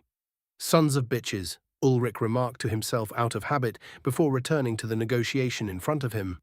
The non-threatening, yet deeply instinctively worrying flash of teeth in Big Sister Warona's passing smile indicated that she was confident in having knowledge to offer of a meaningful sort. For his own part, Ulrich had been trying to get a bead on her since she'd sat down and found he could not. With the Acer, you could sort of determine a relative age easily as they grew up, but from physical maturity at around 50-ish, until they left their prime around the 5-century mark, there was, more or less, no way to tell exactly how old they were.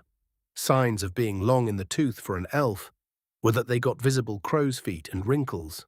Their hair silvered, and, when they were really fucking up there, they grew facial hair. The men did, at least. Ulrich hadn't met an elven crone yet. With these far less human-appearing beastkin, he was totally without bearing, especially the Sauri, who Bright Eyes had said could live to be well over 1,000 years. The healthy scaled hide before him might be wrapped around bones older than even Gotha and Ulrich wouldn't recognize it. The clawed hands raised, and the Sauri murmured, "Be not afraid," before she created a brilliant flame that then dimmed and blackened, turning to a whirling, smouldering, not quite solid orb of ash that hid menacing lines of molten heat within. Immediately, Ulrich saw why the mage was interested in his spell. She was on the cusp of a similar one. His great advancement in spellcraft was nearly matched here, but the difference would certainly be qualitative, just as the difference between a powerful flame crash and even a low-effort cinder pearl was huge, given their relative density of mana. Ulrich's interest peaked rapidly when he saw the black orb suddenly expand into a cloud, filling a spherical space almost a meter in diameter over the fire pit, and goosebumps raised on his forearms as the pull of heat into that umbral cloud of spinning ash created intense cold around it.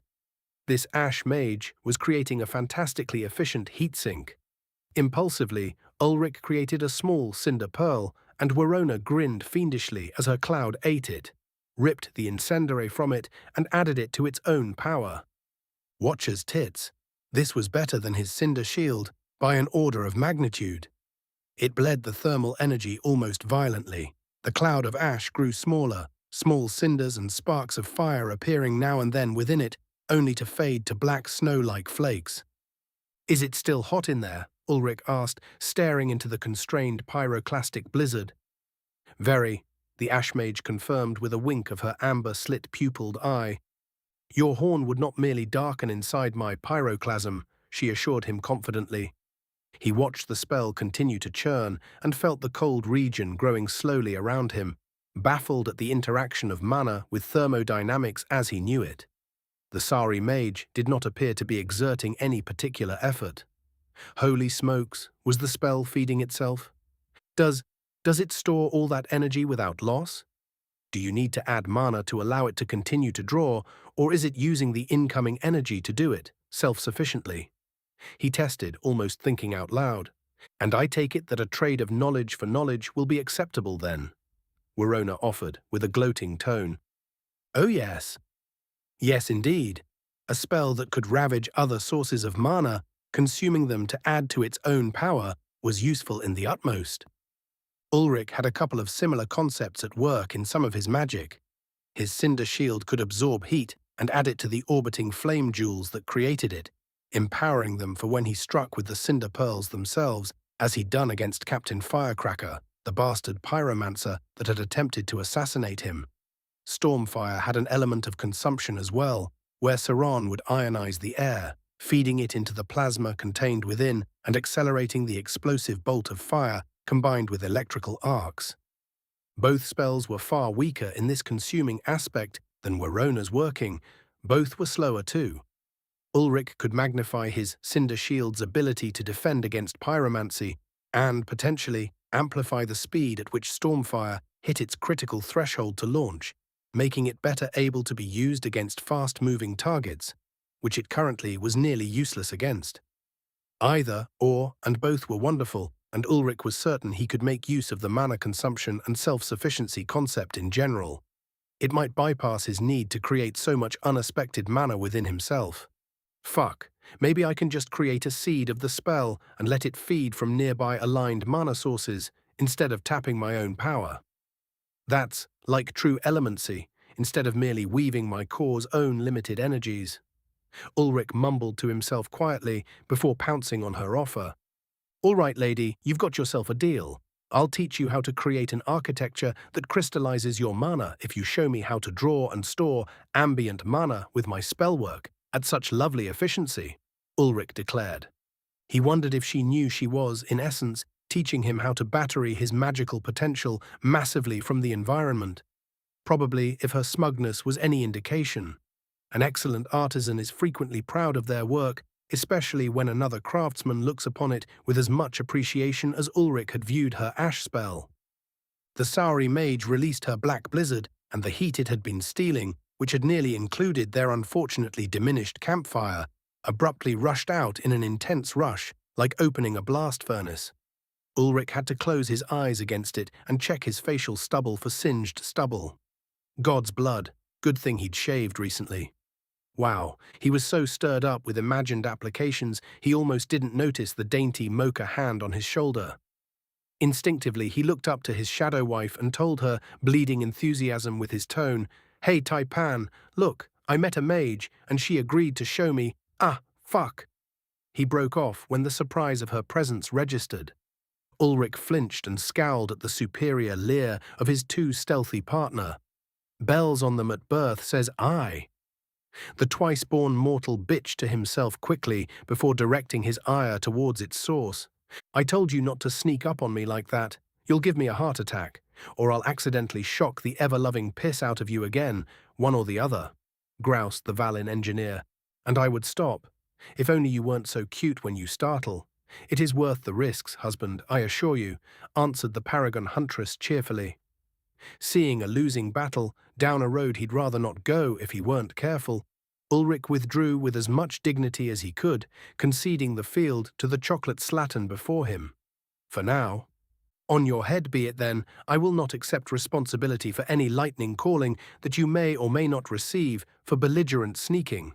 Anyway, welcome back from your jaunts, wife. Look what I found," Ulrich announced, gesturing to the bemused Saori mage, who was taking in the odd couple before her with a thoughtful countenance. "A mage? A good one too. She has some good techniques for energy sequestering and heat transfer that I should be able to—" He was cut off by the somewhat put-upon shake of his shadow's short locks. "Husband, I do enjoy your childlike glee at discovering another to torture with questions. But you know that I will not be able to follow your coming rant, and your guest is awaiting introductions overlong." Taipan paused him with another comforting pat on the shoulder, causing Ulrich to subside. Well, it was true that his tangents did tend to make his sylvan lass go blank, and rudeness towards their guest would not do, so he let her off the hook. But only this time, Ulrich promised himself. Next time he was going to share his budding hypothesis on getting a pulsed radar spell off the ground, and then she would rue her decisions. "Oh yes," the reforged man cackled to himself evilly, "such rueing as never was rued before there would be." He returned his attention to the lovely Saori lass, or maybe matron, he still couldn't figure out how old she might be at all, and made introductions. "Taipan, this is Adept Werona Autumnclaw, with whom I wish to exchange magery. Lady Autumnclaw, this fine specimen of Asa Iriellen, is my wilderness guide, and I suppose at some point she decided without asking. Wife, Taipan," Ulrich informed Mage Werona, who coughed a laugh into her hand while his shadow turned a disapproving gaze that bore into the back of his head. Ulrich couldn't see the emerald glare, but he had gained that additional sense that husbands gain for the attention of a hateful mate, something akin to the feel a mouse has when it sits within the sights of a rattlesnake. Thus, Ulrich had initiated another gambit to launch a series of future exchanges, a duel of barbs, riposts, and verbal traps that garnished well their relationship. He would find time to accuse her of being a cradle robber again tonight, one of his favorite jests. His age put him well inside the Valin prime of life, but he was younger in years than her little brother Bright Eyes, and being implied to be a pervert was a sufficiently advantageous position from which to begin the next round of their running combat. Suppressing a smirk that would have tipped off his partner to his plotting, he looked up into those disapproving bronze-flecked gems, squinting their judgment, and took her hand in his to kiss it lightly. She didn't smack his head, so he knew she was only mostly faking her displeasure, as she did to manipulate him into being less of an ass, or to tease him for being his normally abrasively sarcastic self. Not this time, lass. It is just as well that I am young and foolish, began Ulrich, speaking conspiratorially in a false whisper to the scaled dinosaurian woman across the fire. Or I might not have risked her company and chosen a safer travelling partner like a shadow panther. Less clawing involved, probgak. He'd earned his just desserts and rubbed the bleeding spot on his shoulder gingerly, wondering how deeply she'd chosen to express her now real peak. Like mother, like daughter. Ulrich gently fingered the shallower than expected wound. Not so bad, he thought. Can I push her a little farther? Ulrich mused briefly before choosing life. If you have finished having your fun, Ulrich, I would insist, for your own benefit, that you stop making your prospective peer rethink the value of whatever supposed wisdom you might have to offer, warned Taipan, casually wiping her newly wetted belt knife on his robe before replacing it in its sheath. Ulrich cleared his throat and addressed his wife seriously as he could manage. But of course, my lady Taipan, I will endeavour to represent us with due hauteur. Please, forgive my lapse. I was only pleased to see you again.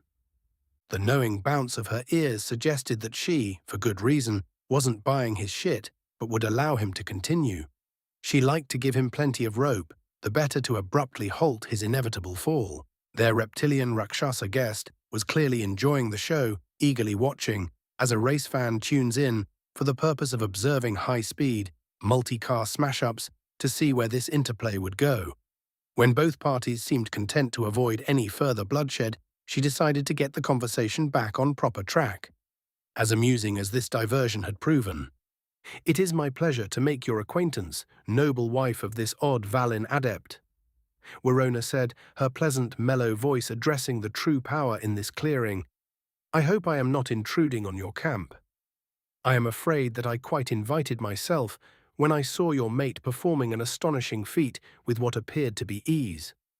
We discussed briefly and found that we might have things we might learn from one another." Taipan gave a gracious dip of her chin. "It is well, and you are welcome to our fires, adept Autumn Claw." Waving a clawed hand back and forth, the sorry mage decried such formality, crying, "Please, we are as equals here. Warona is fine. I would not think to hold to titles amongst such company."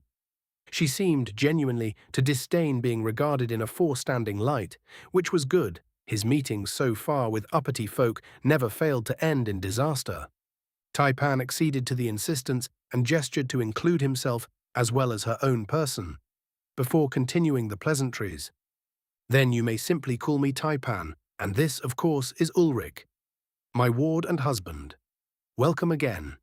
Please, forgive him. He is sometimes prone to having worms of the head and rambles about abstractions until reminded of common decency," Taipan said, her warm alto officially welcoming their guest and warning her of his bad habits. He offered no complaint to that. He was long grown used to her observation that he was a madman, despite his insistence that his apparent insanity was merely the manifestation of having lived amongst two worlds. Strictly speaking, Ulrich was not unwilling to entertain the proposition that he may or may not have a few screws loose. Not that he'd admit it to his bosomy lass, mind you. Some cards you hold close to the chest or see them played against you. With the introductions made, Taipan subsided to her normal role of keeping an eye on things while enjoying the potential for him to fuck up, so that she could mock him before suggesting an alternative. Such was love amongst the Irielen. Or maybe that was just Taipan's rather distinct inflection of it. Ulrich only knew for certain that he would never know for certain. Ulrich scratched his fingers through the imagined beard that had covered his chin before he went ahead and admitted he didn't know what he was doing. Honesty being the best policy and all that. "I'm afraid I have only ever bartered for goods. This exchanging of knowledge in a transactional manner is foreign to me. Please, feel free to explain how you would like to proceed." The Sauri Ashmage was happy to that, judging by the way she assumed an erudite posture. Ulrich could feel her adjusting the imaginary spectacles on her nose as she began. "Since I was the one to initiate the exchange, it is proper for me to be the first to open. I will begin by noting that this is not a casting unique to Ash magic, although that mana form excels in this task. I believe, absent appropriate testing, that there are ways to apply this archetype towards other mana forms. After a pause, seeing that her audience was following, she began to pick up steam, subdued excitement pervading the instruction. The first problem with fire magics in particular, as you are no doubt aware, judging by your own workings and those cinder pearls, as you call them, is that they are prone to radiance. The incendiary has a natural tendency to spread itself out, as if a gas attempting to fill the space. I have made notes indicating the mana concentrates not in empty spaces though, unlike Calum, but in cold spaces. Incendiary seems drawn to even the temperatures across its surroundings. Ulrich was completely spellbound. This Verona, this Sauri woman, was one after his own heart, a true nerd. She was over there spouting off the mana equivalents to the laws of thermodynamics. He hadn't explicitly tested the relationship, but now that she was describing it, it made complete sense. Heat transfers, according to the second law, caused heat to tend towards a single same temperature entropic state. Why shouldn't the magic of heat do the same? Ulrich's efforts had been more along the lines of creating reflective spell forms and something akin to total internal reflection along the boundaries of the weaves of his magical constructs, guiding the energies towards the interior and preventing their escape actively. His attention locked onto the Ash Mage completely. Seeing she had caught her pupil's interest, she dove in. "I see you are not unfamiliar with this concept, and also that you appreciate the gravity of its import. Excellent. 43 years ago, I noticed that the hot rooms around sunstones that were coated in charcoal paint were always cool to the touch, even when the room itself was quite warm. Imagine my surprise when I found that if I directed a gentle flame towards a sheet of charlacare, that I could immediately touch it, could pick up the entire piece, or even hold it while I bathed the sheet in incendiary." A fanatical light burned in the Sari's vertically slitted, burnished orange eyes. The charlacare did not reflect the heat. It stole it, hungered for it, and released it back into the environment so rapidly that my weak injection of fire magic could not even raise its temperature.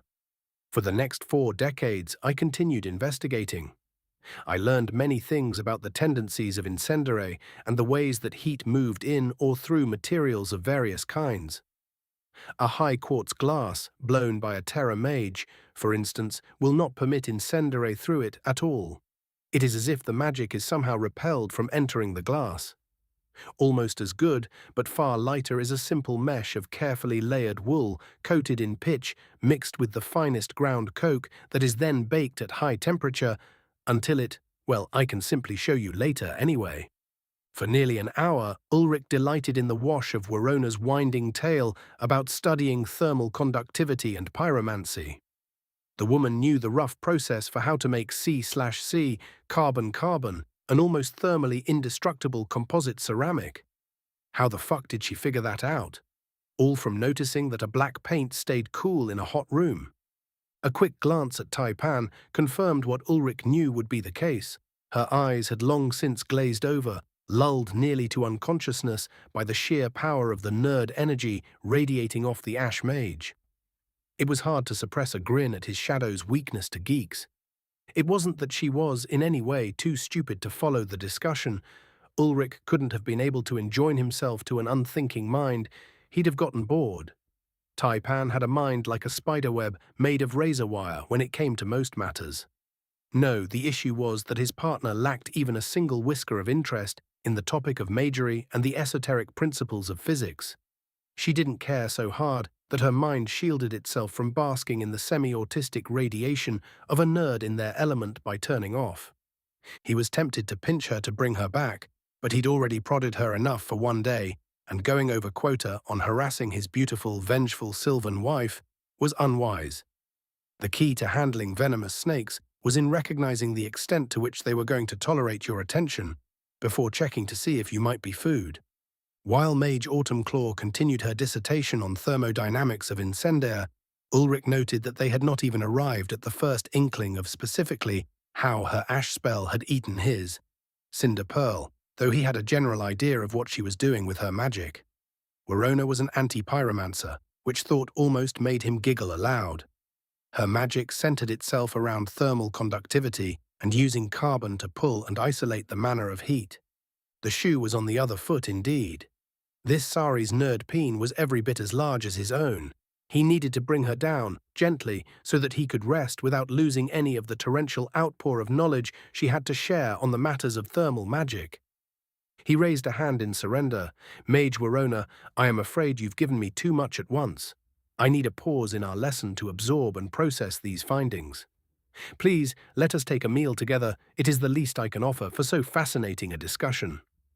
Discussion was, of course, a generous way to phrase that, given that he hadn't said a single word in the last round of the twins. Speaking of which, those dancing orbs of blue and orange glory were whirling at their peak. It was already sunscrest. Time truly flies when you're having fun. Chapter 1. 138. Win some, lose some. Luncheon with Mage Warona soon turned into a more boisterous happening as the other Legrenelle with whom the travelling pair had met previously had returned from their goings. Prenya immediately added to the festivities by accusing Ulrich of having an affair on her affair, which properly set the tone of the afternoon. To that razzing, the Sari woman hid her muzzle behind a hand and delivered a textbook princess laugh. Oh ho ho ho, we should not leave treats lying about to be snapped up, then should we, young Farstrider? He was liking this Ms. Autumnclaw character more and more. She was revealing a good sense for timing and taking advantage of a proper straight man. The scarred herdrider looked back and forth between Ulrich and the tall therapodic woman with astonishment for a moment before declaring with a pointed finger, You harlot! She slandered him jokingly. It has only been one morning, and I trusted you to guard our catch, Taipan. How could you let this happen? To which his wife shrugged her reply before saying without sarcasm, I cannot watch him all of the time. My Valin is tricksome, and trouble finds him like water finds the bottom of a hill. He had to grin. It was a true enough statement. It would help if he would learn to keep his trap shut and mind his own business. No more saving children in the forest, or hunting for spies in his woods, or dueling assholes, or breaking up slaving rings. No, sir, not for this guy. Just sign me up for a whole hell of a lotter, sitting around a fireplace, munching on venison and slurping root stews. Ulrich had to admit that the trajectory of his life had been vaulted incredibly into unknown territory by his chance meeting with the Aerials. They'd all added their own spins to his story, and that had sort of inevitably sent him careening off into the world. If he kept pinballing around like this, he might just find out that a life of adventure could be fun. A little murdery sometimes, but fun. In spite of some amount of evidence to the otherwise, Ulrich was not entirely without wisdom. Under the scrutiny of the unexpected third leg of a tripod Taipan had created, he recognized when it was best to practice the art of silence and stillness, to blend into the background through the sheer will to go unnoticed. His ninja-do failed him utterly, such was the power of the elves. Somehow, the vengeful Prenya found a hole in his technique and settled down between him and Taipan. She then assured that his trained skills would prove futile by gluing herself to his side. The wrongfully accused was forced to pay penance by feeding her bits of some kind of pasta, spun between chopstick-style eating utensils. Only a race as dexterous as the Esser would consider eating pasta with chopsticks, the sadists. His magical business partner displayed the wisdom of her untold years again by retrieving a fork from her belt pouch, ignoring completely the disdain of her lunch fellows. Ulrich endured their laughing gazes and the smug grins for a few minutes until his fingers figured out how exactly the fuck these stupid sticks were supposed to work. Once the games were over, everyone settled down to munch in earnest. Ulrich managed some portion of vengeance by deliberately dropping noodles down Prenya's shirt, while she was distracted by some conversation about wildebeest tracking with Taipan. Her squawk of righteous indignation was cut off by a brown hand fishing down her front for the noodles and making some rather unfortunate mistakes along the way. Joclyn made the ironic observation that his aunt had tossed herself into a cookpot full of hungrier travelers than she had anticipated, which drew laughs from the peanut gallery. Ulrich was even gladder he hadn't killed Joclyn. The lad was proving to be an all-right cobber. It no longer seemed unusual to Ulrich for his shadow to be having fun, even away from her beloved woods. Hell, if anybody asked, Ulrich had decided that he was having an absolute blast currently. The garrulous Legrenelle had some large part in that. The nomads, once they'd gotten over the initial circumstances of their meeting, were a hoot. As might be expected of people who traveled endlessly, they had a rather carefree attitude and a love for experiences over things. Inevitably, that led to the telling of tales.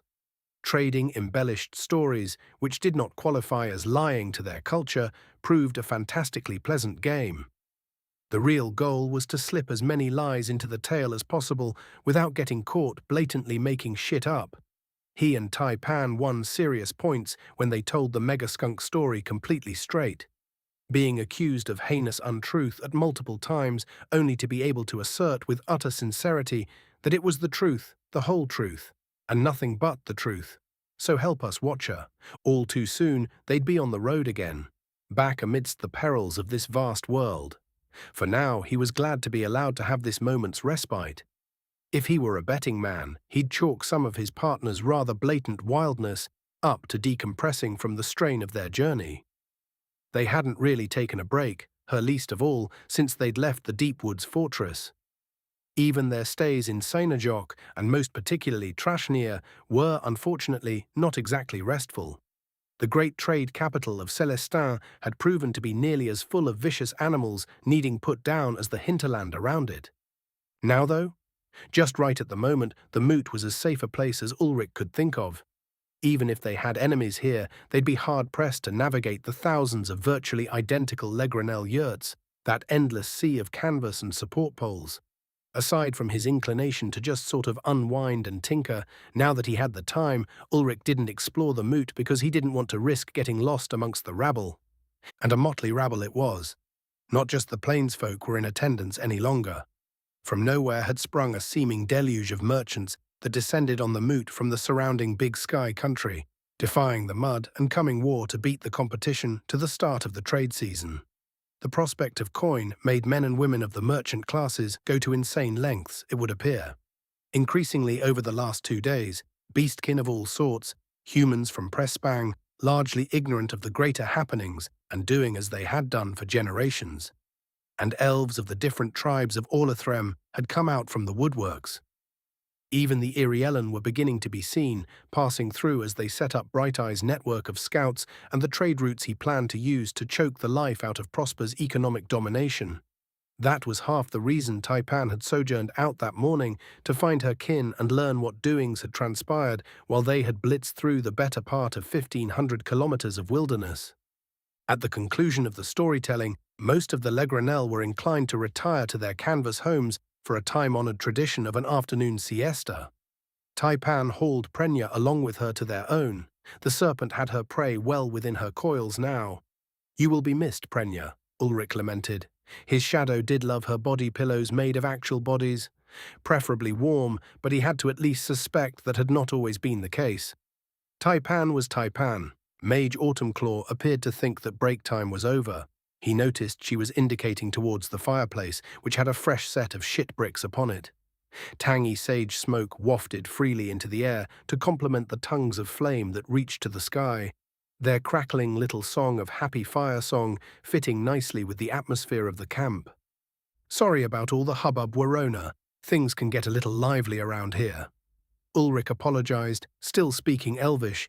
It had emerged as the most efficient way to communicate. He'd rather not use Taipan as a translator. Her mind was better left free to examine the reasonings behind what was said, less the exact verbiage. The muzzle parted slightly to show sharp predator's teeth, a razored smile that, under different circumstances, might have browned his shorts a bit. There was a brief moment when whatever was wrong with his brain almost convinced him to, on the spur of the moment, compliment those pearly white manslayers. But a second thought revealed that first one to be unfathomably stupid, and he managed to refrain. Don't stare at them. Don't talk about them. Don't imagine them eating you. Don't ask her how long it takes to brush them. Don't stare at them, he chanted a ritual of anti-moronic behavior. It is quite all right. Your companions are a pleasant change from the border towns. I am always surprised at how open the Acer can be. My own folk are more restrained, but it would be silly take offense. To each their own. Now let us move our discussion to that which was bargained, the method for isolating the energies and drawing them from others' spells. Once more the Sari leaned forward and held out her large clawed hand. She could palm a basketball easily. Her eyes showed her concentration, and a hollow sphere of menacingly hot orange light appeared. "This," the Ash-Cord Adept declared, "is only flame magic. I will not use my Ash mana. Tephras is not required, though it has a sort of specialty for this type of manipulation. You said earlier, Ulrich, that you were Charon awakened, yet you are able to use Incendiary as well. By this, I understand you have relearned to manipulate the unexpected mana." Ulrich confirmed via a duck of the chin before he replied, "This is so. It was only relatively recently, but I believe I have solved some of the contamination issues that my awakening initially created." He was a little bit proud of that. It was a nifty trick, if he did say so himself. And he did. So there. Warona's smile had faded when she began concentrating on her magic, but a slight flash of the very subtly serrated ivory lining her jaws indicated her pleasure at working with another adept who aspired to be more. Most mages sort of tapped out at this point, admitting that the path to recovering the ability to use magic, other than what their core provided, was beyond them. Gotha had referred to such with a strong degree of contempt and had ruthlessly insisted on Ulrich's recovery of his unexpected magics as soon as possible. No student of his would choose to be a cripple, was how he had phrased it specifically. Good, so strange to encounter a human of the barbarian clans with your level of progression, and so young. Truly, Varda's mysteries are uncounted. I know not your background. Are you trained in standard structures and elastic mana weaves? The slim woman gestured with her offhand to indicate the glowing orb of heat she was holding steady. Ulrich was. It was among the first lessons Shaw taught. The protocols for manipulation of mana to externalize it into a spell under direct control of a caster or a ritual to activate according to preset triggering conditions. He'd made very little use of the latter, there just wasn't enough time. What had immediately come clear under the tutelage of the Crimson Sphinx was that Ulrich's initial conception of casting and controlling magic being akin to writing code was not far off the mark. There were typical archetypes for commonly used spells, specific mental constructs to achieve a specific aim that could be interchanged between different spells, like a library of functions, according to a paradigm based upon one's understanding of the objective and the forces involved with it. It was also true that two mages could achieve exactly the same results with wildly divergent methods at times. They could also produce an outcome that was, to the observer, the same, but one may do this with half the expenditure of mana and willpower, if they had a better refined understanding of how to accomplish their spell. These mental algorithms and mana constructs were where Ulrich's magic differed greatly from his elven counterparts. The knowledge he had of his old world's academic training paid dividends here. Where his Acer instructors were casting according to, let's say, Python, Ulrich was using C++. There were similarities between them, but one was very different from the other. Sometimes to the good, sometimes to the not so good. Structures were the prefabricated functions that the mind used to weave mana in a specific way, to achieve specific, well-defined outcomes. Ulrich's spells were all structured. He didn't have to reweave the spells. Once he'd learned them, he just concentrated on feeding the mana into the algorithm, and his core spat out magical nonsense. Elastic mana weaves were a whole other beast. These were the on-the-fly adjustments that could be used to manipulate the structures, tying them together in different arrangements. They had to be actively controlled and demanded precision, or else you could fizzle your spell, or worse, have it feedback and get a backlash into your core and mana channels. Shaw had helped Ulrich create his Cinder Pearl and Cinder Shield by use of elastic mana weaves to alter how the incendiary behaved. It was hard as hell, and he'd only succeeded within the weeks of training because Shaw was a goddamn genius sorceress. It would have taken him at least twice as long to puzzle out the hows, even if he'd pretty easily grasped the whys after the fact. My teacher showed me both of these to create the spell you observed earlier, so yes. I am also not afraid to admit that elastic mana weaves make me a little nervous, especially for things I haven't tried before. Ulrich admitted. Warona waved his avowal off. Anyone with a whit of sense is nervous to perform a novel working, especially at scale. The ones who aren't are roaming the wilds as living pools of water or stone pillars that seem to change location at random, or else they are fleshy bits scattered across their lab. Magic is dangerous.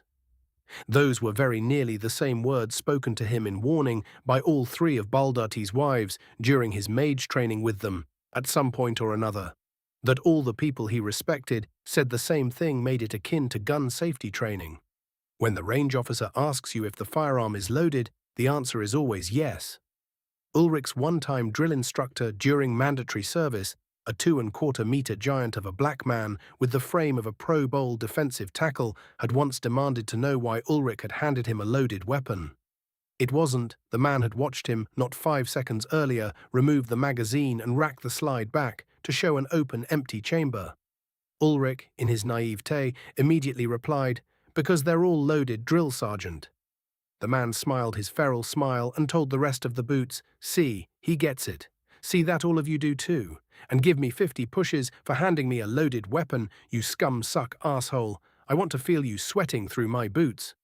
"Ah, good times," Ulrich noted to himself. "I hear and understand, Mage Verona," Ulrich intoned solemnly. Satisfied that he was authentic, the Tefras Cord mage began her explanation with a blunt, "Good. Attend." Ulrich couldn't help a long, slow blink at her use of the A word, which had been ingrained into the man to expect to be flung bodily through the air by Instructor Gotha. No such happening manifested, and he allowed himself a small sigh of relief. There is a specific requirement for the structure of the spell that necessitates it to hold excess mana. Imagine it to be as a bone, with many pockets and pores that may be filled or emptied without changing the shape of the working as a whole, the Sauri said, and her firelight globe expanded to appear mesh-like, with dimmer orange geometric lines surrounding pockets of brighter yellow light. "Wow, neat. She's got this pyromancy thing down pretty well," he remarked.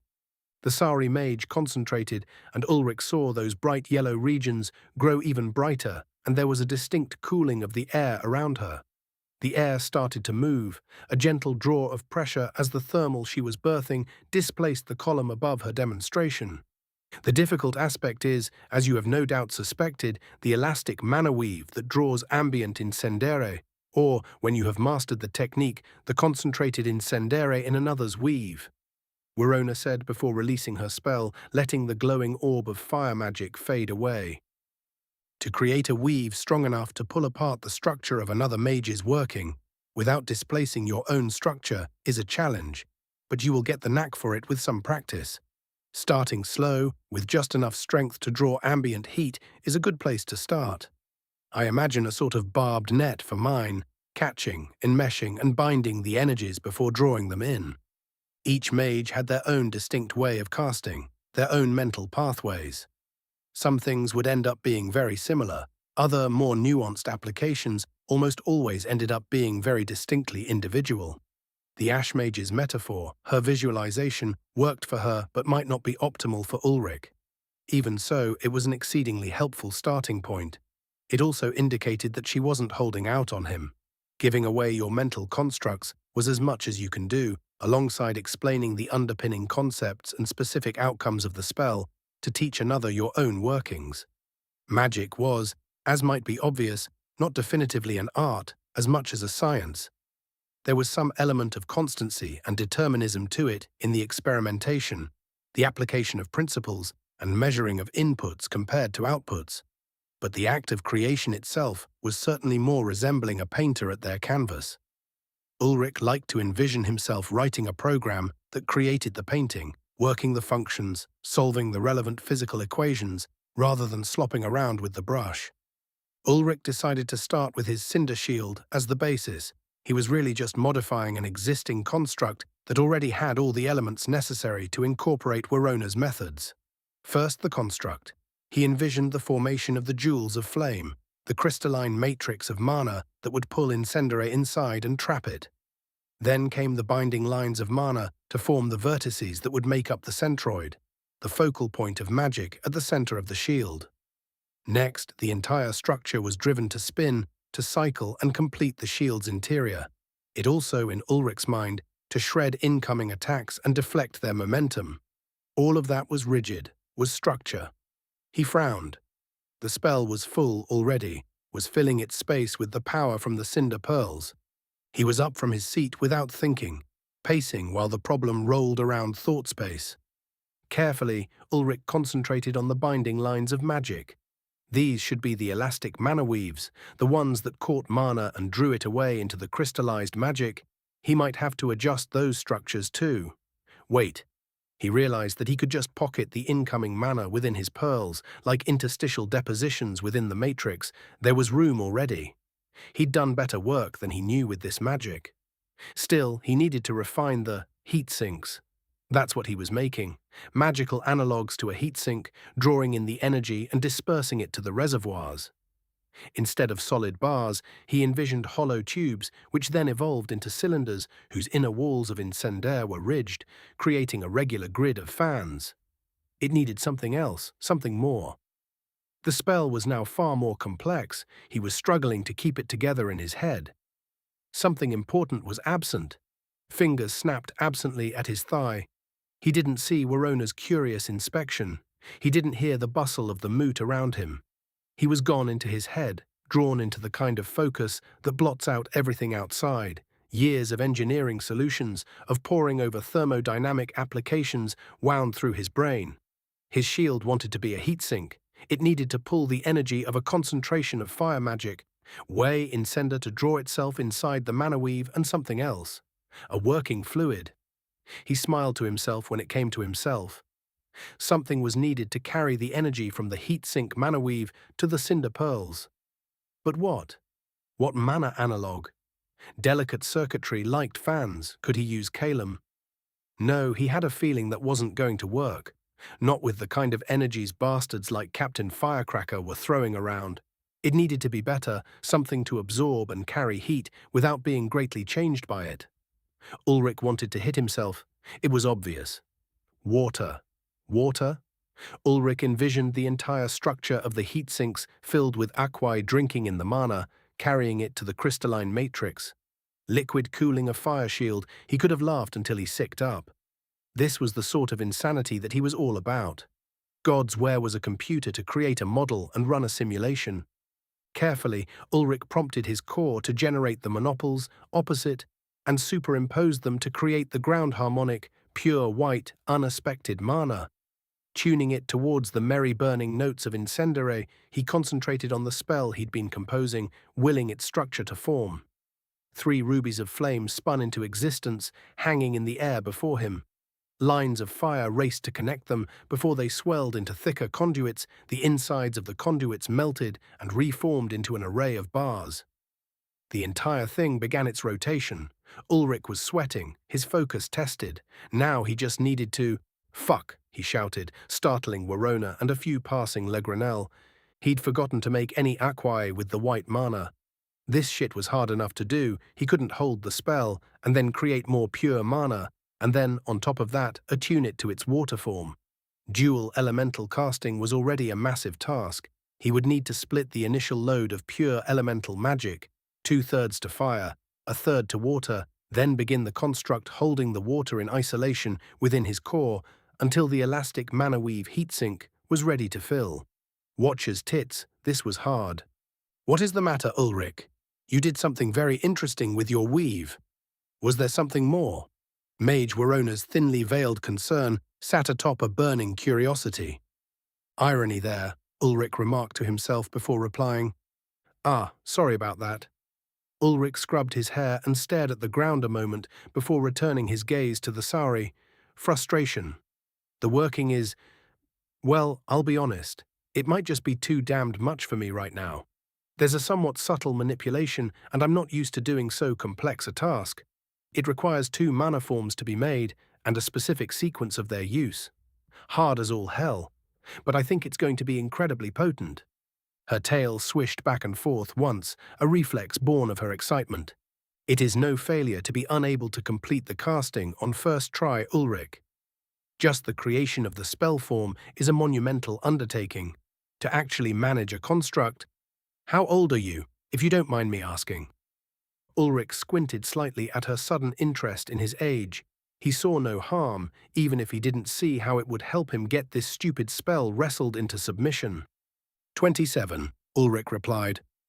I did not manage a casting until I was twice that. Are you really a human? I am almost so curious as to be rude enough to ask to use scan. She commented meaningfully. He'd almost forgotten about Scan. Shit. Hurriedly, before she got any ideas, he waved a hand.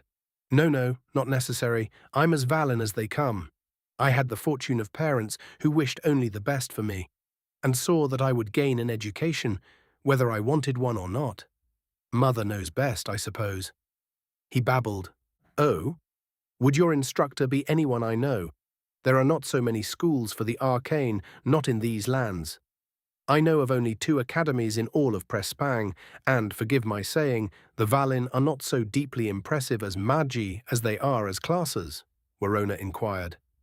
Uh-oh, now he was in it. Ulrich loathed untruths, especially amongst people he wished to know.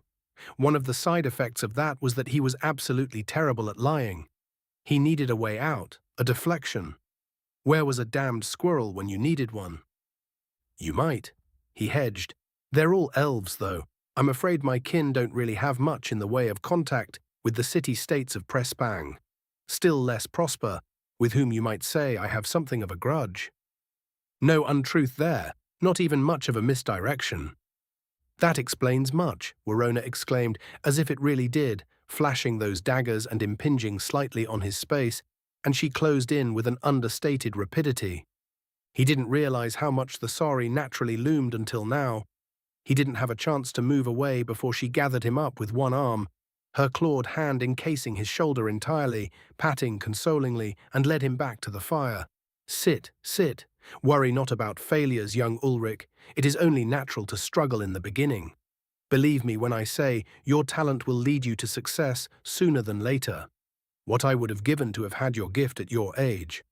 I'd have shown that puffed-up monitor Asgrid Ducarda, who trips over her own tail. The Sauri trailed off menacingly. Having been placed like a child, the beastkin mage sat on the adjacent stone bench. Soon after their arrival, before the trading of lies began, Ulrich had been gently coerced into providing more benches for seating, and a solid half-dozen of them now encircled the burning dung bricks, each covered in a fur pad. Now, let us see if we cannot refine your approach. Sometimes an idea which can work is made needlessly difficult on first attempt. I may polish your scales a bit, if you take my meaning, if you explain but a few whats and whys for mine understanding. Warona coerced gently.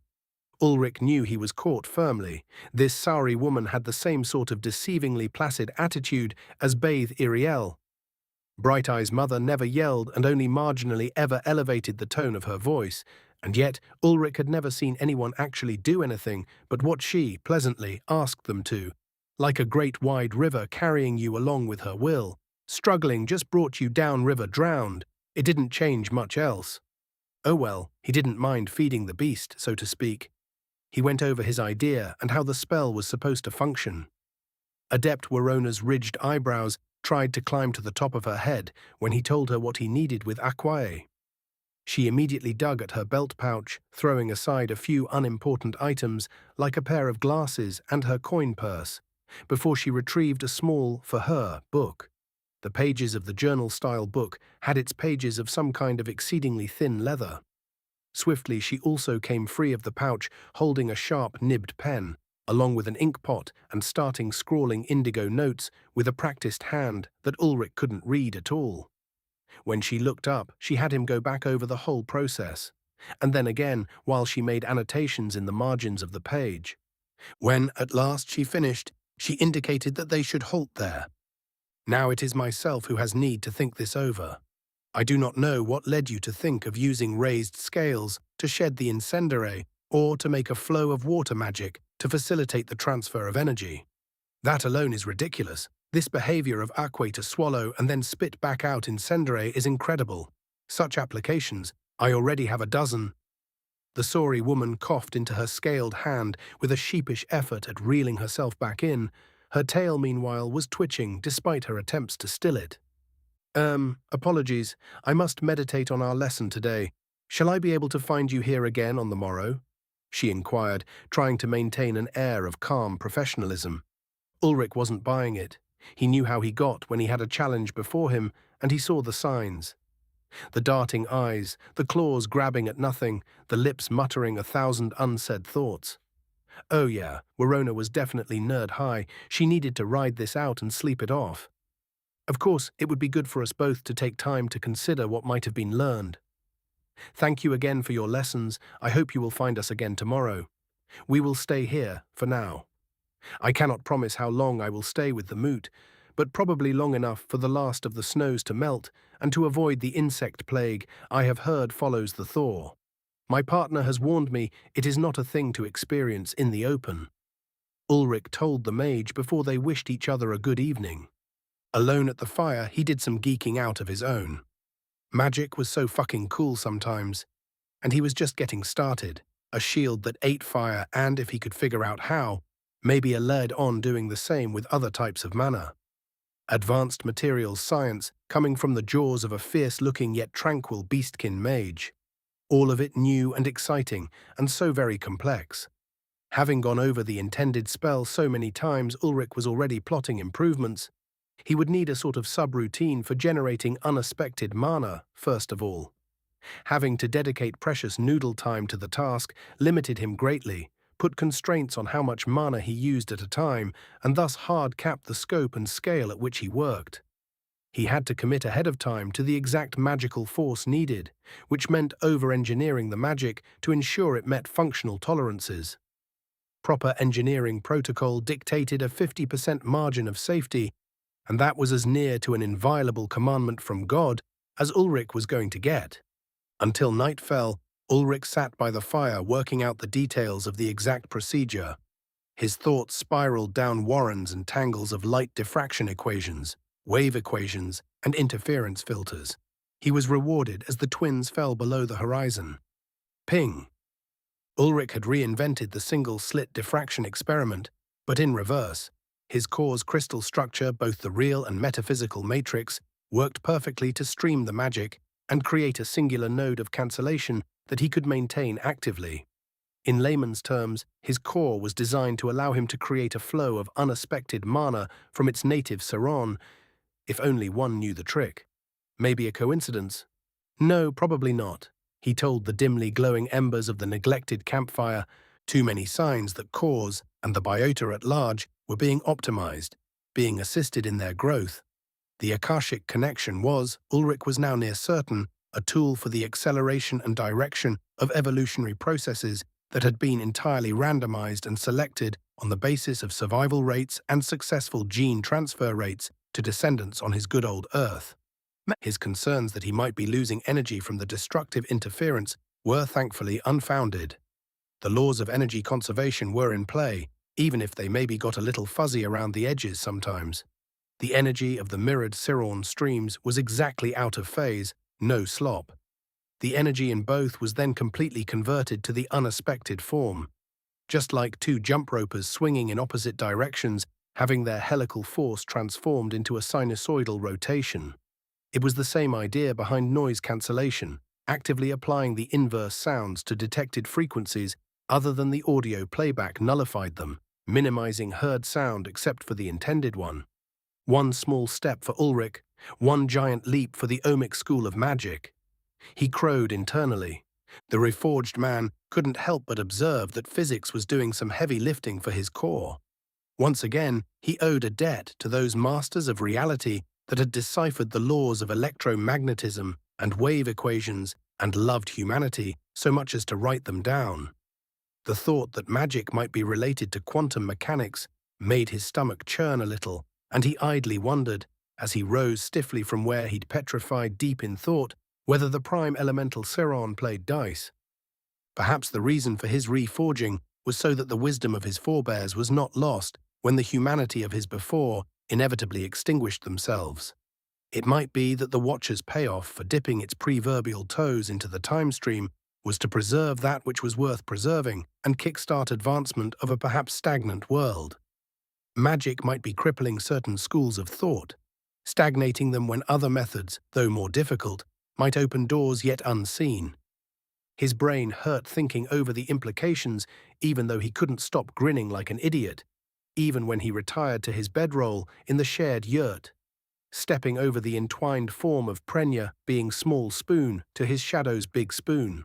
Chapter 1, 139. 'Twas curiosity.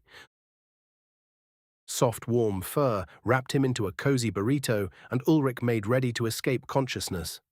Already, flashes of memory and nonsensical images floated, drifting from one to the next without pattern. He was disturbed by a familiar form draping itself over him, and his head was dragged into the soft bosom of his shadow. Resistance was futile, and it was a nicer pillow than a folded pelt, so his limp form remained pliable, while bare arms enshrouded his body. He hadn't removed his day clothes, so absorbed had he been about the revelations of his recent findings and sponging the learnings of a fellow adept, and the groping hands made this failing patently obvious. "You did not come to bed with your boots again, did you?" A warning, muffled for its being buried in his back, sounded. He had not, but that was because his body automatically removed them when he entered the shelter. It was a reflex. He didn't have to engage any nerves above the spinal cord to achieve it. His shadow's displeasure at finding clay mud inside her bedding was only to be lived once. "My feet are bare, mistress. As you have commanded, so do I obey," Ulrich intoned, deadpan. A firm grip on the hair on the back of his head suggested consideration for punishment. The claw relaxed and returned to its investigations of his chest, roaming under the thick robes. The idle hands, fascinating as they were, reminded him of the relative discomfort of being in a fur bedroll wearing layers of heavy fabric. He'd need lighter clothing if the temperature rose much more. Already he grew a touch warm while active. Ulrich hated the heat of summer. The only time he was remotely interested in being hot was sharing his bed with the clinging elf behind him and soaking in a steamy bath. After adding 2 hot thin cloth to his mental checklist, his now fully awoken mind turned to consider his shadow. Most of this was just him trying to slide into sleep, while his subconscious made its meandering deliberations about whether or not to ravage the delicious elf roving across his body with her delicate hands. "Good. It is as well that you are capable of being trained. There was a time I despaired of binding myself to a half-trained warmage of dubious heritage that was also unteachable." The clinging form notified him. He patted her hand, full of understanding. There had been reservations on both sides of that. For a long time he'd more or less been convinced he was tied to a murderous race supremacist that would take it into her head to dispose of him as soon as nobody was watching. He'd been correct, by the by, but she'd changed her mind before she got any chance to act on the first instinct, courtesy of Baldarti's well-thought-out training regime, the one full of elves, strong enough and observant enough to keep her from enacting her plans. In a way, he had the war to thank for her mind changing on that matter. Any who might have questioned the loyalties and convictions of Ulrich Einar had only to consider the hair growing white upon his scalp, courtesy of the horrific burns he'd received. Some motherfucking body was going to pay for that, but the attack had catalyzed the cagey elf's perspective in some way towards him. There were layers to that onion that he would never find the middle to, and he no longer sought to try. The end result was that she'd decided to bed him. Then, a little while later, she'd decided to keep on as a shadow on her own account, even after she'd gotten a free pass to go her own way, courtesy of bizarre elven courting customs. He could only laugh at the hands fate dealt, those he'd managed to satisfy twice over and by their specific conditions of exchanges of things of value. You don't give gifts amongst the elves lightly. The fey folk keep track of bargains, gifts, and oaths. He should have known all kinds of hints were buried in pre-collapse folklore that applied with spooky frequency on Varda. Thinking on it, Ulrich decided that in the future, if he ever was invited to celebrate a holiday such as Christmas, that would actually be the trigger for a massive Iriellan orgy. Elves. Those stories hadn't covered them by half. Ulrich's destiny, for better or worse, was tied intimately to the deep wood and to its peoples. He was the patron of their holy land, just for starters. He also owed their healers for his own life, and his taipan's vigilance for the same about a dozen times over. Besides, Ulrich had to grudgingly admit that he enjoyed her company, frowns, glares, twitching ears and all. His reverie ended when the soft form behind him snuggled even closer, bringing to bear her most potent weapons against his back, and her hands made moves to begin the process for removal of his clothes. Formal declaration of intent made, Ulrich decided to force her to do all the work. The mental image of an ecological archive video of a male lion being harassed by a lioness in heat flitted through his brain, and he couldn't restrain a smile at the comparison. I'm surprised you're still up, to be honest. I'd have thought you'd have exhausted yourself playing with Prenya. The human told his Aesir mate as she reached and pulled and, sometimes, lifted part of him up to assist in her peeling. It was a game now to give her no help whatsoever with the process and ignore what was happening. Last time, it was he who had to be the peeler, and that was fun enough all by itself. The after part was a different kind of game with different win conditions. Moist ones. A smug burble indicated that sexing her plains elf side nookie until they both collapsed was supposed to have been the plan. Fair enough. He might have tried the same thing had he not otherwise been fascinated. Occasionally, she managed to nearly echo his thought processes, alien though they were to one another. Now was another time. He'd ignored his wife just about all afternoon. She required penance for her cheek. Alas, she had a busy day with grass-raking business and tired before I did, even absent your assistance. Your wife feels neglected. You were too absorbed in your attendance upon your fellow mage to join us, and I did not want to distract you by inviting. Taipan's lilting voice teased softly behind him. He could only shake his head at her as he catalogued the location of his robe for later. He learned more about her all the time, so many layers. The girl, not his clothes. Not anymore, at least. Taking up a palm whose calloused toughness so greatly contrasted with the silken hide elsewhere, he kissed it softly to apologize for his distractions. Thank you, Taipan, for your consideration. It was a boon I won't forget. Meeting this Sari throws me back to my old life, he told her quietly. Her ears perked up. He knew that because they were long enough to make a sound when they did, under the blankets. She was listening fully intent now. He spoke fairly rarely of his old life, and even more rarely with fondness. It's like going to an academic conference, hearing the specialists in their own fields speak of their findings. Warona would have fit in perfectly with those scholars. She has a scientist's mind. Sort of like Shaw, although I think that one would have been lost to the mathematicians. He continued wistfully. I miss the exchange of ideas, the odd mix of preening arrogance, skeptical inquisition, and camaraderie that came with those meetings. They were worth dealing with decontamination, rad cleansing, and everything that comes with trip across the world. God's was old Earth a sad sight from 20,000 feet, with her ruin laid bare. Even so, the conferences were reward enough to witness it. Passions of a lifetime shared with the convictions of priests, and data arrayed like a conquistador's arms, ready to repel any naysayers. So much to learn, and a reminder that you would never know enough to say you knew it all. Those were the best times of my life, he concluded. One of them anyhow, he snarked to himself. The best time of his new one was a more or less continuously refreshing function of summing his experiences since waking up in the middle of Fern Gully. Even the times he was ready to shit himself facing something fantastically dangerous, he'd never felt so alive, so free.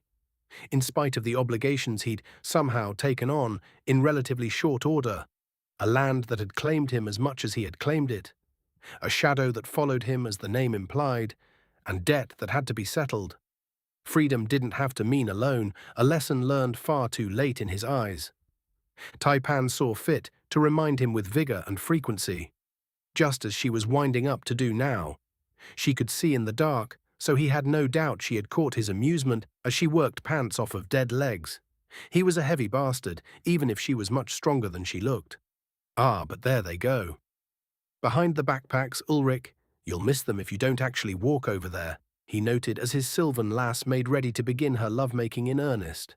He couldn't see her in the gloom, but he knew when she was smiling.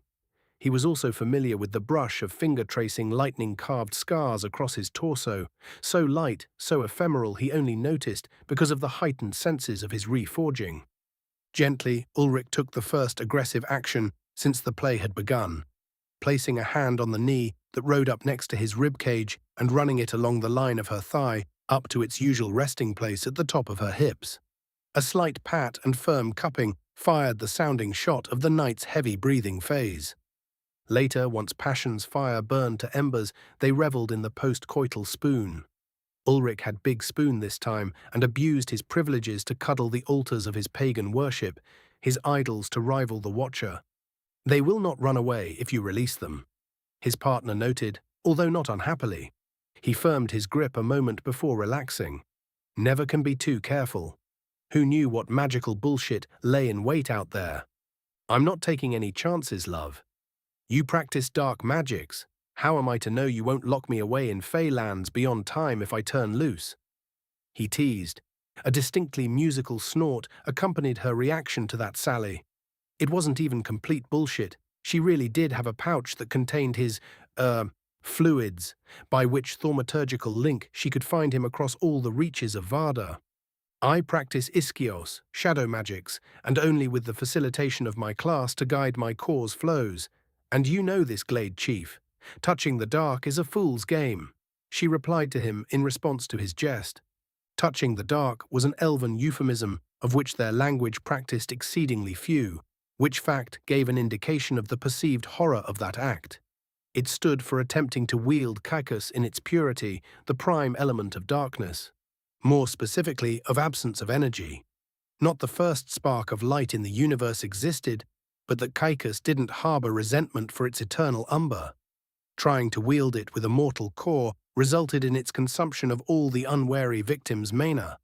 The light shed by their electrons bouncing, the heat of their body, any of it and all of it, instantly. Ariellen boogeymen existed that bespoke witches that had sold their souls to abyssals for the power to use Caucus a single time according to their wills. Then they would die, but they would complete one act of power. Horseshit, of course. But he would not begrudge them their few ghost stories, not when he had certain dispositions about the order in which his feet should be socked, booted, and laced, that had nothing to do with rational thought. Left sock, left boot, right boot, tie left, tie right, or suffer the wrath of the cosmos, as the gods intended.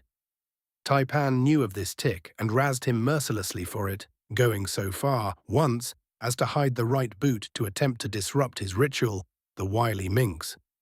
He hadn't decided whether to continue teasing her or to fall asleep. The decision was made for him when Taipan abruptly switched tone to her "we are talking now" voice. I am unused to feeling jealousy, Ulrich. A pause followed that near non sequitur before the woman he'd have pegged to have never had reason to be jealous of anything continued. You do this thing in giving something that has your attention, all of it, narrowing down to world that consists only of that which has interested you. It reminds me of a hunter's focus on taking a killing shot, but extended for ludicrous duration. When you were speaking to this mage of magical theories, I knew you were gone to a place I cannot follow, where only those such as you and Mother Shaw may walk, a space of ideation. It feels sometimes as if that is the place where you truly live, and I am only witnessing a transient passage through the waking world. He didn't know what to say to that. It was somewhat true. He did tend to become zoomed in on a singular train of thought to the exclusion of all else, becoming untethered to the world around him. It was a gift in the engineering discipline, a thing of training, to bend yourself totally to a problem and its solutions. It cost him in that most people don't like being ignored when some trigger or another sends the person they're talking to away to that distant space and they realize they've been, more or less, abandoned for a fantasy. He considered the fact that her statement made him uncomfortable about a facet of his personality he'd long since come to terms with a sign of growth. Normally, it wouldn't occur to him to give a shit. Now, though, he did. Very much even. Taipan knew her partner well enough to understand that the silence wasn't his ignoring her, but rather that he was giving her statement careful consideration. It was a mark that he was taking her seriously, avoiding capricious reply that lacked depth. She was content to grant him the time and snuggled back into him to be comfortable while she waited. I have decided that I won't apologize, he informed her bluntly at last. She laughed lightly at that, tinkling bells of amusement ringing out gently, as it was characteristic of his disposition to refuse to utilize tact to get to the core of the issue. They both knew he was so bad at obliqueness that it was better for everyone involved that he take the straightest road. Anything else led to tangents that merely wasted time while he figured out how to just say the thing he would end up saying anyway. He squeezed her gently to make sure she knew he wasn't being dismissive while he outlined what determination he was able to make on the situation. An apology would be insincere, since I have no intention of, nor in truth, the ability to change this part of myself. It is a thing of birth and a lifetime of training. To abandon it would be to make me lesser, and I will not do that. Ulrich told her, putting into words the nebulous analysis he was able to pin down only when he tried to describe it out loud. That doesn't mean that I don't regret what it does to the ones around me, especially you who have given so much of yourself to my cause and who have committed to walking this path with me. Consider it the relationship tax of being with me. Ulrich said resolutely, deciding that it was only fair to concede that sometimes he simply sucked to be around. He felt the rub of those brief, silken locks of hair on his chest as she shook her head at him. Her voice was absent any irritation, was matter of fact. I would not ask for different, Ulrich. My Glade Chief is an anomaly flitting between the world of the here and now and the land of idea and dream. It is a thing of Reforged, perhaps, to be split between worlds. I knew this when I decided to claim you, the Amazon admitted, so why would the much-vaunted Taipan, so feared by mortals and beasts, have cause to be jealous? Ulrich asked, genuinely curious. Because you had only thought for that otherkin mage all afternoon, leaving your poor Taipan to her own devices. You would not attempt to bed her, would you? I cannot abide her, having your body and mind, both, Ulrich. That is simply too much.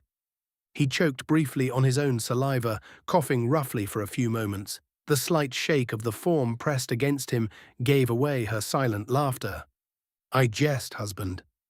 Since you indulged my seduction of Prenya, for whom I know you held no particular desires, I will allow you to have the sari if you wish.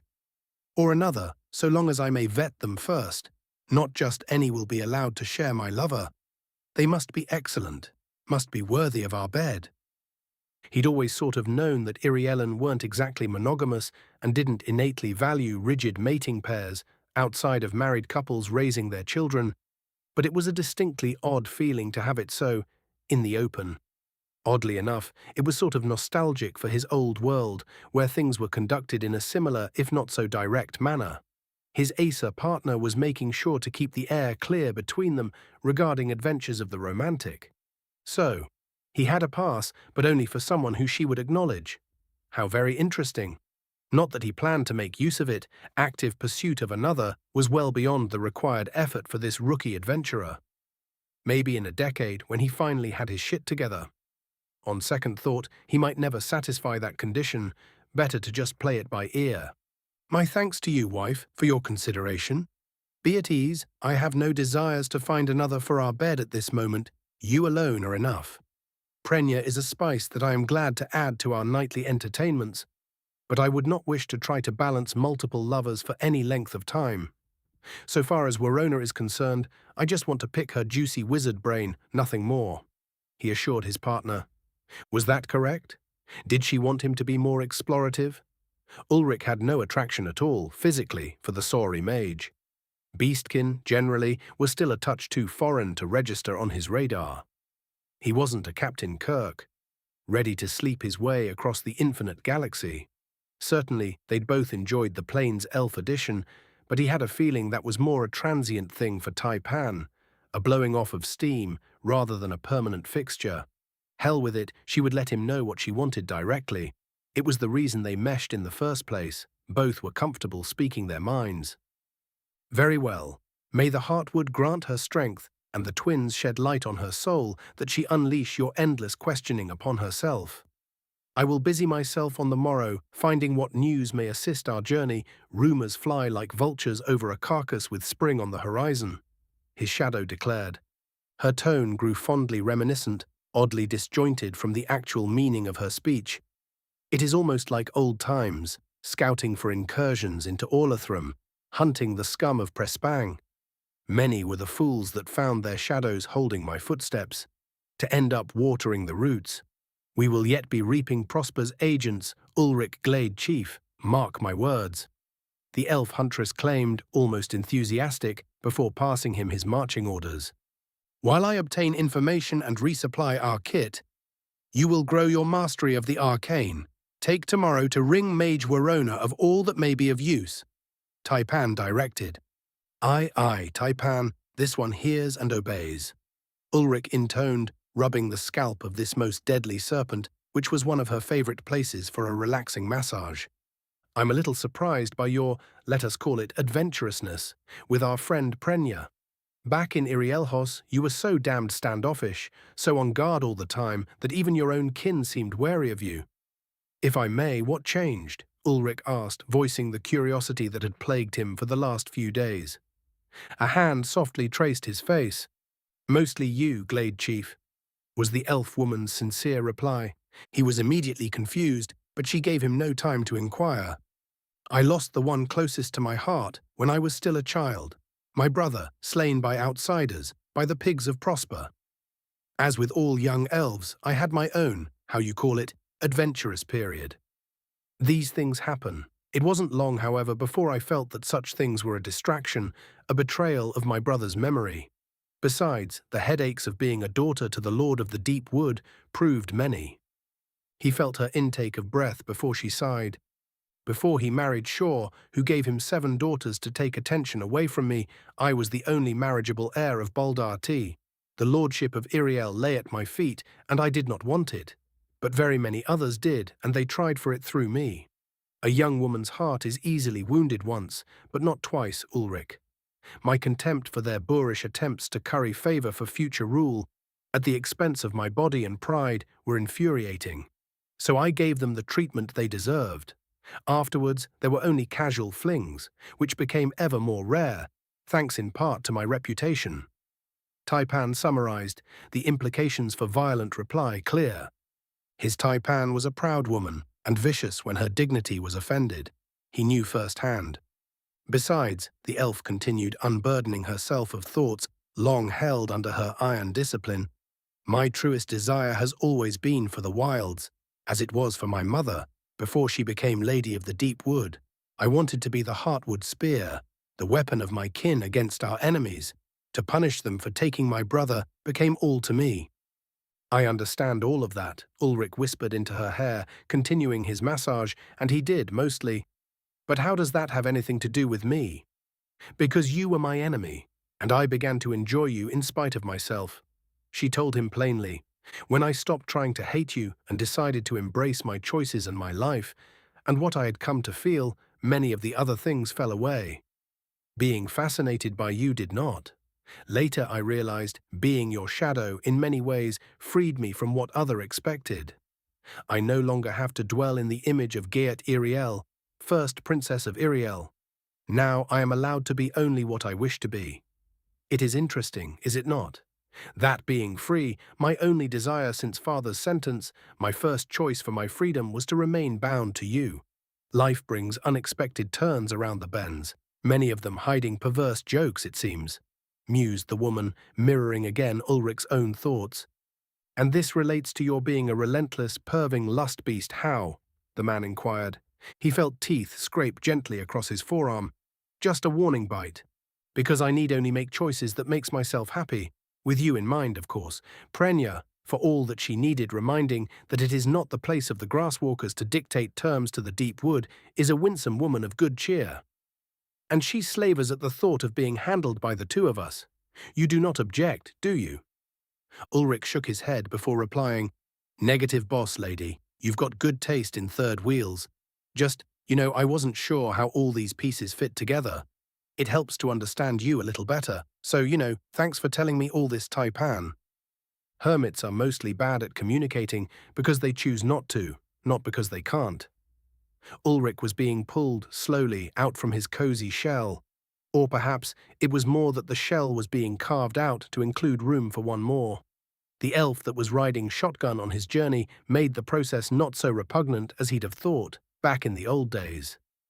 Kept things interesting anyways. This has been a fine adventure, though, beyond my expectations, noted the elf, a touch of drowsiness in her voice. We have faced down great monsters, devious and treacherous men, and brought justice into the lands. It is as it should be. The plains have been a boon to our quest, greater than I had anticipated. All things considered, Legranel has proven kinda laid back. he affirmed.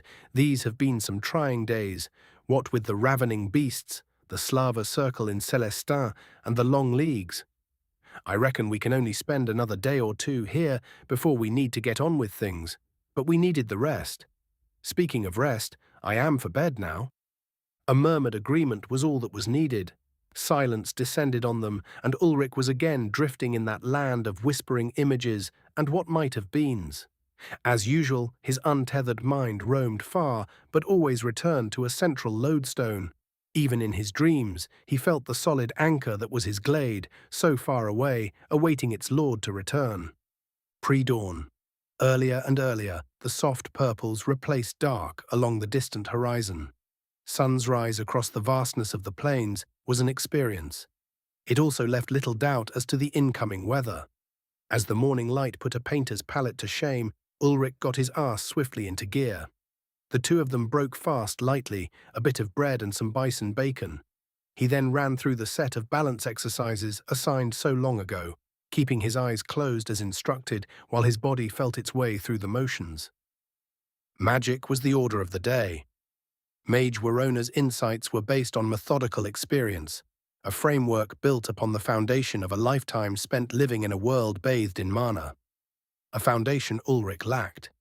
Instead, his was built upon the accumulated lifetimes of genius scientists clawing their way out from the savagery of Earth against the impossible odds to record their truths for the future. It would have to do. Taipan swatted him firmly on the arse as she departed, leaving him to his studies. He swore he didn't know what had gotten into her. She was far more outwardly affectionate or possessive, maybe both, since she'd stunned him with her notice that they were, in the eyes of the Irielen houses, married. Friggin' elves, might as well be pointy-eared Comanches. Lithe, wondrous, lethal and passionate Comanches. His partner was sallying forth to find all news that might inform their travels forwards and to obtain what they needed to prepare for departure away from the Legranel moot. Prenya had gone arm in arm with her to enjoy their time whilst they might. The plains elf knew the pair was readying to depart, and she'd handled her herd-rider business, alongside informing her clan's elders about the dangers of the beasts, as warned by Ulrich and his shadow. Ulrich stirred coals and replenished the supply of Legranel's finest bison brick. The previous day had brought a combination of success most joyful, accompanied by a disappointing failure. The spiffy new adept core that was giving him trouble with his old spells, lacing them with sometimes unexpected side effects due to being contaminated by lightning magic, was no longer crippled. Ulrich had figured out how to filter his magic to revert it to its unexpected form much more efficiently. Unfortunately, he had not managed to successfully juggle the combinations of Incendere and Aquae that he'd posited would grant his Cinder Shield the ability to draw and render ambient spellworks. Part of the problem was in dual casting elemental magics. He had been somewhat successful in that application thanks to his class ability, Prismatic Weave, which allowed him to use a more precise means of handling mana flows. That, coupled with the other features of his elementalist class, synergism was accelerating his ability to control his magic. It sort of buffered the possible interference between the mana forms, as near as he could figure it. But not enough. Damn, missing something. He took a deep breath, calming himself for the next effort. It was hard to remember sometimes that he was still learning. Practice you must, Padawan. Around the corner is success, but to you it will not come, Ulrich said, in imitation of a tiny green wise man in a galaxy far, far away. After a couple of minutes' review of Mage Warona's lesson, he decided that his initial concept, while sound, was simply too complicated. Keep it simple, stupid. He ran through the process of creating the spell frameworks again, first the Cinder Pearls, the crystalline flame that would act as a mana sink, drinking the energies directed against his shield, turning them into fire magic that he could use. Next, he worked through the elastic mana weave again, the hard part. It linked to the Cinder Pearls by a scaffold of fire magic, surrounding a flow of water magic, which would carry the mana the shield was absorbing. Fingers snapping at his leg, he went away for a while. Optical and heat conductivity, thermal capacity, reflection versus refraction, total internal reflection, prisms, His brain went through analogues to handling the movement of light and heat, the only pure energy applications he could think of that were modeled well enough for him to actually have something to work with regarding his mana problem. Problem was, he had to tie it all together and also shape white mana into two forms while weaving them together. He could make the white mana now, more or less on demand. White. Or should he think of it as clear? Clear, like a diamond. Click. Oh, thanks, brain, he told himself. Sometimes genius is seeing the obvious before somebody else has to tell you about it. Ulrich Twiceborn had a moment of clarity. His Cinder Shield was currently only really efficient for handling incoming fire magic, on account of it was only made of fire magic, using water to distribute the heat to those nifty little gems of solidified pyromancy. What if, instead of a jewel of incendiaire, he made the same type of spell but using unrefined, unaspected mana? A dense, crystalline matrix of rigid mana, completely, perfectly, isotropically pure. A clear gem, a diamond. It would absorb anything, any mana at all. And if physics and magic interacted at all the way he thought they did, the diamond should be able to conduct the magic it absorbed with incredible efficiency. The magical phonons, or vibratory waves of energy transmitted at fantastic rates. After all, real diamond was amongst the most thermally and optically conductive material known to man, right behind its cousin graphene, the same graphene he'd spent years studying. In this, Ulrich Einar was likely the Varda's foremost expert. For better or worse, by using white gems, Ulrich wouldn't need to juggle two mana types, he'd just use the one. This approach did simplify the construct. It also led to new problems. Problem 1. Unaspected mana was incredibly dangerously reactive at high density, and his matrix was just the bee's knees at packing mana densely. In other words, the act of creating a construct from the base harmonic of mana was going to give rise to a phenomenally sensitive bomb if it couldn't be stabilized. Problem 2. The white gems would then need to be connected to each other, and if Ulrich was already flirting with disaster just by creating those little magic diamonds, he'd really have his balls in a vice by connecting them with more rigid constructs of unaspected mana. That's too much reactive magic in one place. He'd never even tried manipulating white magic outside his core, always it was harmonized towards a specific mana form prior to its use casting. First things first then, could Ulrich even create an unaspected mana crystal? For reasons involving mana being everywhere, it may well be that the act of externalizing that magic would result in its immediate dissolution by ambient magic. It might just poof into a gust of wind, or convert into a little cloud of water vapor, or disorganized heat, or some shit. For once, Ulrich actually managed to remember caution in the midst of his intense curiosity. An ever-so-brief application of white interference reverted the lightning-natured magic in his core to its basal form, where it was protected from interference within the arcane nexus of his core. Next, the construct. Just as when he'd crafted the Cinder Pearl under the guidance of master thaumaturgist Shaw Iriel, Ulrich formed the image in his mind for a three-dimensional lattice of specific geometry. Each locus of energy precisely dictated and, sort of, pushed the energies into that image. Just as when the pearls of fire condensed, there was a spin-up, a whirl of force. This time, however, it was magic in its pure form, sheer potential. Ulrich had used the crystal pattern of a diamond, specifically the intersecting face-centered cubic lattice of 8 nodes. The diamond lattice was responsible for its incredible properties. Carbon atoms on their own lacked the interactivity of electrons to create the kinds of bonds that metallics could generate. Arranged in their organized form, however, carbon atoms attained properties unmatched in materials science as he'd known it. Durability, compression, atomic density, hardness, broadband optical transparency, thermal conductivity, electromagnetic inertness, and thus tremendous resistance. It was a fantastically stable substance, all the way down to the quantum scale, and the savages in pre-collapse had used them for jewelry. Pearls before swine was a most appropriate metaphor. There, smaller than his thumbnail, hovered a sublime fragment of unreality. A perfect faceted chunk of pure magic, beautiful to his eyes, and not only because he'd been the one to make it. Ulrich was so fascinated by the little flake of snow-white majesty that his concentration slipped for a moment. Panicked, he resumed control, and in a fraction of a second, the jewel of white mana pulsed, throwing a flare of alabaster fire limned by prismatic light. Then again, another mini-solar flare made him squint. Is it doing something? Ulrich asked aloud, intensely focused on the true diamond, as he'd come to think of it. Another flash, brighter this time. I think something's wrong. Instantly, the floating gem turned Vanta black, so dark it looked like a hole in the world. Then it exploded soundlessly, knocking him flat on his arse in a flash of metaphysical force that nearly scattered the fireplace and rustled canvas for 100 meters around.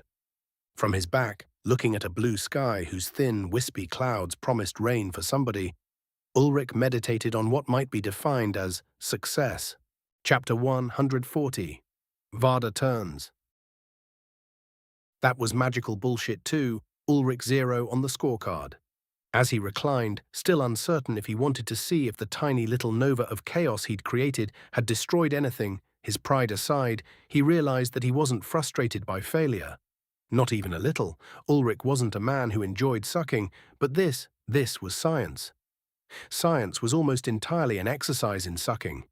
In being wrong, mistakes and misconceptions were the order of the day, the norm instead of the exception. Fuck-ups were the bricks that paved the way forward. By that reasoning, Ulrich was well on his way towards something, a good something, if he didn't die first. He lifted himself to a sitting position, resting back on his hands as his head turned to survey the scene. Fireplace? In shambles, little flaming chunks of shit everywhere in a 5-meter radius, pop-up fires distinctly likely. Tents? Intact, though the slackness in some of the tensioning cordage did indicate that either the canvas or the lines themselves had suffered some degree of failure from the shockwave. Other than that, there was little to no indication of any ill effect from his experiment. So far, when he turned his attention inwards, he also found no real issue, other than having been mashed to the ground, as if a giant hand had pressed down on him. He was hunky-dory. A quick cycle of his core, pushing the Siron through his mana channels, revealed no internal damage either, despite a moment of weirdness when the gem of darkness went off, like his core had gone out and come back. A flicker of power removed from the grid. Verdict: all green. Watcher's tits, what a blast, Ulrich whispered aloud. The tiny little gem had gone nova with impressive force. Ulrich was uncertain if it was his little lapse in focus that had caused the failure of integrity for his spell, or some other cause. White magic was too reactive to suffer a breach in the containment. He wasn't sure if, once the lattice was fully mature and invested, if it would still retain the same degree of instability. And there was only really one way to test it. He'd have to make another one. For science. Ulrich took a minute to gather up the little flaming charcoals and return them to their place in the fire pit, putting out a few minor pieces of smouldering canvas. He glanced into the stone fire pit skeptically for a second before he was convinced that the fire would reignite itself without further assistance. Rubbing his hands together, he wasn't ashamed to admit he was a little nervous. The physics was working roughly as intended. The fundamental concepts were, to his ability to observe, in play. This time, he'd fill the lattice all at once, instead of procedurally. An instinct, possibly assistance from the Akashic pool in his elementalist class, told him that the goal to which he aspired could not exist in piecemeal. When he'd done the cinder pearl, his mind's eye treated the activation of the spell as if it were a series of candles coming to life at the nodes of the crystal, filling it with their heat. That was, in his admittedly uncertain opinion, too slow for unexpected mana. The cast time left too large a gap for something to go wrong, for external mana to contaminate the matrix, despite his best efforts to hold the construct in isolation within his core. If Ulrich wanted the gem to be perfect, he had to be perfect as well. The entire lattice had to be done at once, every node, every locus of mana in place, all at the same time, or there would be a fatal delay in the stabilizing arrangement. It was only like imagining a 3-dimensional schematic for a perfect jewel, while channeling mana as precisely as he was capable, while also preventing his own core's energies from influencing the spell form as it wove, all within a few milliseconds, or as near to instantly as his pitiful monkey brain was able to approach. Easy. He could hear Shaw's deriding laughter from all the way over in Irielhos. It was joined by the image of Gotha's sad shake of head. Okay, fine, so maybe he wasn't actually good enough a mage to do it. Still, science demanded confirmation. He'd have to try again if he wanted to make any conclusions. Compulsively, he reran the theories, tightened a few conceptual holes, and sharpened his intent. Half an hour later, he was ready to try again. Third time's the charm, right? He inquired dryly of the empty camp. Ulrich tuned out the surroundings to concentrate on a space in front of him, a little further from the fire pit this time. As before, he used his spellwork to revert lightning to base mana, just the tiniest amount held by his core. Mentally, the engineer envisioned the diamond cubic unit cell, the 8 nodes in their tetrahedral bonds coordinated to 4 others. Then he expanded the image to form the cubic structure of 18 nodes. The familiar calculations for diamond lattice parameter easily coming to him, courtesy of 2 decades of advanced materials science research. Ulrich's mouth moved as he silently recited the litany. 8 atoms on each corner give an eighth of their volume, 6 atoms on the face give a half part of their volume, 4 atoms internal give the full measure of their volume, to yield exactly 8 measures of atomic volume. Then the arrangement demanded the cubic corners to be separated by exactly 8 over the square root of 3 times the radius of the atom, due to the spherical nature of the atom and the cubic geometry of the lattice. He translated atomic volume to mean mana units and radii, to be the separations between the nodes in the imagined crystal he sought to create, 1 millimeter apart, as small as he could precisely envision. Exactly 8 precisely identical amounts of mana to be concentrated to occupy the 18 positions of the lattice, and then multiplied by the integer amount to determine the size of the jewel, according to his determined lattice parameter of, call it 4.619 millimeters, as well as the charge of white magic he had prepared, ready to fill the lattice. Months sitting in near dark, staring at a computer-generated pattern of bright dots on a field of black flashed through his memory, and Ulrich saw the gem in his mind, like a hologram. His will hardened, and he pushed the magic to move, to make real the image. The little white diamond flared to life, forming a beautifully faceted bipyramidal octagon hanging in space before him. Ping! Ulrich watched it, mouth hanging open in amazement. Now this, he told himself, this was actual magic. The surface of the jewel was immaculate, the edges so sharply defined it seemed not to belong to the world around it. He noted no prismatic fire this time, a philosopher's stone. He'd done it. I did it, the Reforged man shouted, ecstatic. What are you doing? Screamed Adept Verona, a look of abject horror plastered across her sorry features. Ulrich turned his head, keeping his eyes on the arcanite diamond he'd created. I'm doing science. He wasn't sure why he felt like a kid caught with his hand in the cookie jar, but he didn't much care for it. Damned woman had almost made his attention slip, yelling like that. Didn't she know how freaking dangerous disrupting a mage's concentration was? The taloned feet hesitantly stepped forward, carrying the mage forwards as if drawn against her will. Ulrich was now certain that Saori couldn't blanch, because if they could, Verona would have gone pale. That cannot be what it looks like. What you are doing is impossible. Madness, she informed him. Incorrect, Ulrich replied, maintaining his concentration on the spell, just in case the situation degenerated. Madness necessitates a lack of reason, and impossibility requires strict proof, else it is superstition. He reached out and took the crystallized magic into his hand, the little jewel fitting easily into his palm, being a bare few centimeters at its long axis. What I am doing is a perfectly reasonable exercise in application of sound physical principles. Just because the result is heinously dangerous, if mishandled, does not make it insane. He tried to calm her down. The Saori mage's tail lashed behind her nervously, clearly not satisfied with his answer. She had not stopped approaching, however, and now stood a couple of meters away, eyes drawn hypnotically towards the floating jewel of arcane potential in his hand. Where did you learn this? Verona asked, still aghast. What archmage taught a Valin youth to shape omic mana outside the core? Ulrich tossed the stone lightly towards the stunned mage and struggled to remain stoic, while she flinched away and then bobbled the arcanite, before clutching it as if it were a priceless gem. which, he supposed, it maybe was. Okay, that was slightly dickish, but he couldn't help it. The adept ash wielder was far too wound up, and it was funny to watch her freak out. Besides, the gem was totally inert, its magical resistance near infinite. It had to be inserted into a spellweave to start drawing mana. Her glare down at the top of his head was a near-physical thing, pressing around him with its weight. That was not amusing, Ulrich, he was informed duly. Subjective statement, Mage Warona. But noted, and nobody taught me. I figured it out this morning. Just now, actually.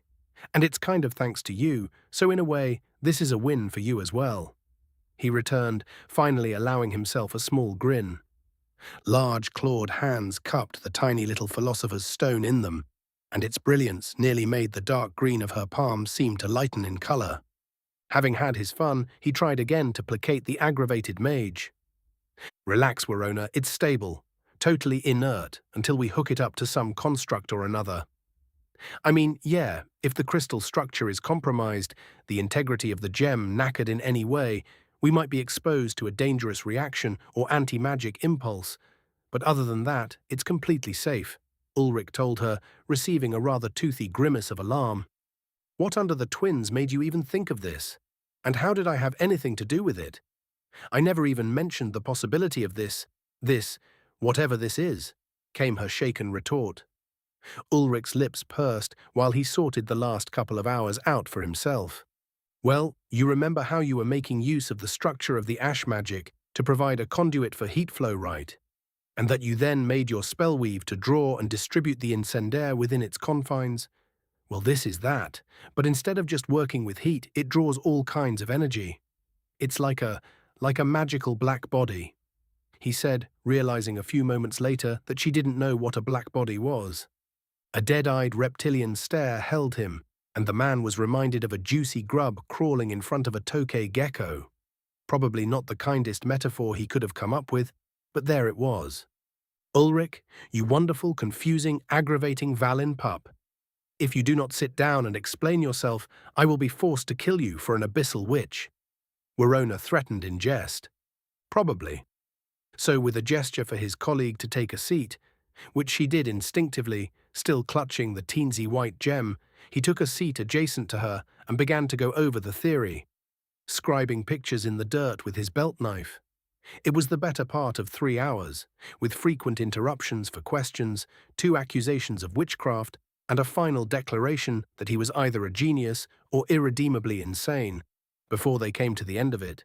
Which was fair, really. Nobody ever accused Nikola Tesla of being a stable individual. Now Ulrich was keeping an eye on the keen Sari, interested to see how she'd take an injection of modern physics into her paradigm. The signs were thus far promising. Warona sat back, glazed over, with her knees tucked against her muscular chest, rocking slightly against the base of her thick tail, a posture impossible for a human without falling over backwards. Empty slitted eyes stared at the clouds as they idled by overhead.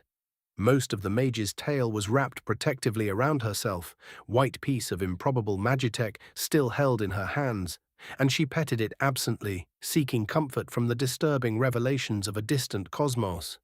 More or less the appropriate response to a physics lesson. Many a night he'd spent sitting cross-legged, staring into a dwindling fire and lost inside himself while he tried to drag understanding, kicking and screaming, out from the anarchy of his wetware. Ulrich let her digest the contents of the crystallography and energetics lecture, sprinkled liberally with what he'd been able to figure out about how those intersected with the seeming quantum foam that was mana. It was sort of a lot. He would know. He'd been struggling with it for more than half a year by this point.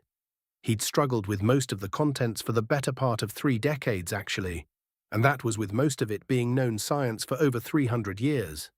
Magic was, in all honesty, not the hard part, just the least well-defined. Adept Warona rocked forwards and held the crystal mana out towards him, placing it daintily into his outstretched palm, before assuming a slightly more relaxed posture. The gem reflected light slightly prismatically when he held it at a certain angle to the light. Else it was like a lustrous piece of pure white marble, cut into a polished bipyramidal octagon. Visually, his cinder pearls were far more striking.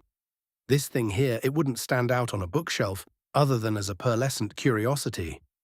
It was important for what it represented, more than what it was. How actually had Verona known what she was looking at? Ulrich asked himself before dismissing the question as inane. Because she was a mage. Its mundane appearance was one thing, to even a poor manner sense, the Arcanite diamond felt radiant. "We have moved well beyond the terms delineated in our contract, Ulrich," announced his draconic confrère. "Aye," Ulrich reported. They sat silently for a few moments more. The twins had risen to mid-sun's rise, and the grounds of the moot bustled around them, the goings and comings of elves, beastkin, and the odd human, undisturbed by the implications within this small huddle of tents. "Would you teach me the spell form for how to create this Arcanite?" she asked, but with reservation. "Nope." Ulrich denied her easily. Her expression didn't change. She'd not expected him to part with its specific crafting so easily. He'd already given her the theoretical knowledge necessary to understand the spell, but not the explicit process to go through with it. He explained himself anyway, just to make sure she understood that he wasn't hoarding knowledge so much as he was safeguarding something incredibly hazardous. It would be like handing out nuclear codes, spreading around the spellweave for crafting Arcanite diamond. "The reason, Mage Verona, is that A, you'd probably die if you tried any time soon. I have at least a decade of experience in applying techniques towards the end of working with crystals as this one, minus its magical potency. And B, when you make Arcanite diamond, you also eventually make Arcanite onyx, which is a whole other ball of wax." The Sari adept did not so much as blink at that pronouncement, which meant she already knew about it. Apparently, the Philosopher's Stone was a topic of some general knowledge in the magicking community that Ulrich wasn't in on. As usual, he was playing catch-up. Still, he owed it to his colleague to underscore the danger by sharing his experience from that morning. It was also useful to put into words the myriad caution flags that his lizard brain, in its primal need to ensure he remained fully assembled and breathing, was throwing. Unless the spellweaves conducting mana forms through it are pristinely crafted, the Arcanite will soak up mana as water pours through sand. Once saturated, which, as I understand things correctly, is inevitable, it eventually will, with astonishing rapidity, turn to Deathstone spontaneously. Verona's eyes widened at that, evidently a nugget with which she was not aware as he continued. "Then it explodes, violently, but not before eating any active spell weaves around it, tearing them apart and consuming them. My failure, just a few hours ago, with all the precaution I could manage, a near success as well, I might add, probably almost detonated the camp and myself. I could not, in good conscience, loose this on the world without understanding it better," described Ulrich, speaking in the same tone he'd used to explain why playing with a fissile core was a bad idea. "Then, what I detected earlier, like the shadow of a greater thunderhawk passing over my core, that was not the creation of the Philosopher's Stone, but the Deathstone obliterating," the Sari mage asked, if anything, mildly relieved. Ulrich nodded, a bit numbly. He'd wondered if anybody else had felt it. Most of the energy from the event seemed to happen at the magical wavelengths, rather than the physical. Still enough to flatten him, by the way, but it had been mostly expended in the metaphysical. If that balance were not so heavily skewed, he'd be powdered Glade Chief. Perhaps the mages of Varda already knew how to prevent the seemingly inevitable conversion of a rather benign substance into an unfathomably destructive one. He wasn't in on the secret, though.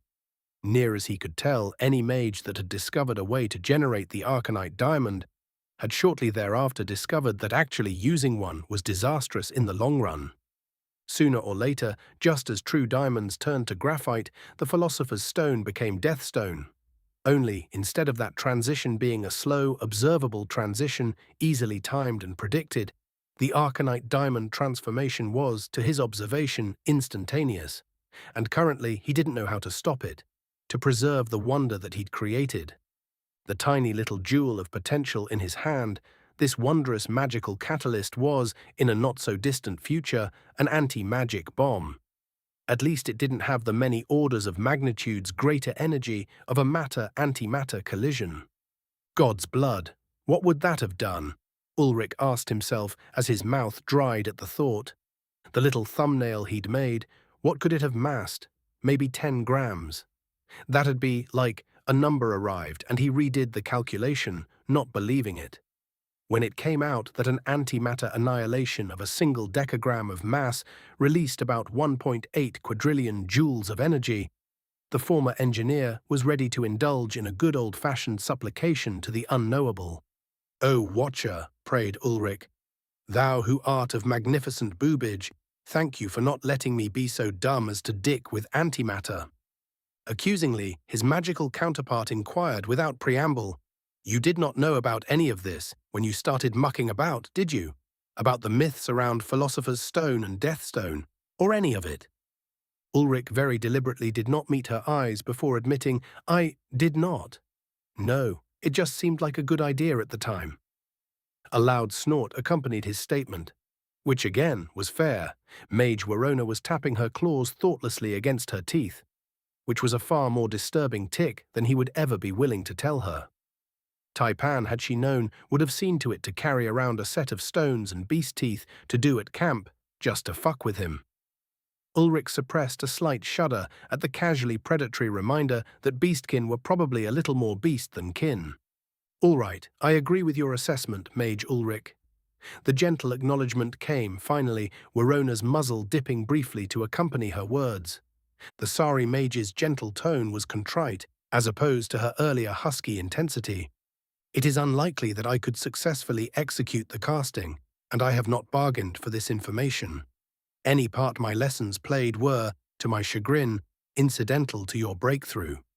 In any event, our previous arrangement stands, and I must thank you for indulging my, aggressive inquiry into the nature of your discovery. I apologize for being so abrupt." Ulrich waved her off. He couldn't blame her, not for being a little off balance. This was like his playing around with Seran. The elves were, more or less, appalled that he would join himself to the electromagnetic circuit, the flow of lightning mana he used in his spells. To them, it was not to be done. Suicide. For those in the know, creating stable, unaspected mana by Warona's reaction fell into similar category. He'd done it because he hadn't known he couldn't, more or less, and now that he had, he strongly suspected that, just because he could, that he shouldn't. Not until he understood better the implications. For all that he was excited to put the little gem to use, envisioning Amplify for his own magic, a perfect shielding construct against enemy spells, possibilities for anti-mage or spellbreaker applications, Ulrich was ignorant. And magic was dangerous. Dangerous for the same reason writing code was hard. The computer only did what you told it to. Magic, too, moved alongside the mage's intent exactly as instructed. There were consequences. "It's fine, Warona. You are within your rights to be demanding of answers. My investigation was, perhaps, not strictly wise. Only I did not know that at the time I began it, which seems to be happening somewhat frequently these days. Do you think anyone else noticed the influence of the Arcanite onyx decomposition?" Ulrich wondered aloud. Any being with a core in a league around this location would have felt the suppression, brief as it was. However, they may not have recognized what they felt. Mages who are versed enough to know that they were experiencing a momentary breakdown in their core's mana regulation are rare. Came the Ash Adept's immediate answer. "And what else are you doing that might be, shall we call it, premature, for one of your tender age?" the Sari asked, tail twitching as she took on an expression that could only be cautious suspicion by the narrowing of her eyes and the pursing of her muzzle's lips. So Ulrich told her about Seron. Not about the actual Seron, the elemental of vast scope hovering somewhere out in the ionosphere, but about his odd method of casting. He considered it a sort of pro bono contribution to the ways of magery, given that Warona was only the second person he'd met who seemed to have the sort of inquisitive nature and scholastic background that would make explaining it worthwhile. When he'd finished, the Sauri directed a pointed stare at him. "You are loved by the gods and hopelessly mad," the adept informed him. Ulrich nodded. "My sylvan wife is of a similar opinion." He agreed. "How have you not already killed yourself?" she asked, completely serious. Ulrich had to think on it a second now, because he had turned that question on himself a number of times. Solid theoretical fundamentals, Adept Warona. Solid fundamentals and, likely, The elementalist class has profound benefit for one such as myself. The Akashic support helping me to avoid the most hazardous pitfalls, he answered. She frowned scarily for a moment before she too nodded. It was the only explanation that made sense.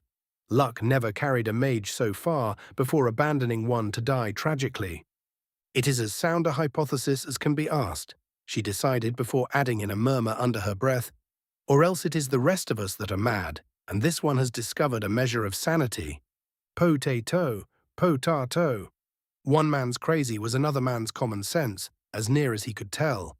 Just look at Baldart. The Elf King fairly ignored matters that would, for Ulrich, be a matter of life and death. Different rules applied depending on one's power or capability. A careful calculus to determine what risks were acceptable and what known quantities could be ignored as harmless. All a guy had to do was never be wrong. Varda punished mistakes. Ulrich had made mistakes aplenty, he'd just managed to make them in such a fashion as to survive. He also hadn't made the same exact mistakes twice, had kept things interesting by fucking up in new and unforeseen ways.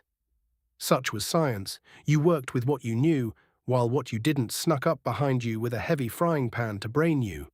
Both mages were of a similar bent, and had come to terms with the uncertainties of investigating the unknown. Good scientists operated by a gambler's rationale. Consider the odds and play your outs. Well enough then, Verona announced, grinning her toothy grin. I have lived to see something impossible. It is a good day. Let us bend ourselves then to the completion of our exchange. You still need to fill in a few gaps for me with regards to constructing these geometrically defined mana node arrangements. I see the outcome from your workings and the overall idea, but how does one use this so-called unit cell to create the spell form? So Ulrich went back to showing Ash Adept Autumnclaw how to diagram a crystal lattice, making drawings in the soft earth as he did. Things were going fantastically, right up until Prenya, blood sheeting down her face, fell into the perimeter of camp yelling. Ulrich, a manslayer, she gasped. From Pre-Spang, trying to kill Taipan, you must hurry. Numbness, shock, but only for a moment. Warrior's instinct, Cyrano perception. Instinctively, Ulrich reached out for the talents that best readied him for battle. The calming readiness edging his thoughts from warrior's instinct culled the remaining surprise and channeled adrenaline into a focused intensity, a loose awareness of his surroundings. Cyrano perception reached out, the field of sensitivity painting his skin with impressions of the living forms around him. Verona's presence pressed loudly on his senses with her proximity, so did Prenya, as she uncharacteristically clumsily staggered to her feet. 3 meters behind him, to the eyes unseen, was a third form, blurry even through his magical perception, drawing a metal weapon, however, that registered brightly to his senses. Ulrich dipped his foot beneath the sheathed Zeftocht that had lain by his feet and kicked it up to his hands, drawing the weapon free as he did. Simultaneously, Karan raged within his core, spinning to its pulsing cycle, even as hardened will channeled lightning. Surge. The thrown knife moved with surreal speed towards where he'd been a moment earlier, but he'd already evaded, a branching sidestep flowing into a crouch as his legs flexed. Ulrich hurtled at a speed that would have been hard to track, without surge and Cyrano perception to act as a skin-tight awareness. The invisible form must have had a talent of its own. It slipped under the horizontal sweep of his enchanted Sith and darted bonelessly to the side as Ulrich let surge fall away, using the draining ability in pulses. Not unscathed. The unseen would-be ambusher, a beastkin of some kind, had not been prepared for detection. Its dodge had left its tail raised, the latter third of which flopped to the ground, cloven free. Asari, then. Blood streaked through the air as the hidden form moved, almost faster than Ulrich could follow, even with Karano perception, like someone dragging their finger from his left shoulder around to his backbone across his body in a mere breath. It advanced with the same oppressive speed, and Ulrich knew he wouldn't be able to match the pace of this enemy without burning himself out with surge. Time to cheat. Voltaic riot. Ulrich threw a hand into the path of the stabbing blade, and a vicious arc of violet light sang into being, crackling and buzzing. This close, Ulrich could feel the attacker's expression shift to surprise as it narrowly slipped by the dancing arc that left glowing, steaming, glassified paths along its path. It was wasteful of mana, but it slowed the agile killer, and that was the point. Ulrich stepped behind his spell, using the moment his enemy had to spend abandoning their fatal thrust to launch his own blade in a rising diagonal cut that threatened to open it from hip to shoulder. He grinned savagely when he saw how thin the margin of its evasion, a backward step that left a bare couple of millimeters space between the cutting metal tip and its flesh. The stunned form lost its invisibility, startled Sari features stricken as they beheld the line of Zeftocht's enchanted cutting aura. It had taken a deep wound from a blow it had known it had avoided. "Not good enough, you fucker," Ulrich yelled triumphantly and took a two-handed grip, advancing rapidly on the injured prey as he did. He was halfway upon the form as the slitted eyes widened at his charge, and it vanished from sight, though the position of it through Serrano perception remained unchanged. Too late. He tasted victory as his blade descended.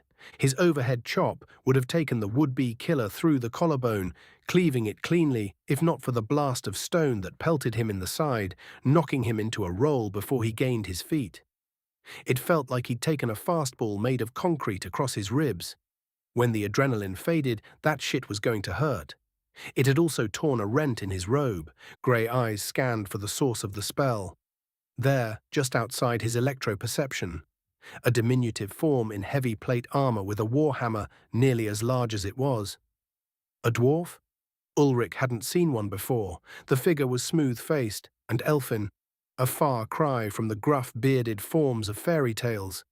It looked almost like a small child, with two large eyes and no hair, skin bronzed, what little of it Ulrich could see, which was virtually none except for its head.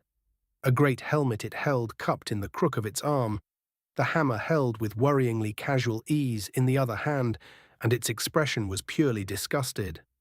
"Bollocks!" Yerska cocked up the timing, again. Came the menacing baritone, at odds with the childish features. "Quert, if you haven't noticed, the mark sees you through the damned cloak. You can save yourself the blighted trouble and maybe spend a little effort keeping your fucking guts where they belong. Asides, you're leaving a trail of blood good as a map."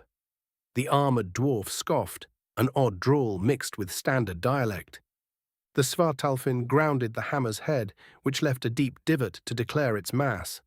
Then the newcomer spat into its palms and rubbed them together like a lumberjack getting ready to go to work, and slipped the heavy helm into place over its bald dome. A loud metallic ring, like a struck anvil, accompanied the act, and the form blurred in Ulrich's electrical sense, as if the armored form had become stone. The armor was an artifact. "I'm sorry about the tail, by the by. We'll get you a proper healer when the job's done, if you're still alive." The deep voice sounded hollowed from within the slit-visored helmet, like it was speaking from inside an iron bell. Adept Autumn Claw was recovering from her shock at the sudden onset of violence. She drew up to her full height, towering over the other individuals in the clearing. Her tail lashed furiously with her discontent. Her muzzle had peeled back into a rather impressive snarl, and she wrapped Prenya up in a protective grip, easily lifting the elf with one arm.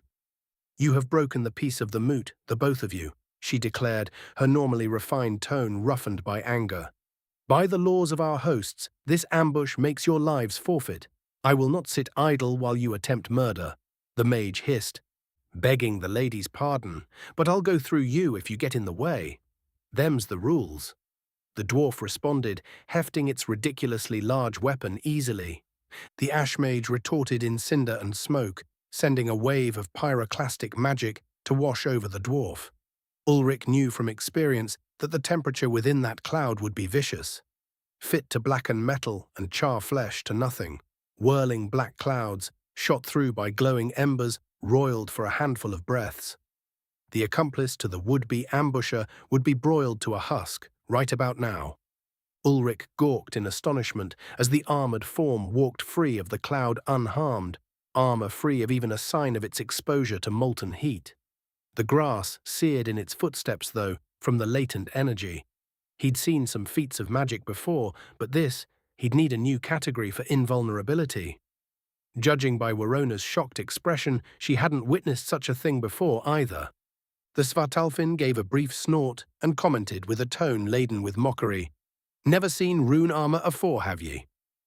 Without any show of concern, the great hammer head was rested on steaming mud and sank halfway up its business end by sheer weight.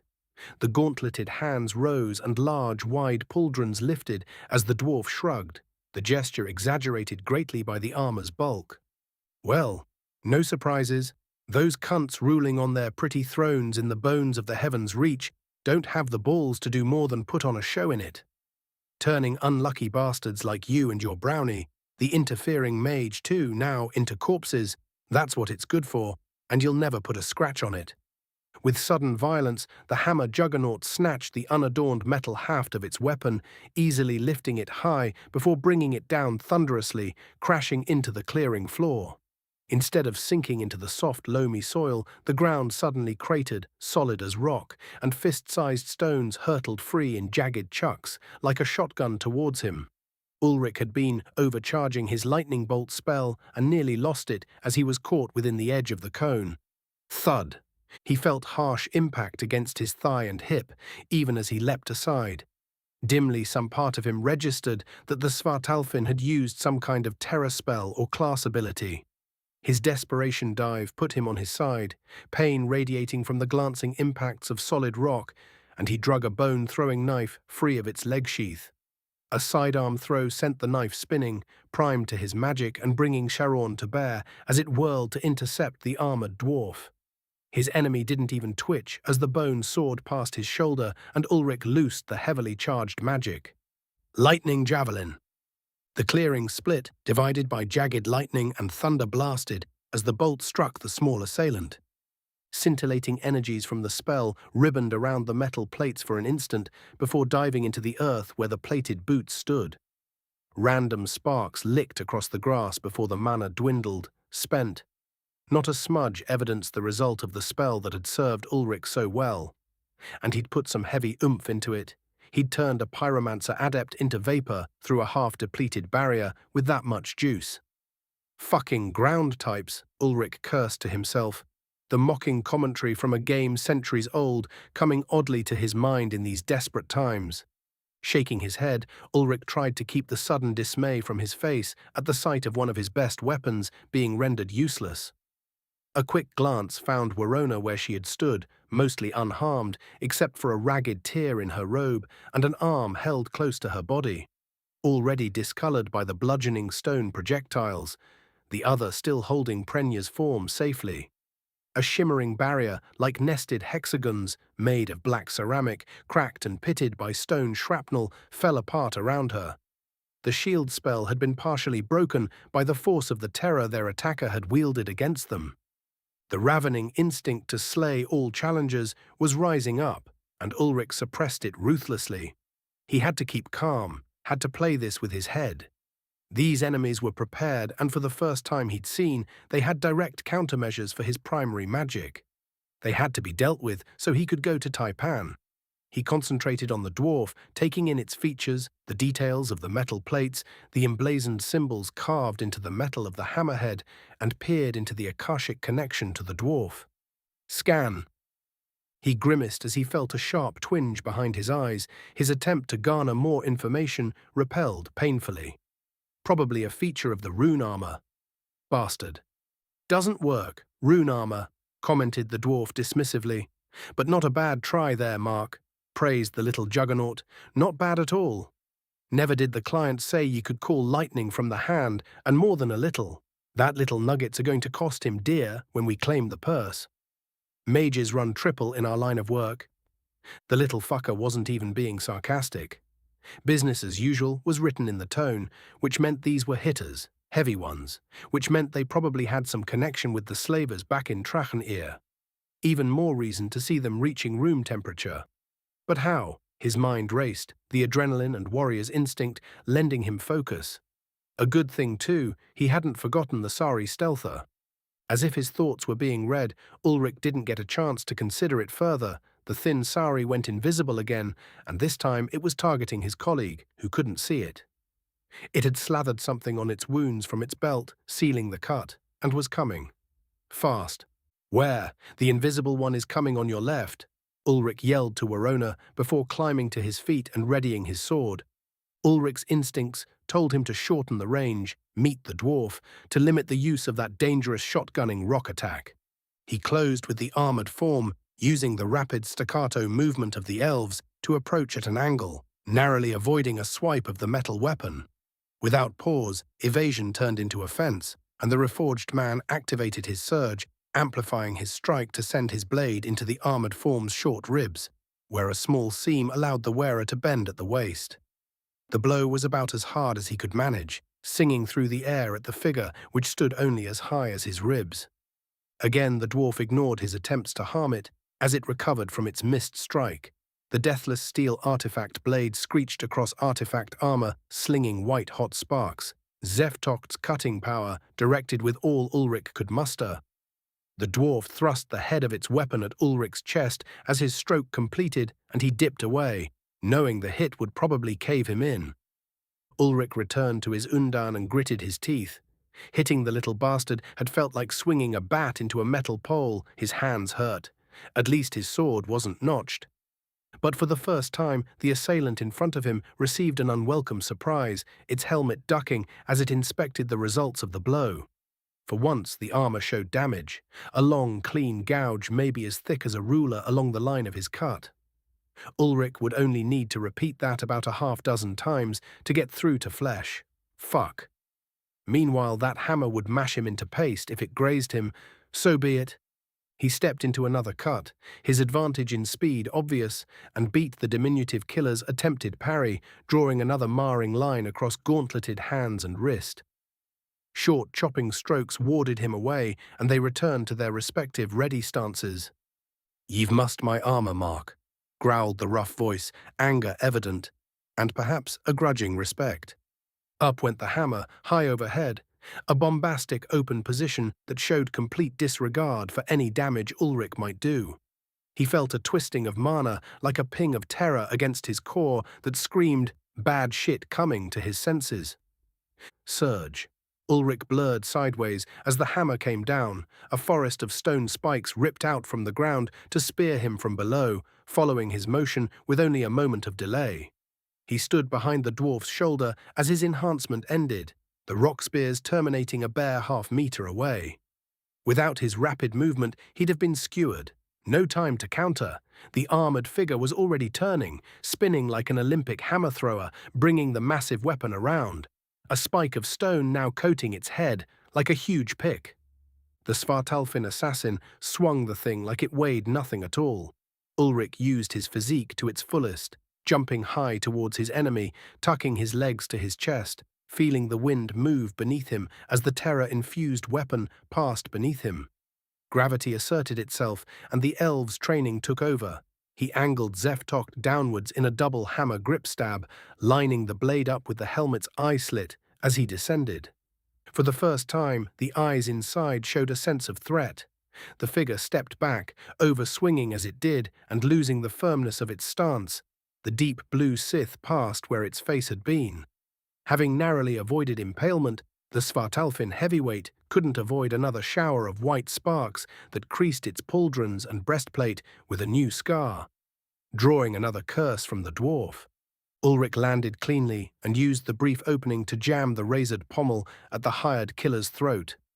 Coming from below the chin, one of the only gaps in its adamantine defenses. A gauntleted hand intercepted the thrust, stopping him jarringly cold, and Ulrich yelled as the tiny opponent flung him bodily away, nearly ripping his sword from his grip as it did. He landed on his back and slid across the clearing, breathless a moment before he regained his feet. How the fuck strong was that Svartalfin? "That is so unfair," he complained under his breath, wheezing slightly. He couldn't hurt the dwarf, at all.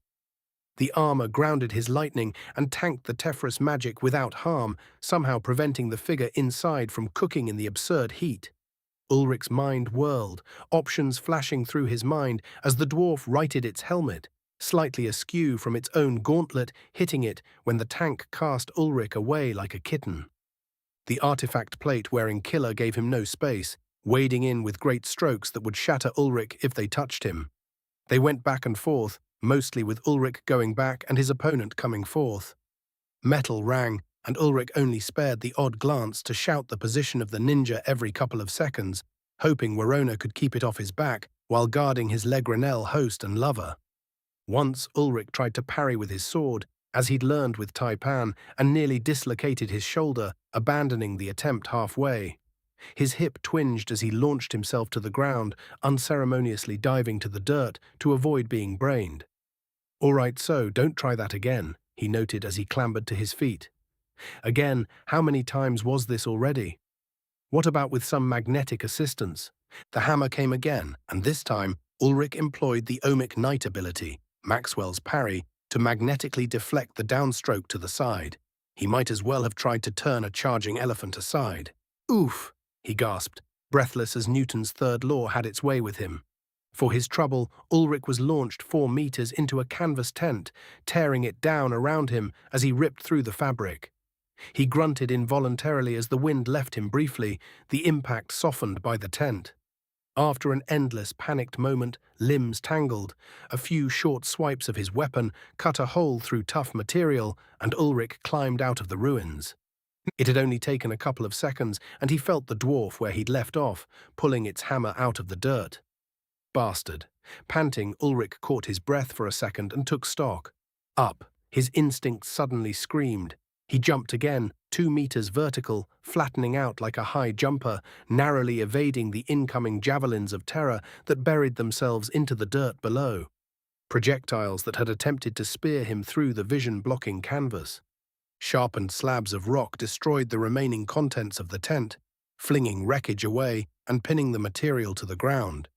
As he landed, balanced, and he would kiss Idra if he ever saw the elf again, he kicked off one of the rigid projectiles and thanked his lucky stars for his persistence practicing the detection spell. It only thanks to Cyronoperception that he'd been able to read the incoming terror missiles. The armored figure had grounded its weapon again, now held its hands outstretched towards him, drawing stone from the rock below, somehow not creating a pit while it did. Curious later, Ulrich, not dying now.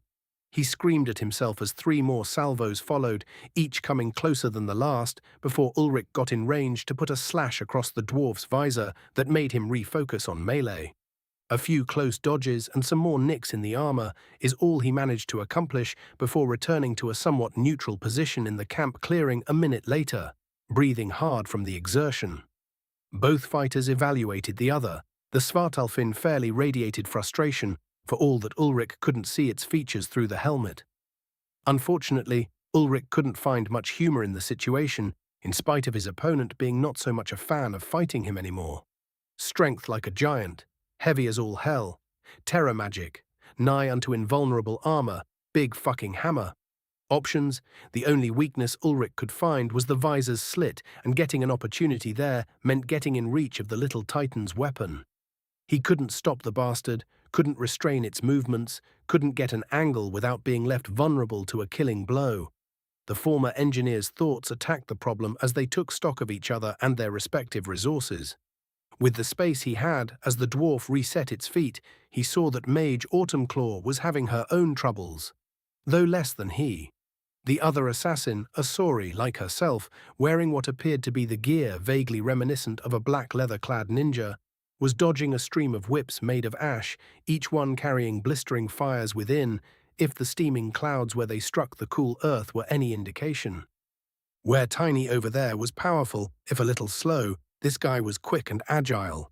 The stealth killer was, however, missing a beat with the loss of blood and about a half-meter of tail, not to mention the gaping, if no longer freely bleeding, wound up its body. Honestly, the Tefras adept was in way better shape than himself, even encumbered. Ulrich turned his attention back to the artifact plate wearing Dickhead. If only the ground were covered in ice, it'd serve the jerk-off right to go sliding around everywhere. Wait a second, Ulrich grinned evilly. There you go, he told himself. That's thinking with your dipstick, Jimmy. He can't move around if he can't get any traction. He can't swing that hammer if he can't get his feet under him. I don't know what's got your gob smiling, but at least you die happy, Mark, said the miniature colossus as it advanced on Ulrich. White interference. Ulrich channeled mana into the spell to revert his lightning-natured magic, useless against this foe, into a reservoir to use one of his old spells, as he had once used it to create tracks for a sled. Ulrich rushed in aggressively, and the dwarf readied itself to paste him. Chance. The juggernaut took a single step forward, launching its hammer into a pounding overhead, and Ulrich molded Calum. Sky Shield. Magic whirled into a disk of hardened air beneath the descending booted foot.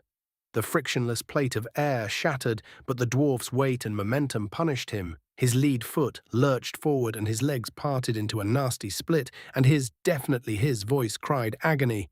"Ah! My fucking tackle!" The awkwardly scrambling figure yelled while warding him away with deceptively light swings of a half-hafted hammer. "You whoreson Valen ape!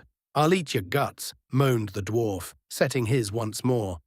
Ulrich had the pleasure of noting that his foe was using the massive hammer as a cane, one gauntleted hand over his maybe-torn groin. A short reprieve, but a needed one. How quickly the tides turn. A game of cat and mouse ensued. Circling, Ulrich forced the heavy opponent to turn to keep him in sight. Even-winded, hurting from various glancing strikes from terror spells, Ulrich was faster than his enemy, and he had a plan. His opportunity came sooner than expected. The plate-suited, pint-sized Goliath swung that massive hammer around in a sideways stroke, trying to force Ulrich to stop his circling. A half backstep, the slightest of dodges, left the wind of the hammer ruffling his clothes, and Ulrich braced himself hard against the soft earth. Maxwell's parry. Magnetic force plied against the passing hammer, throwing it fiercely away, using the strength of the dwarf and the mass of his weapon against him, ruining his balance. He took a single step to brace himself, and Ulrich put another barrier of air beneath the foot, dragging the impossibly heavy artifact armor over, causing his enemy to topple at last to his back. Vulnerable for the first time. The dwarf tried to roll, couldn't, with its hammer on top of its chest plate, threw the weapon aside. Heavy gauntlets ripped muddy tracks instead of finding purchase, but Ulrich was already on top of the downed foe, the howling instinct in his mind finally in tune with the rest of him. This time with a right-handed overhand chop of his own, carrying all the strength he could muster behind it, Ulrich returned his enemy's battering favor towards the slitted visor. A gauntleted arm raised overhead to catch the blow, and the ringing collision nearly caused him to lose Zeftocht, the hilt almost dropping from innervate hands. Brilliant sparks flew once more, blinding both for a moment. The only moment Ulrich would ever need. He grimaced through the brightness and the mounting pains, used his Serrano perception to feel the prone dwarf's position, and fell over his enemy, crouching. Zeftocht was torn away. The Svartalfin's might overpowered him easily as the titanic strength slung his weapon wide, and a gauntleted hand reached for his head to crush him, exposing his slitted helmet for once to destroy Ulrich. Too slow. Ulrich crowed alongside the urges of the Lord Instinct. Ignoring the loss of his primary weapon, Ulrich's left hand, the one he'd kept hidden behind his turning hip, flashed forwards in a stab towards the visor, coated in the glacial power of Infrig. Ice magic wrought devastation on the exposed enemy. The ice blade slid easily through the hateful, glaring eyes behind that helmet, parting a skull made brittle by sheer cold. Frosted steam poured briefly from the visor, bloodless wounds frozen closed before they could pulse the lifeblood from the Svartalfin's dying body. Instead of wet heat, tiny shards of crimson hoarfrost hit Ulrich's face as he ripped the Infrig dagger free. He was nearly toppled, courtesy of spasming limbs, involuntary twitches from a rime-coated brain that almost threw him aside before the armored form stilled. Looking up from where he'd crouched over the fallen dwarf, taking hard, rough breaths from the brutal action of his victory, Ulrich saw the form of his calm, collected colleague, the dignified, scholastic presence of Werona Autumnclaw. The composed mage was nowhere to be found. In her place was a bestial ravager, and at the moment she was biting the head from the sorry ninja, who she had pinned to the ground with a burning net of Tefras. The other wounds upon the, now definitely a corpse, including burns, ropey loops of intestine, and other assorted missing bits, testified that she hadn't started with the head. A final wet ripping noise and a throaty howl of savage glee announced the end of the combat. The mauled head rolled across the clearing, spat contemptuously by his erstwhile academic comrade. Ulrich Einar, a man from a peaceful life who had, nevertheless, witnessed and engaged in bloodshed on numerous occasions in this new life, was not ashamed to admit the sight to be a little nauseating. I mean, he told himself, I'm not fucking eating them. God's blood. He put do not fuck with Ms. Autumnclaw on his mental checklist. Parts of the dead would-be hitman were still dripping from her jaws. Like little chunks of him. Fuck. When the Tefrus mage noticed his observation, she realized what she was doing and grew abashed. It was kind of cute, in a surprised velociraptor kind of way. Hurriedly, the Sari wiped her gore-coated muzzle with the torn sleeve of her robe, which did not greatly help, merely distributed the cooling blood in a great smear across her face and clothes. Abandoning the project as hopelessly, Verona smiled sheepishly, scarily, given what those pearly whites had just done, and stepped over the ravaged assassin's body to tend to Prenya, whom had gotten discarded at some point in the chaos. The elf woman was not in good shape, and Ulrich felt a flash of concern when he realized she'd gotten caught in the fight and hadn't escaped unscathed. She'd been injured before, when she'd come into the camp, had suffered a gnarly cut to her forehead and, by the swelling, a rather hard blow to the back of the head. Very probably, the herdrider was concussed. Now she also had about 5 relatively deep wounds from the initial stone shrapnel spell, the ones that had broken through the ash shield. A worrying amount of blood was escaping from a ragged hole just above her hip bone. The sorry Tefras mage started stemming the blood flow, and Ulrich staggered over to their shared tent, now sporting multiple holes in its fabric, to dig through his pack for first aid kit. He was starting to feel the battering himself and the depletion of his reserves. Muscles screamed protestation against having been surged rapidly, and his joints were starting to stiffen, to refuse to obey so readily to his mind's commands. He ended up just hauling the pack over to Verona, and they extracted the needed goods and spent a brisk minute doing what they might for the various hurts on the young elf. Ulrich figured the fight had not gone unnoticed. Legranel had scattered at the onset of the hostilities, and somebody would be along shortly. Probably. Regardless, Ulrich couldn't stay. As much as he wanted to tend his third-wheel lover, he had to find Taipan. Mage Autumnclaw was already doing everything he could think of to do. The Svartalfin Heavy had mentioned a third party, probably the one that had attacked Taipan. Pushing himself erect, Ulrich took a few deep breaths, assessing himself. He had a few, okay, so maybe a lot of bruises. The one on his hip in particular was throbbing fantastically. He was soaked to the skin and caked with dirt from being thrown to the mud several times, and now that the fighting was over, shivers of chill would not be far off. He could barely feel his hands, which were half numb from the ringing collisions with the mini-titan's artifact armor and hammer. To top it off, he had about 1/10 of his mana left, maybe, and the full body ache told him that another surge or two was going to render him bedridden or in need of a Sano mage's attention. So, good enough. Good enough, Ulrich squared himself to go to his shadow's aid. Which resolution was unnecessary, because the woman herself, dragging an unconscious female Leor Beastkin, strode into camp, dropping her baggage unceremoniously as she did. Taipan looked like she'd walked into a jet engine's intakes. Clothes savaged, numerous small thin cuts striping her arms, legs, torso, and even a few that disappeared into her hairline. By the looks of it, she'd almost lost both eyes, one to a vertical cut that dropped from her cheek to her collarbone, the other to a slice from the bridge of her nose through her eyebrow up to her short hair, which had locks shorn unevenly from it. Her bow, carried in hand instead of on her back, had had its string cut. She more or less looked like he felt.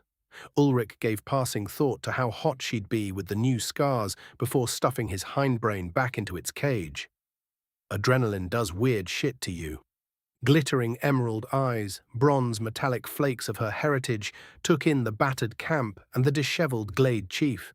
Stone spears jutting from the ground, fragments of rock everywhere, ruined tents, and a fireplace in shambles spoke volumes, as did the streaks of blood painting the clearing, all telling a story.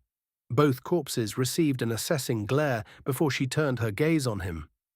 Coolly, Ulrich's life-bonded shadow and devoted sylvan wife inquired, "How did you fare so poorly against the little one?" The relief he'd been feeling at her safe, well, mostly safe, return vanished. Ulrich couldn't help the incredulous laughter as he raised his hands and looked around for support that was not to be found. "Freaking Taipan," he remarked to himself. "Oh, I'm sorry, Taipan. I guess I just left my artifact armor can opener in my other pants," groused the battered man. "I was so busy reinventing miracle magic this morning, it plumb slipped my mind that I had a date with a 1.5-meter tall asshole with giant strength and his invisible ninja fuck buddy. No, I just had to go and ruin the afternoon, getting my ass beat, while I worried myself into an early grave that you'd maybe been murdered by the dick behind door number 3. Don't I just have egg on my face?" Ulrich had built up to a good solid shout at the end. His cinnamon-skinned partner winced at the volume and cleared an ear with her finger. Her slow reveal of white teeth, grinning at his discomfort, revealed her joy in teasing him. "There is no need to howl like a burned amberfang, Glade Chief. It is well that I am around to clean up after you," she said, twisting the knife. "You did not even manage to take one alive. Not to worry. I have secured mine assailant, and she will be capable of speaking before long." Eyes closed, teeth grinding, Ulrich tried to pretend his shadow was a ghost that could be exorcised by triple distilled thought profanity. He cursed her within the darkness of his mind. He spoke things inside his heart about her that would make their first meeting seem a chivalrous knight's courting poem. When he opened his eyes, he found his wife's triumphant smile waiting. "Oh, before I forget, I should also mention that I have broken through my block. My class advanced, and I am now able to use 3 of mine abilities in concert. Take heart, mine love. I will be able to keep you safe from your future foes with ease, to prevent further humiliations as this one," gloated the black-hearted huntress. Freaking Taipan. Once the exultation wore off, Ulrich always felt like hell following a fight. The adrenaline, the mana exhaustion, and most recently the after-effects of Surge. While it paled compared to the outright exhaustion that came from using core capacitor to squeeze his core like a juicer into a spell of ultimate power, it had more extreme effects on his actual body, joints and muscle attachments specifically. Imagine max rep day at the gym, only you decided to just do it for every muscle group. Like a mongoloid pump addict hopped up on caffeine doses that would render an ox hypertensive and with a side of a nice cycle of the juice. That was what Surge did to him. Problem was, it was just too damned useful not to employ when his ass was on the line. It was the first time these wacky classes seemed to directly amplify him in a way that was so very tangible.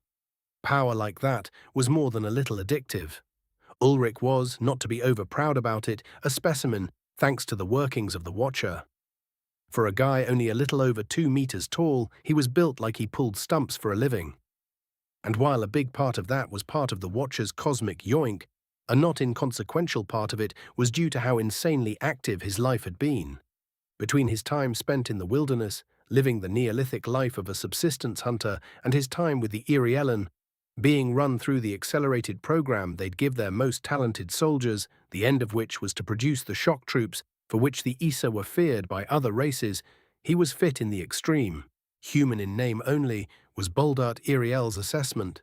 Ulrich was well past worrying about that asterisk in his status, which was why, when Surge was active, he was able to truly reach the realm of the inhuman. Fast and agile as the Issa, if less coordinated, and almost as strong as a beastkin, if not so purely huge. Alas, all good things involved compromise. His bodily integrity for one, his mana pool for another. Surge drew mana intensely, a fire hose pressurizing the mana from his core into sheer physicality through means that he didn't pretend to understand, but paralleled what Bathe Iriel, known as the Golden Beast amongst her people, was capable of, if far lesser. Bathe could explain it, had been instructing him in the methods for body magic, but he was a novice. It was his Omic Knight class doing the heavy lifting. Not worth worrying about right now. No, indeed. He turned his attention to his shadow and her trophy. The cat-like traits of the beastkin were only marginally intact. Ears ragged, an eye missing. 3 puckering wounds where it looked like an arrow had been broken off, and, most telling, deep, spiraling cuts, like a propeller prop had savaged the assassin's back and torso. Pointing towards the unconscious but stabilized hitter against whom his shadow claimed to have elevated past a threshold in her already fearsome abilities, Ulrich decided to get into figuring out what exactly the fuck was going on here. While he addressed the Iriellen, he kept an eye out on the first aid being plied to Prenya by the Sari Ash Mage. "All right, Taipan, O Viper most majestic, tell me what happened that you brought half a corpse that looks like you ran it through a wood chipper first." The elf adopted a somehow even more smug posture. Proud of her murdery prowess was his lady wife. Ignoring her own wounds, she proclaimed, "I was minding mine own business, carrying out the tasks we discussed, when I noticed that someone was filling my steps. When more casual attempts to throw them from my trail failed, I determined that one of our foes had found us and made to turn their tailing into an ambush."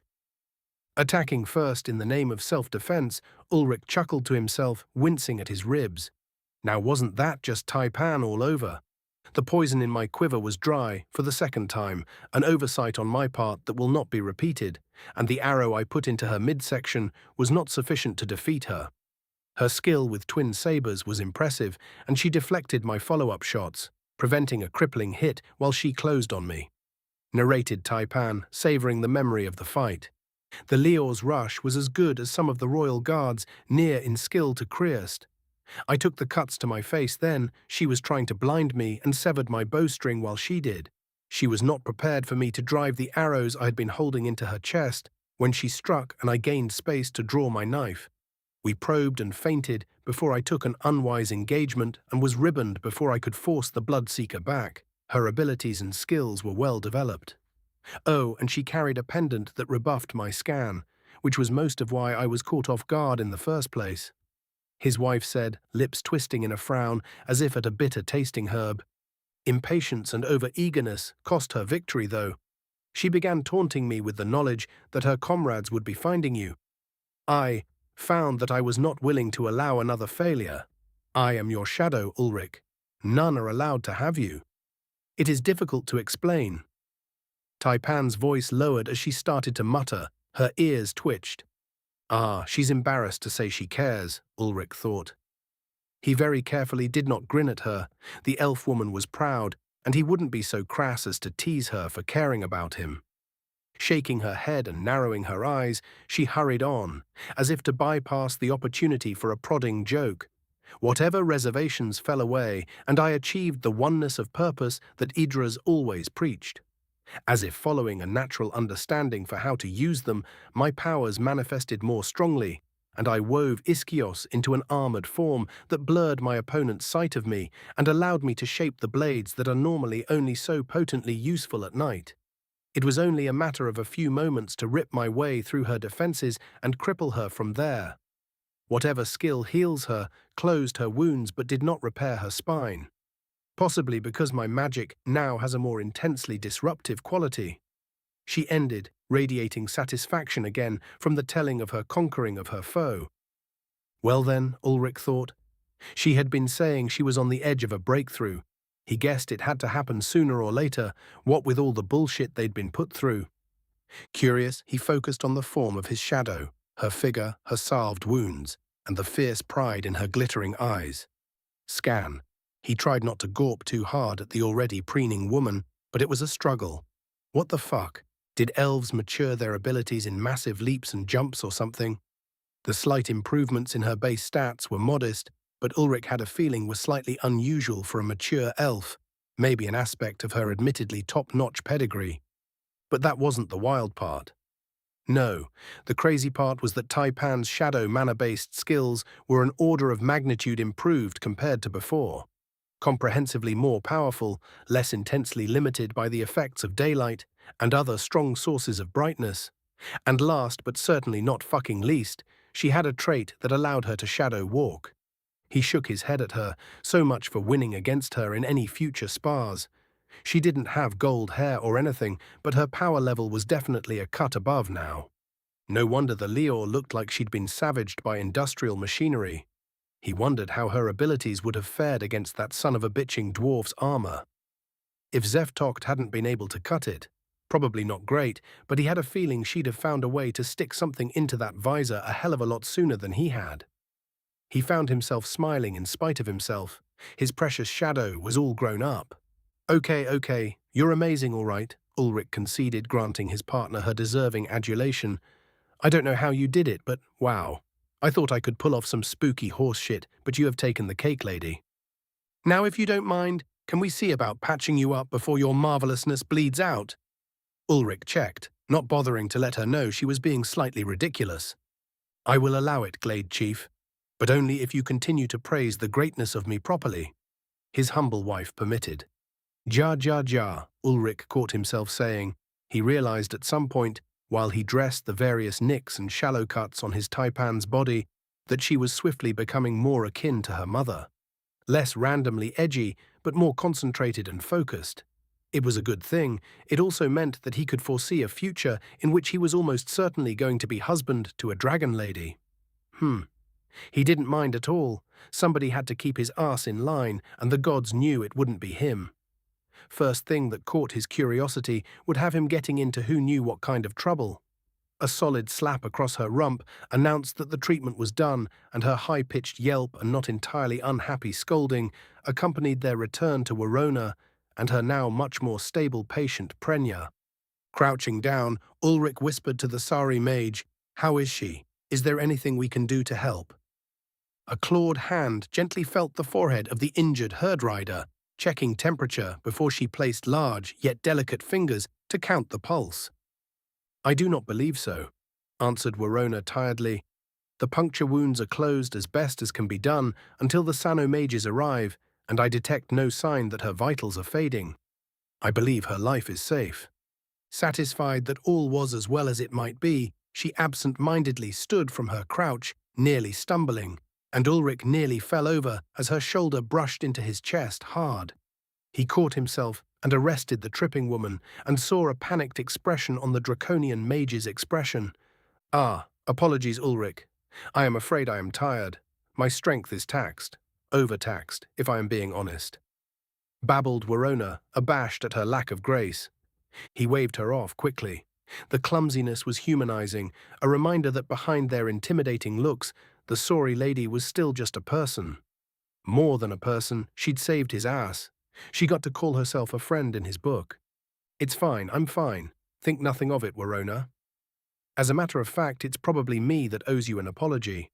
It's a near certainty that these people were after me and my partner, and I got you roped into this. Furthermore, without your help taking that assassin off my flanks, I probably wouldn't have made it out of that scrap. Thank you, Adept Verona, truly. I am in your debt." Ulrich told her sincerely, "As am I, honored mage, for your help against my mate's foes and for tending my friend Prenya," echoed Taipan. They didn't get a chance to say anything more on account of a score of Legranel elves piled into the remains of the camp, weapons ready and looking like they hoped someone did something silly. Too late and $1 short, Ulrich thought somewhat ungenerously, typical coppers. Not that it was their fault. Who expects a gang of hitmen to just wander into your once-in-a-century meeting and start fucking things up? The elves took in the sight of 2 corpses, both dressed for warfare, one of them pretty badly mauled, and a bound beastkin that was, to all appearances, more than half killed. Beside them were a heavily bandaged cousin of their people and 2 other kin, both bearing signs of having been thoroughly mussed and tossed about, though not badly hurt. They ran the numbers and came up with an approximation of the scenario, to which their immediate response was to leave half the guards behind to keep an eye on the situation, while the rest of them went to go find someone in a higher pay grade to deal with the situation. Taipan had taken a seat on the only stump available, while Ulrich went to retrieve his sword from where the Svartalfine heavy had thrown it. When he got back, he saw the strain of the fight and her injuries on the form of his partner. Her face was drawn tight and her closed eyes pinched. Ulrich did what any man who wishes not to sleep on the couch does in that situation. He got her a bed made from the wreck of their tents and cooked dinner. She gladly sprawled out, trying not to aggravate the myriad of minor wounds. Prenya came to while he did and informed them that they owed her an explanation in repayment for her tent, which seemed fair. Then she demanded assistance, which she got, and snuggled Taipan gently and went back to sleep. Verona had remained mostly silent the entire time. Ulrich wasn't a great feeler of feelings or anything, but the glances she shot him on occasion, and the studious way she pointedly never looked at the torn body of the ninja told him that she was greatly ashamed of having gone all feral. She needn't have. People had tried to kill her. She was allowed to be as savage as she needed to preserve herself and anyone she wished to keep safe. Besides, Ulrich was the last guy that could call somebody on getting too gung-ho with the MDK. He had a little would-be Forest Lord ghost living in his skull. Still, given that he was more likely to make his comrade in the arcane arts more uncomfortable, not less, the silver-tongued devil Ulrich stayed quiet and tended supper. Things had come to an almost peace when the Leor killer woke up and immediately began howling such vile profanities as to make Ulrich want a pad of paper and a pen. It was downright educational. In between her threats to flay them, salt them, and eat them still kicking from the feet to their heads, the Leor bragged of her litany of murders. If it was all truth, not the deranged ravings of a psychopath living glory in their own head, this beastkin was a serial killer of the highest order, responsible for well over 200 deaths, mostly innocents at nearly random, rather than targets of her profession. Ulrich was disgusted. This creature should not be alive. How she had avoided attracting the attention of powers that be was incredible. Unless she hadn't avoided that attention and had instead garnered it early and been swept up under its aegis. Yeah, Ulrich told himself, that's the higher probability outcome. This maniac had been shielded from justice to be a dagger they could employ at need. It was nearly enough to put him off his feed, except that the day had been what one might call a motherfucker, and he'd eat if he had to scrape scraps of murdering sons of bitches off it first. Unsurprisingly, both Taipan and Verona took part in the repast with him, glad for sustenance. Ulrich had lost none of his touch with the spice and the cook-fire. Lunatic madness played background accompaniment to supper before one of the guards tired of having their sleep disturbed by the wickedness and went to stuff a gag into the mad killer's mouth. Just as he did, the insane rambling and threats started to congeal into something more menacingly specific. Your children will not be safe this time, you knife-ears tree-huggers. No sanctuaries will hide you this time, no, jeered the hacked-up murderess. Both Ulrich and his partner found themselves staring at the bound figure against their wills, which brought a ragged, drooling smile to the Leor's face. Oh, have your attention now, taunted the assassin. It is a shame. I would have liked to have been there to see the looks on their faces when your people realize that they are no longer hidden. Such a slaughter will there be, not a gatherer, craftsman, child, nor elder will remain when the ashes cool. Root and branch will you elves be torn, and the bane scattered on what is left to poison even the memory of those place, giggled the mad Leor killer. Taipan's eyes widened, and Ulrich heard himself suck in a breath. Laughter echoed through the clearing, suddenly aborted, as the cackling form started coughing from the exertion, her wounds reopening to bleed freely. Such irony. Morian thought he sold slaves for coin. The fool never thought that all his riches were garnered to make bane reagents, to end his people once and for good. Even when the idiot paid us to kill the man who took his son, he knew nothing. It is delicious, slurred the hateful creature, and it said no more as it passed out. Shocked silence ruled the clearing, even the Lagranel guards being stunned into torpor. Verona broke the freeze, her voice seeming too loud in the heavy atmosphere. Is there a way to verify that what this monster says is true? She asked hesitantly. With good reason, too. The Deepwood sanctuaries had one rule: don't talk about the sanctuaries. If their location was known, it changed everything. The elves had so long maintained their advantage by being able to disappear into the forests and maneuver against invaders, not being pinned down to a single position to protect civilians. If that was no longer the case, it meant Orlathram would require hard-point defenses until those people could be evacuated. It meant Pressbang could crush them with numbers, surround them. Taipan signed denial with her hand. There is no way what she says can be true. She closed her eyes, tired, but forcing herself to think. When, a few moments later, they reopened, Ulrich saw fear in them. Unless they had this knowledge from the artifact, They used to penetrate Orlathram's wards before they attacked Irielhos. They had the information all this time. They simply were waiting to tie down our forces to launch the attack, she whispered. Ulrich, we face crisis. Lumitsite must be warned. All of the Orlathram must be warned. She told him, her voice catching. He felt his hand scrubbing over his face, the grit of beard against his palm, doing nothing to bring reality to this nightmare scenario. Focus, Einar, he ordered himself. There was only one option now, really. Then it has to be you, Taipan. You have to go. You have to take news as fast as you can to Iriel. The Crown has to know what we know, and you're the only one who can do it fast enough to make a difference. And the only way you'll make it in time is if you go alone, he told her, refusing to acknowledge the denial in her gaze. Ulrich smiled against his emotions, hoping to placate her somewhat. Her remembered threats when he'd suggested leaving her behind in Irielhos fresh in his mind. It didn't help. She sat up and snarled a curse against the pain of her cuts. We go together. We have come this way already. We can return along our blazed trail even faster than we arrived, his partner said, sounding optimistic even to him. He shook his head against that. No way, rejected. He told her. She knew better, she just didn't want to admit it. So he had to make sure she knew he knew it too. Look, I'm slowing you down out there, Ulrich admitted.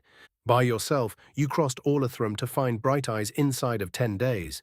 You're the only one who can do that, Taipan. Just you.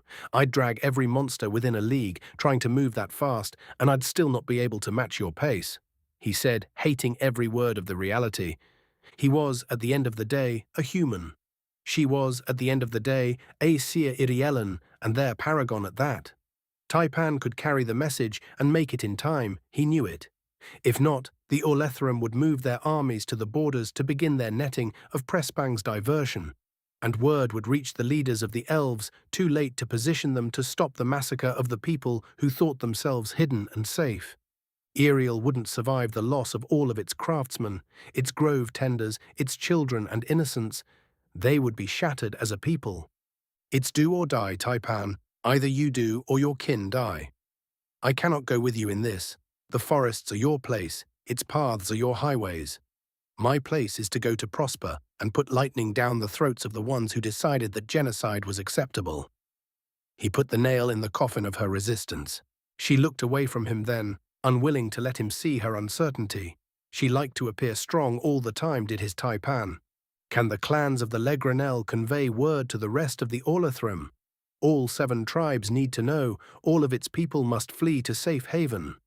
The Sauri mage inquired of the attending Legranel guards. One of them snapped free of his shock and took off running, like all the hounds of every hell were on his heels. It would appear that they would find out sooner rather than later. Taipan freed herself gently of her Prenya blanket and stood over Ulrich, looming threateningly. You will not die without me, Glade Chief.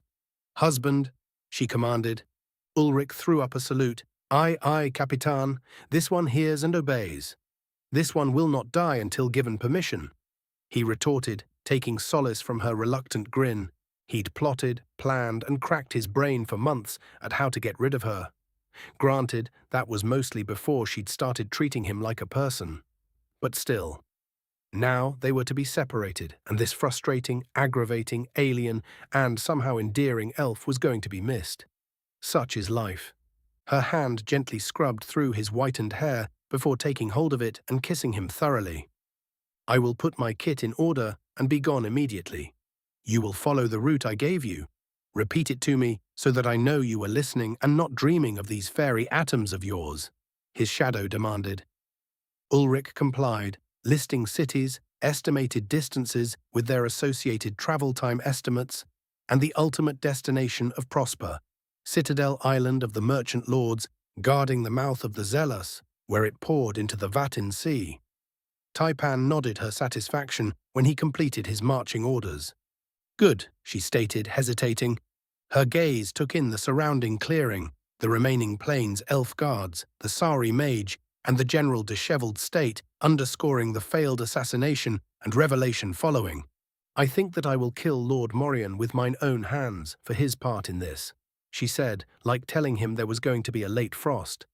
But later, First, I am going to embarrass these fine people by humping you loudly. Then I am going to do as I said and return to Iriel by the shortest path. I will find you with the hunter's mark Ulrich, as soon as I am able, declared his wife aloud. Glances were traded amongst the guards, who made an unspoken communal decision to haul the psycho murder cat girl away and leave the clearing. Werona didn't bother to hide a bemused observation that elves were a remarkably open culture and that she had robes to clean. Ulrich tried not to wince when she then muttered about needing a fresh toothbrush when this day was over. He watched the imposing, scholarly and gentle-natured mage check on Prenya and depart. Taipan unceremoniously tossed a bedroll down, ignoring her wounds before stripping naked in the clearing, as if passers-by wouldn't see her as she'd been born. She nonchalantly climbed into the bedroll and indicated that he should join her or watch her make pleasure with herself. Given those options, he felt that he had no choice but to shrug, strip down, and ravage this elf one more time properly. Thanks to the recent thrashing, it hurt. For the both of them. They didn't care. When they had finished, they neither one spoke while she dressed and assembled her gear. Neither wanted to say words that might indicate that something might happen that couldn't unhappen. Ulrich was shitty at goodbyes in general. Instead, they shared one last standing embrace, and Taipan disappeared into the thinning crowd of her cousins as she left. Warm winds blew on him as he stood there, looking at the image of her pack-shouldered form in his mind's eye. He was alone again. It was the first time he ever remembered being sad about it. The twins fell below the horizon before he managed to find the motivation to put himself in his own bedroll. Stars wheeled overhead, strange constellations moving as he stared at them. It always came down to some few people making things worse for everybody else. Most people just wanted to live their lives, taste happiness, and raise their kids in modest comfort. And then came along those few fuckers that couldn't leave well enough alone. Humans being short-sighted assholes wasn't exactly news to him, but he couldn't help being a little disappointed in them again. There were other races that had their own shares of problems, but those people weren't familiar to him as his own. Before he found sleep, his last conscious thought was deciding that if Varda's humans weren't going to learn on their own to stop being assholes, then he, Ulrich Einar the Twiceborn, was going to show them war, Earth-style. And may the gods have mercy on their souls.